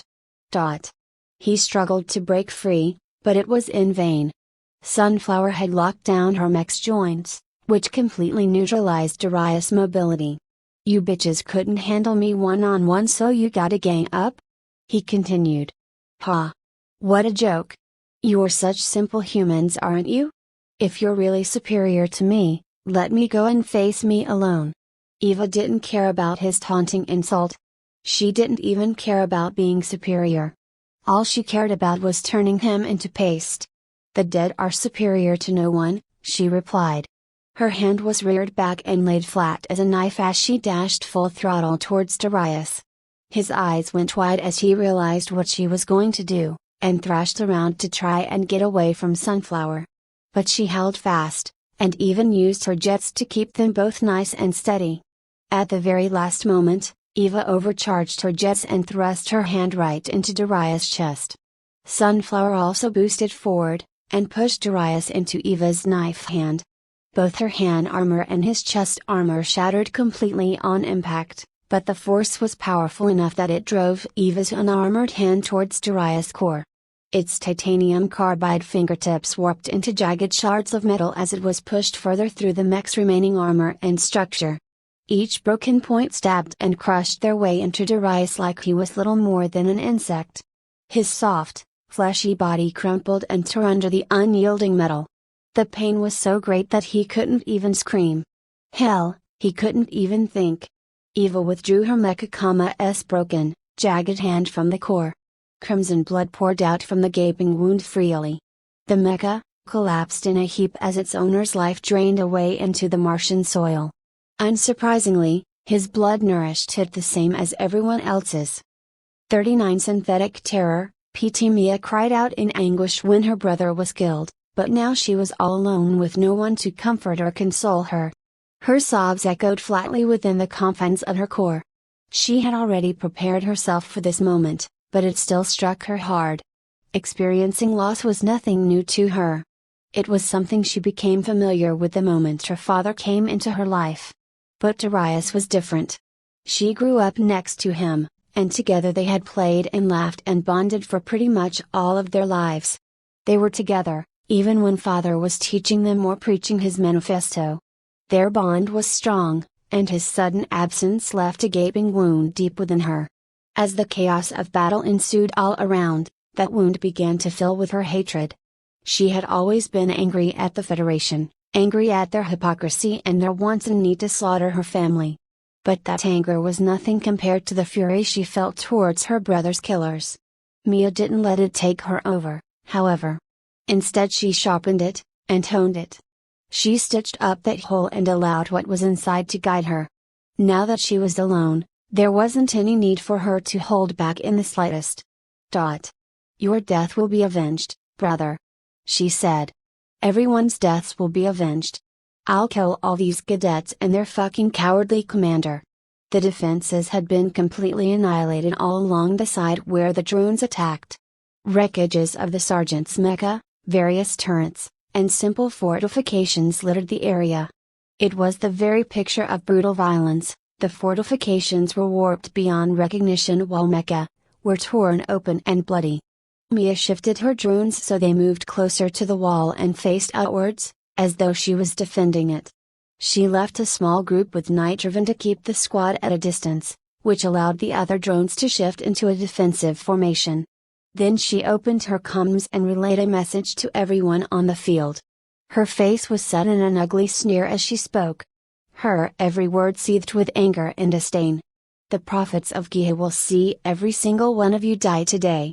Her face was suddenly replaced by the number 3, which confused everyone for a moment. Then she sent a drone straight towards the wall a few dozen meters behind them.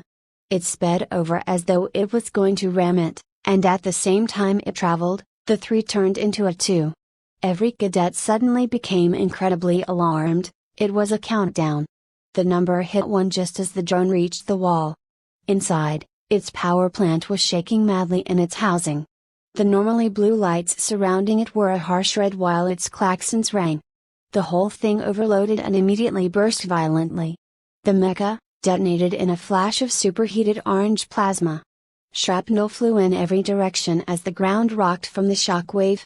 Commander Riddle and his officers stumbled in their war room as the building shook violently. The displays and lights flickered as the building's power fluctuated. Nothing was left of the mecha, save for a huge blast mark on the wall, which had caved in slightly from the blast. There was even a small tear right in the center. Evo quickly scanned the wall. It was damaged to the point where a few more blasts like that would open it up. She estimated that it would take at least 2 or even 3 more to get through. Tyrant! She yelled. We need that interrupt ASAP. The girl's gone nuts, and she's detonating mecha. We're working on it. He replied. ETA? She asked. Tyrant quickly asked the E-War squad leader on their status.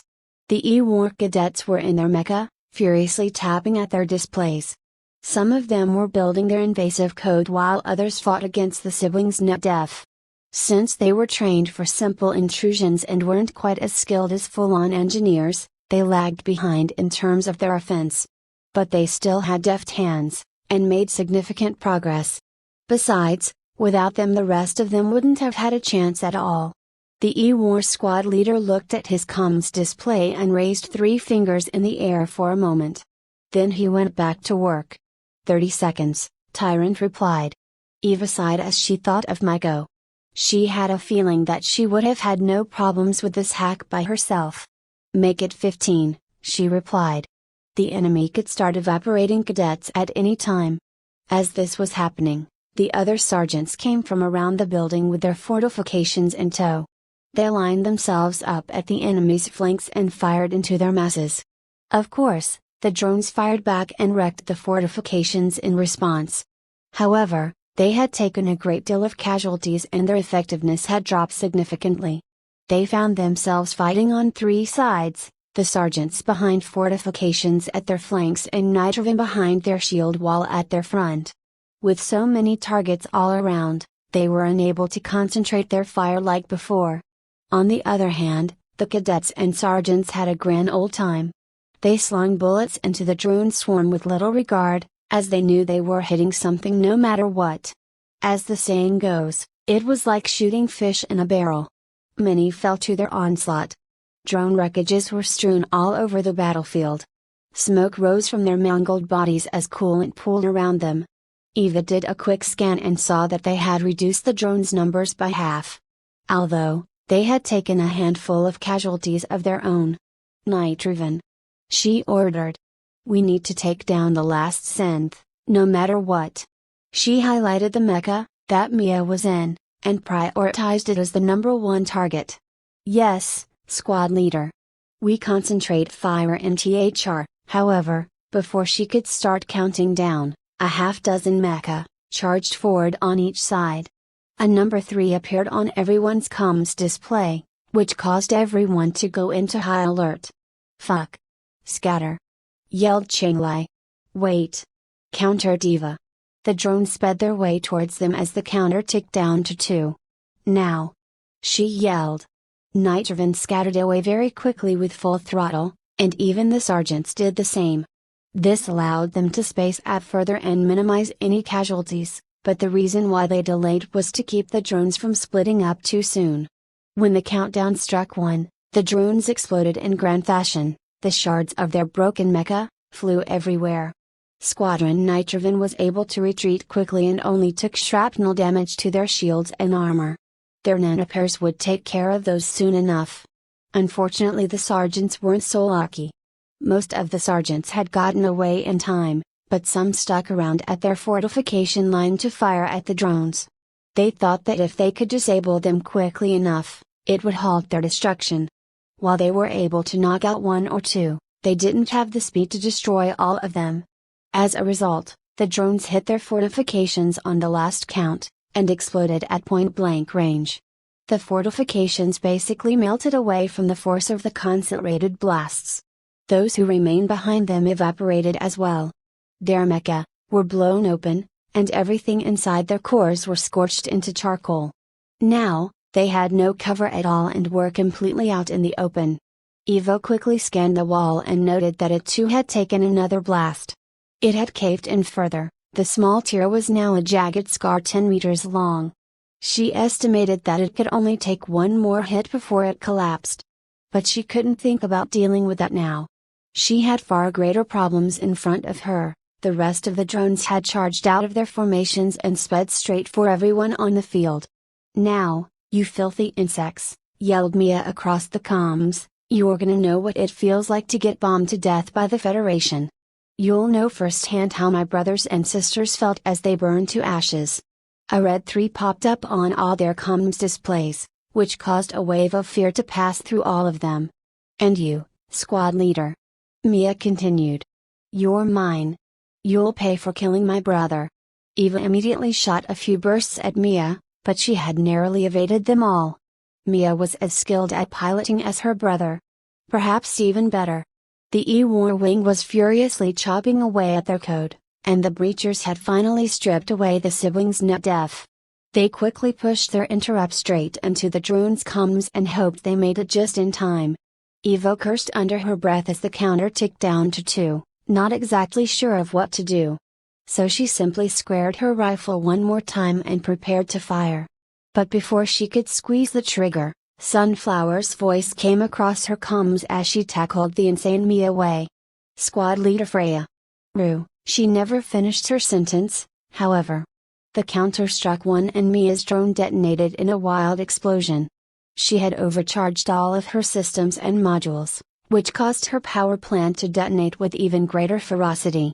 A ball of red-hot plasma burst from out of her core. The explosion completely obliterated Mia's mech and turned it into dust in an instant. Sunflower's mecha was torn to shreds and the main body was thrown several meters away. The blackened husk smoked as Eva dashed up to it, but there was nothing she could do. The core was blasted wide open, and everything inside was blackened from soot. Sunflower's corpse smoldered, her once beautiful skin turned to charcoal. It was cracked in various places, and bright red flesh combined with yellow pus could be seen underneath. Her face was literally turned to ash, and her eyes had become charred sockets. Her once glorious, lively smile was reduced to a grim, blackened skull. No life signs, thankfully. Eva hoped that the end was quick for her, that it happened too fast for her to feel anything. Around all of them were the once hostile enemy drones. They had come to a rapid halt and stood as silent as statues.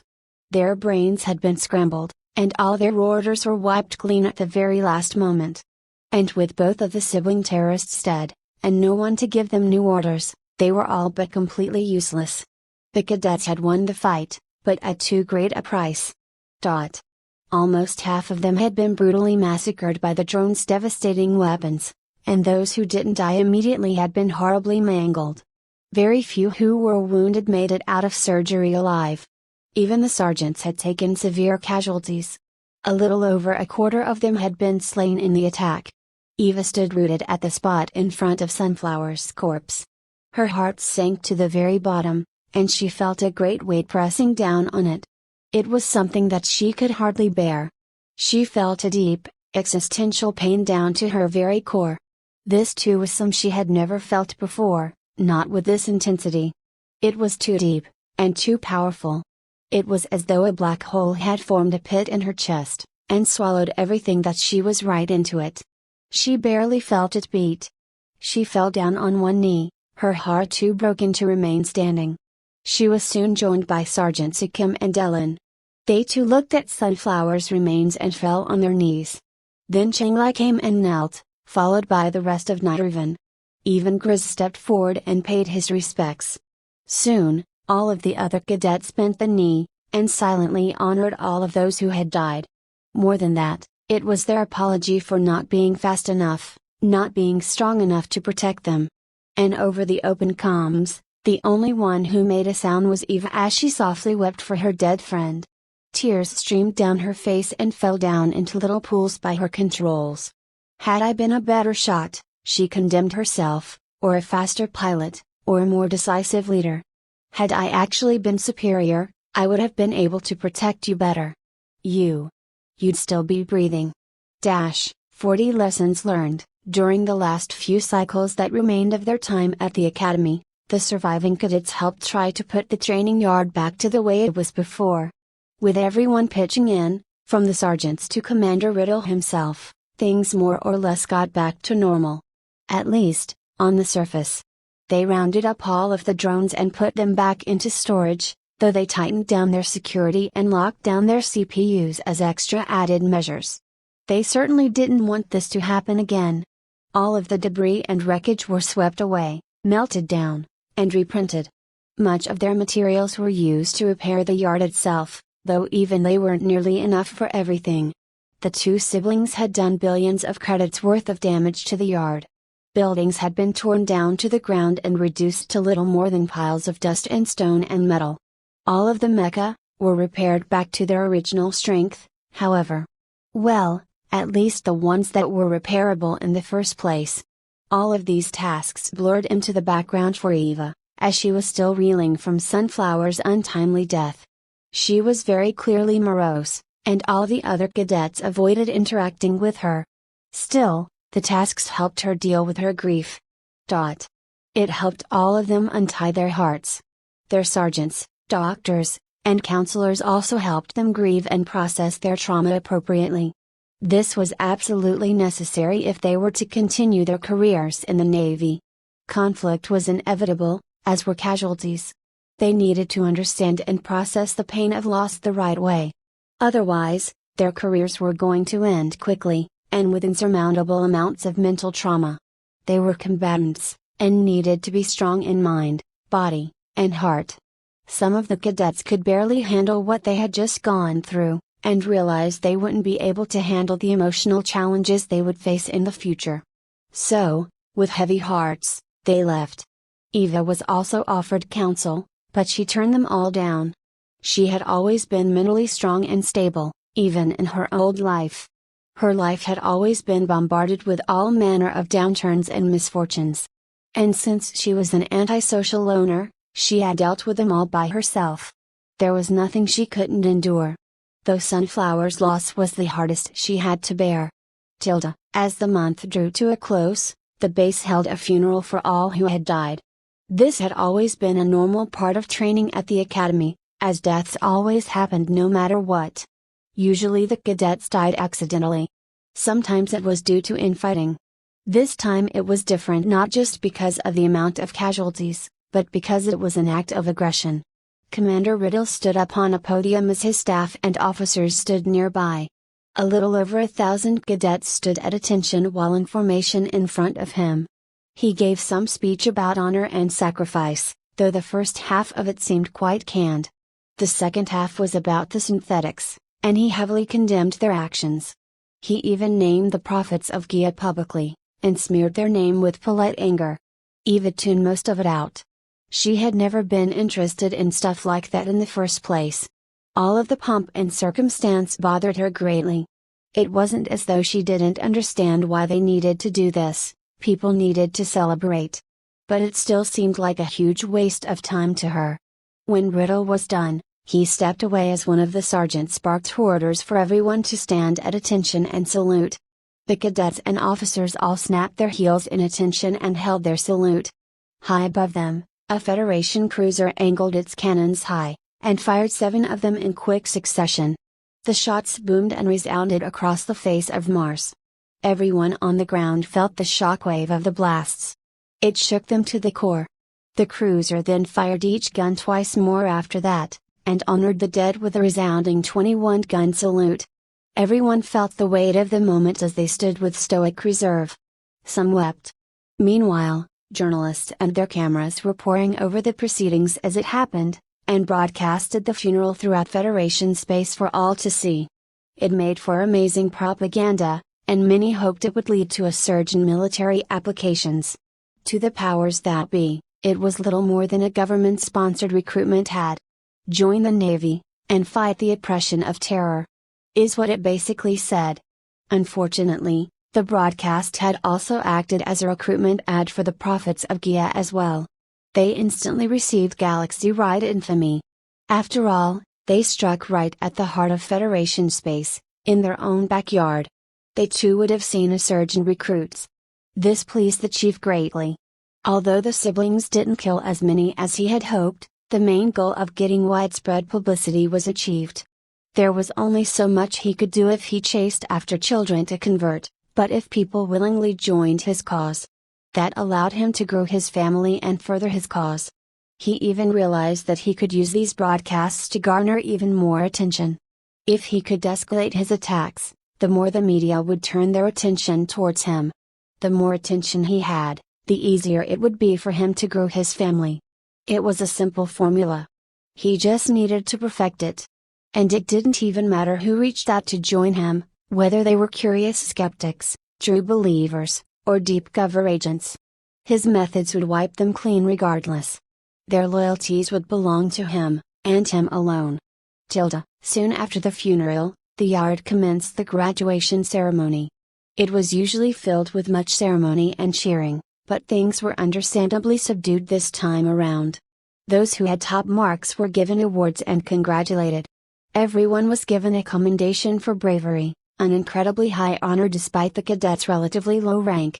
Afterwards, the cadets were left to their own devices, and allowed them a little time to clean up and pack things away. It was also a good time for various agencies and squadrons to try to recruit as many cadets as they could.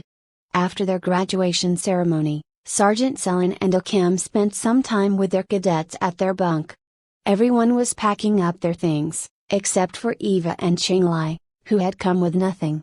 They were joined by a number of recruiters, and things had gotten somewhat livelier. The cadets had become more open again, and were rather welcoming towards the recruiters.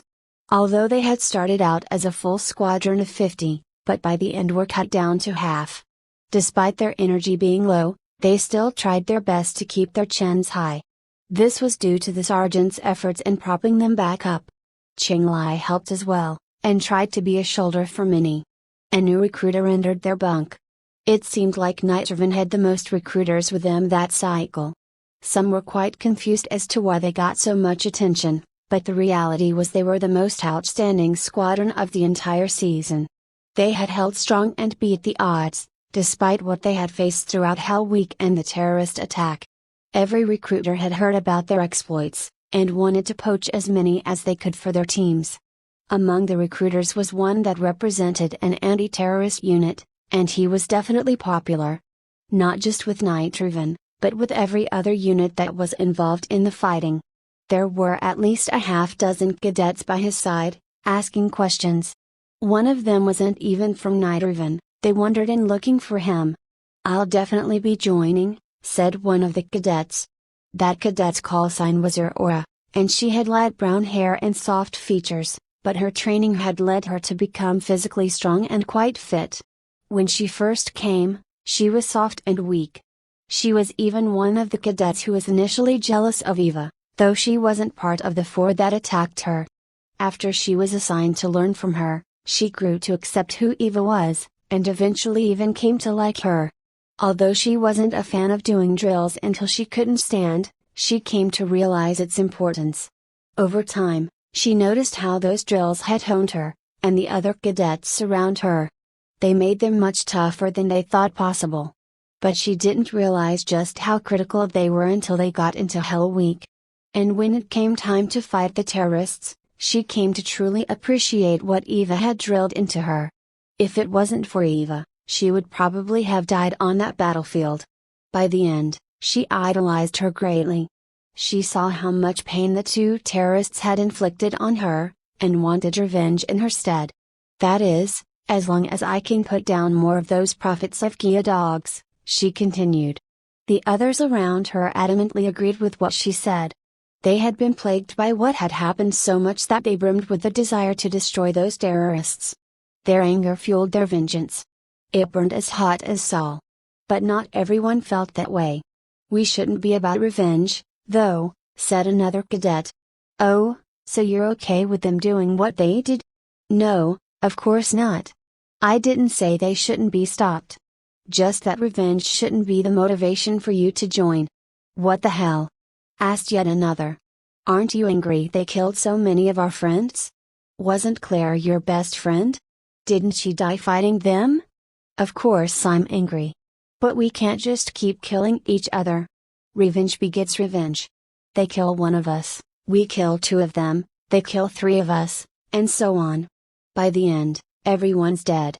What good is that? She's right, said Eva. All of you are.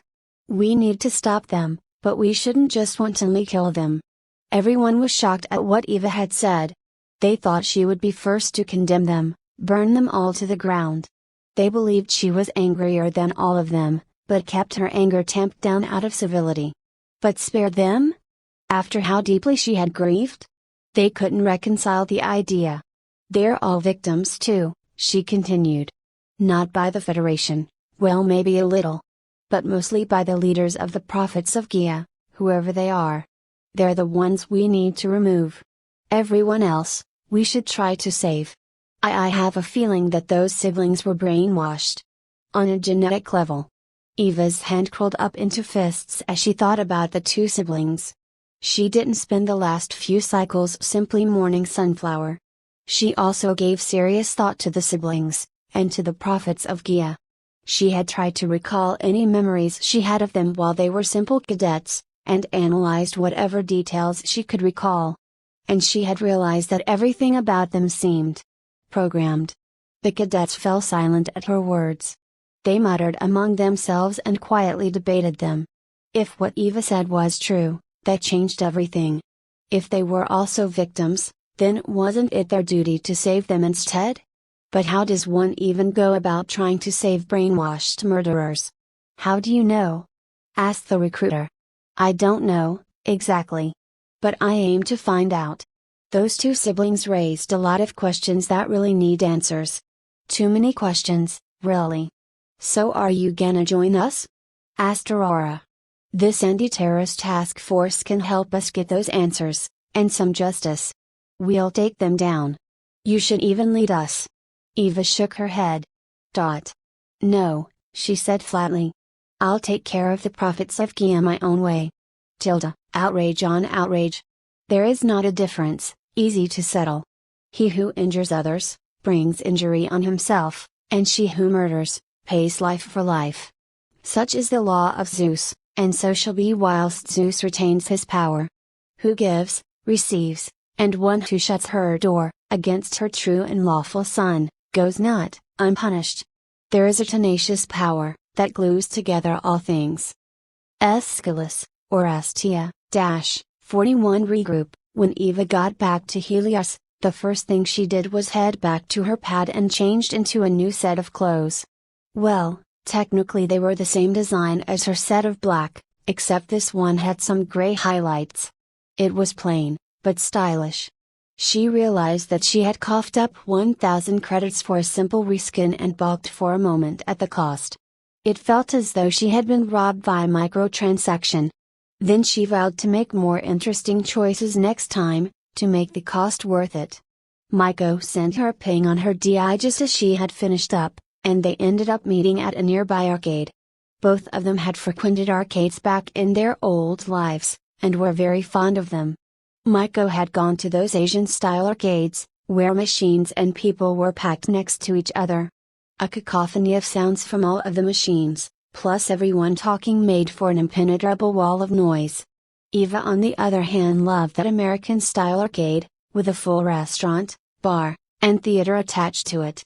It was designed for huge parties and had a ton of room for everyone to move around, play, and get stumbling drunk. The ones in this universe, or at least this exact one on Helios, was completely different. It was more like a boutique and was sleek and stylish. Every inch of the place had soft edges and smooth curves, as though they sold high-end personal technology. In a way, they did sell high-end personal experiences, so the aesthetic and atmosphere made sense. It was still a great departure from what either of them were used to. Unlike the arcade cabinets that the both of them grew up with, the machines were more like areas and spaces where the different games could be activated. Each one was different from each other. The whole place was littered with holograms, weird control gadgets, wraparound displays, you name it. Most of them connected directly with the players and allowed them to control it through their DI. Although the arcade wasn't packed, it wasn't empty, either. There were throngs of people here and there playing games in little groups. Everyone was having a good amount of fun. Maiko headed towards a game in the corner as they both chatted. Compared to the rest of the machines, it was relatively small and only had a few spots for players. "How was basic training?" asked Maiko. The moment she sat down, a holographic projection of a cube sprang up. It looked similar to a Rubik's Cube, but where a Rubik's Cube had sides that were 3x3, this thing had double that. And there were various random missing squares along all its faces. When she started the game, numerous pieces started to gravitate towards the cube from 6 different angles. As the parts fell, they built up on the cube's faces, and the only way to get rid of them was to complete each face. It was pretty much Tetris, except 3-dimensional and looked rather daunting. Probably the reason why hardly anyone played it. It looked really tough, but Maiko didn't seem to have any problems with it. She spun the cube and caught the parts as they fell. "Was rough," Eva replied. "Had to put down a couple murderous terrorists." "You? Rogue?" "I went berserk in the laboratory and put the whole station into lockdown," replied Maiko. Unlike Eva, Maiko was sent to the Federation Naval Engineering Institute, which was a huge station above Ganymede, the largest moon orbiting Jupiter. There, she and a few thousand other trainees learned the mechanics of spaceflight and the intricacies of information architecture. Well, in terms of military capability, anyway. It was basic training, but for brainy people rather than brawny people. "You should have been there," she continued. "There were many electrical fires and systems malfunctions. It was absolute chaos. We could have used your help." "What happened?" Maiko casually spoke as she spun the cube around, and wiped away plane after plane. The game was tough, but Maiko barely saw it as a challenge. "Took care of it. But it cost." "Same on my end," said Eva. We also lost a few people, some real important. Coulda used your help there, too." Maiko simply nodded. A moment of silence passed between the two of them. It seems their experiences were similar, so they understood where the other was coming from. They both experienced a degree of tragedy during their training. They were both still dealing with the lingering emotions, so they didn't pry into each other's situations.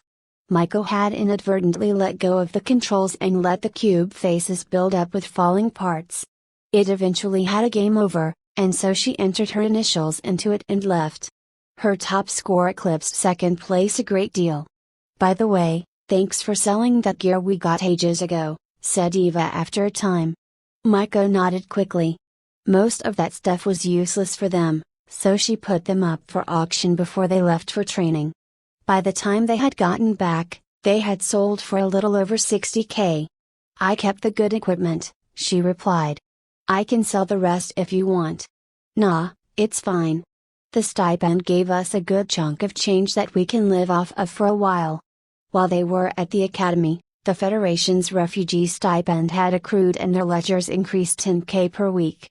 Since they couldn't really spend it while in training, their accounts just grew. $100K for the month plus the $30K-ish that they had made their ledgers nice and content. For a little while, anyway. We will need at least 1 million credits each if we wish to have a B-ranked loadout, said Maiko.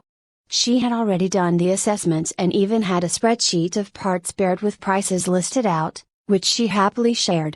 Eva was rather impressed with how organized Maiko's mind was. The naval contract will contribute a good chunk, she replied. This is true, however the job will not occur for another month and a half. He had mentioned something about red tape. Ugh! Bureaucrats. Yes, tell me about it, said Maiko. Japan, well, back when I lived in it, had a huge problem with bureaucracy. They even had a hotline to complain about red tape. Maiko giggled a little before she continued. They received so many complaints that they had to shut the hotline down temporarily. After only a single day. Eva laughed at the absurdity of it. Makes sense why the contract's delayed, said Eva. They're all wrapped up in their bureaucracy that they can't even tell most of the people that are on the project what the fucking project actually is. Bureaucracies had clearly gone rampant within the Federation. It sort of made sense. After all, a civilization of that magnitude needed lots of fine-tuning to run smoothly. Unfortunately, however, humanity had foolishly chosen to go with legions of paper-pushing administrators to keep itself organized. Although most of the populace went through their lives relatively easily, the bureaucrats who kept the wheels oiled were no doubt a mass of unbridled chaos. It all seemed like such a waste to Eva. She wondered if there was someone, somewhere in the Federation who still had to use rubber stamps and India ink, simply because regulations demanded it. The thought of its plausibility frightened her, so she abandoned it completely and vowed never to think of it again. So she changed the subject, quickly. Have you looked at streamer mode? I did, Maiko replied. But I did not activate it. Eva didn't turn it on, either. But she did go through all of the settings, which she found oddly familiar. Some determined where she streamed to, or if she wanted to schedule her streams. There were also block lists and chat functions and all sorts of social settings. Eva wasn't positive, but she got a feeling that this meant she could stream her life through her DI. It excited her a great deal. When I looked it up, said Eva, there was zero info. Like it doesn't actually exist here. As though only us players have it. Isn't that weird? She had asked a few cadets about it during the academy, and found that everyone else didn't see it. Well, everyone except for Qinglai, Grizz, and Tyrant, all of whom were refugee players. I mean, she continued, streaming is a thing, but it requires a drone attachment and some extra control cybernetics. They call it omnicasting or something like that. I watched a few vids. Lots of people make a living with it. Omnicasters were the equivalent of social media content creators in the Sol Federation. A great many people had all sorts of casts, from cooking to travel to porn. It was a veritable ocean of content. Most of it was of low quality, but the few that were great truly shined. We should try it out and see what happens, said Maiko. Perhaps we can also earn from our version. I'm up for it. We can grab a job or two and stream that? Maybe it'll get exciting and people will watch? We could also try to be journalistic and stream breaking news, too. Or we can stream this thing, said Eva. She had stopped at a rather fancy-looking game. The whole space it occupied was lit warmly, and even its temperature was slightly elevated. In the middle of it was a hologram of a random person. It shifted its pose as it slowly spun around. The current design was rather generic, and looked dull. It invited improvement. Eva customized the hologram through a pop-up control on her DI. She shaped the hologram into a rather attractive and handsome man. He was square-jawed, wavy-haired, and had rippling muscles. He was a bit of a dreamy hunk, and some of the women who passed by couldn't help but take a second glance. A couple even stuck around and watched for a good long while. "Is this some sort of character creator?" asked Maiko. Eva shook her head. The moment she had stepped into the area, the game had sent all its details to her DI. What it was about, how to play it, and so on. "You play as a fabricating bacteria that sustains itself by consuming people's clothing," she replied. "But the person fights back by putting on more and more clothes. You win when they're out of clothes." Eva immediately got to work and started to eat away the holographic man's clothes. She dissolved his shirt rather quickly, which revealed his strong, highly defined muscles. But he reacted quickly and put on a shirt while she was busy stripping away his pants. This only increased her fervor, and she evolved her bacteria to keep pace. She was practically drooling as she frenziedly peeled off layer after layer. "You probably shouldn't watch this," she told Maiko. Maiko rolled her eyes with slight exasperation. She couldn't understand why Eva indulged herself like that. By the end, Eva had beat the top score by at least threefold, and had worked herself up into a sweat. Her bacteria had evolved over 100 times and became the apex predator of every textile. The holographic man was left shivering in his underwear, and if Eva could have taken those, she would have. She certainly tried. More than once. When she was done, she stepped back and marveled at her work as she wiped her brow. All that activity had worn her out a bit. Perhaps not so much physically, but definitely hormonally. A couple of female bystanders even applauded her as she stood aside slightly out of breath. "All that work got me thirsty," she said. "Why did you even play that game?" Maiko replied. "You know you are beautiful, yes? You can just go and get a real person whenever you want and strip him down however you like." 42 Mirror Mirror, PT. After their trip to the arcade, Eva retired back to her pad to chill out and to do a little research. Except every time she tried to get into something, Maiko's words came bounding into her head. She wondered why Maiko said she was beautiful. Was it a joke? Was she trying to give her confidence or something? Eva had never believed herself to be attractive, and so couldn't really believe anyone when they told her she was pretty or cute or beautiful. But to hear Maiko say it so resolutely shook her a little. "I'm not beautiful at all. What the hell?" In this universe, mirrors were a thing of the past. It was simply because their DIs could mirror their faces for them. So Eva had her DI recreate her face perfectly so she could see it in her mind's eye. And she was well and truly beautiful, with light skin, dark hair, and soft features. The kind that made people turn their heads and gawk. The kind that made people run into poles as they walked by. The kind that started or stopped wars. It wasn't just her looks that made her attractive, it was also her newfound self-confidence, and her indomitable inner strength. The sum of it all made her peerless. And oddly enough, she just didn't see the beauty in herself. All she saw were her flaws, the things she didn't like about herself. It was always her nose, eyes, ears, lips, you name it. And now that she had a full 360-degree view of her head, she only found even more flaws about herself. Her neck wasn't as slim, or her jawline was too high, or her hair wasn't wavy enough. All her complaints about herself were utterly ridiculous. She sighed and deactivated her face as a frown formed on her real one. To think someone like Eva could still have body dysmorphic disorder, even considering how absolutely amazing she had become in her new life. But somehow she found reasons to put herself down physically, no matter how ridiculous or unrealistic or idiotic. The unfortunate truth of it was that body dysmorphia was way more common than society realized, or wanted to admit. Perhaps because it was society that inflicted it in the first place. Over the next few cycles, Eva met up with Maiko and did a few simple jobs. They all held some degree of danger, but weren't too overwhelming. They took on a variety of them, too, such as escorting traders, hunting down bounties, patrolling bases, and so on. They had even met up with Qinglai and performed a simple op with his clan. Sometimes they met with a little resistance, but it wasn't anything they couldn't handle with their D-ranked fighters. They honestly weren't bad gigs, and they earned around 10K each. Easy jobs, easy money. Of course, those little amounts barely put a dent on their overall goal of $1 million. But in truth, they really were just playing around so they could get the hang of the whole streaming thing, and purposefully took lower intensity jobs. It was good, clean fun. Although they had turned their streams on, nothing really happened. More specifically, they didn't know where they were streaming to.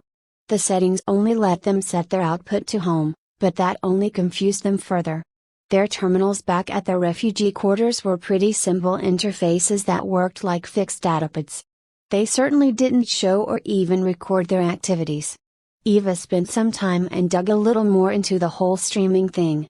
She was more than curious about it, and was determined to figure it all out. It dawned on her when she went into her stream message log and read what was there. Someone had sent her at least a half dozen messages. But when she looked closer, they were all sent by the same person. Her heart dropped when she opened the first one and read it. Then she went through all the others and just shook her head in utter disbelief. Mac, hi, you probably don't want to hear from me, but I just want to say I'm sorry. Mac, it's cool to see you alive. You were gone for so long. Mac, are you really in the game? That's so cool. Mac, I wonder if you'll be able to come back. Do you? Mac, it's okay if you're ignoring me, I kinda deserve it. Mac, just stay safe, okay?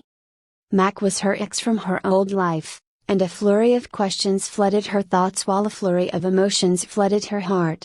What the hell? How did he get my stream? Does home mean him? No way. No fucking way. Or does home mean my rig back in my actual apartment? Did he fucking steal my badass supercomputer? Wait. Can I talk to my grandparents? Her heart thumped at the possibilities. She could talk to her grandparents again. She could see how they were doing. Of all the people she missed from back home, it was those two. Eva immediately started a stream and opened up comms. She was determined to talk to them, even if she had to deal with Mac along the way. A video chat immediately opened up when she went to the messages screen, and she saw Mac's head down on the desk, snoring softly. Hey, she said out loud. Can you hear me? Mac was startled awake and looked around groggily for a second. But his eyes went wide when he looked at the monitor and saw Eva. Eva. It's actually you. He exclaimed. I can believe it. And you look incredible. You're like a whole different person, almost. She observed him a little bit and noticed that he had barely changed. He was rather tall and a bit skinny fat. He had brown hair, muted blue eyes, and was oval-faced. He had a tanned complexion even though he never really left his house. His hair was always a bit of a mess and slightly oily from not showering every day. He had bags under his eyes, presumably from gaming all day and night. He suffered from insomnia, just like Eva used to, too. Despite his overall shabbiness, he was rather good-looking, even if he wasn't exactly her type. She wasn't really happy to see him, a stark contrast to him being ecstatic to see her. But he was her only link to her old life, and she wanted to expand that. Not only did she want to talk to her grandparents, but she had a lot of questions about Bella Mitrina, and wondered if she could talk to its developers.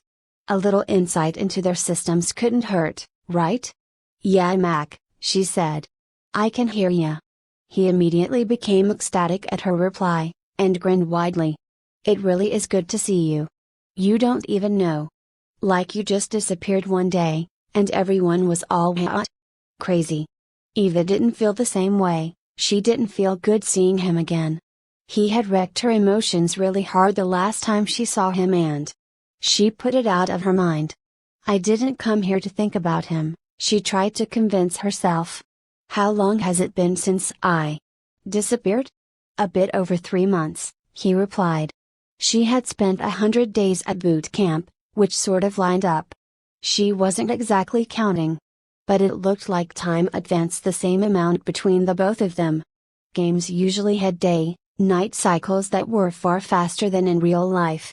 Bella Mitrina in particular had 4 in-game days to each day in real life. Eva was glad that time wasn't compressed or otherwise changed. A second was still a second. Tell me more about who else disappeared, she said.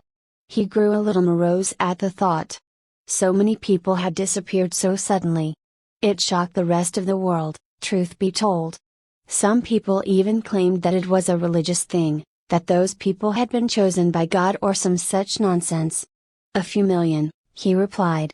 I found out some disappeared before you, and then some disappeared after you. Different times, places. Sometimes by a month, sometimes by a few minutes. Her face scrunched up as she thought about it. People had been disappearing for a month prior to her, and no one really talked about it. That was kind of crazy to her. Then again, people had disappeared all the time, of course. Kidnapped up or murdered or fell off a cliff or whatever. They had no reason to suspect it was otherwise for any single one of them. She supposed that it must have taken thousands of disappearances before people started to take notice, and that must have been after she disappeared herself. Every single one who disappeared played Bella Meterna, he continued. When people put two and two together, the game basically shut down and went under, but people kept disappearing anyway. I kinda wish I played it with you. Maybe I'd be with you there, now. It was tough for Eva to talk to Mac. Even just looking at him ate away at her. They spent a lot of time together, and for a good chunk of that, he was emotionally abusive towards her. Even though he didn't do it intentionally, it still hurt beyond comparison. Mac had problems similar to Grizz, but that effusing self-centeredness was different with him. Although he wasn't a full-blooded gets my friends killed sort of narcissist, he had very narcissistic tendencies. And they were equally damaging, albeit in a more insidious way. He suffered from Peter Pan syndrome, and even though it wasn't officially recognized as a mental illness, it was devastating nonetheless. Not just to himself, but to everyone around him. Mac was emotionally childish, purposefully distant, and avoided responsibility of all kinds. He absolutely refused to see reality as it was, and even erased and rewrote his own memories to support the reality he wanted to see. It was a little heartbreaking to her. Not only did he not take any responsibility for his own actions, he always blamed other people for his own failures. Most of the time, he only thought to fulfill his own pleasure, and never cared about anyone else's lives or desires beyond that. He literally treated everyone like they were NPCs, and he was the only real person around. She thought back to all the times he had mistreated her and caused her serious emotional damage. There were times when she had tried to get closer to him only to get pushed away. There were times when she tried to take care of him, guide him, pull him out of his misery. But instead he dragged her in with him. And every single time, it felt as though he had stabbed her right in the heart. He always talked about taking her out to watch the stars, but he never did. He told her that he wanted to paint her portrait, but he never did. He promised that he was there for her, but he never, ever was. She truly cared for him, but all he cared about was himself. He just liked the attention that she gave him, nothing more.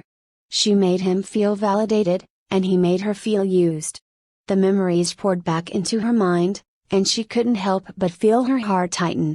It was as though someone had reached into her chest and started squeezing the blood out of it. She felt it beat roughly, like it wanted to fight back. But it was already bruised and battered and beaten and couldn't go on. The mighty Freya, defeated by a common wastrel. While he was going on and on about the disappearing players and how great it was she was still alive and how much he wanted to be with her, the anger bubbled up from beneath her. She saw how carefree he was being, as though his past faults and her hurt meant nothing. He couldn't even apologize in person. Even now, he avoided taking any responsibility. Her eyes turned bloodshot as her throat tightened up. The pressure built inside her, years and months and weeks and days spent with her heart twisted up. It all threatened to spill over right then and there. When she couldn't take it any longer, she exploded. Why weren't you ever there for me when I needed you? Don't you know how much I actually loved you? Hell, do you even know what the fuck love is? 43 Mirror Mirror, PT. Eva shook with anger, disappointment, and heartache as Max sat there with his mouth agape. Her heart was a whirl while his was flat. He broke the silence after too long of a moment, his voice soft and timid. "I'm sorry," he said. "And I do love you, it's just." He trailed off, unable to say the rest, and let his words hang in the air. Eva's brow furrowed, and her agitation barely abated at his words. "It's just that you're a selfish prick," she said. "You don't love me. All you care about is yourself. Everything you do is only so you can feel good. Who cares what happens to me, right? Who cares that you were never there? Who cares that my heart was constantly broken?" His head hung low in shame, but only for a moment. He quickly jumped up, his ego wouldn't let him be the bad one. "But I told you that I was having issues. My life is complicated and I have so much going on. I'm just so busy all the time that I got overwhelmed by it all." Her anger got caught up in her throat the moment he said that. All he did all day was play games or watch videos or binge eat. If he did work, it was for a few measly hours. Busy? Overwhelmed? How? That liar never did anything at all. "Your words don't mean shit," she yelled. "You know who's busy? People who pay rent. People who have bills. People who have sick family that need to be taken care of. People who don't have enough money for all of it. You literally have zero responsibilities, how can you possibly be busy?" "I just am, okay?" he snapped. Eva's eyes narrowed. She wasn't done with her attack. She spoke slowly, as though he wouldn't understand otherwise. Venom dripped out of her every word. "And then you had the audacity to fuck around with the girl at the corner store. 5 times. Isn't it funny how you suddenly found enough time for that?" He went pale when she mentioned that. He figured she had forgotten about it. Or maybe he just hoped that she would have. He definitely did his best to brush it under the rug, but her memory was just way too good. "What do you want from me?" "What do I want?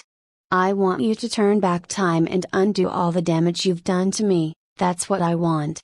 Or if that's too hard, you can try to move heaven and earth instead. If you could even move your ass off the couch first." Mac winced. She hit hard. Of course he couldn't do them. Those were impossible. In fact, since they were now completely separated into two separate universes, there was nothing at all he could do. Even if he wanted to. There wasn't even anything he could say in response. Her anger was red hot, but her tone turned ice cold. "Fuck this, and fuck you," she continued. "You self-centered, irresponsible child." Then she cut the line and left Max sitting in the dark by himself. The screen turned to black as Eva's face disappeared. It was replaced by his reflection, which was vague and blurry. On the screen was the word disconnected.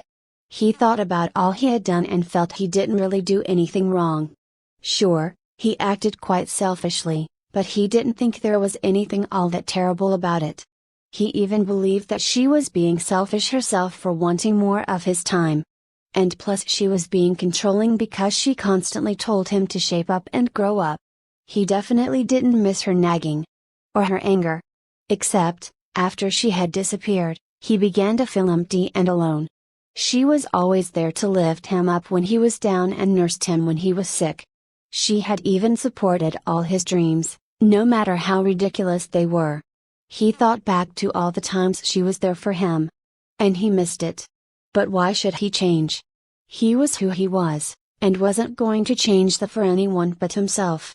His life was his, and didn't belong to anyone else.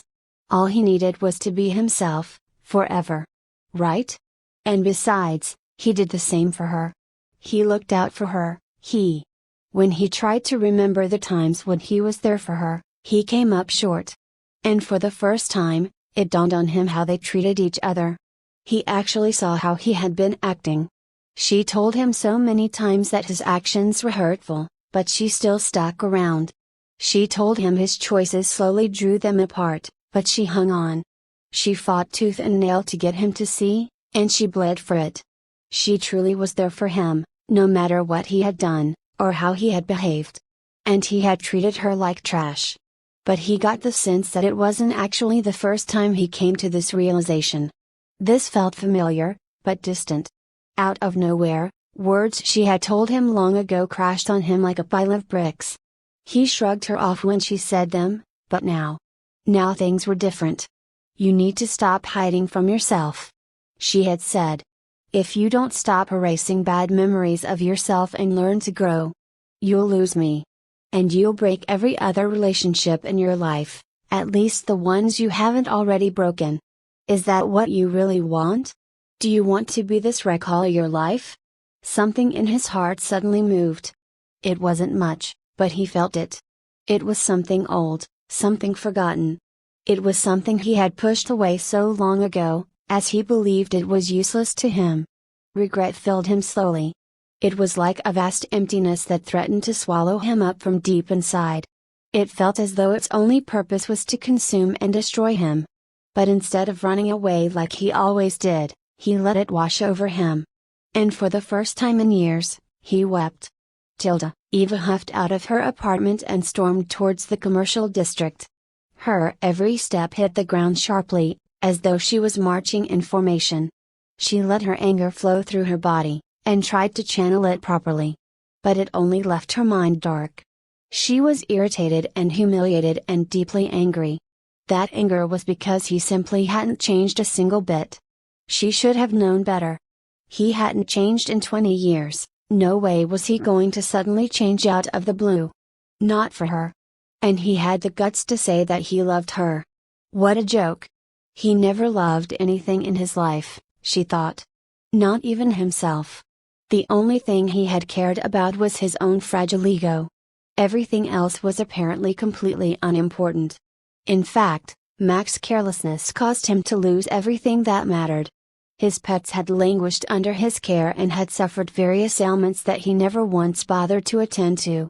One of his favorite ferrets had even died due to his neglect. And his things. He constantly lost his things because he didn't care enough to actually put them away or deal with them properly. Even the phone he was so attached to was marred with dents and splintered glass. Most critically, his selfishness led friends and family to turn their backs on him. He never showed them the slightest regard, and only talked to his family members when he wanted something. His own parents even regarded him as a total lost cause. Hell, they even cautioned Eva not to get too close to him. Perhaps she should have listened to them after all. She was also certainly angry at herself for having entertained the notion that he could change in the first place. That he would have finally come to his senses and become someone actually responsible for once. She chided herself for being so naive and hopeful. And it infuriated her that she even felt that way in the first place. It didn't make any sense. So why did she ignore all his red flags? And why did she give him so many chances? Why did her heart continue to forgive him? What made him so special to her? He wasn't anything truly worth mentioning, just another spoiled rotten rich kid who lived off the scraps of his trust fund. He was like a 12-year-old in a 22-year-old's body. Selfish, narcissistic, irresponsible. A winning combination. What a complete fucking waste, thought Eva. They fought so often about the dumbest things, just because he refused to grow up. The first time they had butted heads, it was because he was being neglectful and dismissive of her. There was a cool new VR arcade in town, and she suggested that the two of them go check it out. Of course, he said that he would be there, he loved VR, too. But on the day of, he simply didn't show. Didn't even say anything. Not even a peep. No, I'm running late, or I have to cancel. Nothing. She messaged and called him, but he didn't answer. Frustrated at being stood up, she simply left and didn't even go into the arcade. Her day was totally ruined. She chided him a little over text, saying that he should have at least reached out if he couldn't make it. But again, nothing. It was like she didn't exist.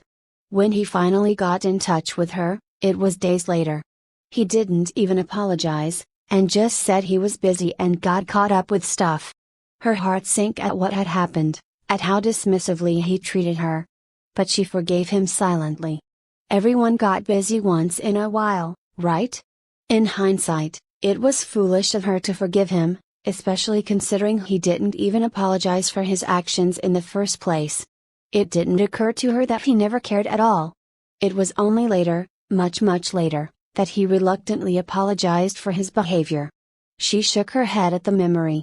Remembering that first heartbreak shredded the last bit of compassion she had for him. Whatever little pity and love she had for him was finally gone. Some people were completely irredeemable, no matter how much anyone wanted the opposite to be true.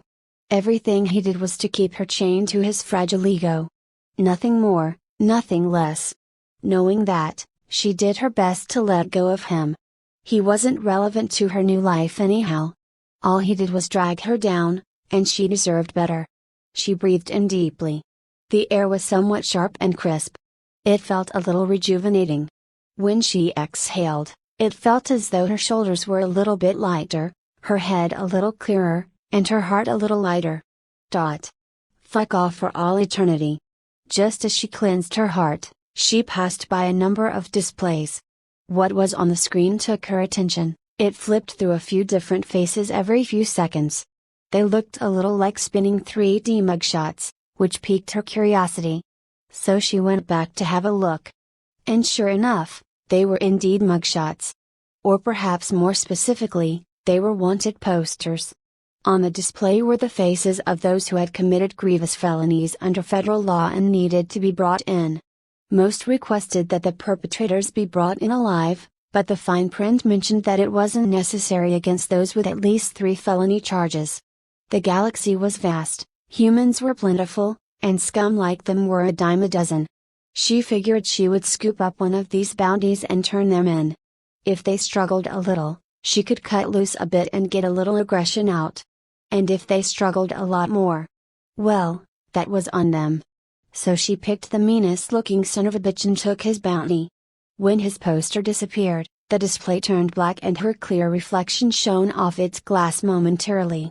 Then a number of questions popped up one by one, which was necessary for her to be temporarily deputized. They weren't anything crazy: name, call sign, organization name if she was part of one, that sort of thing. On the screen was the question, would you like to register a partner? She quickly tapped no, 44 mirror, PT. In one of the rougher areas somewhere on Helios, a group of men sat around a table as they chatted and played a game. In their hands were a half-dozen cards. There were complex symbols on each of them, and all were unique. There were more cards in the middle of the table, and they were arranged in a grid. However, they were laid out similar to dominoes, where they chained into each other and made an interesting, sprawling pattern going in every direction. Hovering above the cards was a transparent hologram that displayed the current size of the font. It was high. It got even higher when one of the card players increased his bet a great amount. "Palace," he said. "Yeah, Andy? You remember that little treat from a few cycles ago?" Palace looked up from his cards at Andy, and saw the scar on his cheek was warped by his grin. "You mean the blonde one from D202? The one I lent you for a cycle?" Andy leaned forward and looked at his grizzled friend. His grin turned wicked. "Yeah, that one," he replied. "She's mighty tasty, wouldn't you say? Too tasty for you. And since it looks like you're a bit short on the spot, how about you pitch her in? I wouldn't mind having some real dessert tonight." Palace scoffed as he fidgeted with his cards. "Ain't you so damned sure of your hand? What makes you think mine ain't better? I think your ledger's speaking for itself," taunted Andy. This was a sore spot for Palace. When he looked at the pile that was his betting chits, it was pitifully low. Certainly much lower than what Andy held. When he had increased his bet, it forced Palace to either back out or empty out. If he wanted to keep playing, he needed to up the ante. And his hand was too good not to. "Greedy sumbitch," said Palace. "But fine. Let's do this."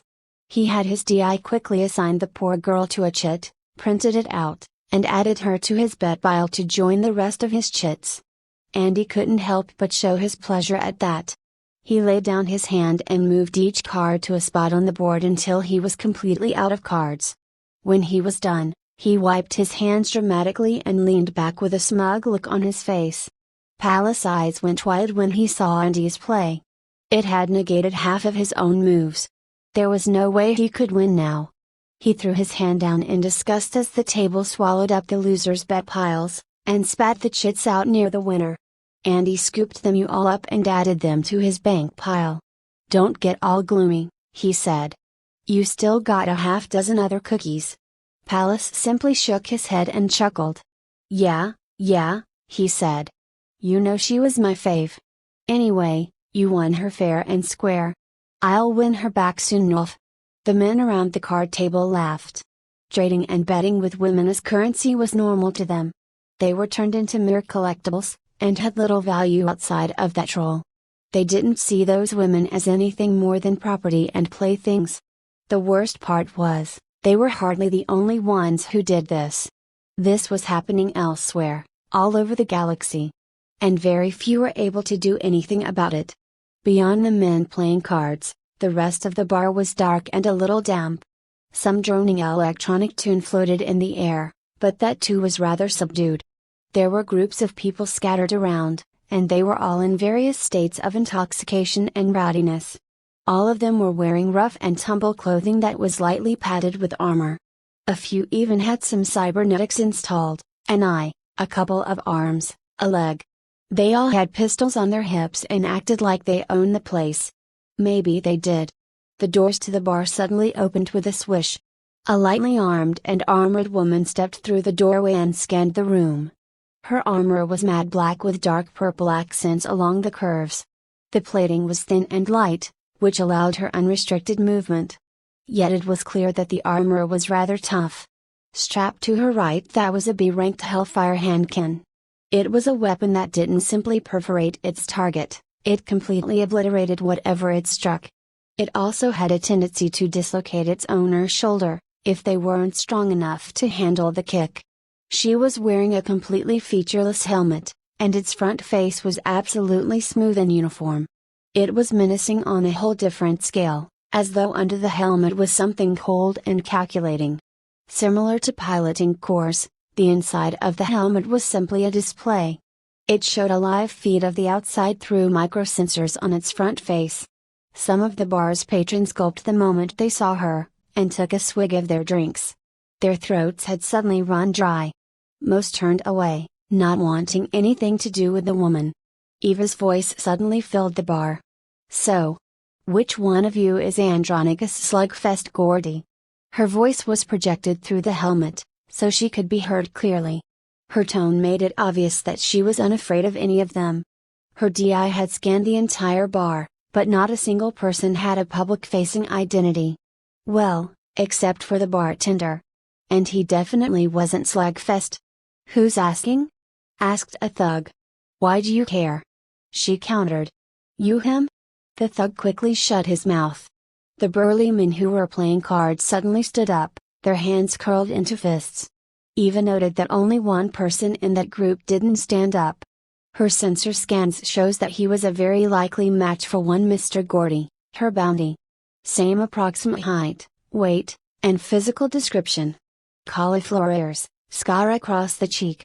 His poster made him look pretty tough, but in person, he seemed much more tame. "What's it to you?" asked one of, the presumed, Gordy's buddies. "Who doesn't like 15,000 credits?" Her tone was flat and matter-of-factly, although she didn't care much for the reward in the first place. She was doing this simply to let off a little steam, and the cash was just a little bonus. In fact, she had already gone and spent exactly 15k creds on her new equipment, and this job pretty much evened out her ledger. At least, when she completed it. After everything she had gone through, she felt she needed to reward herself, and saw this as simply getting herself a little present. One of the burly men scoffed and slowly stepped towards her. The others followed. She noted that as he did so, the one who remained seated slunk further in his chair. It appeared he wanted to be invisible. Or at least, not be Slugfest. If that's him, she thought. Then he needs a better nickname. "You think we're scared o' you?" asked the lead thug. She then scanned the handful of thugs headed her way, and her DI pinpointed certain spots on their bodies. They were locations that had been injured prior, such as old stab wounds, gunshots, and broken bones. Both her hands reached behind to the small of her back, and quickly whipped out a couple of batons. They suddenly extended to double their length, and they both hummed with power as she charged them up. "Do I look like I care?" Just as she leapt into the fray, the door to the bar shut with a schwip. Tilda, a woman uniformed in green, sat behind a long counter and tapped away into the terminal in front of her. Her uniform was well worn and nicely pressed. Over her left breast was a metallic green badge. Its insignia was surrounded by 3 rings. Along the top was the acronym HMP, which stood for Helios Megacity Police. Along the bottom was the name C. Durich. On her hip was a standard issue sidearm. It looked clean and barely used. She was halfway through her shift and wanted to get through her paperwork quickly. The clerk beside her leaned over and talked in soft tones. It wasn't because what she talked about was anything suspicious, she just didn't want to disturb everyone around them. "Claire," she said. "Yes, Jean?" "What we talked about yesterday," Jean prodded. "And? Ugh. Don't be difficult. Just tell me. Did you dump him or not?" Claire sighed and stopped working for a moment. She turned towards Jean while she massaged the numbness out of her hands and fingers. "I haven't," she said. "What the hell's? He's a deadbeat. You said so yourself." Claire turned away from Jean, unable to look her in the eye. He's not a deadbeat. He has a good job. It's just that he doesn't have a higher goal, you know? No dreams or anything. He's content being a minor programmer for the district." "Yeah, but you've always said you wanted more," replied Jean. "Travel. Build a company. Have children. Move to Jellian Prime. And he doesn't. You're saying you're okay living like that? Like your dreams don't matter?" "I mean, sure, he doesn't want much," she said. "But he's still a good man. I don't want to dump him just because he doesn't share my dreams. Besides, they're just dreams. They're never actually gonna happen. Not if you stick with him, they won't." The doors to the station suddenly opened with a swish. Eva trudged in with heavy steps as she moved towards the booking desk. Behind her was the unconscious body of one, supposedly, Andronicus Slugfest Gordy, which she dragged around by the heels. His head bumped along on the ground, and his hair left a slight greasy streak behind him. It seemed endless. Everyone around her stopped what they were doing, police officers and perpetrators alike. Up until a moment ago, they were simply doing their jobs, or had been caught at it, and were engrossed in their daily grind. But when a woman who was armed with a handcan dragged in what seemed to be a highly dangerous felon, well, there really wasn't a choice but to watch. Claire and Jean could only stare with wide eyes as the woman walked up to them. She took off her helmet and placed it down on the counter, then smiled at them. They were both awestruck by what they saw. This hunter was a beauty. "Hi," said Eva. "I think this. She looked down at Slugfist, who was sprawled out on the ground. Then she picked him up and plopped him on the counter, so that he was bent over on it. His head lolled as it hung over the counter's edge. He had one hell of a black eye. "This is Slugfest Gordy," she continued. "I think. He didn't exactly say whether he was or wasn't before he passed out. Why, you must be here for the bounty, correct?" "Oh, yes, definitely." Eva quickly transferred her information through her DI. And as she did so, Claire had taken some sort of device, pried open Gordy's eyelid, the one that wasn't swollen shut, and scanned his eye. Then with the same device, she scanned his fingerprints as well. She then took some samples of his saliva. Afterwards, she turned to her terminal and inputted the data. After a moment, it confirmed that the unconscious person was indeed Eva's quarry. "This person is certainly a genetic match for your bounty, miss." "Call me Freya," Eva replied. "Miss Freya, I'll transfer your reward momentarily, I'll just need some paperwork done." Claire handed her a datapad, and Eva sighed at how long it scrolled. Paperwork was the worst. "By the way," Eva said, "I sorta heard you through the door." Claire and Jean looked at each other and blinked. "How?" They were talking relatively quietly, and they were a few meters away from the door. Plus the door itself. "I just wanted to say," She continued, that you shouldn't abandon your dreams for anyone, not even yourself. And don't waste your life chasing mediocrity. Take the risks and live how you want. But be smart about it and work hard for it, harder than you ever have your whole life. You won't regret it. Claire looked at Freya, and realized that she exuded power and confidence. But her strength wasn't overbearing or suffocating. It felt as though it added to her own, and she felt more confident herself. Freya's very presence made Claire feel powerful. It felt divine. And besides, anyone who could drag in a quintuple felon by herself no doubt knew what the fuck she was talking about. Claire nodded at Freya. Her wisdom was simple, yet powerful. I hadn't seen it that way, she said. Thanks. I've got a lot to think about now. But I'm pretty sure you're right. I can't just waste away like I have been. Eva smiled warmly in response. She wasn't sure why she told that woman all that, but she felt that she had to. After what she had just gone through with Mac, she felt the urge to help someone change their life for the better. Change was necessary in life. Those who ignored it languished, and those who embraced it soared. Simple as that. 45 Cleanup. The Dartmouth eased itself out of the orbital station's docking collar. Orange lights swirled all around as the crew at the end of the collar peered through large pressurized viewports and waved goodbye at the crew on the Dartmouth. The cruiser had finished loading and unloading some of its cargo, and wrapped up its business at its second trading stop. She was a short-haul trader and was filled to the brim with a variety of juicy cargo. She had also refilled her fuel in preparation for the third stop, which was on the other side of Lombard 9, the planet they were orbiting. The entire Lombard system had 16 planets, and more than half of them were populated. Each of those populated planets had multitudes of orbital stations that served as the main supply hubs for the colonies below. This meant that commerce within the system flourished, as the different colonies and space stations traded between each other.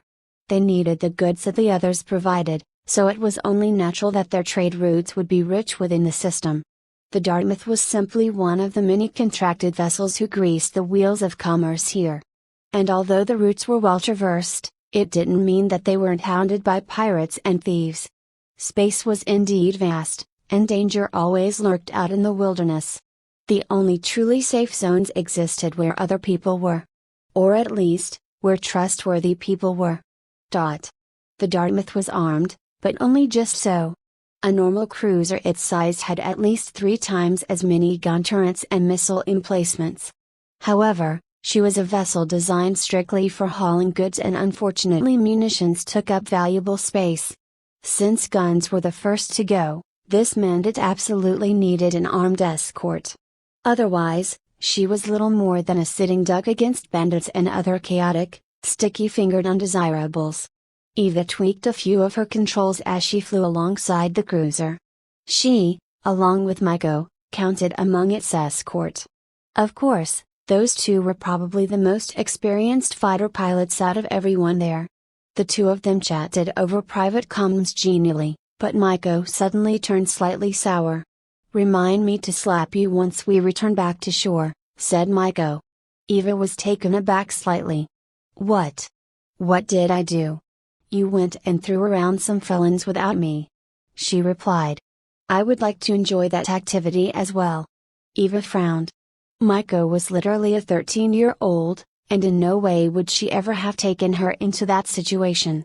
But not only that, it was something she had to do alone. "Ah, I'm sorry," said Eva. "I just had some things on my mind that I needed to work out. All the more reason to have me by your side. Imagine if things did not go your way. What would have happened to you then? I may be a small girl, but it does not mean I am weak." Eva nodded. What she did was a bit reckless, without a doubt. If that entire bar had joined the fight, it was very likely that she would have been gravely injured. Or worse. "Next time," she said. "I promise I'll take you next time. We'll crack skulls together? It'll be fun? I accept. Do not forget your promise." Eva had experienced what it was like when promises were broken. She knew it was impossible not to break them sometimes, but it was completely different if they were broken all the time. Still, fulfilling them was easy, Just go do them. Eva motioned over her heart with an X. Cross my heart. The cruiser lurched forward now that it had fully separated from the station, and was able to fly clear of it. It set a course for the next station on the route, and sped up to 100 meters per second. Although it wasn't very fast compared to the fighters, they would still arrive within a few hours.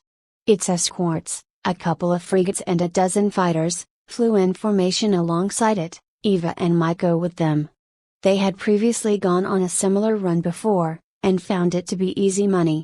The pay honestly wasn't all that great, but this was a relatively safe route, and attacks rarely happened. Usually, only the idiotic or truly desperate attacked traders on such a standard route. Not that they had no chance to win, usually those who took the route were up-and-coming traders that sought to start their fortunes. Their equipment usually wasn't up to par, and their hirelings were also at the beginning of their careers. In all, they were disorganized and under-equipped, but they still packed a punch. Plenty enough to ward off most hostile pilots. Against an experienced crew, they would have been easy pickings. But those experienced crews often sought after fatter livestock to pinch. Basically, beginners attacked other beginners. What did you have to work out in the first place? Asked Maiko. Ah, it's because of streamer mode, answered Eva. I turned it on again, and saw that I had messages.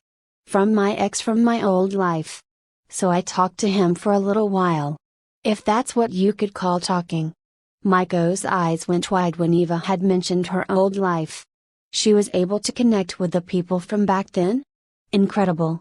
Did that mean that she could connect with her family, too? What? That is amazing. Said Maiko. I mean, not the part where you had to deal with your former lover. Rather, the part where you have connected with your old life.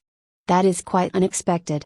In almost every isekai that Maiko was familiar with, the protagonists were often completely cut off from their old lives. So this was a rather strange development for her. There were very few isekai protagonists who had access to both their old world and the new one. She remembered one of them. It was about the Japanese self-defense forces fighting off an invading medieval army that had poured out of portals. It was enjoyable, but too nationalistic for her tastes. Her thoughts turned towards her beloved manga, and wondered if she could get copies of the newest books, somehow. Excitement coursed through her. What else happened? Tell me more. She exclaimed. We, had a bit of a fight, Eva explained. That was a little bit of an understatement. It was more like she got wrecked pretty hard, but she didn't feel the need to expound on that. I got a little mad, she continued, and needed to let off some steam. Thus the thugs. Don't worry, they deserve the beating. Also a massive understatement through and through. Maiko nodded, but she couldn't quite understand. She was still too young to have felt heartbreak of that scale. Not to mention the fact that Eva was clearly downplaying it all, and she couldn't accurately gauge just how much her friend had been hurt. I understand why you did what you did, said Maiko. I am sure you had to confront some painful demons. However, was your connection not amazing? You were able to talk to someone from your old life. Did you figure out how? Or why? Eva shook her head. She wanted to talk to her grandparents, but the simple act of seeing Mac threw her heart into chaos. She needed to tame that if she wanted to get anywhere further. I think, she replied, that home means the PC where Bellum Ethernet is installed. Or at least where I played it last. I think he stole my PC, which is why he saw my stream. Eva then rambled about how her precious rig was going to get broken and he wasn't going to clean it or take care of it, then ended with a few curses and epithets. Maiko got the sense that Eva was having a hard time. It felt as though she was suppressing her emotions as best she could, so Maiko decided not to bring him up for a while. She didn't know how to help her in that regard, anyway. I see, Maiko said. Perhaps that is why I have not been able to see what is happening on my end. I think perhaps my parents have already packed away my computer. I do not think they would keep it visible, as it would remind them of me. Maybe we can get a hold of them as well? Eva mused. I still need to fix things with him. I want to talk to my family and right now, he's sort of in the way. But once I do that, we can reach out to everyone we want to. Their MFDs suddenly erupted in alerts, and red targeting pips appeared on their displays. The captain of the Dartmouth appeared on their comms display, his face plastered with worry and irritation. "Ah, it looks like we've got company. Let's try to polish 'em off quick, so they don't cut too hard into our profits." Everyone in the escort replied with the affirmative as they positioned themselves defensively around the hauler. The enemy consisted of 16 fighters and 4 frigates, which was a bit more than their escort's number. But then again, they had the benefit of the cruiser's turrets to help, even if it didn't have a full complement of cannons. A rather scruffy pirate came on their comms, and immediately started to make demands. "Drop your cargo, or be blasted into dust," he said. "Let me think about that," replied the Dartmouth's captain. The Dartmouth pointed its port side towards the pirates and aimed its guns right at the incoming frigates. "How about you come in and try to take it instead?" he continued. The pirates screamed as they charged forward chaotically. The defending wings simply advanced themselves to intercept and engaged on their own terms. "Taste the steel from the Blight Brigade!" taunted a pirate. Weapons fire began to stream in both directions as the two fleets clashed. Eva and Maiko flew into the mix. Their hard-earned training bore some of its fruit as they helped demolish the pirates before them. But they weren't too worried about it. These pirates were low on the totem pole, and they didn't have the skills to outmaneuver or outsmart the two women. After hearing them scream their fleet's name, a thought shot through Maiko. "Have you given any more thought to our organization name?" she asked. The two had been discussing their future, and about building a business partnership together. There were many types of organizations in the galaxy, and a company was simply one of the classifications. Syndicates were a kind of organization, as were guilds, governments, and religions. Organizations were necessary for any civilization to thrive. "I like the idea of ravens," replied Eva. "I just feel a kinship to them. Not just the birds themselves, but what they represent, too." Ravens, and crows to a lesser extent, had deep symbolic meaning for many human cultures, ancient or otherwise. In Norse mythology, Hugin and Munin were the two ravens that stood on the shoulders of Odin, the raven god. The two of them whispered in his ear every secret they uncovered about the world. It was those two who helped grant him his great wisdom. In Japanese mythology, Yetaga Urasu was a raven that helped establish their country and people. The raven itself was divinity and was asked by Amaterasu, the great sun goddess herself, to lead the first emperor to settle ancient Japan's fertile lands. "Anan. I like this as well," said Maiko. As the two of them had a casual chat about their organization name, their fleet dismantled the pirates one by one. Eva and Maiko simply swam through the enemy and disabled or destroyed them swiftly. While other fighters operated in wings of 4 or even 6, the both of them were only in a wing of 2. The way wings operated was rather simple. While one was bogged down by attacks, the others could back them up and destroy the hostile. Eva and Maiko were so proficient at this, that they were able to slip between the two roles rather easily. It wasn't so much about their training, but rather their protectiveness over each other.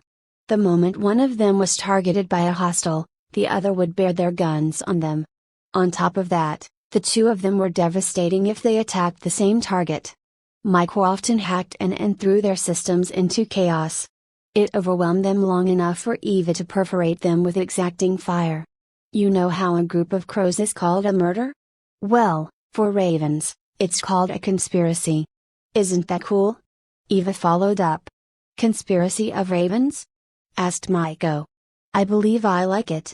If we are going to retain a morally ambiguous company ethos, the name is certainly fitting. Yeah. I imagine illegal work is as plentiful as legal work. Probably even pays better, too. I agree. However, we should perhaps keep the illegal work off of any future streams." Maiko thought about it a little more as Eva smashed through another pirate. "And we should definitely stream it when we beat up thugs," she added. "People enjoy justice being enacted. They even pay for it to happen. I think they consider it entertainment." "They always have," replied Eva. 46 Coming together, Unable to stream through their DIs, Eva and Maiko instead opted to go the traditional route. Or at least, the route most others used to film their streams, by using cameras. They had acquired 3 iCast drones, which essentially followed the two of them around and recorded everything they did. Well, not all the time, only when they wanted them to. The drones were palm-sized lenses that were ringed with electronics and dotted with small hover jets. They instantly transmitted their footage through the pair's DIs, and immediately recorded on storage devices that they both wore. Not only did the footage go through their DIs, they could even directly control them with it. They had even spent a little time practicing how to properly maneuver them with just a thought. Although, it was hardly necessary. The drones also had a robust AI module, which gave them the ability to act independently. Or at least semi-independently. The drones had the ability to react to the two of them, and act based on their set preferences. Considering Eva and Maiko often got into dangerous situations, the two of them modified their iCast's behavior. They wanted to make sure that they got some great views of the action. While they were on foot, the drones simply hovered around them. If they were focused on a task, the drones made sure to capture them. If either one pointed, the drones would turn to look. Gradually, the two of them trained their iCasts to behave exactly how they wanted them to. They were akin to little pets that fed on moments rather than food. While 2 of the iCasts focused on Eva and Maiko, the third often roamed slightly further away. Its goal was to capture a larger view of the area, or observe the situation from a higher standpoint. Film crews often called it the B-roll camera. Its job was to take establishing shots. For example, if Eva and Maiko were to head into a building, the drone was programmed to focus its camera on the building itself, rather than the two of them. Most critically, if they entered any violent situations, the drones distanced themselves or took cover, but ensured they still captured the action. Although the drones weren't expensive, it wouldn't be any good if they were shot out in every encounter. The drones out in space was a far different issue altogether. Even though the iCasts were great on foot, they were practically useless in open space. Their little jets just would never be able to keep up with any space-faring craft. But they could be in the cockpit, or attached to the chassis outside. Once the two of them were comfortable with their iCasts, they went on a few jobs yet again. They took some great footage as they blasted their way through bandits and pirates and everything in between. Making their cast was great fun, but it took a great amount of time and effort to put together. It wasn't as though these videos popped out of nowhere, they had to be made step by step. They purchased some good music, editing modules for their terminals, and even finished up the paperwork for their company. Regardless, they had fun, filmed it all, cut it together, slapped some music on it, and then published it. They even did so under the channel name Conspiracy of Ravens. The cast got some views, plus a few favorites and comments. But the reception wasn't anything noteworthy. They wondered if it was their footage. It might not have been the most amazing, but it was definitely exciting enough and featured plenty of gunfights and explosions. People love that, right? Neither of them were entirely sure why they didn't get much of a reaction, so they decided to check out the competition. When they browsed through the available omnicasts for mercenaries just like them, they found hundreds of thousands doing the same thing. Their faces darkened when they saw all those entries. How were they going to compete against that? They would have rather faced down 1,000 enemy mecha, than competition of this scale. While Eva thought of ways to break through the noise, Maiko read the ridiculous titles on all the mercs casts. Emperor Style, Mercenaries Destroy UGFP Base, Pirates Attack Trado Merc Fleet and Get Perforated, Wrecking Shop with a TNM Type F Mecha, 3rd Gen. We have underestimated the popularity of violence, said Maiko. There is too much garbage. Eva sat down at her terminal and massaged her neck as she considered what she was about to do. One of their iCasts hovered in front of her, its lens gleamed at her in anticipation. She looked over at Maiko, who sat off to the side, just off camera. She gave Eva a smile and a double thumbs up. Eva was not looking forward to this, but it was something she absolutely had to do. There were people in both of their old lives who they just couldn't abandon, and now they had an opportunity to do something about that. Except the neat, ignorant, self-centered Mac was in the way. He was literally their only barrier. Eva needed to get over her issues with him. She needed to put it all aside, no matter how he made her feel. There were far more important things in life than her own pain. She had suffered far worse, and Mac's bullshit wasn't any different. No way was it harder than dealing with Sunflower's loss. But it came close. Eva rallied herself as she opened up a stream through her DI.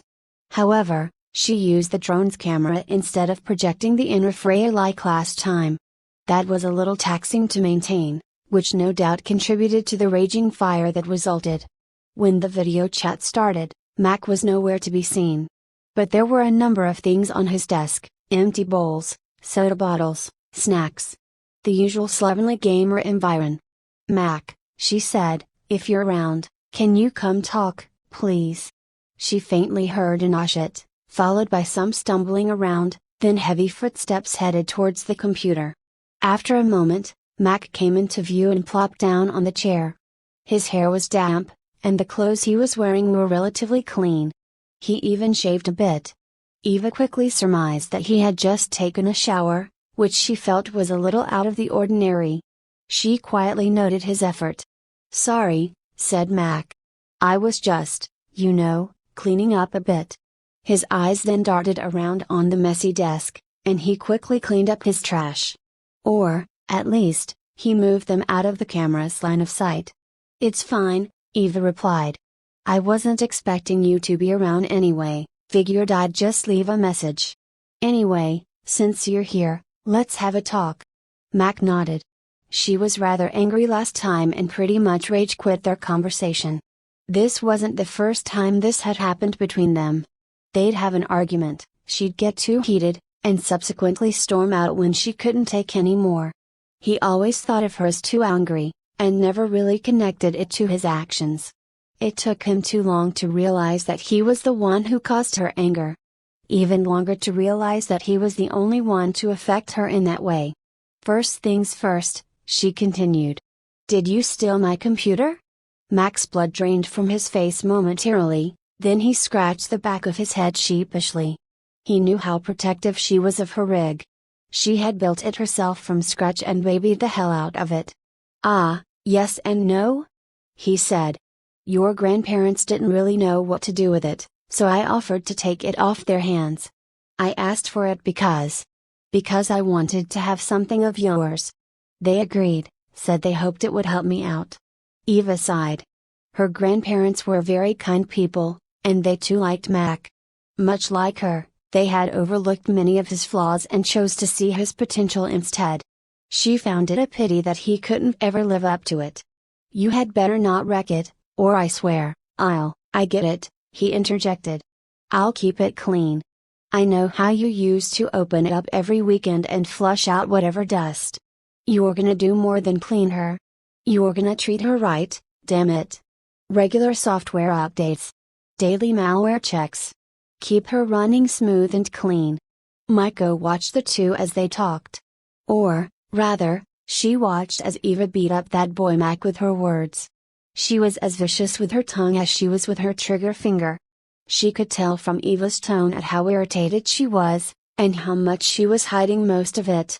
It gave her a better sense of Eva's emotional state when it came to Mac. It was clear how she was easily unbalanced by him, just by his presence alone.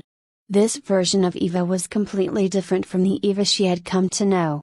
This Eva was actually vulnerable. "Look," Eva said.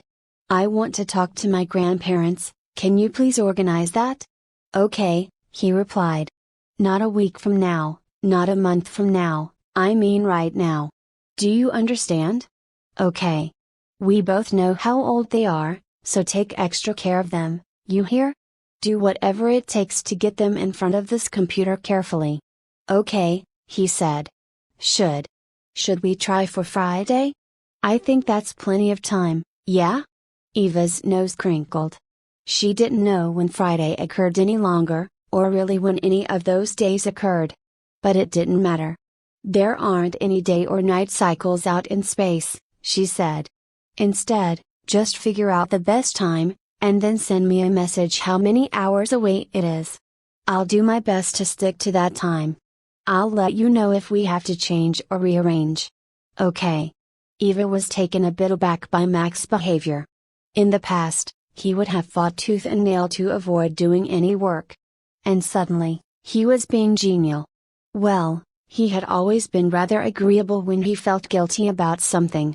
It usually didn't last, and Eva didn't expect him to actually get any of this done in any reasonable amount of time. He had always put things off until the very last minute, and everything took him an inordinate amount of time. Busy was his typical excuse. Laziness was the reality. She sighed inwardly, and hoped he had the sense to actually do any of this quickly. Also, she said, I've got some people you need to reach out to.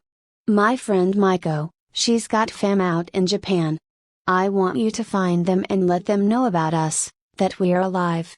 Maybe we can get into a call with them? Mac paused for a moment.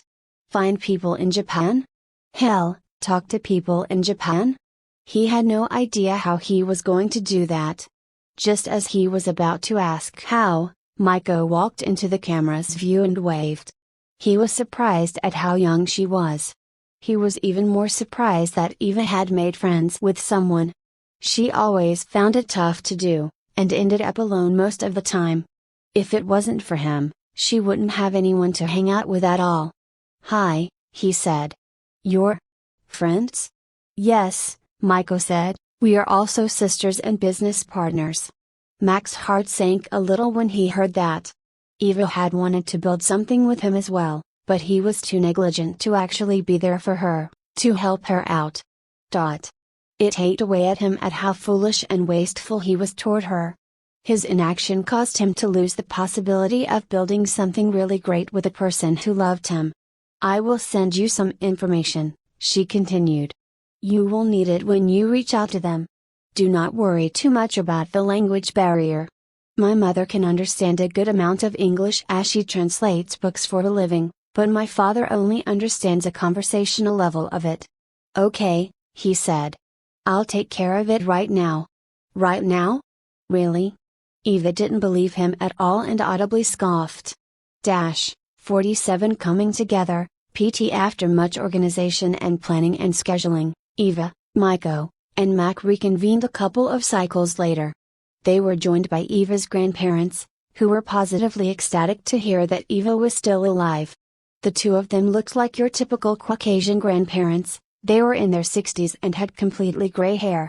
They were both thin and frail, but their eyes were full of life. All three of them cried when they saw each other. The strain of their loss was difficult to bear. They thought she had died, and she thought she was never going to see them again. Grandpa. Grandma. Eva cried. Eva darling. Replied her grandma. It's so good to see you again. We were so fraught when you disappeared. But now everything is right again. You're alive. Even though they were separated into two completely different universes, Eva felt their warmth envelop her. It was as though they were right next to each other, the moment was that powerful for them. I'm glad you are both alive as well. How are you two getting along? Our bones are old, replied her grandpa. It's getting harder to get up in the mornings. Harder to get going. Easier to slow down. Easier to lay down. Eva frowned. Concern lined her face. You're still too young to say that, she chided him. I'd say we're just old enough to. Eva's tears hadn't stopped flowing since the call started, which surprised Maiko and Mac both. This was a side of her that she had never shown anyone, ever. Except her grandparents, perhaps. How's your savings doing? Is your insurance still holding strong? Grandpa started mumbling and cussing, so Grandma answered for him. She said it plainly and calmly, but it was strained underneath. Oh, there was a bit of a vote recently, she said. The governor said it cost the state too much money, so come next March, intruded Grandpa, we're gonna be pulling from our savings. Like he couldn't kill us fast enough already. His voice was clearly agitated and irritated, and his face was furrowed in a deep scowl. Grandma simply took her bony hands and rubbed at his shoulders, and attempted to comfort him. Mind your blood, dear, she cooed. No need for it to boil, now. He began to calm down immediately. That fucking asshole governor, thought Eva. The state's at a cash cost, he's got all of it. Eva was furious about that. Half of the leadership in her country only used power to line their own pockets, or the pockets of their friends. They did so at the expense of everyone else. Worse, it was happening all over the world, and it hit everyone, everywhere hard. The rich were literally eating the poor, while at first. But she felt that she couldn't do a thing about it. Not now, or in her old life. Greed was too formidable an opponent, and was one thing she couldn't beat. Certainly not as a solo. The only thing she could do was vent her frustrations on some hapless thugs. "Why don't you both move to another state?" she asked. "A place where they have more money and can take care of you?" "Oh, we're too old to move around," said Grandma. "I don't think we could handle that." "I wish I could send you my money," said Eva. If she had even the remotest possibility of sending her credits to them, she would have happily emptied her ledger.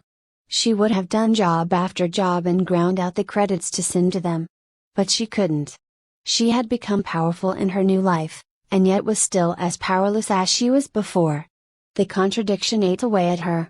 Why couldn't she do anything? "It's alright," said Grandpa. "We're doing okay for now. Savings is still holding up." Eva wondered what they could have. No way was there enough for another year. They had never had much to begin with. The family were simple folk and never needed the frivolities of great wealth.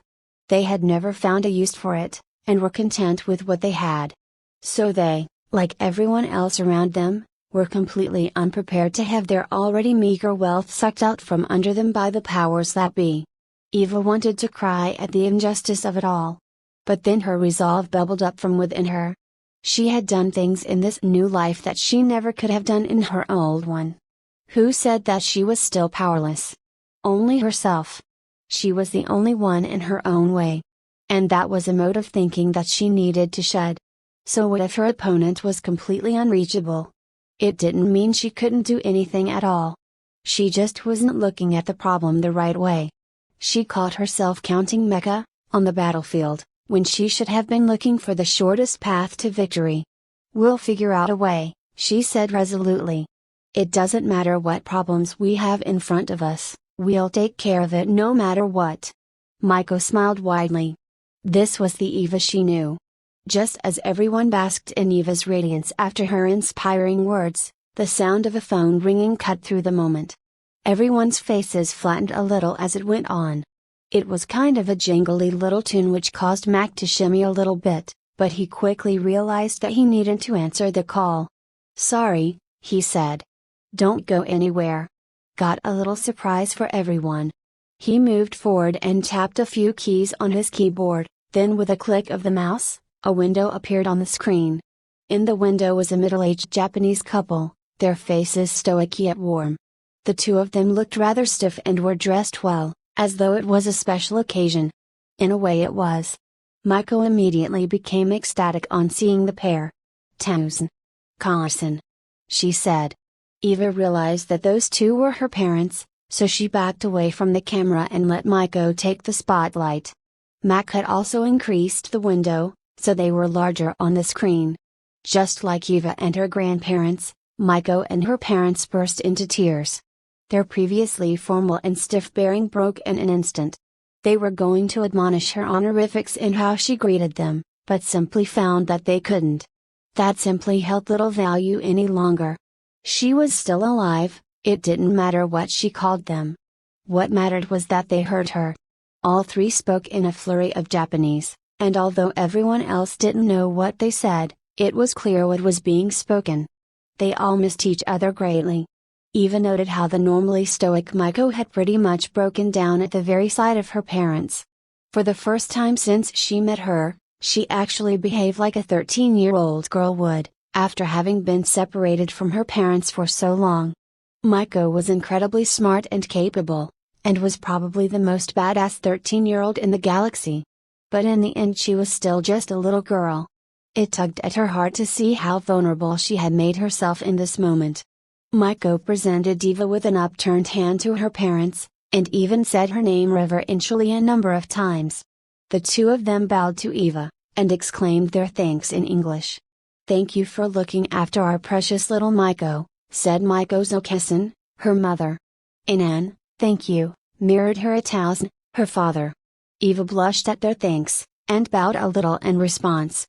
She got the sense that Maiko had told her parents she was responsible for saving her. But that was truly only half the story. "Maiko is a great friend and trusted sister," she said. "If it wasn't for her, neither of us would be here today. She helped me and a dozen other people live through a vicious pirate attack. You should be very proud of her." She glanced over at Macfin just one moment before she turned her gaze back to Maiko's parents. "She's certainly more capable than most, despite her age," Eva concluded.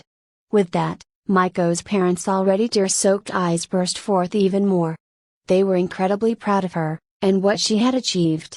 Their only wish was that they could be with her as she grew even further, to heights neither of them could have ever reached themselves. "Our pride for her is immeasurable," said Okesan. "We only wish we could send you money, so we could see you better off." Her husband quickly leaned into her and whispered some Japanese into her ears, and they had a hushed conversation between the two of them. There was some concern laced in their tone. Eva whispered to Maiko as she was curious about what they were discussing. She had a feeling their discussion was about money. "What are they talking about?" "They are discussing finances," she replied. "Every time my mother brings it up, my father is unable to resist going into further detail. It is because he is an accountant. Classically trained." Maiko then broke their discussion before it consumed them further. If she hadn't, it might have escalated to more heated temperatures. "Do not worry," she told them, "we have plans to become very wealthy. However, we are both worried for all of you. Neither of our families have been materially wealthy, and we fear that your wallets have grown thin with time." Maiko's father nodded his head a few times. He replied with relatively broken English. He wasn't as well practiced with it as his wife was. "We have trouble," he said. "Your mother, laid off." Maiko Zokesan immediately berated her husband in rapid Japanese, but he took her hand and calmed her down with a soft and even voice. "Eva also daughter," he continued, "we must trust. Please." Maiko's mother understood what he was trying to say, and nodded her head. But her cheeks were slightly flushed from the embarrassment. "I worked as a book translator for many years," she said. "But the book companies have been losing money steadily, so they gave me less and less work. Eventually the contracts stopped coming." "That makes little sense to me," said Maiko. "There are always new books to translate. I do not understand why there are no contracts." Maiko's parents looked at each other briefly, then sighed. They weren't sure how to explain something like nationalism to her. Its rise had caused their country to become more and more isolationist as the years went by. That resulted in less demand for anything that came from other countries and cultures, from books to movies to food. The companies who had imported those sorts of things watched as their margins shrunk. Less money, less work, less pay. Many lost their jobs, and people like Maiko's mother suffered the consequences. "The whole world is suffering, little Maiko," she replied. "Everywhere is becoming like this. Is there anything the two of you can do? Are there other jobs?" "Inan, there are. I am looking into them, but none can match my old salary." "We still strong?" a Towson interjected. "For 3/4 year." Maiko's family had also suffered some financial losses. They might be strong now, but like Eva's grandparents, their lives would become much harder in a year. She was about to say something when her grandpa interjected. "Sorry for intruding," he said. "But maybe we can help. We don't have much, but we can try to scrounge up what we can." "Yes, we'd be happy to help," Grandma said in support. Maiko quickly replied, before either of her parents could. "That is kind of you to offer, Grandfather," she said, "but we cannot accept. It is not a matter of saving face, but rather you are also in need. We cannot take from you, knowing you two have your own financial problems to bear. If anything, Eva added, "It's the both of us that need to be providing for the four of you. Should be our duty, or some such. The universe we're in is teeming with wealth. We just have to figure out how to get some of it to you. There's gotta be a way." Both grandparents and parents were immediately filled with pride at Eva and Maiko. They had taken filial responsibility, even though they couldn't do so much as send each other a single cent. 48 Coming together, P.T. Mac, who had been completely quiet this entire time, had watched the two families. Although he wasn't able to fully understand or identify with their problems, it didn't mean he couldn't comprehend what they were going through. In fact, he was rather broke himself, and his trust fund was running damn near empty. More than that, he had undergone a few changes after realizing how much he had hurt Eva. In the process, he had reawakened his sense of empathy, which now tugged at his heart. He felt a desire to help. Especially after having experienced Eva's unyielding declaration earlier. She was inspiring. Both of the girls were. He had been useless most of his life, and ruined a great many things because of that. In the past, he found reasons to blame others for the failures he had in life. It didn't matter how ridiculous his accusations were, what was important was that he shrugged off all accountability, and ignored the consequences. If he was being lazy, he blamed his parents for raising him that way. If a pet got sick, he blamed the pet for eating what it shouldn't have. If he lost something, it was because someone else took and misplaced it. Not once did he think to get up and take responsibility for his own life. He had lost so very much because of that. And it was something he was tired of. Mac had ruined his own life for long enough. It was time that he took responsibility. Not just for himself, but for other people. Eva had always told him that change didn't come later, it always came now. She said that waiting for change to happen was foolishness. Change happened the moment he wanted it to happen. He finally understood what she meant. His heart trenched in his chest while everyone was talking, and it threatened to burst. He didn't stop the oncoming tide, and suddenly blurted out and interrupted everyone. He wasn't trying to be rude. He just didn't know how to go about it the right way. "How about we make some videos?" he said. "You two send us your streams, and we'll put together something for people to watch." Could you imagine it? People would be shocked.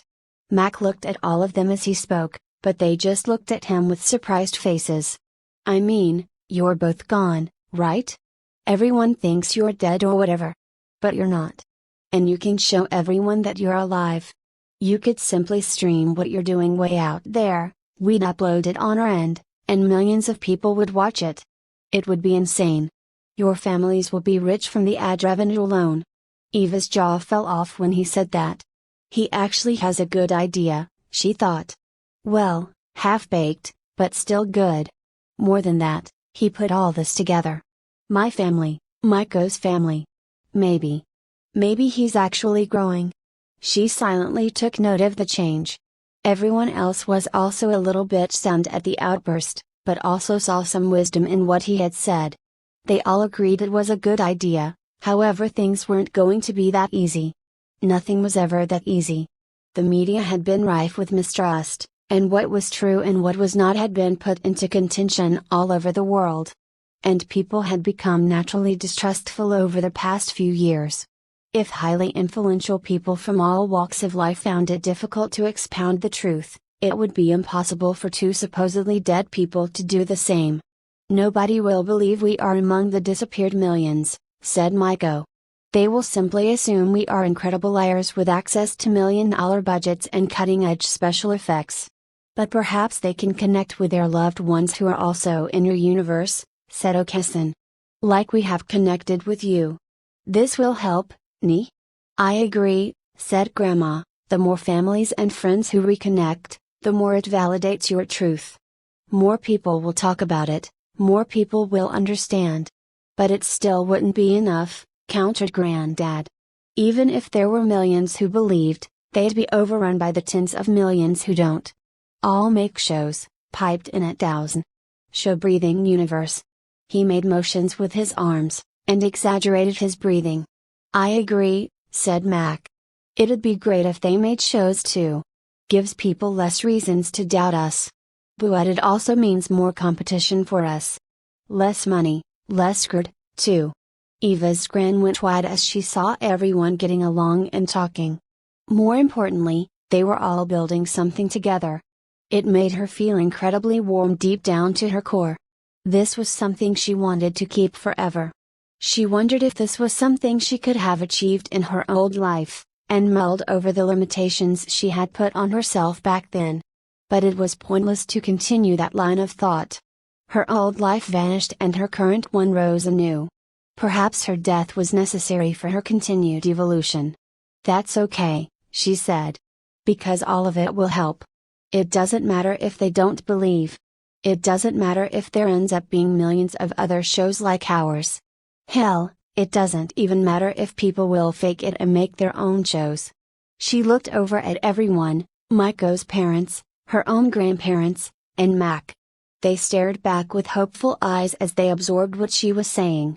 What matters, she continued, is that we make something fun to watch, earn some extra on the side, and make sure that none of you have to worry about finances ever again. Yes, exactly, said Maiko. And can you imagine what it will be like to show the world what it is like to fight pirates in space? Does that not sound amazing? Eva nodded. She imagined perforating criminals, smashing in their faces, turning in their bounties, seeing their ledgers swell, and watching viewer counts rise. Maiko's parents would be financially secure, and her grandparents could live their twilight years exactly how they had always wanted. Of course, it was only a dream right now, it was a seed. She didn't know if their idea was viable, or if they'd all get humiliated by it all. But it was a start, and it gave them a little hope for their futures. Over the next few weeks, Eva and Maiko streamed a good portion of their contracts over to Mac. Although they had streamed their work from contract acceptance to ledger payout, they mostly used the relatively scant action-packed moments in between. Most contracts were spent doing research, doing recon, tapping comms, and other rather mundane things. Despite the fact that these were violent jobs, they were still rather standard. It was a living, and although they weren't often lucrative, they were certainly plentiful. Many pilots and soldiers made careers out of firing bullets at various miscreants. To them, it was the same as hauling garbage. Eva and Maiko quickly took to the task. They earned a living while cleaning up the galaxy bit by bit. Not that they were squeaky clean themselves, but they didn't exactly stream those activities. They happily discovered that what they did stream was rather robust. Not only did their point of view stream over, but so did their drone's footage. This allowed all of them to have a great many angles of every engagement. Although Eva and Maiko could transfer the footage from their drones, it was only while they were in player streamer mode. This meant that they sent Mac 5 separate video files. This was way too much. Eva's old computer had a lot of drive space, but it simply couldn't keep up. The files being saved were gigantic. In their new universe, visual technology had met human physiology. Human eyes were the equivalent of nearly 600 megapixel cameras, and in terms of resolution, could see in 8K. Past that, the naked human eye wouldn't be able to tell the difference. But it was still necessary to go a bit higher, so that any downsampled visuals would still look crisp and clean. So everyone pretty much settled on 16K. This meant that raw 16K video files were positively enormous, and Mac had to empty out his wallet just to buy enough drive space to hold a few. The needs were so great that even Maiko's parents had chipped in a little. Ultimately, he brought in the raw video, but downsampled them all to a more manageable 4K size. He was saddened to toss away the huge video files, but honestly there was no way he could store them. Not even if he rented servers at a server farm. He would have ended up paying hundreds of thousands just for backups. Once he had more reasonable file sizes, he got to work cutting the video together. Since he literally didn't have anything else to do in life, he spent nearly every waking hour on it. For the first time in his life, he toiled away and worked himself to the bone. He often worked late into the night, and woke up before dawn, just because he felt the need to make things perfect. That took practice. By the end, He was well and truly exhausted in both mind and body. And it felt great. Tilda, Eva and Maiko had also done their share of the work. Since they could only transmit raw video, and only in one direction, it meant that they had to double up the work. Even if they could take max videos and republish them on their end, the resolution was simply too low. Their old Earth didn't have the technology to keep up with the advancements in their current lives. So, they had to make everything from scratch. While Mac made videos on his side, the two of them made casts for theirs. They too spent long hours crafting the new cast. They had realized that their first try was simply too slapdash and poorly thought out. Not only that, but it wasn't anywhere close to unique. If they couldn't stand out from the crowd, then they were going to languish at the bottom. So the two of them rethought their approach, and decided to change things up a bit. It wasn't enough for them to capture people's attention. They realized that in order to hold them, they needed to contribute something. They had to do more than simply entertain. Although many omnicasts were popular despite their uninspiring nature, plenty others imparted lessons and sought to educate. Some showed how to build or create things, others explained the inner workings of life, and many proffered up unbiased truth. The problem was that too many of those ones weren't very entertaining. There was a cast of a brilliant young man who discerned the ashes that differing tobacco leaves could produce when burned. It was thoroughly insightful, but terribly bland. "These are so dry," said Eva. Maiko was in awe of those who sought to help change the lives of others. Eva too was moved, but not nearly as much as her sister.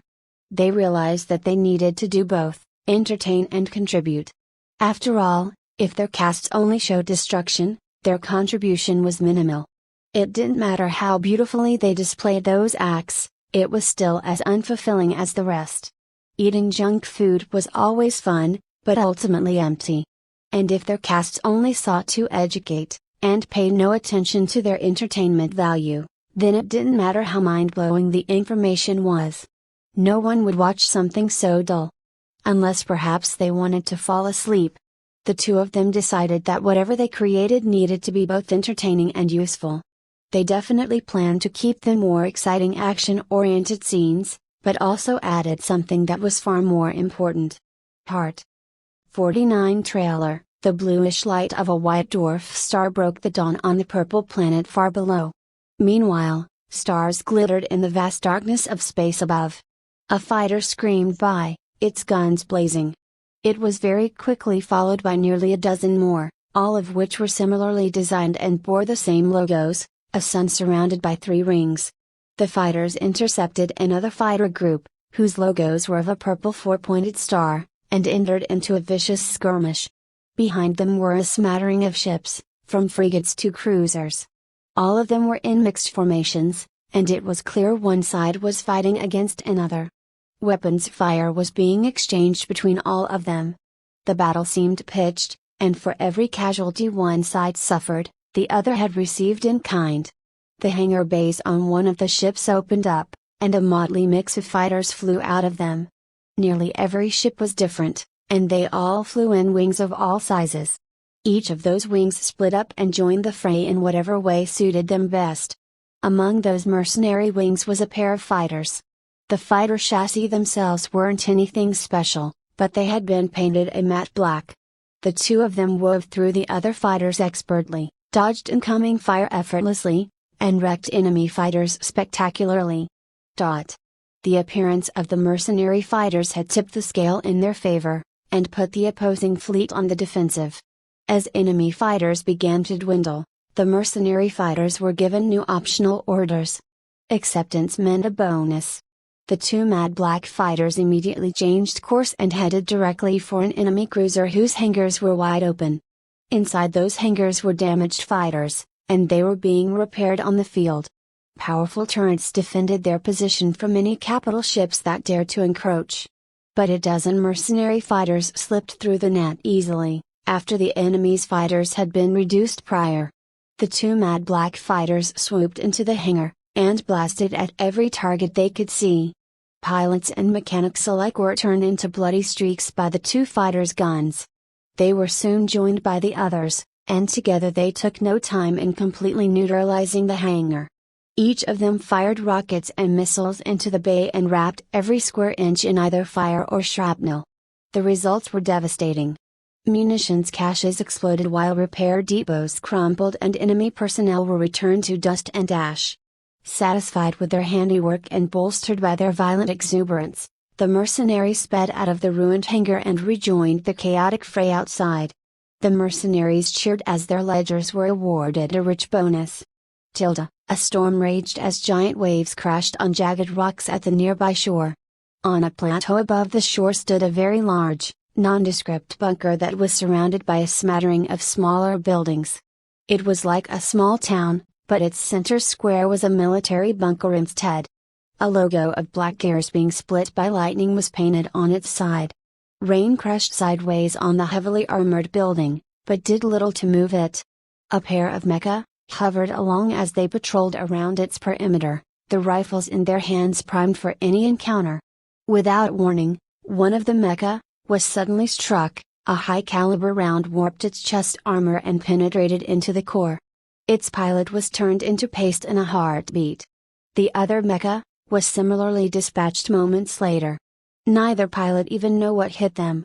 Two mad black mecha skated into the compound, high-powered sniper cannons on their shoulders and shrapnel rifles in their hands. Behind them were the wrecks of other patrol mecha, their cores blown wide open.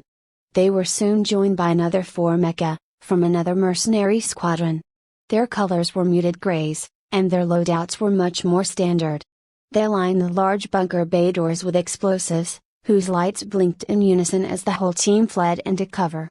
Then, at once, they all exploded with a boom, and wrenched open the bay doors.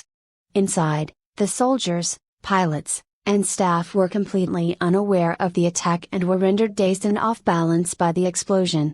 The attacking mecha quickly slid in with guns blazing. They targeted all enemy mecha and turrets first, and turned them into piles of slag. They then turned their weapons on the hapless people scattered everywhere, who were annihilated into oblivion.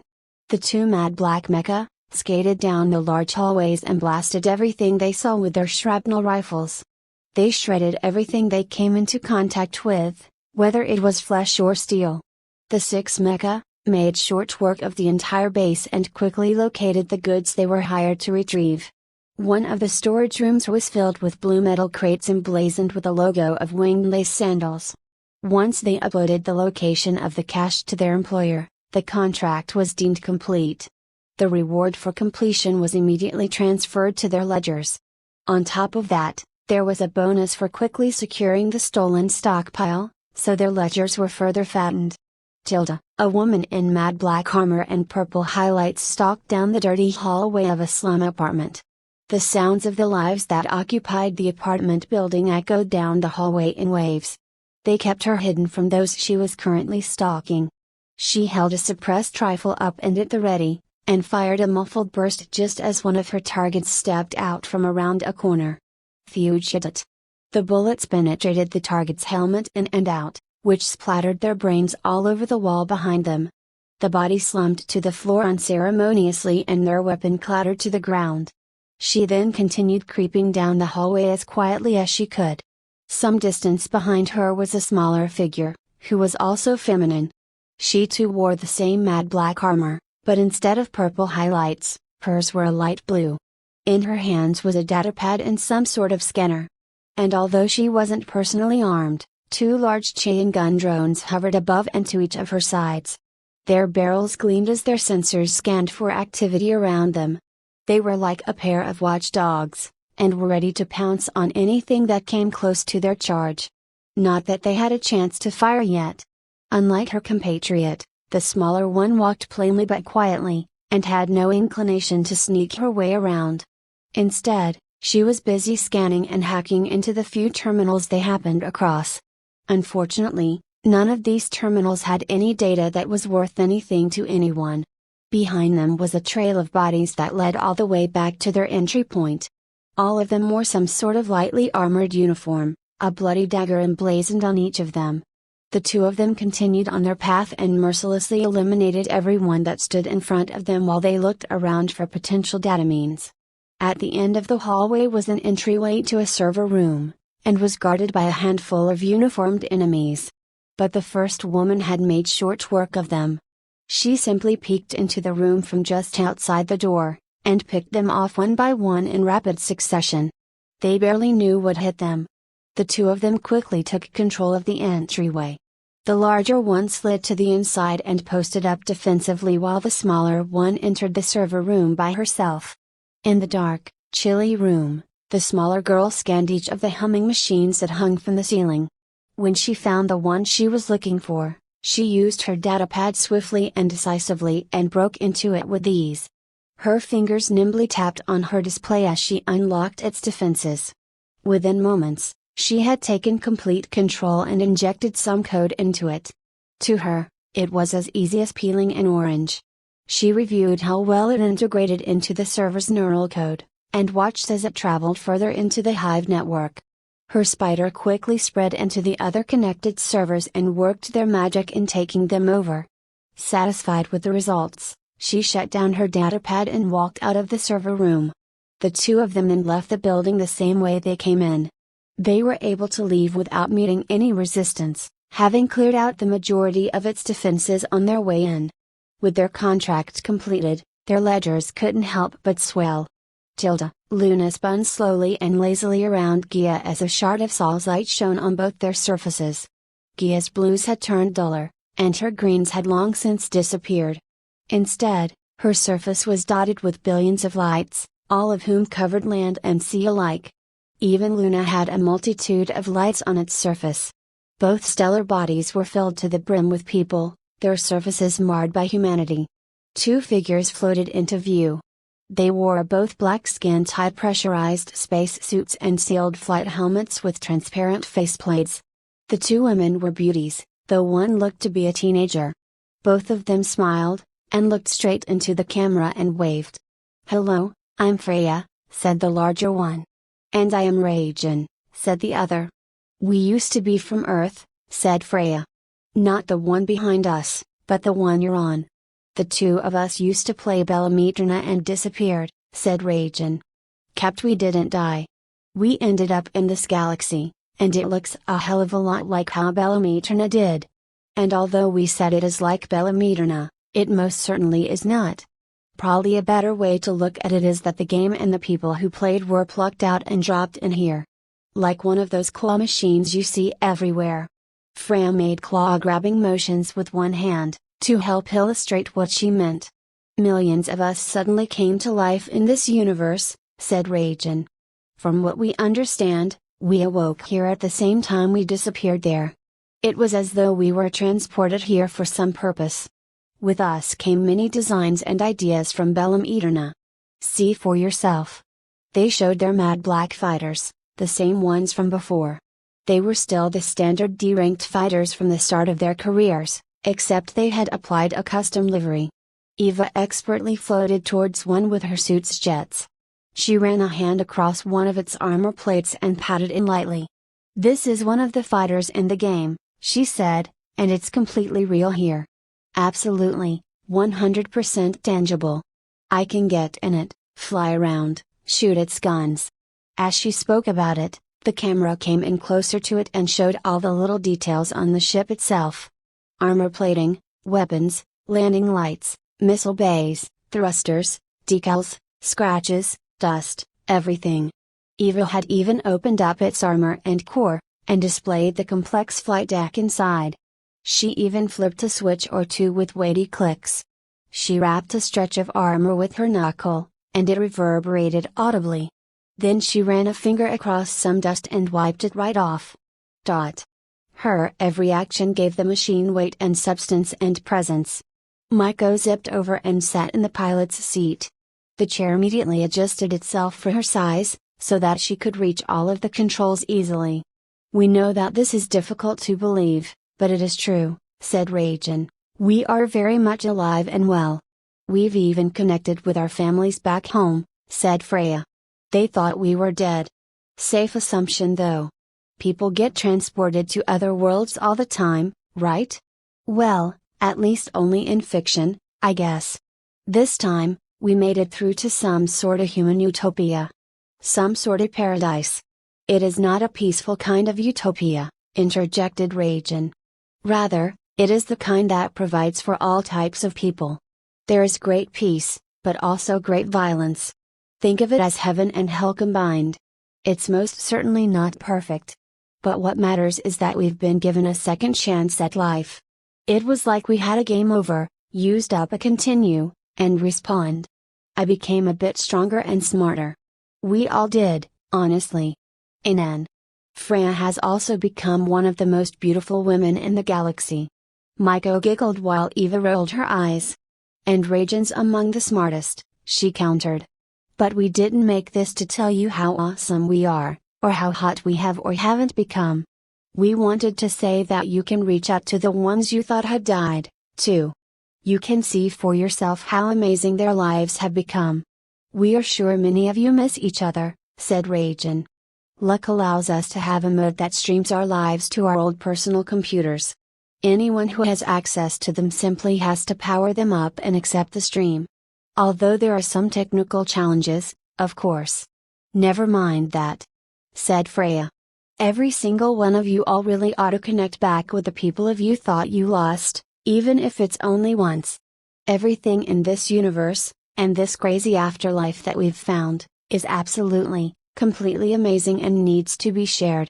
And speaking of sharing, said Rajan, do not forget to subscribe to our channel, and share our video. The two of them then saluted the camera playfully, and signed off. 50 Dev Chat, hundreds of thousands of people in both universes watched the Ravens trailer video. Some enjoyed it, some didn't. A number of people certainly engaged with it, and left all sorts of interesting, funny, and entertaining comments. In Eva's universe, the comments were mostly positive. She and Maiko got a kick out of some of them. Corkstar99, OMG, you're both awesome and cute. Big Beta Bobby, thanks for showing me how to use Streamer. I got to talk to my lil bro again. Picky Pickle, lolol deranked mecha, noobs lolol, Corkstar99, so what pickle? You realize they didn't even take any damage at all, right? Fintinade, Ragnarok Armcell R90 sniper cannons are superb weapons. You have excellent taste. Wet eggplant, show us sir boobs. On the other hand, however, the comments on Earth were much more mixed. Not many were very positive, and Mac was a little disheartened by some of them. Super Vegemite Blue, yay, thanks, I was able to talk to my brother again thanks to you. Reaper's Edge, fake. All of that is fake. Gib now, it looks real as hell. WTF is there problem? Reaper's Edge, yay, superhero movies also look real but they're not. Super Vegemite Blue, Stfu Edge lord, my bro isn't fake. Zomemox, show us sir boobs. Mac hated all of the comments that said the videos were fake. If he could take them down, he would. But Evo convinced him to leave them alone. Their existence brought the channel attention. More attention meant more views. More views meant more income. Like she said, he thought. Every view counts. It doesn't matter what they actually believe, as long as they keep watching. Still, he would have preferred to have more positive comments than negative ones. More about people connecting with their friends and family again. Although the comments section depressed him, his email inbox did the exact opposite. Among the various messages in there, one was from Jackson Stone, the legendary lead designer of Bellum Eterna. It was his vision that drove the game to what it had become. Everything began for him back in the early 80s, when he was much younger. He loved to play the superbly pixelated games of his childhood, and played all sorts of games, from adventure to puzzle to arcade. Most of all, he loved all kinds of space games. His absolute favorite was a space simulation game where one could pilot around between solar systems. It was relatively crude and simple, and nothing like modern-day video games. But it had made such an impression on him that he became obsessed with making his own. He began to design and write and code all sorts of stuff from then on. He went to school to better understand computer hardware and software. He went to coding clubs and made friends with all sorts of others like him. By the time he was in high school, he and his friends had already made their first PC game. It was a relatively simple point-and-click adventure game, but still ridiculously fun. The player controlled a knight and around the countryside doing simple quests for villagers. The knight scored points for every completed quest, and lost points if they were bungled instead. Because they released it as freeware, the game ended up getting installed on many hard drives all over the United States. It even got to the computers of very prominent developers and publishers at the time. Before Stone and his friends could even think about college, they were already sniped by the various up-and-coming game companies. They were all offered a great deal of compensation for their skills. Since they were wide-eyed kids, they didn't know what else to do but accept. Most of them split up and went to different companies, and ultimately ended up competing against each other in the early video game industry. Over the course of a decade, Stone developed a number of space simulator games. Almost all of them were met with critical success, and they all sold very well. His most popular game at the time was almost always sold out in stores. And although his games were great, he was never fully satisfied with them. He had wanted people to be able to exist within a completely simulated universe, where they could live and grow and fight and build to their heart's content. But at the time, the technology just wasn't there. They could never fully express his true vision. It was only decades later that VR technology had evolved to a point where its immersiveness was at an acceptable level. People could finally interact directly with the virtual world around them, and manipulate it. The technology had finally hit a point where he could actually create the simulation of his dreams. The one he had carried since childhood. And so, he began work on Bella Eterna, his magnum opus. He wanted people to be able to live and breathe in his game. He and his team of thousands built an entire galaxy and filled it with all manner of beauty, danger, and rewards. Gamers salivated at Bella Eterna's potential. They couldn't wait to get in and play. Though it took many painstaking years, the game eventually launched. By then, there were 1 million people all waiting to get in and play. And play they did. Those early adopters played the shit out of it, and sunk countless hours and money and love into it.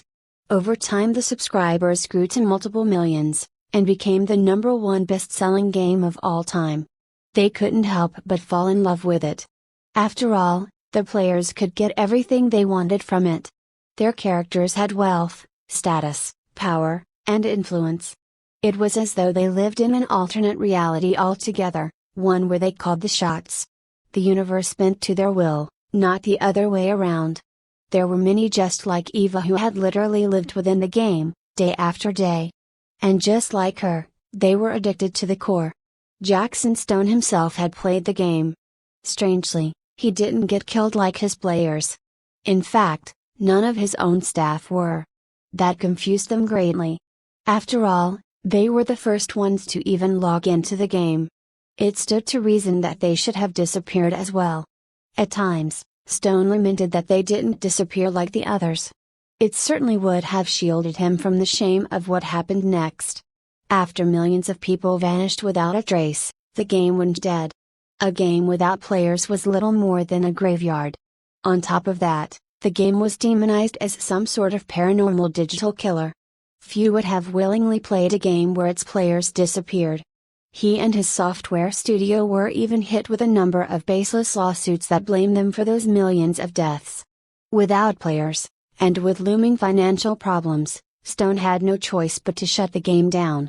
For the most part, anyway. He was in a deep depression in the months after that. His dream was wrecked, and his game was buried. He felt as though he had nothing left. He descended into a personal hell filled with bottomless whiskey and heartache. The third bottle of the day was right at his lips the very moment he came upon Eva's video. But for once, he put it down. As he watched, a host of emotions flooded him, from envy to awe to pride. His vision had been truly realized. People were actually living in his creation. He put the video on repeat and watched every moment as it went by, and scoured the footage pixel by pixel. Over and over. For hours and hours. It was to the point where he blacked out. Perhaps from exhaustion, perhaps from the alcohol. Then again, what was the difference? By the time he awoke, it was morning, there was a crick in his neck, and his head throbbed with pain. Stone didn't care, pushed everything aside, and immediately got back to the video. After his head cleared up a little, he composed a long email with a whole host of questions. But he realized that it was too much, and deleted a great deal before he rewrote it.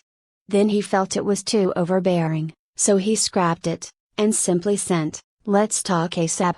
This left Mac wide-eyed and in an absolute frenzy. Was Stone a fan? Or did he hate what they had?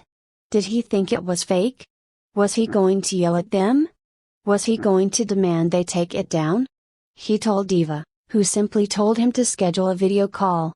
"No use getting worked up over nothing," she said.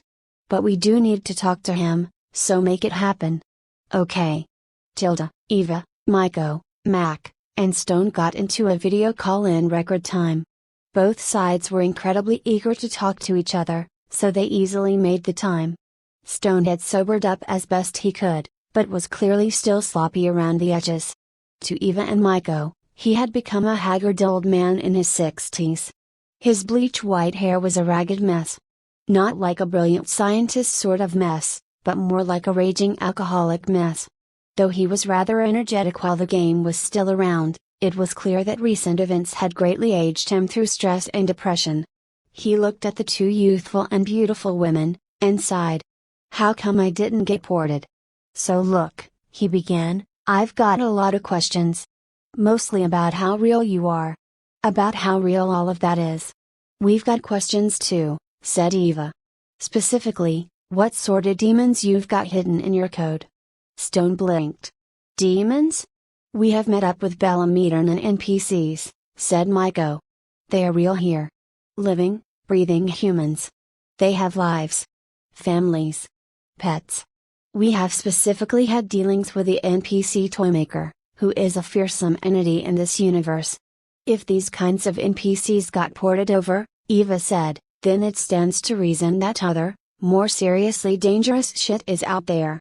We need to know about him, before they become a problem." Stone went dark and nodded at the three. There was some seriously dangerous shit in the code. He designed many of them himself. And so, over the next few hours, he spoke about all of them. 51 Chasing Fears, "All right, talk to all of you later," said Eva. She waved at the iCast and ended her stream. She was previously discussing a few things with Maiko, the family, and Mac.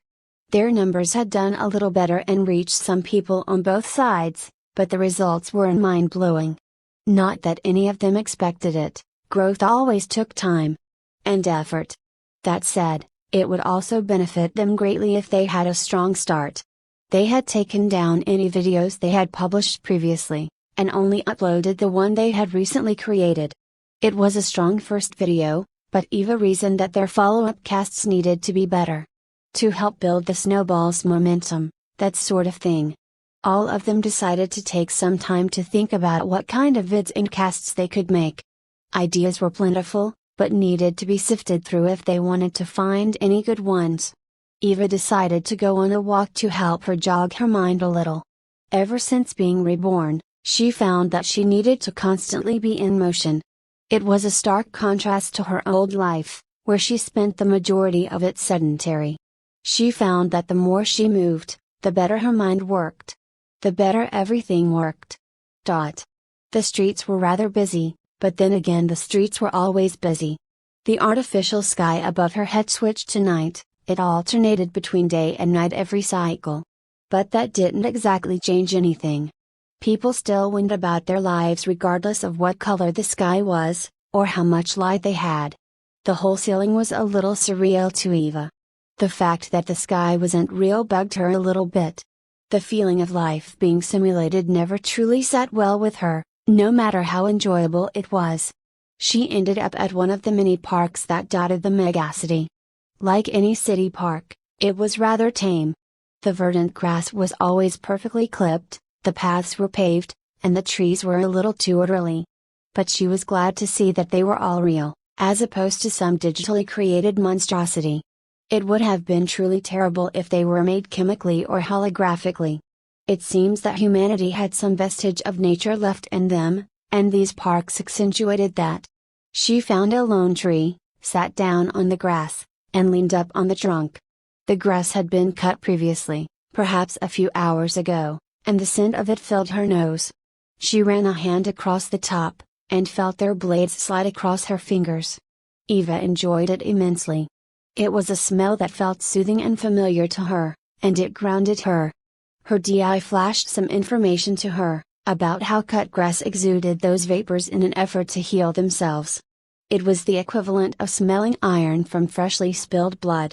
Grass bled in its own way, and she, along with most other people, loved its intoxicating smell. Her thoughts turned back to the start of her new life, about how much she had changed, and how much more change she had to go through.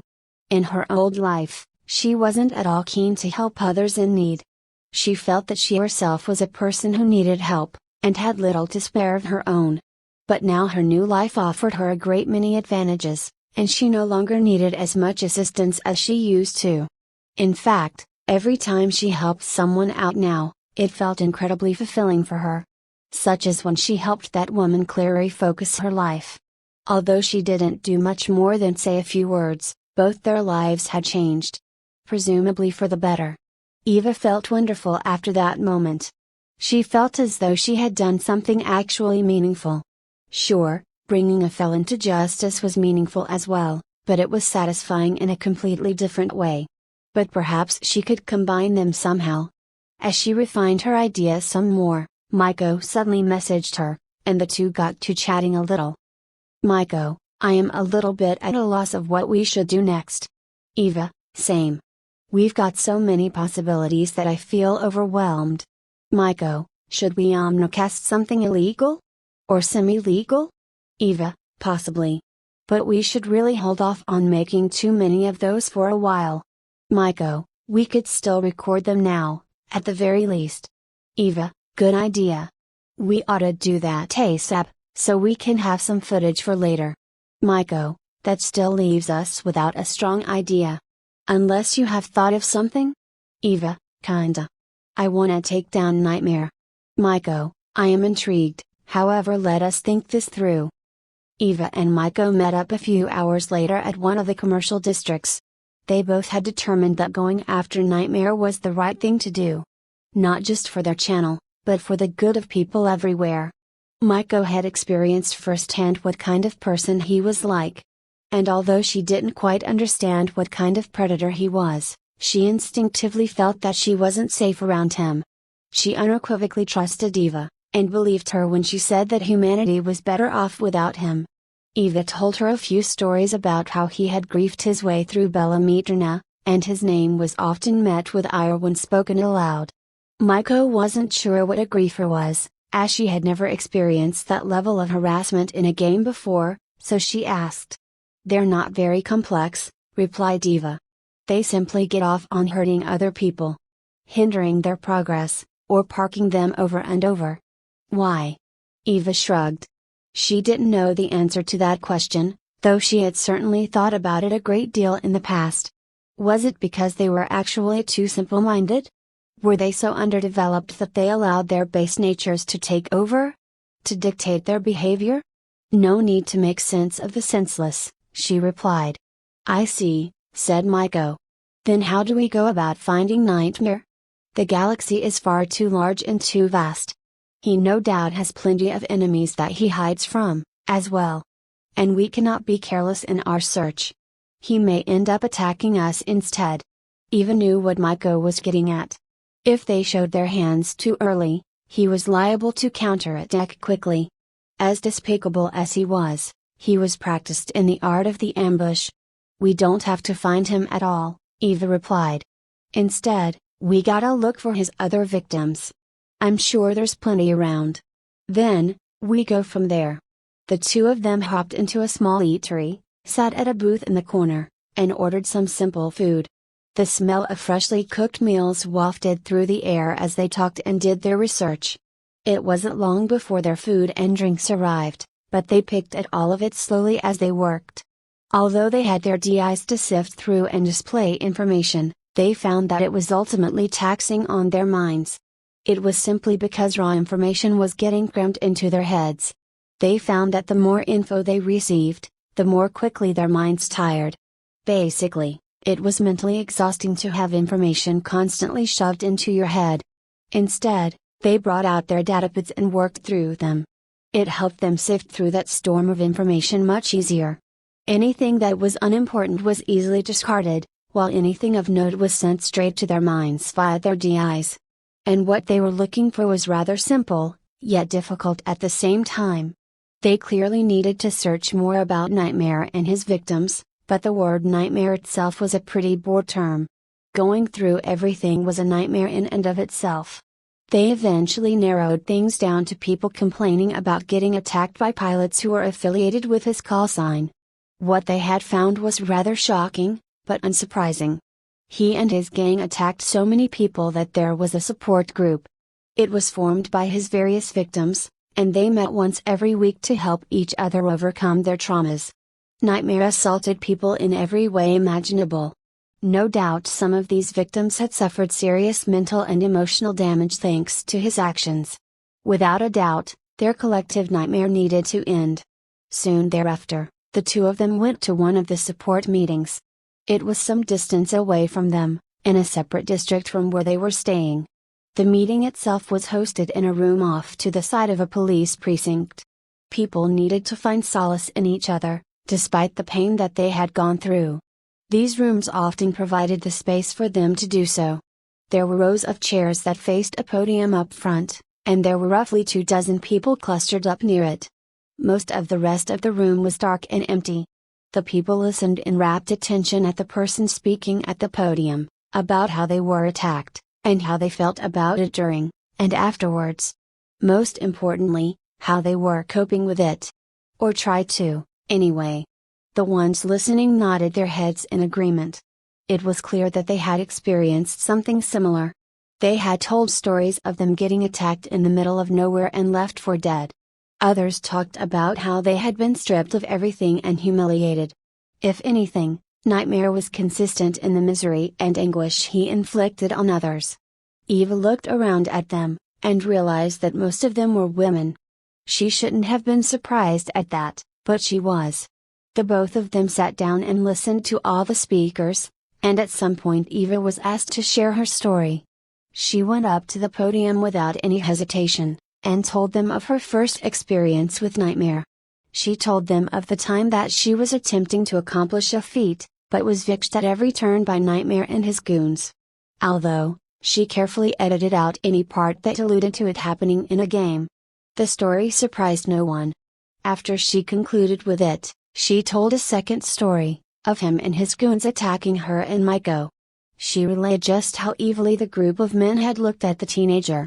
About how hungry they had seemed. About how far they were willing to go to get her. This surprised many. Nearly a dozen of them darkened at the depravity that Eva had uncovered. And their collective anger rose significantly. While Eva concluded her stories and stepped down from the podium, a few of the others turned towards Maiko and offered their apologies. "None of you have anything to apologize for," she replied. "Rather, it will be Nightmare who will pay for all that he has done." After a few moments of silence, one of the women stood up and headed towards the podium. Her clothes were rather plain, but completely black. It was as though she was in mourning. She was rather short and small, with soft affluent features and beautiful brown skin. Her hair was cut pixie style, and was jet black, save for pink highlights. She smiled, but there was a deep sadness behind it. Eva's attention was immediately captured. She immediately felt a kinship with the woman. Her poise, her demeanor, her dignity. Even her clothing drew her. When she spoke, everyone listened in rapt attention. "Hello," she said. "My name is Amal. Like some of you, I am a refugee. This is my first time here, and I'm glad to meet you all. I was hesitant to share my experience, but those of you who know me have convinced me that others need to hear it." Amal stopped for a moment and collected herself. It appeared as though she was gathering her strength. She inhaled deeply, then exhaled at length before she spoke again. "A small army led by Nightmare assaulted the family farm where I was staying. It was the most harrowing and devastating time of our lives." Then, she proceeded to tell her story from the very start, a slight tremor underneath her every word. 52 Venusian soil. A Mars shuttle landed on New Persepolis, the capital city on Venus. Similar to Mars, Venus was also terraformed for human habitation. When Sol was mostly enclosed by the Dyson sphere, Venus' overall temperature dropped. This allowed its atmosphere to be transformed into something more breathable. The planet's atmosphere was thick with carbon dioxide, so humanity employed a great many techniques and machines to force a great oxygenation event. They used different methods, from artificial photosynthesis to specialized ultraviolet light to achieve this. In the end, the result was the same: carbon dioxide was converted into oxygen. They then covered the entire planet with plant life in order to complete the process of making the planet truly habitable. In the end, it became just like a second Gaia, though its population never quite got as high as 40 billion. It was currently sitting at just over a quarter that, at 11 billion people, with the majority of them located at the various cities across its surface. But there were certainly plenty out there who had lived in the deeply rural areas and worked the rich soil. It was a big part of what made Venus beautiful, and they aimed to preserve that natural paradise for as long as they could. To that effect, Venus had become far more verdant than Gaia had ever been, and remained beautiful for millennia. Amal looked around the port anxiously. She had just been processed and shuttled away after she had respawned at a Tetragrammaton Technologies station. Since she had been reborn in the Sol Federation, she was immediately extended refugee status. In her old life, she had come from a war-torn country and was familiar with being a refugee. She fled her old country as it was pulled apart in a vicious three-way religious civil war. Half of her family died as they ran from the extremists that sought to control the country. They fled from country to country as they were turned away by governments left and right. It wasn't until she ended up in Europe that she finally had some time to rest, rebuild, and grieve. Although she had lost much, she still had some guidance from her surviving family, and was able to piece her life back together. But the war her homeland was embattled in had left a deep scar in her psyche. No matter how much she had healed herself, the pain of it never left her, or her family. She wanted to understand why war was necessary, and later on had read books and played games like Bellamy to help her understand and process that trauma. The eternal interstellar conflict that the game was set in gave her ample ways to explore. There, she turned her weapons on every aggressor that harmed non-combatants. It was her way of processing her anger, to allow herself to experience it without getting consumed by it. And she found that giving into a warlike nature offered a sense of great power. It was intoxicating. She grew to understand the allure, but not once did she accept it. Unfortunately, her playing had led her to become a refugee for a second time, just like all the other Bellamy players. She found the situation rather ironic. This time, however, she had no one to help her or guide her. It felt as though she had run from another war, but this time it had claimed all the rest of her family and friends. She felt completely alone in the universe. And so, in the middle of the Star Harbor, she broke down and cried. Grief washed through her in waves, and her tears fell quickly and easily. It came to a point that her head started to hurt from her weeping, and her sobs began to die down. It was at that moment that someone put a hand on her shoulder. She looked up at the person, and could tell it was a man, but he was silhouetted by a shard of Sol's light. His voice was calm as honey. "It's all right," he said. "Everything will be all right." Amal wasn't sure who this person was, or if he had any ill intent for her. But she had no one and was incredibly vulnerable. His gesture was too kind, so she quickly hopped up and embraced the man. He was taken aback for a moment, but patted her back to comfort her. After a minute, she backed away and wiped her eyes. "Thank you," she said. "I really needed that." When she looked up at him, he was simply smiling at her. It was friendly and warm and inviting. His skin was darkened by the sun, but his eyes gleamed a piercing blue, like fresh spring water. She was glad that he wasn't some sort of predator, or at least, he didn't seem like that. "I'm about to head home," he said. "Would you like to join me and my family for a meal?" Amal was completely unsure of what to do. Here was a stranger who offered her a great kindness, but she had not experienced it for a very long time. More than that, her impression of humanity had soured. After her home was bombed to dust, after her loved ones were murdered by soldiers, and after her family was turned away by every country, she found few that were worthy of her trust. She didn't believe kind people existed any longer. And yet, the antithesis to that belief stood right in front of her. A battle raged inside her. She wanted to believe that he was kind, and at the same time, not. Her silence and hesitation gave away her inner turmoil, which he noted easily. "You're a refugee, right?" he continued. "I've never met one before, and I bet it's tough as hell for you." He brushed his brown hair away from his eyes so she could take a better look at them. He figured that she needed to trust him, and the best way was for her to have full access to his eyes. "Yes," she said. "I would like to join you. And your family. If that's all right." It wasn't as though she was hungry, it was more like she needed to see a family. It was the one thing that got her through her own personal hell. She figured that perhaps interacting with his family could help ease her troubled heart. "Good," he said. "My name's Darren. Of the Laertes family." "Amal," she replied. "Amal Nazim. Great to meet ya. The van's over here, follow me." He then took her to his family's homestead, which was a full cycle away from the capital city. They traveled in a large RAVEN, which was loaded up with various goods.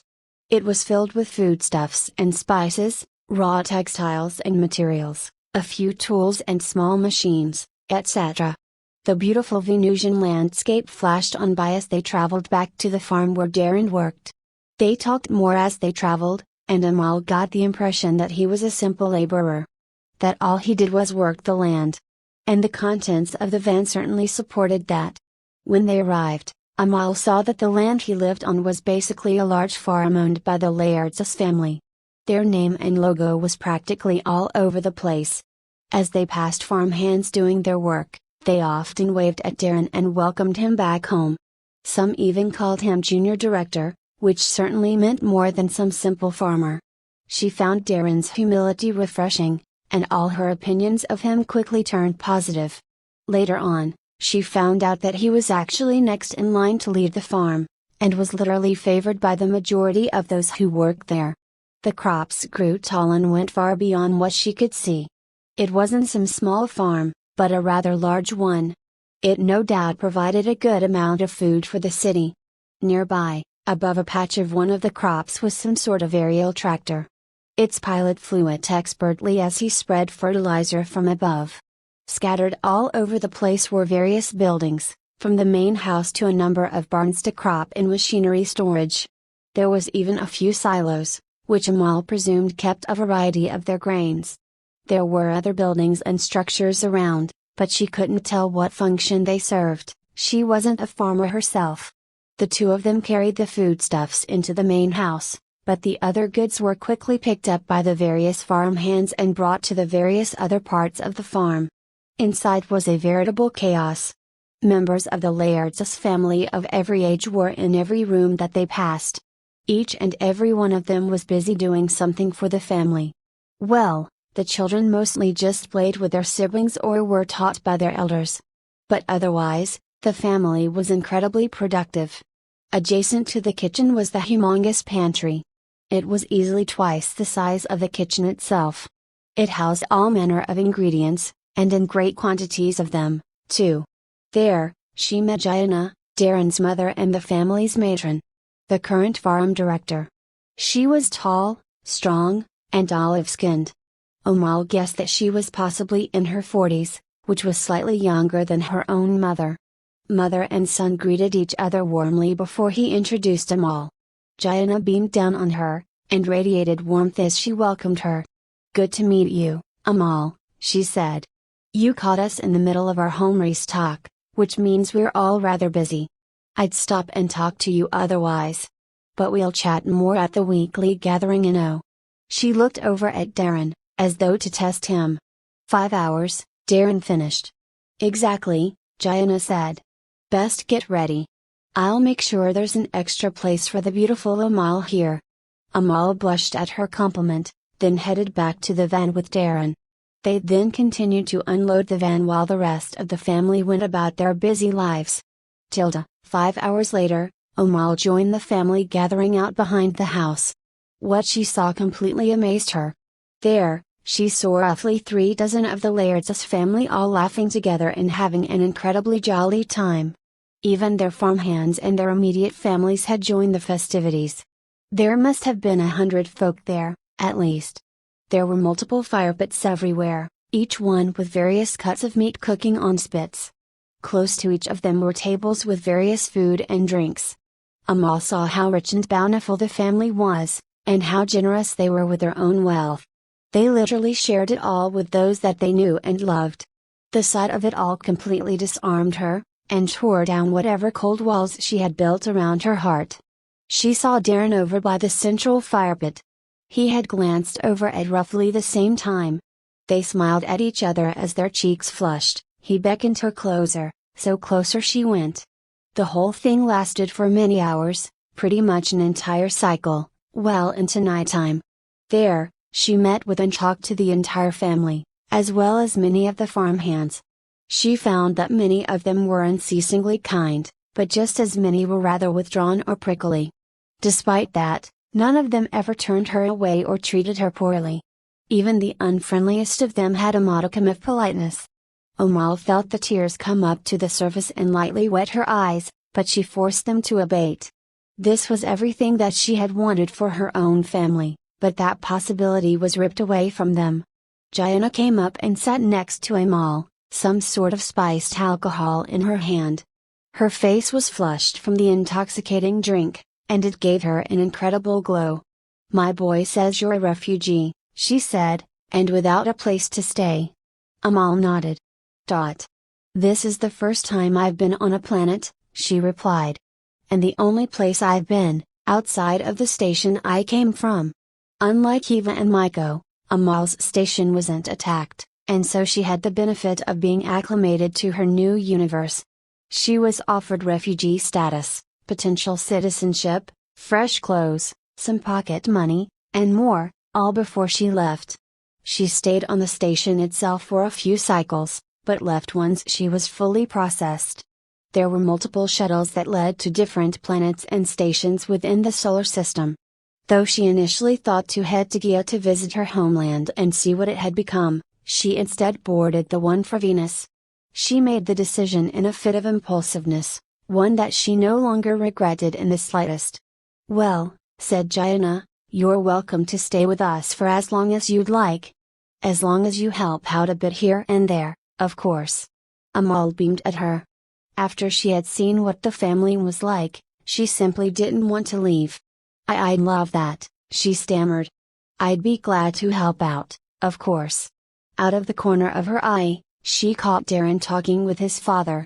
And she felt a warmth fill her from within. Amal stayed with the Laird's family and grew closer to them and to Darren with each passing day. She too helped work the land, same as the rest of the family. Sometimes even harder. She felt like she needed to work herself to the bone, to repay the kindness that they had shown her. The matron had sensed that Amal was feeling indebted, but didn't say anything about it. Instead, she decided to hang on to that nugget of gold for later. In the beginning Amal had no idea what she was doing, but over the course of a few weeks, learned how to lend a hand around the farm. Well, except with the big, specialty machines. She felt she wasn't ready for them yet. However, she was definitely looking forward to flying the tractor. She already had experience flying in-game, though she never actually flew anything since she first arrived. She was curious as to how well she could pilot, and that excited her a bit. More than that, it was because Darren had offered to teach her himself. How could she possibly pass that up? 53 Destiny interrupted. Amal had spent a great deal of time ruminating about applying for citizenship at the Federation. She had become distrustful and disillusioned of offers such as those. In her old life, she and her family had been offered asylum by a few governments, but she had learned that there were ulterior motives behind them. Some of her friends and acquaintances who had gone to those other countries and experienced those tragedies had warned her. They often used the refugees as political leverage, and this never boded well in the long term. After all, once their usefulness had run out, there was no longer a need to continue supporting them. Many found themselves living in abject poverty, having been forgotten and abandoned by their new hosts. Although Amal had been lucky with the country she chose to settle in, most of those she knew were not. Some, she never heard from again. "Get your head out of the clouds!" yelled Darren. Amal quickly snapped back to the present, and saw that they were on a collision course with one of the barns. She quickly yanked the yoke and maximized her rudder. The lumbering tractor had built up a great amount of speed, and was sluggish to say the least. It barely moved despite Amal's maneuver. However, it was just enough, and the tractor had just barely clipped the barn. The tractor's belly scraped along the edge of an awning, caught the very end of it with an intake vent, and tore the thing right off the side of the building. The awning abruptly fell down to the ground with a resounding crash as Amal punched the throttle to escape the scene of the crime. Not that it went anywhere at great speed, they were still in view when those who heard the commotion decided to investigate the matter. "Guess I'm gonna be paying for that one," Amal muttered. "Don't sweat it too much," said Darren. He had never been a thrills and chills kind of person, and that near collision had his heart thumping madly in his chest. He nervously rubbed at the back of his neck as Amal leveled out the craft and slowed down. Although the vehicle was a bit slow and cumbersome, it became difficult to control once it gathered up enough speed. He knew well enough that once it got rolling, there was little in the way of stopping it. If it was him behind the yoke, he was sure that he would have crashed through the barn. Might even have killed himself in the process. Or someone else. He shuddered at the thought. And yet somehow, she had recovered quickly enough and avoided a total disaster. "Sorry about that," she said sheepishly. "I've a lot on my mind lately," and spaced out for a moment there. Darren didn't get angry or blame her, but he was a bit panicked and his voice was a little elevated and spoke rather nervously. "Just, hey, look, when you get behind the yoke on this thing, can you clear your mind a bit? Not trying to be rude, yeah?" She thought he was being way too polite, considering she had almost royally messed up. She allowed her thoughts to wander and get distracted, which nearly resulted in a much more painful lesson. "I will, from now on," she replied. "I'll do my thinking on my own time. I promise." After she had normalized their speed and taken full control of the tractor, she quickly took to its controls. Though it was a bit of a heavy beast, she still managed to maneuver it relatively smoothly. And unlike space-bound spaceships, the tractor had transparent metal surrounding its cockpit. It gave the pilot and technician ample visibility all around the craft. Because of this, she was easily able to get a sense for its dimensions. "You're incredible at this," he said. "First time behind the yoke, and it's as though you've been flying it for years." She blushed at his comment, but the darkness of her skin hid most of it. "I've sort of been flying for years," she replied. "Just not with tractors." He nodded. Someone had told him that many of the refugees had also been pilots. He had even heard that a handful of them were basically prodigious with their skills. Darren looked over at her, curiosity in his eyes. He wondered if she was one of those refugees, and if she was one of those genius prodigies. "And nothing quite this real," she continued. "But otherwise, I've mostly flown fighters. A few mecha. Couple frigates. And She had caught his stare from the corner of her eye, and realized that he wasn't just looking at her, but rather studying her. Her face turned redder than before, this time more visibly so. She wasn't used to being watched, being seen. At least, not with kind eyes. His eyes. "Ah," Darren said. "Are you all right? Do you need water or something?" He immediately dug into his supplies to find his canteen, as she tried her best to keep her mind on the tractor. Both blundered at their tasks. He had somehow come to the conclusion that her flushed face was the result of some sort of malady. And perhaps it was an ailment, the kind that pierced right into her core with insufferable ease. She put the tractor into a full stop, which caused the whole thing to shudder to a halt. They idled in midair, roughly a dozen feet above a field of bright red crops. The sun was setting, and the horizon looked as though it was on fire. Its blazing orange was cooled only by the deepest violet of open space. Amal turned to Darren and looked him straight in the eye. "I'm gonna accept citizenship," she declared. "I think that I need to do it, for my future." He slowly placed a canteen in her hand absent-mindedly, as his mind processed what she had told him. His eyes brightened quickly, however. "That's great. You can get your pilot's license real quick and go travel anywhere you wanted to. Where are you gonna go first?" She shook her head quickly. "I'm not getting it so I can be a pilot and fly all over the galaxy," she replied.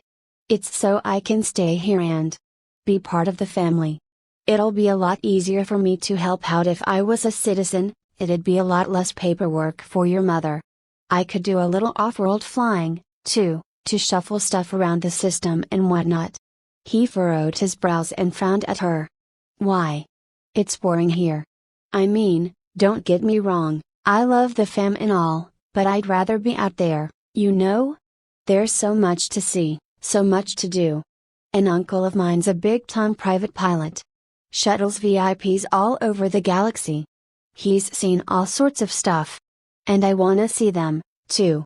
Amal sighed. He grew up at this farm, and it was the only thing that he knew. She understood his wanderlust, and his desire to see what was beyond. She had even felt similarly, at least before the war. Her family had owned a little shop in the capital's souk, which was the largest and most prestigious commercial district in the entire country. The souk had been built in the 18th century, and encompassed nearly 10,000 square meters. Every inch of the bazaar was geared towards the beautiful dance of trade. It was lined with hundreds of shops, stalls, and parlors.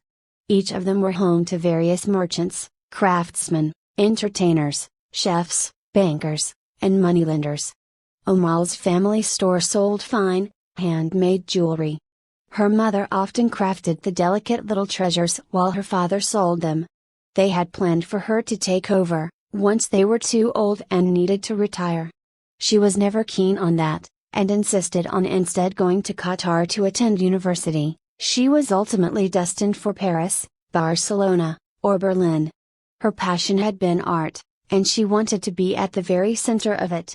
She and her parents fought many times over it, their dreams clashed against each other until she couldn't take it any longer. Amal had hit the point of simply leaving without her parents' approval, but violence suddenly swept across their country. The day that the artillery shells started dropping on the capital was the very same day that all their dreams had crumbled.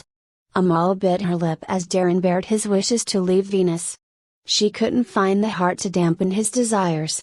But at the same time, what he was giving up to chase those dreams was monumental.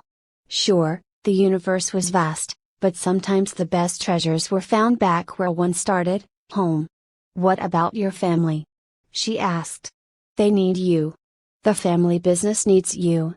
You're basically the heir to the throne."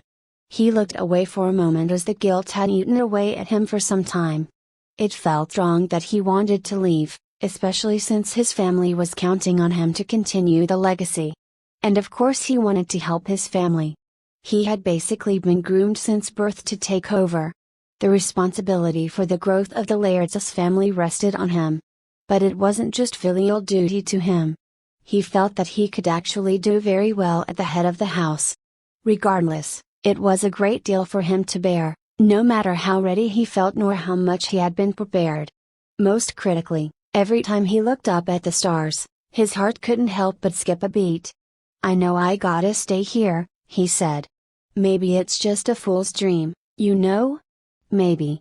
Maybe I hoped you'd leave, so I'd have some reason to go after you. Like in the classic Hollows, you know?" He laughed lightly at his own words. He definitely liked Amal, and sort of hoped that she would help save him from his destiny, even if it was inadvertent. He hoped that he could ignore his duties and run far away. It was clearly unrealistic of him to think that way, and she had opined as much. But she was caught a little off guard by what he had said. He said that he hoped to chase her across the stars, that it was his way to find his own dreams. She imagined dashing across the stars with him, and witnessing all that the universe had to offer. It sounded incredibly romantic, and she felt warmth radiating from her core. Like him, she saw the allure of that dream, and her heart thumped at the potential.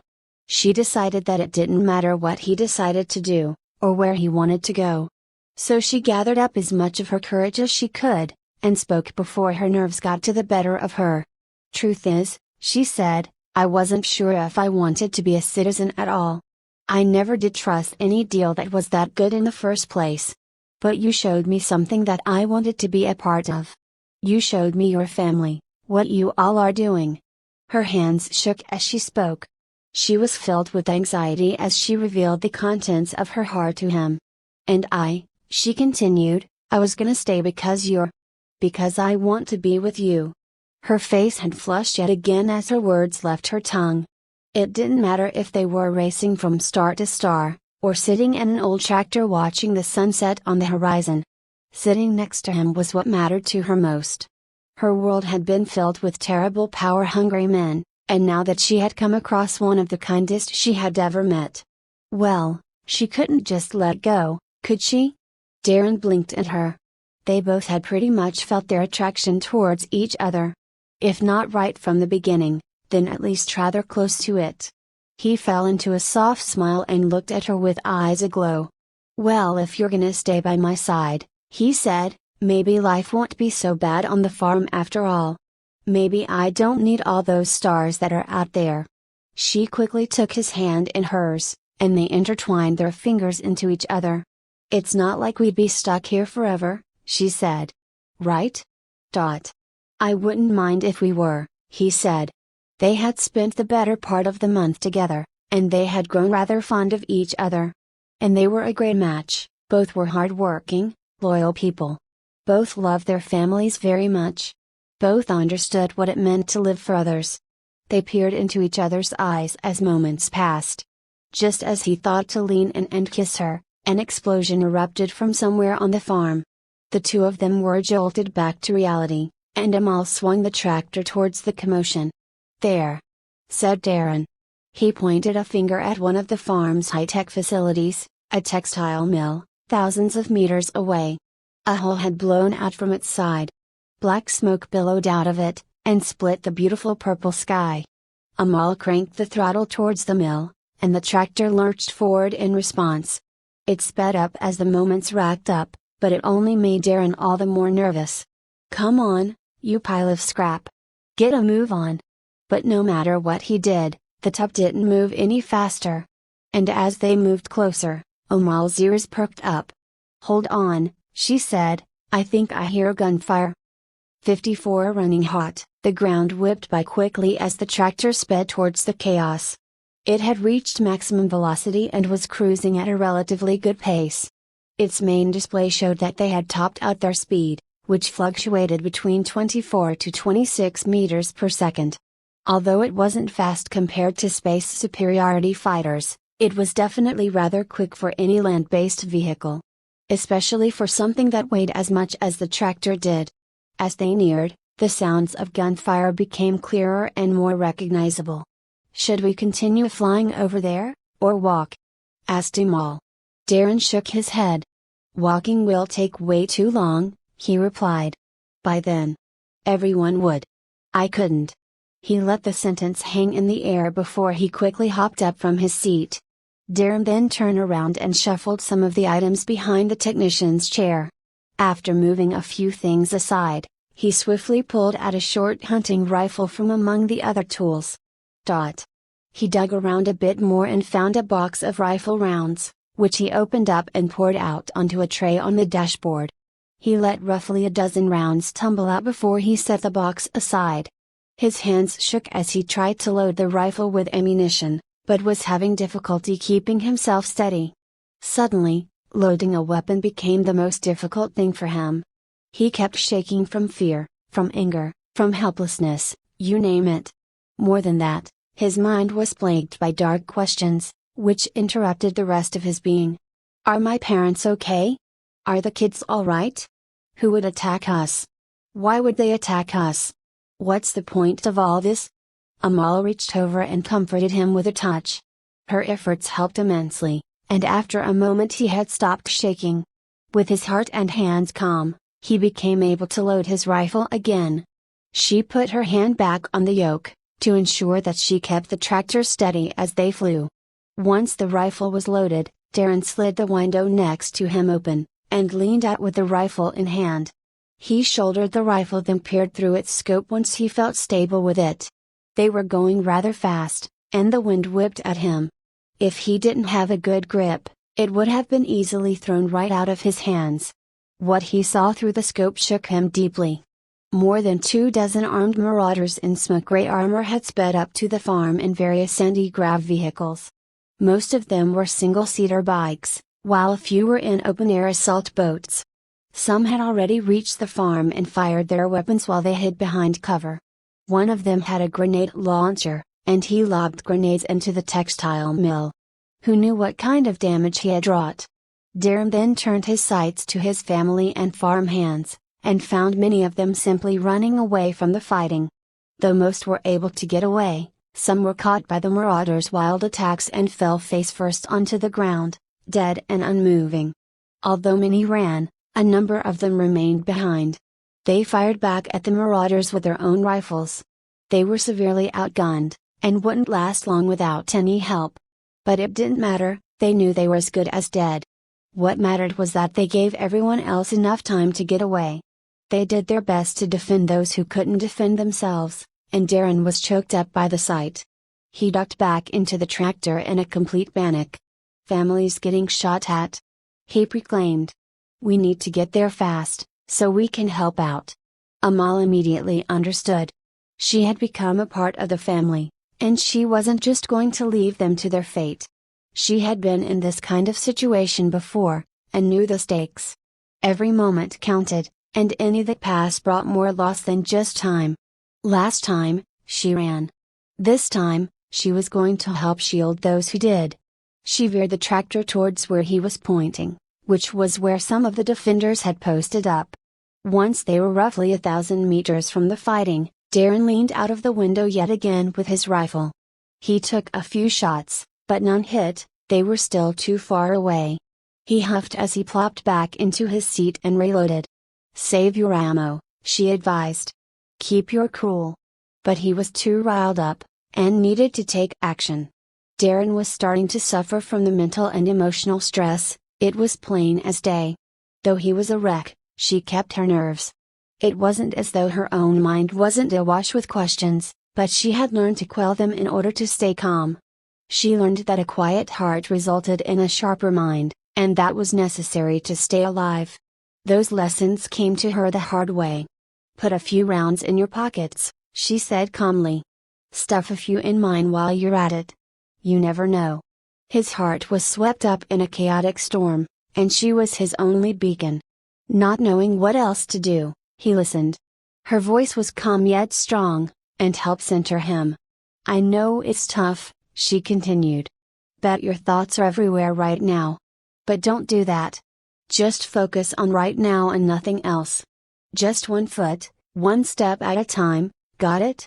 He nodded as he listened, and did his best to follow what she advised and put a few spare rounds into each of their pockets. He then looked around and grabbed a couple meal bars, and stuffed those in their pockets as well. Just in case, you never know. Amal began to swing wild as they approached. The tractor was a sluggish beast, and they wouldn't be able to stop on a dime. Gonna circle around the fight, all right? She said. We can't stop easily and we can't sit still. What you can do is pick off as many as you can and help out. All right, he responded. How often have you shot before? Lots of times, but only while hunting, and only on the ground. You know more, so I don't have any advice to give, she said. But I'll try to keep steady. Just take your time and focus on what's right in front of you. Darren nodded, then leaned out the window again.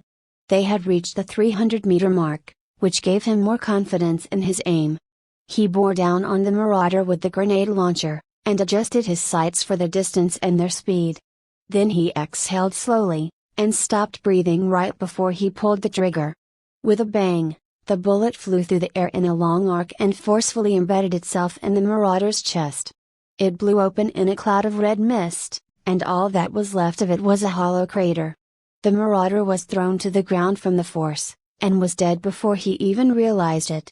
Not that any of his buddies realized either, as they were rather engrossed in their murderous rampage. As the two approached where the family had put up their defenses, they saw a few more of the bolder family members and farmhands run up with their own rifles. They had felt the absolute need to defend their land, their home, their people. Lives more important than theirs were at stake. Their weapons were just like Darren's, short hunting rifles with scopes. Though they weren't anything complicated, they were rather powerful, and they shone in the family's hands. Not that they were winning by any stretch of the imagination. They were just farmers and hunters, and had little experience in a fight like this. Of course, some had military training, though even fewer actually saw live combat. Still, their experience had plenty of merit, and they used their knowledge to rally their friends and family in combat. They were even able to pick off some of the more careless marauders and thin their numbers. In contrast, however, the fiends who attacked them were somewhat chaotic and disorganized. But they were equipped rather well, and had a variety of projectile-spewing weapons. Most had automatic rifles, while others used SMGs. Regardless of what they held, their objective was to simply smother the whole area with bullets. They weren't concerned with strategy, their only desire was to sow chaos. And hopefully people would die as a result. They couldn't ask for any better way to have fun and make profit at the same time. Amal swung the tractor just over the defenders, and took some of the fire away from those on the ground. Though they were circling, the tractor was still going a steady 25 meters per second. It was definitely fast enough to throw the marauders' aim. But certainly not all of it. Some of the smarter ones were able to compensate, and began to lead their target in order to hit it. Rifle and SMG rounds peppered the tractor's thick hide, but did little damage to it. A couple of the bullets did slip through and cut through one of the coolant lines, however. Temperatures started to rise and hit red, but Amal quickly shut off the damaged pump and redirected the coolant to move around it. The tractor was wounded and ran a little hot, but she still flew. Darren leaned out and fired his rifle at one of the overly zealous marauders. The thug's head burst open like a ripe melon, and red matter splattered everywhere behind him. "That's two," he said. Darren didn't like this violence, not even a little bit. He hated having to take someone else's life even more. But that didn't matter right now. These people were attacking his home, his family. They needed to be stopped, no matter what. In no way was he going to simply watch and let these people have their way. He aimed at another marauder, and with the squeeze of a trigger, took his life. 3. Amal also wasn't keen on any violence whatsoever. Her life had been filled with it. But now that she had found something that she desperately wanted to keep, she was as willing as Darren to fight for it. Darren exhaled one more time, and executed yet another of the marauders. 4. Seeing Darren's actions emboldened the family who was there at the skirmish. They cheered with every kill he took, and their morale soared. They too did their best to take down as many of the attacking marauders as possible. Their aim became steadier, and their hearts grew bolder. Over half a dozen more marauders died to their rifles. But their advantage was short-lived. Whoever was leading the marauders had realized that the tractor's presence had subtly shifted the tide of the fight.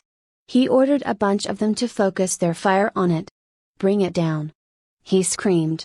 A number of the brutes quickly turned their attention to the circling tractor, and fired round after round at it. Bullets suddenly riddled the tractor, and Amal had no choice but to yank the yoke. She turned the belly towards the marauders and kept Darren out of their line of fire. They both felt and heard as dozens of bullets struck the tractor's underside. It was terrifying as the metal that surrounded them was continuously pelted. The marauders had struck multiple systems and caused a great amount of internal damage. The marauders had essentially perforated most of the drive system, and power to the main thrusters was greatly reduced. Most of the coolant lines were severed in the barrage. Moments later, the whole thing began to shake and shudder. Internal temperatures climbed as the tractor began to fall from the sky. Amal pulled upon the yoke to keep the nose upwards, but it barely responded. In response, She cranked out as much power as she could to the thrusters and applied as much lift and drag as possible. She did her best to give the thing more time to slow down. She also aimed the tractor towards an open field nearby. The tractor moved as she wanted, but only just so. It was shuddering violently at this point, and the two of them were knocked around in their own seats. The ground came closer and closer, which greatly alarmed Darren. "Gonna die," he kept repeating. He was clearly scared out of his wits. Hell, they both were. But Amal kept a calmer head.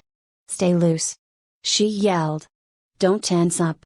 She grabbed his hand and entwined her fingers around his. "Don't let go," she said. Then, they hit the ground with a crunch. The tractor's nose dipped into the ground, which threw crops and soil into the air as it chewed a trench through the field. At some point the nose dug deeper into the ground, which violently stopped the tractor. But because they still held a great deal of force, the rear simply sailed right over them, and caused the tractor to get into a roll. Every single side crumpled with every vicious revolution. Though it had only rolled a few times, it felt like hundreds to the two inside. Just like being G-locked, their blood was thrown to their outer extremities, and their hearts and minds were deprived of fresh oxygen. Their vision faded as they fought to stay conscious, but they quickly lost that battle. The tractor rolled onto its side, teetered slightly, then settled quietly. Smoke streamed out of its lacerated metal hide as sparks flew from its devastated modules. The sounds of gunfire and death continued as the marauders surged further into the farm. And the two were out like a light. 55 Nightmare Scenario. Amal woke up with a start and quickly looked around to get her bearings, but her sight was hazy at best. She saw that she was in a dark room, and could tell that there were a number of other people there. But before she could take a better look, or even ask what was going on, pain suddenly flashed through her head. She felt the pounding sensation of a migraine take root at her temples, which then slowly spread everywhere. Amal groaned as her hands went up to her head to massage it, but found part of it wrapped in some sort of cloth. It felt a little damp under her fingers, so she brought them in front of her so she could take a better look. Her eyes had trouble focusing, so it took her a few moments to realize that she had blood on her hands. It seemed her head was bleeding, which probably explained part of the reason why her head was throbbing. She quickly recalled what had happened: the tractor, the fight, the crash, Darren. Amal quickly reopened her eyes, sat up, and searched for him. "Dar," she said, but was interrupted quickly. "SHH, now," said a female voice. Jayana quickly came up to Amal and embraced her. "I'm glad you're finally awake," she continued. "But take it easy. You've suffered a concussion." Jayana gently, but firmly, pushed Amal back down on her back so that she could rest. Not knowing what else to do, she let her. Although she needed rest, her mind and her heart wouldn't let her. "Where's Darren?" she asked. Jayana's face immediately frowned. Her voice was filled with sorrow as she spoke. "He's unconscious," she said. "He's been banged up rather badly, I'm afraid." Amal's heart sank. If she had suffered a severe concussion, then Darren likely suffered worse. Since she had woken up in this new universe, she had realized that she was tougher than she used to be. Not just physically stronger, but she had more stamina, and could take much more physical punishment. When she did manual labor on the farm, she found she could lift heavy equipment without breaking much of a sweat. And she was able to do her tasks for longer. But that also meant that everyone around her was weaker in comparison, so she had to be careful not to hurt anyone accidentally. She also hid the majority of her strength, so as not to draw too much attention to herself. The last thing she needed was to be looked at like some sideshow freak. That crash must have been rougher than I realized, she thought. Amal turned her head to look for Darren, and saw his vague shape nearby. His chest rose and fell as he breathed. She quickly sat up, and though Jayana tried her best to keep her lying down, she found she simply couldn't. Jayana blinked. She wasn't by any means weak. She had grown up on a farm, and had learned how to do every job and every duty herself, by her own hands. She worked the land just like everyone else, and shared in the burden by offering her blood and sweat to the soil. And like the others, she was strong as oak, hard as rock, and took no shit. But the elf in Amal resisted her like she was a frail old bird. Amal quickly got up and crawled over to Darren. She frowned when she saw him, and realized that he wasn't unconscious because of their crash. His face was swollen and bruised, as though he had been beaten badly. His head was also bandaged, except heavily. She quickly looked over the rest of him, and found that he was battered and bruised all over his body. More than that, his left forearm had been broken, and his ribs were cracked. He was also bandaged up a bit, but blood soaked through them. Clearly, he had suffered some lacerations, but they were left unstitched. She also checked his hands, and sure enough his knuckles were bandaged up. He had been in a fight. Or, perhaps more accurately, he tried to defend himself while he was beaten to a pulp. "Bunch of those goons tossed the both of you in here a couple hours ago," said Jayana. She had come up next to Amal and checked over her son. She tightened his bandages and checked his temperature. Then she kissed his forehead. He was running a little cold, having lost a good deal of blood. Her intuition told her that he was suffering greatly, but there was nothing she could do about it. "He must have woken up before I did," said Amal. "And ran into awful trouble. I'm just glad the both of you are still alive." "Barely." Amal put her hand on Darren's cheek for a moment, and stroked it lovingly. She then turned back to Jayana with a hard look in her eye. "Where's everyone else?" she asked. Besides the three of them, there were roughly 15 or 16 others in the room. It was a mix of family members and ranch hands, most of whom were women. But it paled when compared to the total number of people on the farm, which reached nearly 100. Jayana shook her head in response. Her voice quavered as she spoke. "I'm not rightly sure, to be honest. I hope lots got away, but I know a bunch got brought back to the loam. I guess we were all the ones dumb enough not to run away fast enough. We shoulda." She was interrupted by the sound of a rifle firing in the distance. It was followed up by raucous laughter. "I don't know what's gonna happen to us," she continued. Her voice had turned flat and sullen. Amal understood what she meant, then looked around the room. They all understood. They all know what was going to happen. This sort of thing always happened. They simply didn't want to accept it. The door suddenly slammed open, and a handful of armed thugs stomped into the room. They were followed by a blonde-haired, blue-eyed man in his 20s. He would have been handsome, if not for the murderous, lascivious grin he wore. "Is this really it?" he asked. "We're still looking around the farm," replied one of the thugs. "It's kinda big." The blondie rolled his eyes, but quickly scanned the room. He took note of a handful of male prisoners, including the wounded Darren. He immediately became perturbed. "What are those things doing in here?" he asked. "Sorry, we just grabbed whoever and threw him in here." "Get rid of him," he snapped. "Kept those two." The blondie then pointed at a couple of men, both with youthful, boyish features.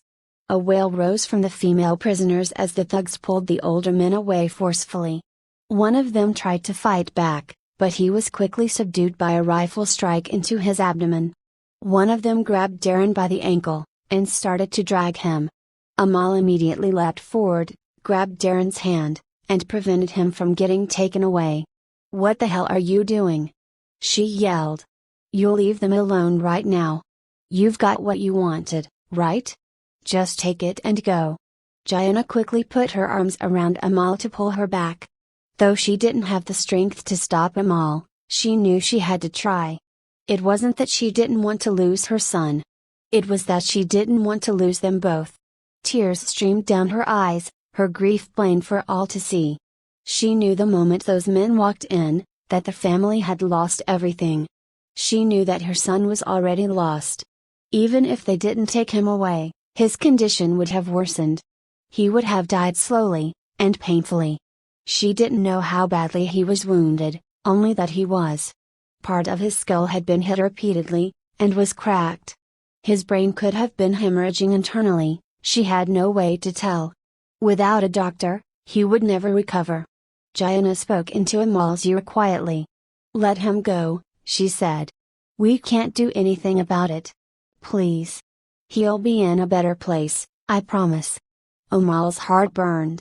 In that moment, she felt rage and sadness and frustration and helplessness. She had felt it before, long ago, and it was just as strong as this. This heartbreaking loss was something she didn't want to experience ever again. She had seen and experienced too much already. How much more was she going to lose? It didn't matter any longer. Even if they were going to kill her for standing up, then so be it. She grit her teeth as she clenched her fists. But before she could do anything, the blonde boy rushed up to her, and struck her. Hard. Both Amal and Jaina were thrown to the ground from the sheer force alone. "You'd best listen to her," he sneered. Amal's migraine throbbed wildly after his strike. All she could feel was her blood pumping furiously. Her vision narrowed, and her hearing was muffled. As things came back into focus, Duran and the other men were dragged out of the room. She didn't bother to get up, and instead just stayed in that same spot. She felt completely helpless, and all her energy had simply left her. Jaina wrapped herself around Amal, and hugged her tightly. Both women wept as rifles were fired just outside. Their hearts sank to the bottom at that very moment, and there was no bringing them back to the surface. "Well then," said the blondie, "let's get started, shall we?" As he undid the fasteners that held his armor and clothing together, the handful of other thugs followed suit. Amal stood at the podium, with tears streaming down her face. Her hands were curled up into tight fists as she struggled to continue her story. Her voice cracked under the weight of her pain. "Each and every one of them violated each and every one of us," she said. "They kept us all there for 3 whole cycles, and turned us into their toys, their playthings. It didn't matter if we were in pain, or exhausted, or hungry, or sick, or broken. It was one after another after another." She shivered as she said it. The others who were listening were utterly heartbroken and angry and depressed as she talked. It only mattered that they only cared that we were something warm. Some of us wanted to die right then and there. The youngest ones. They could barely handle it. I think some of them are too broken, now. Ivo could tell that she was doing her best to repress those memories and feelings. But it was useless. Those men had broken that family through and through for their own pleasure. Those 3 cycles bore down on them heavily, and would no doubt continue to do so for many more cycles to come. Eva marveled at Amal. It no doubt took a monumental amount of strength to endure a literal hell. And she had the resolve to pull herself together and talk about the abuses she had suffered. That amount of bravery made her own problems seem minuscule. She admired her greatly. "It was only later that I found out the blonde boy was Nightmare," Amal continued, "and that he led the attack on our farm. He was paid to drive us out, because someone wanted the Laird's family's land. After he and his goons had their way with us, they threw us out and told us to never come back. Or they'd teach us another lesson." Her face turned dark, and her eyes hard. "We took what we needed and got the hell out of there as fast as we could. We all ended up here on Helios. Jaina got us all here somehow. We'd been trying to piece ourselves back together, maybe find some help." Amal inhaled and exhaled deeply. It felt as though a knot deep within her had loosened just slightly. "We wanted someone to help us deal with Nightmare, maybe bring him in, give him real justice. But no could, or would. Like it was too much trouble to deal with. Like we weren't worth dealing with. So, we gave up." And in a way, it was true. Whoever had hired Nightmare no doubt paid extravagantly. That land was worth hundreds of millions. It stood to reason that the person who wanted it had much more than that. Literally no one was able to get in the way of the truly gluttonous. They had no limits and no barriers, and no one could stand in their way. Eva and Michael immediately rose to their feet. What Amal said wrenched their hearts wide open. They knew that Nightmare was trouble, they had experienced it themselves. But after hearing the absolute depravity he was capable of, they redoubled their resolve to take him down. "We are going after Nightmare," said Maiko, "and after hearing your story, we want you to join us in doing so." We're gonna make him pay for all the pain he's caused, added Eva. By at least 100-fold. Dash.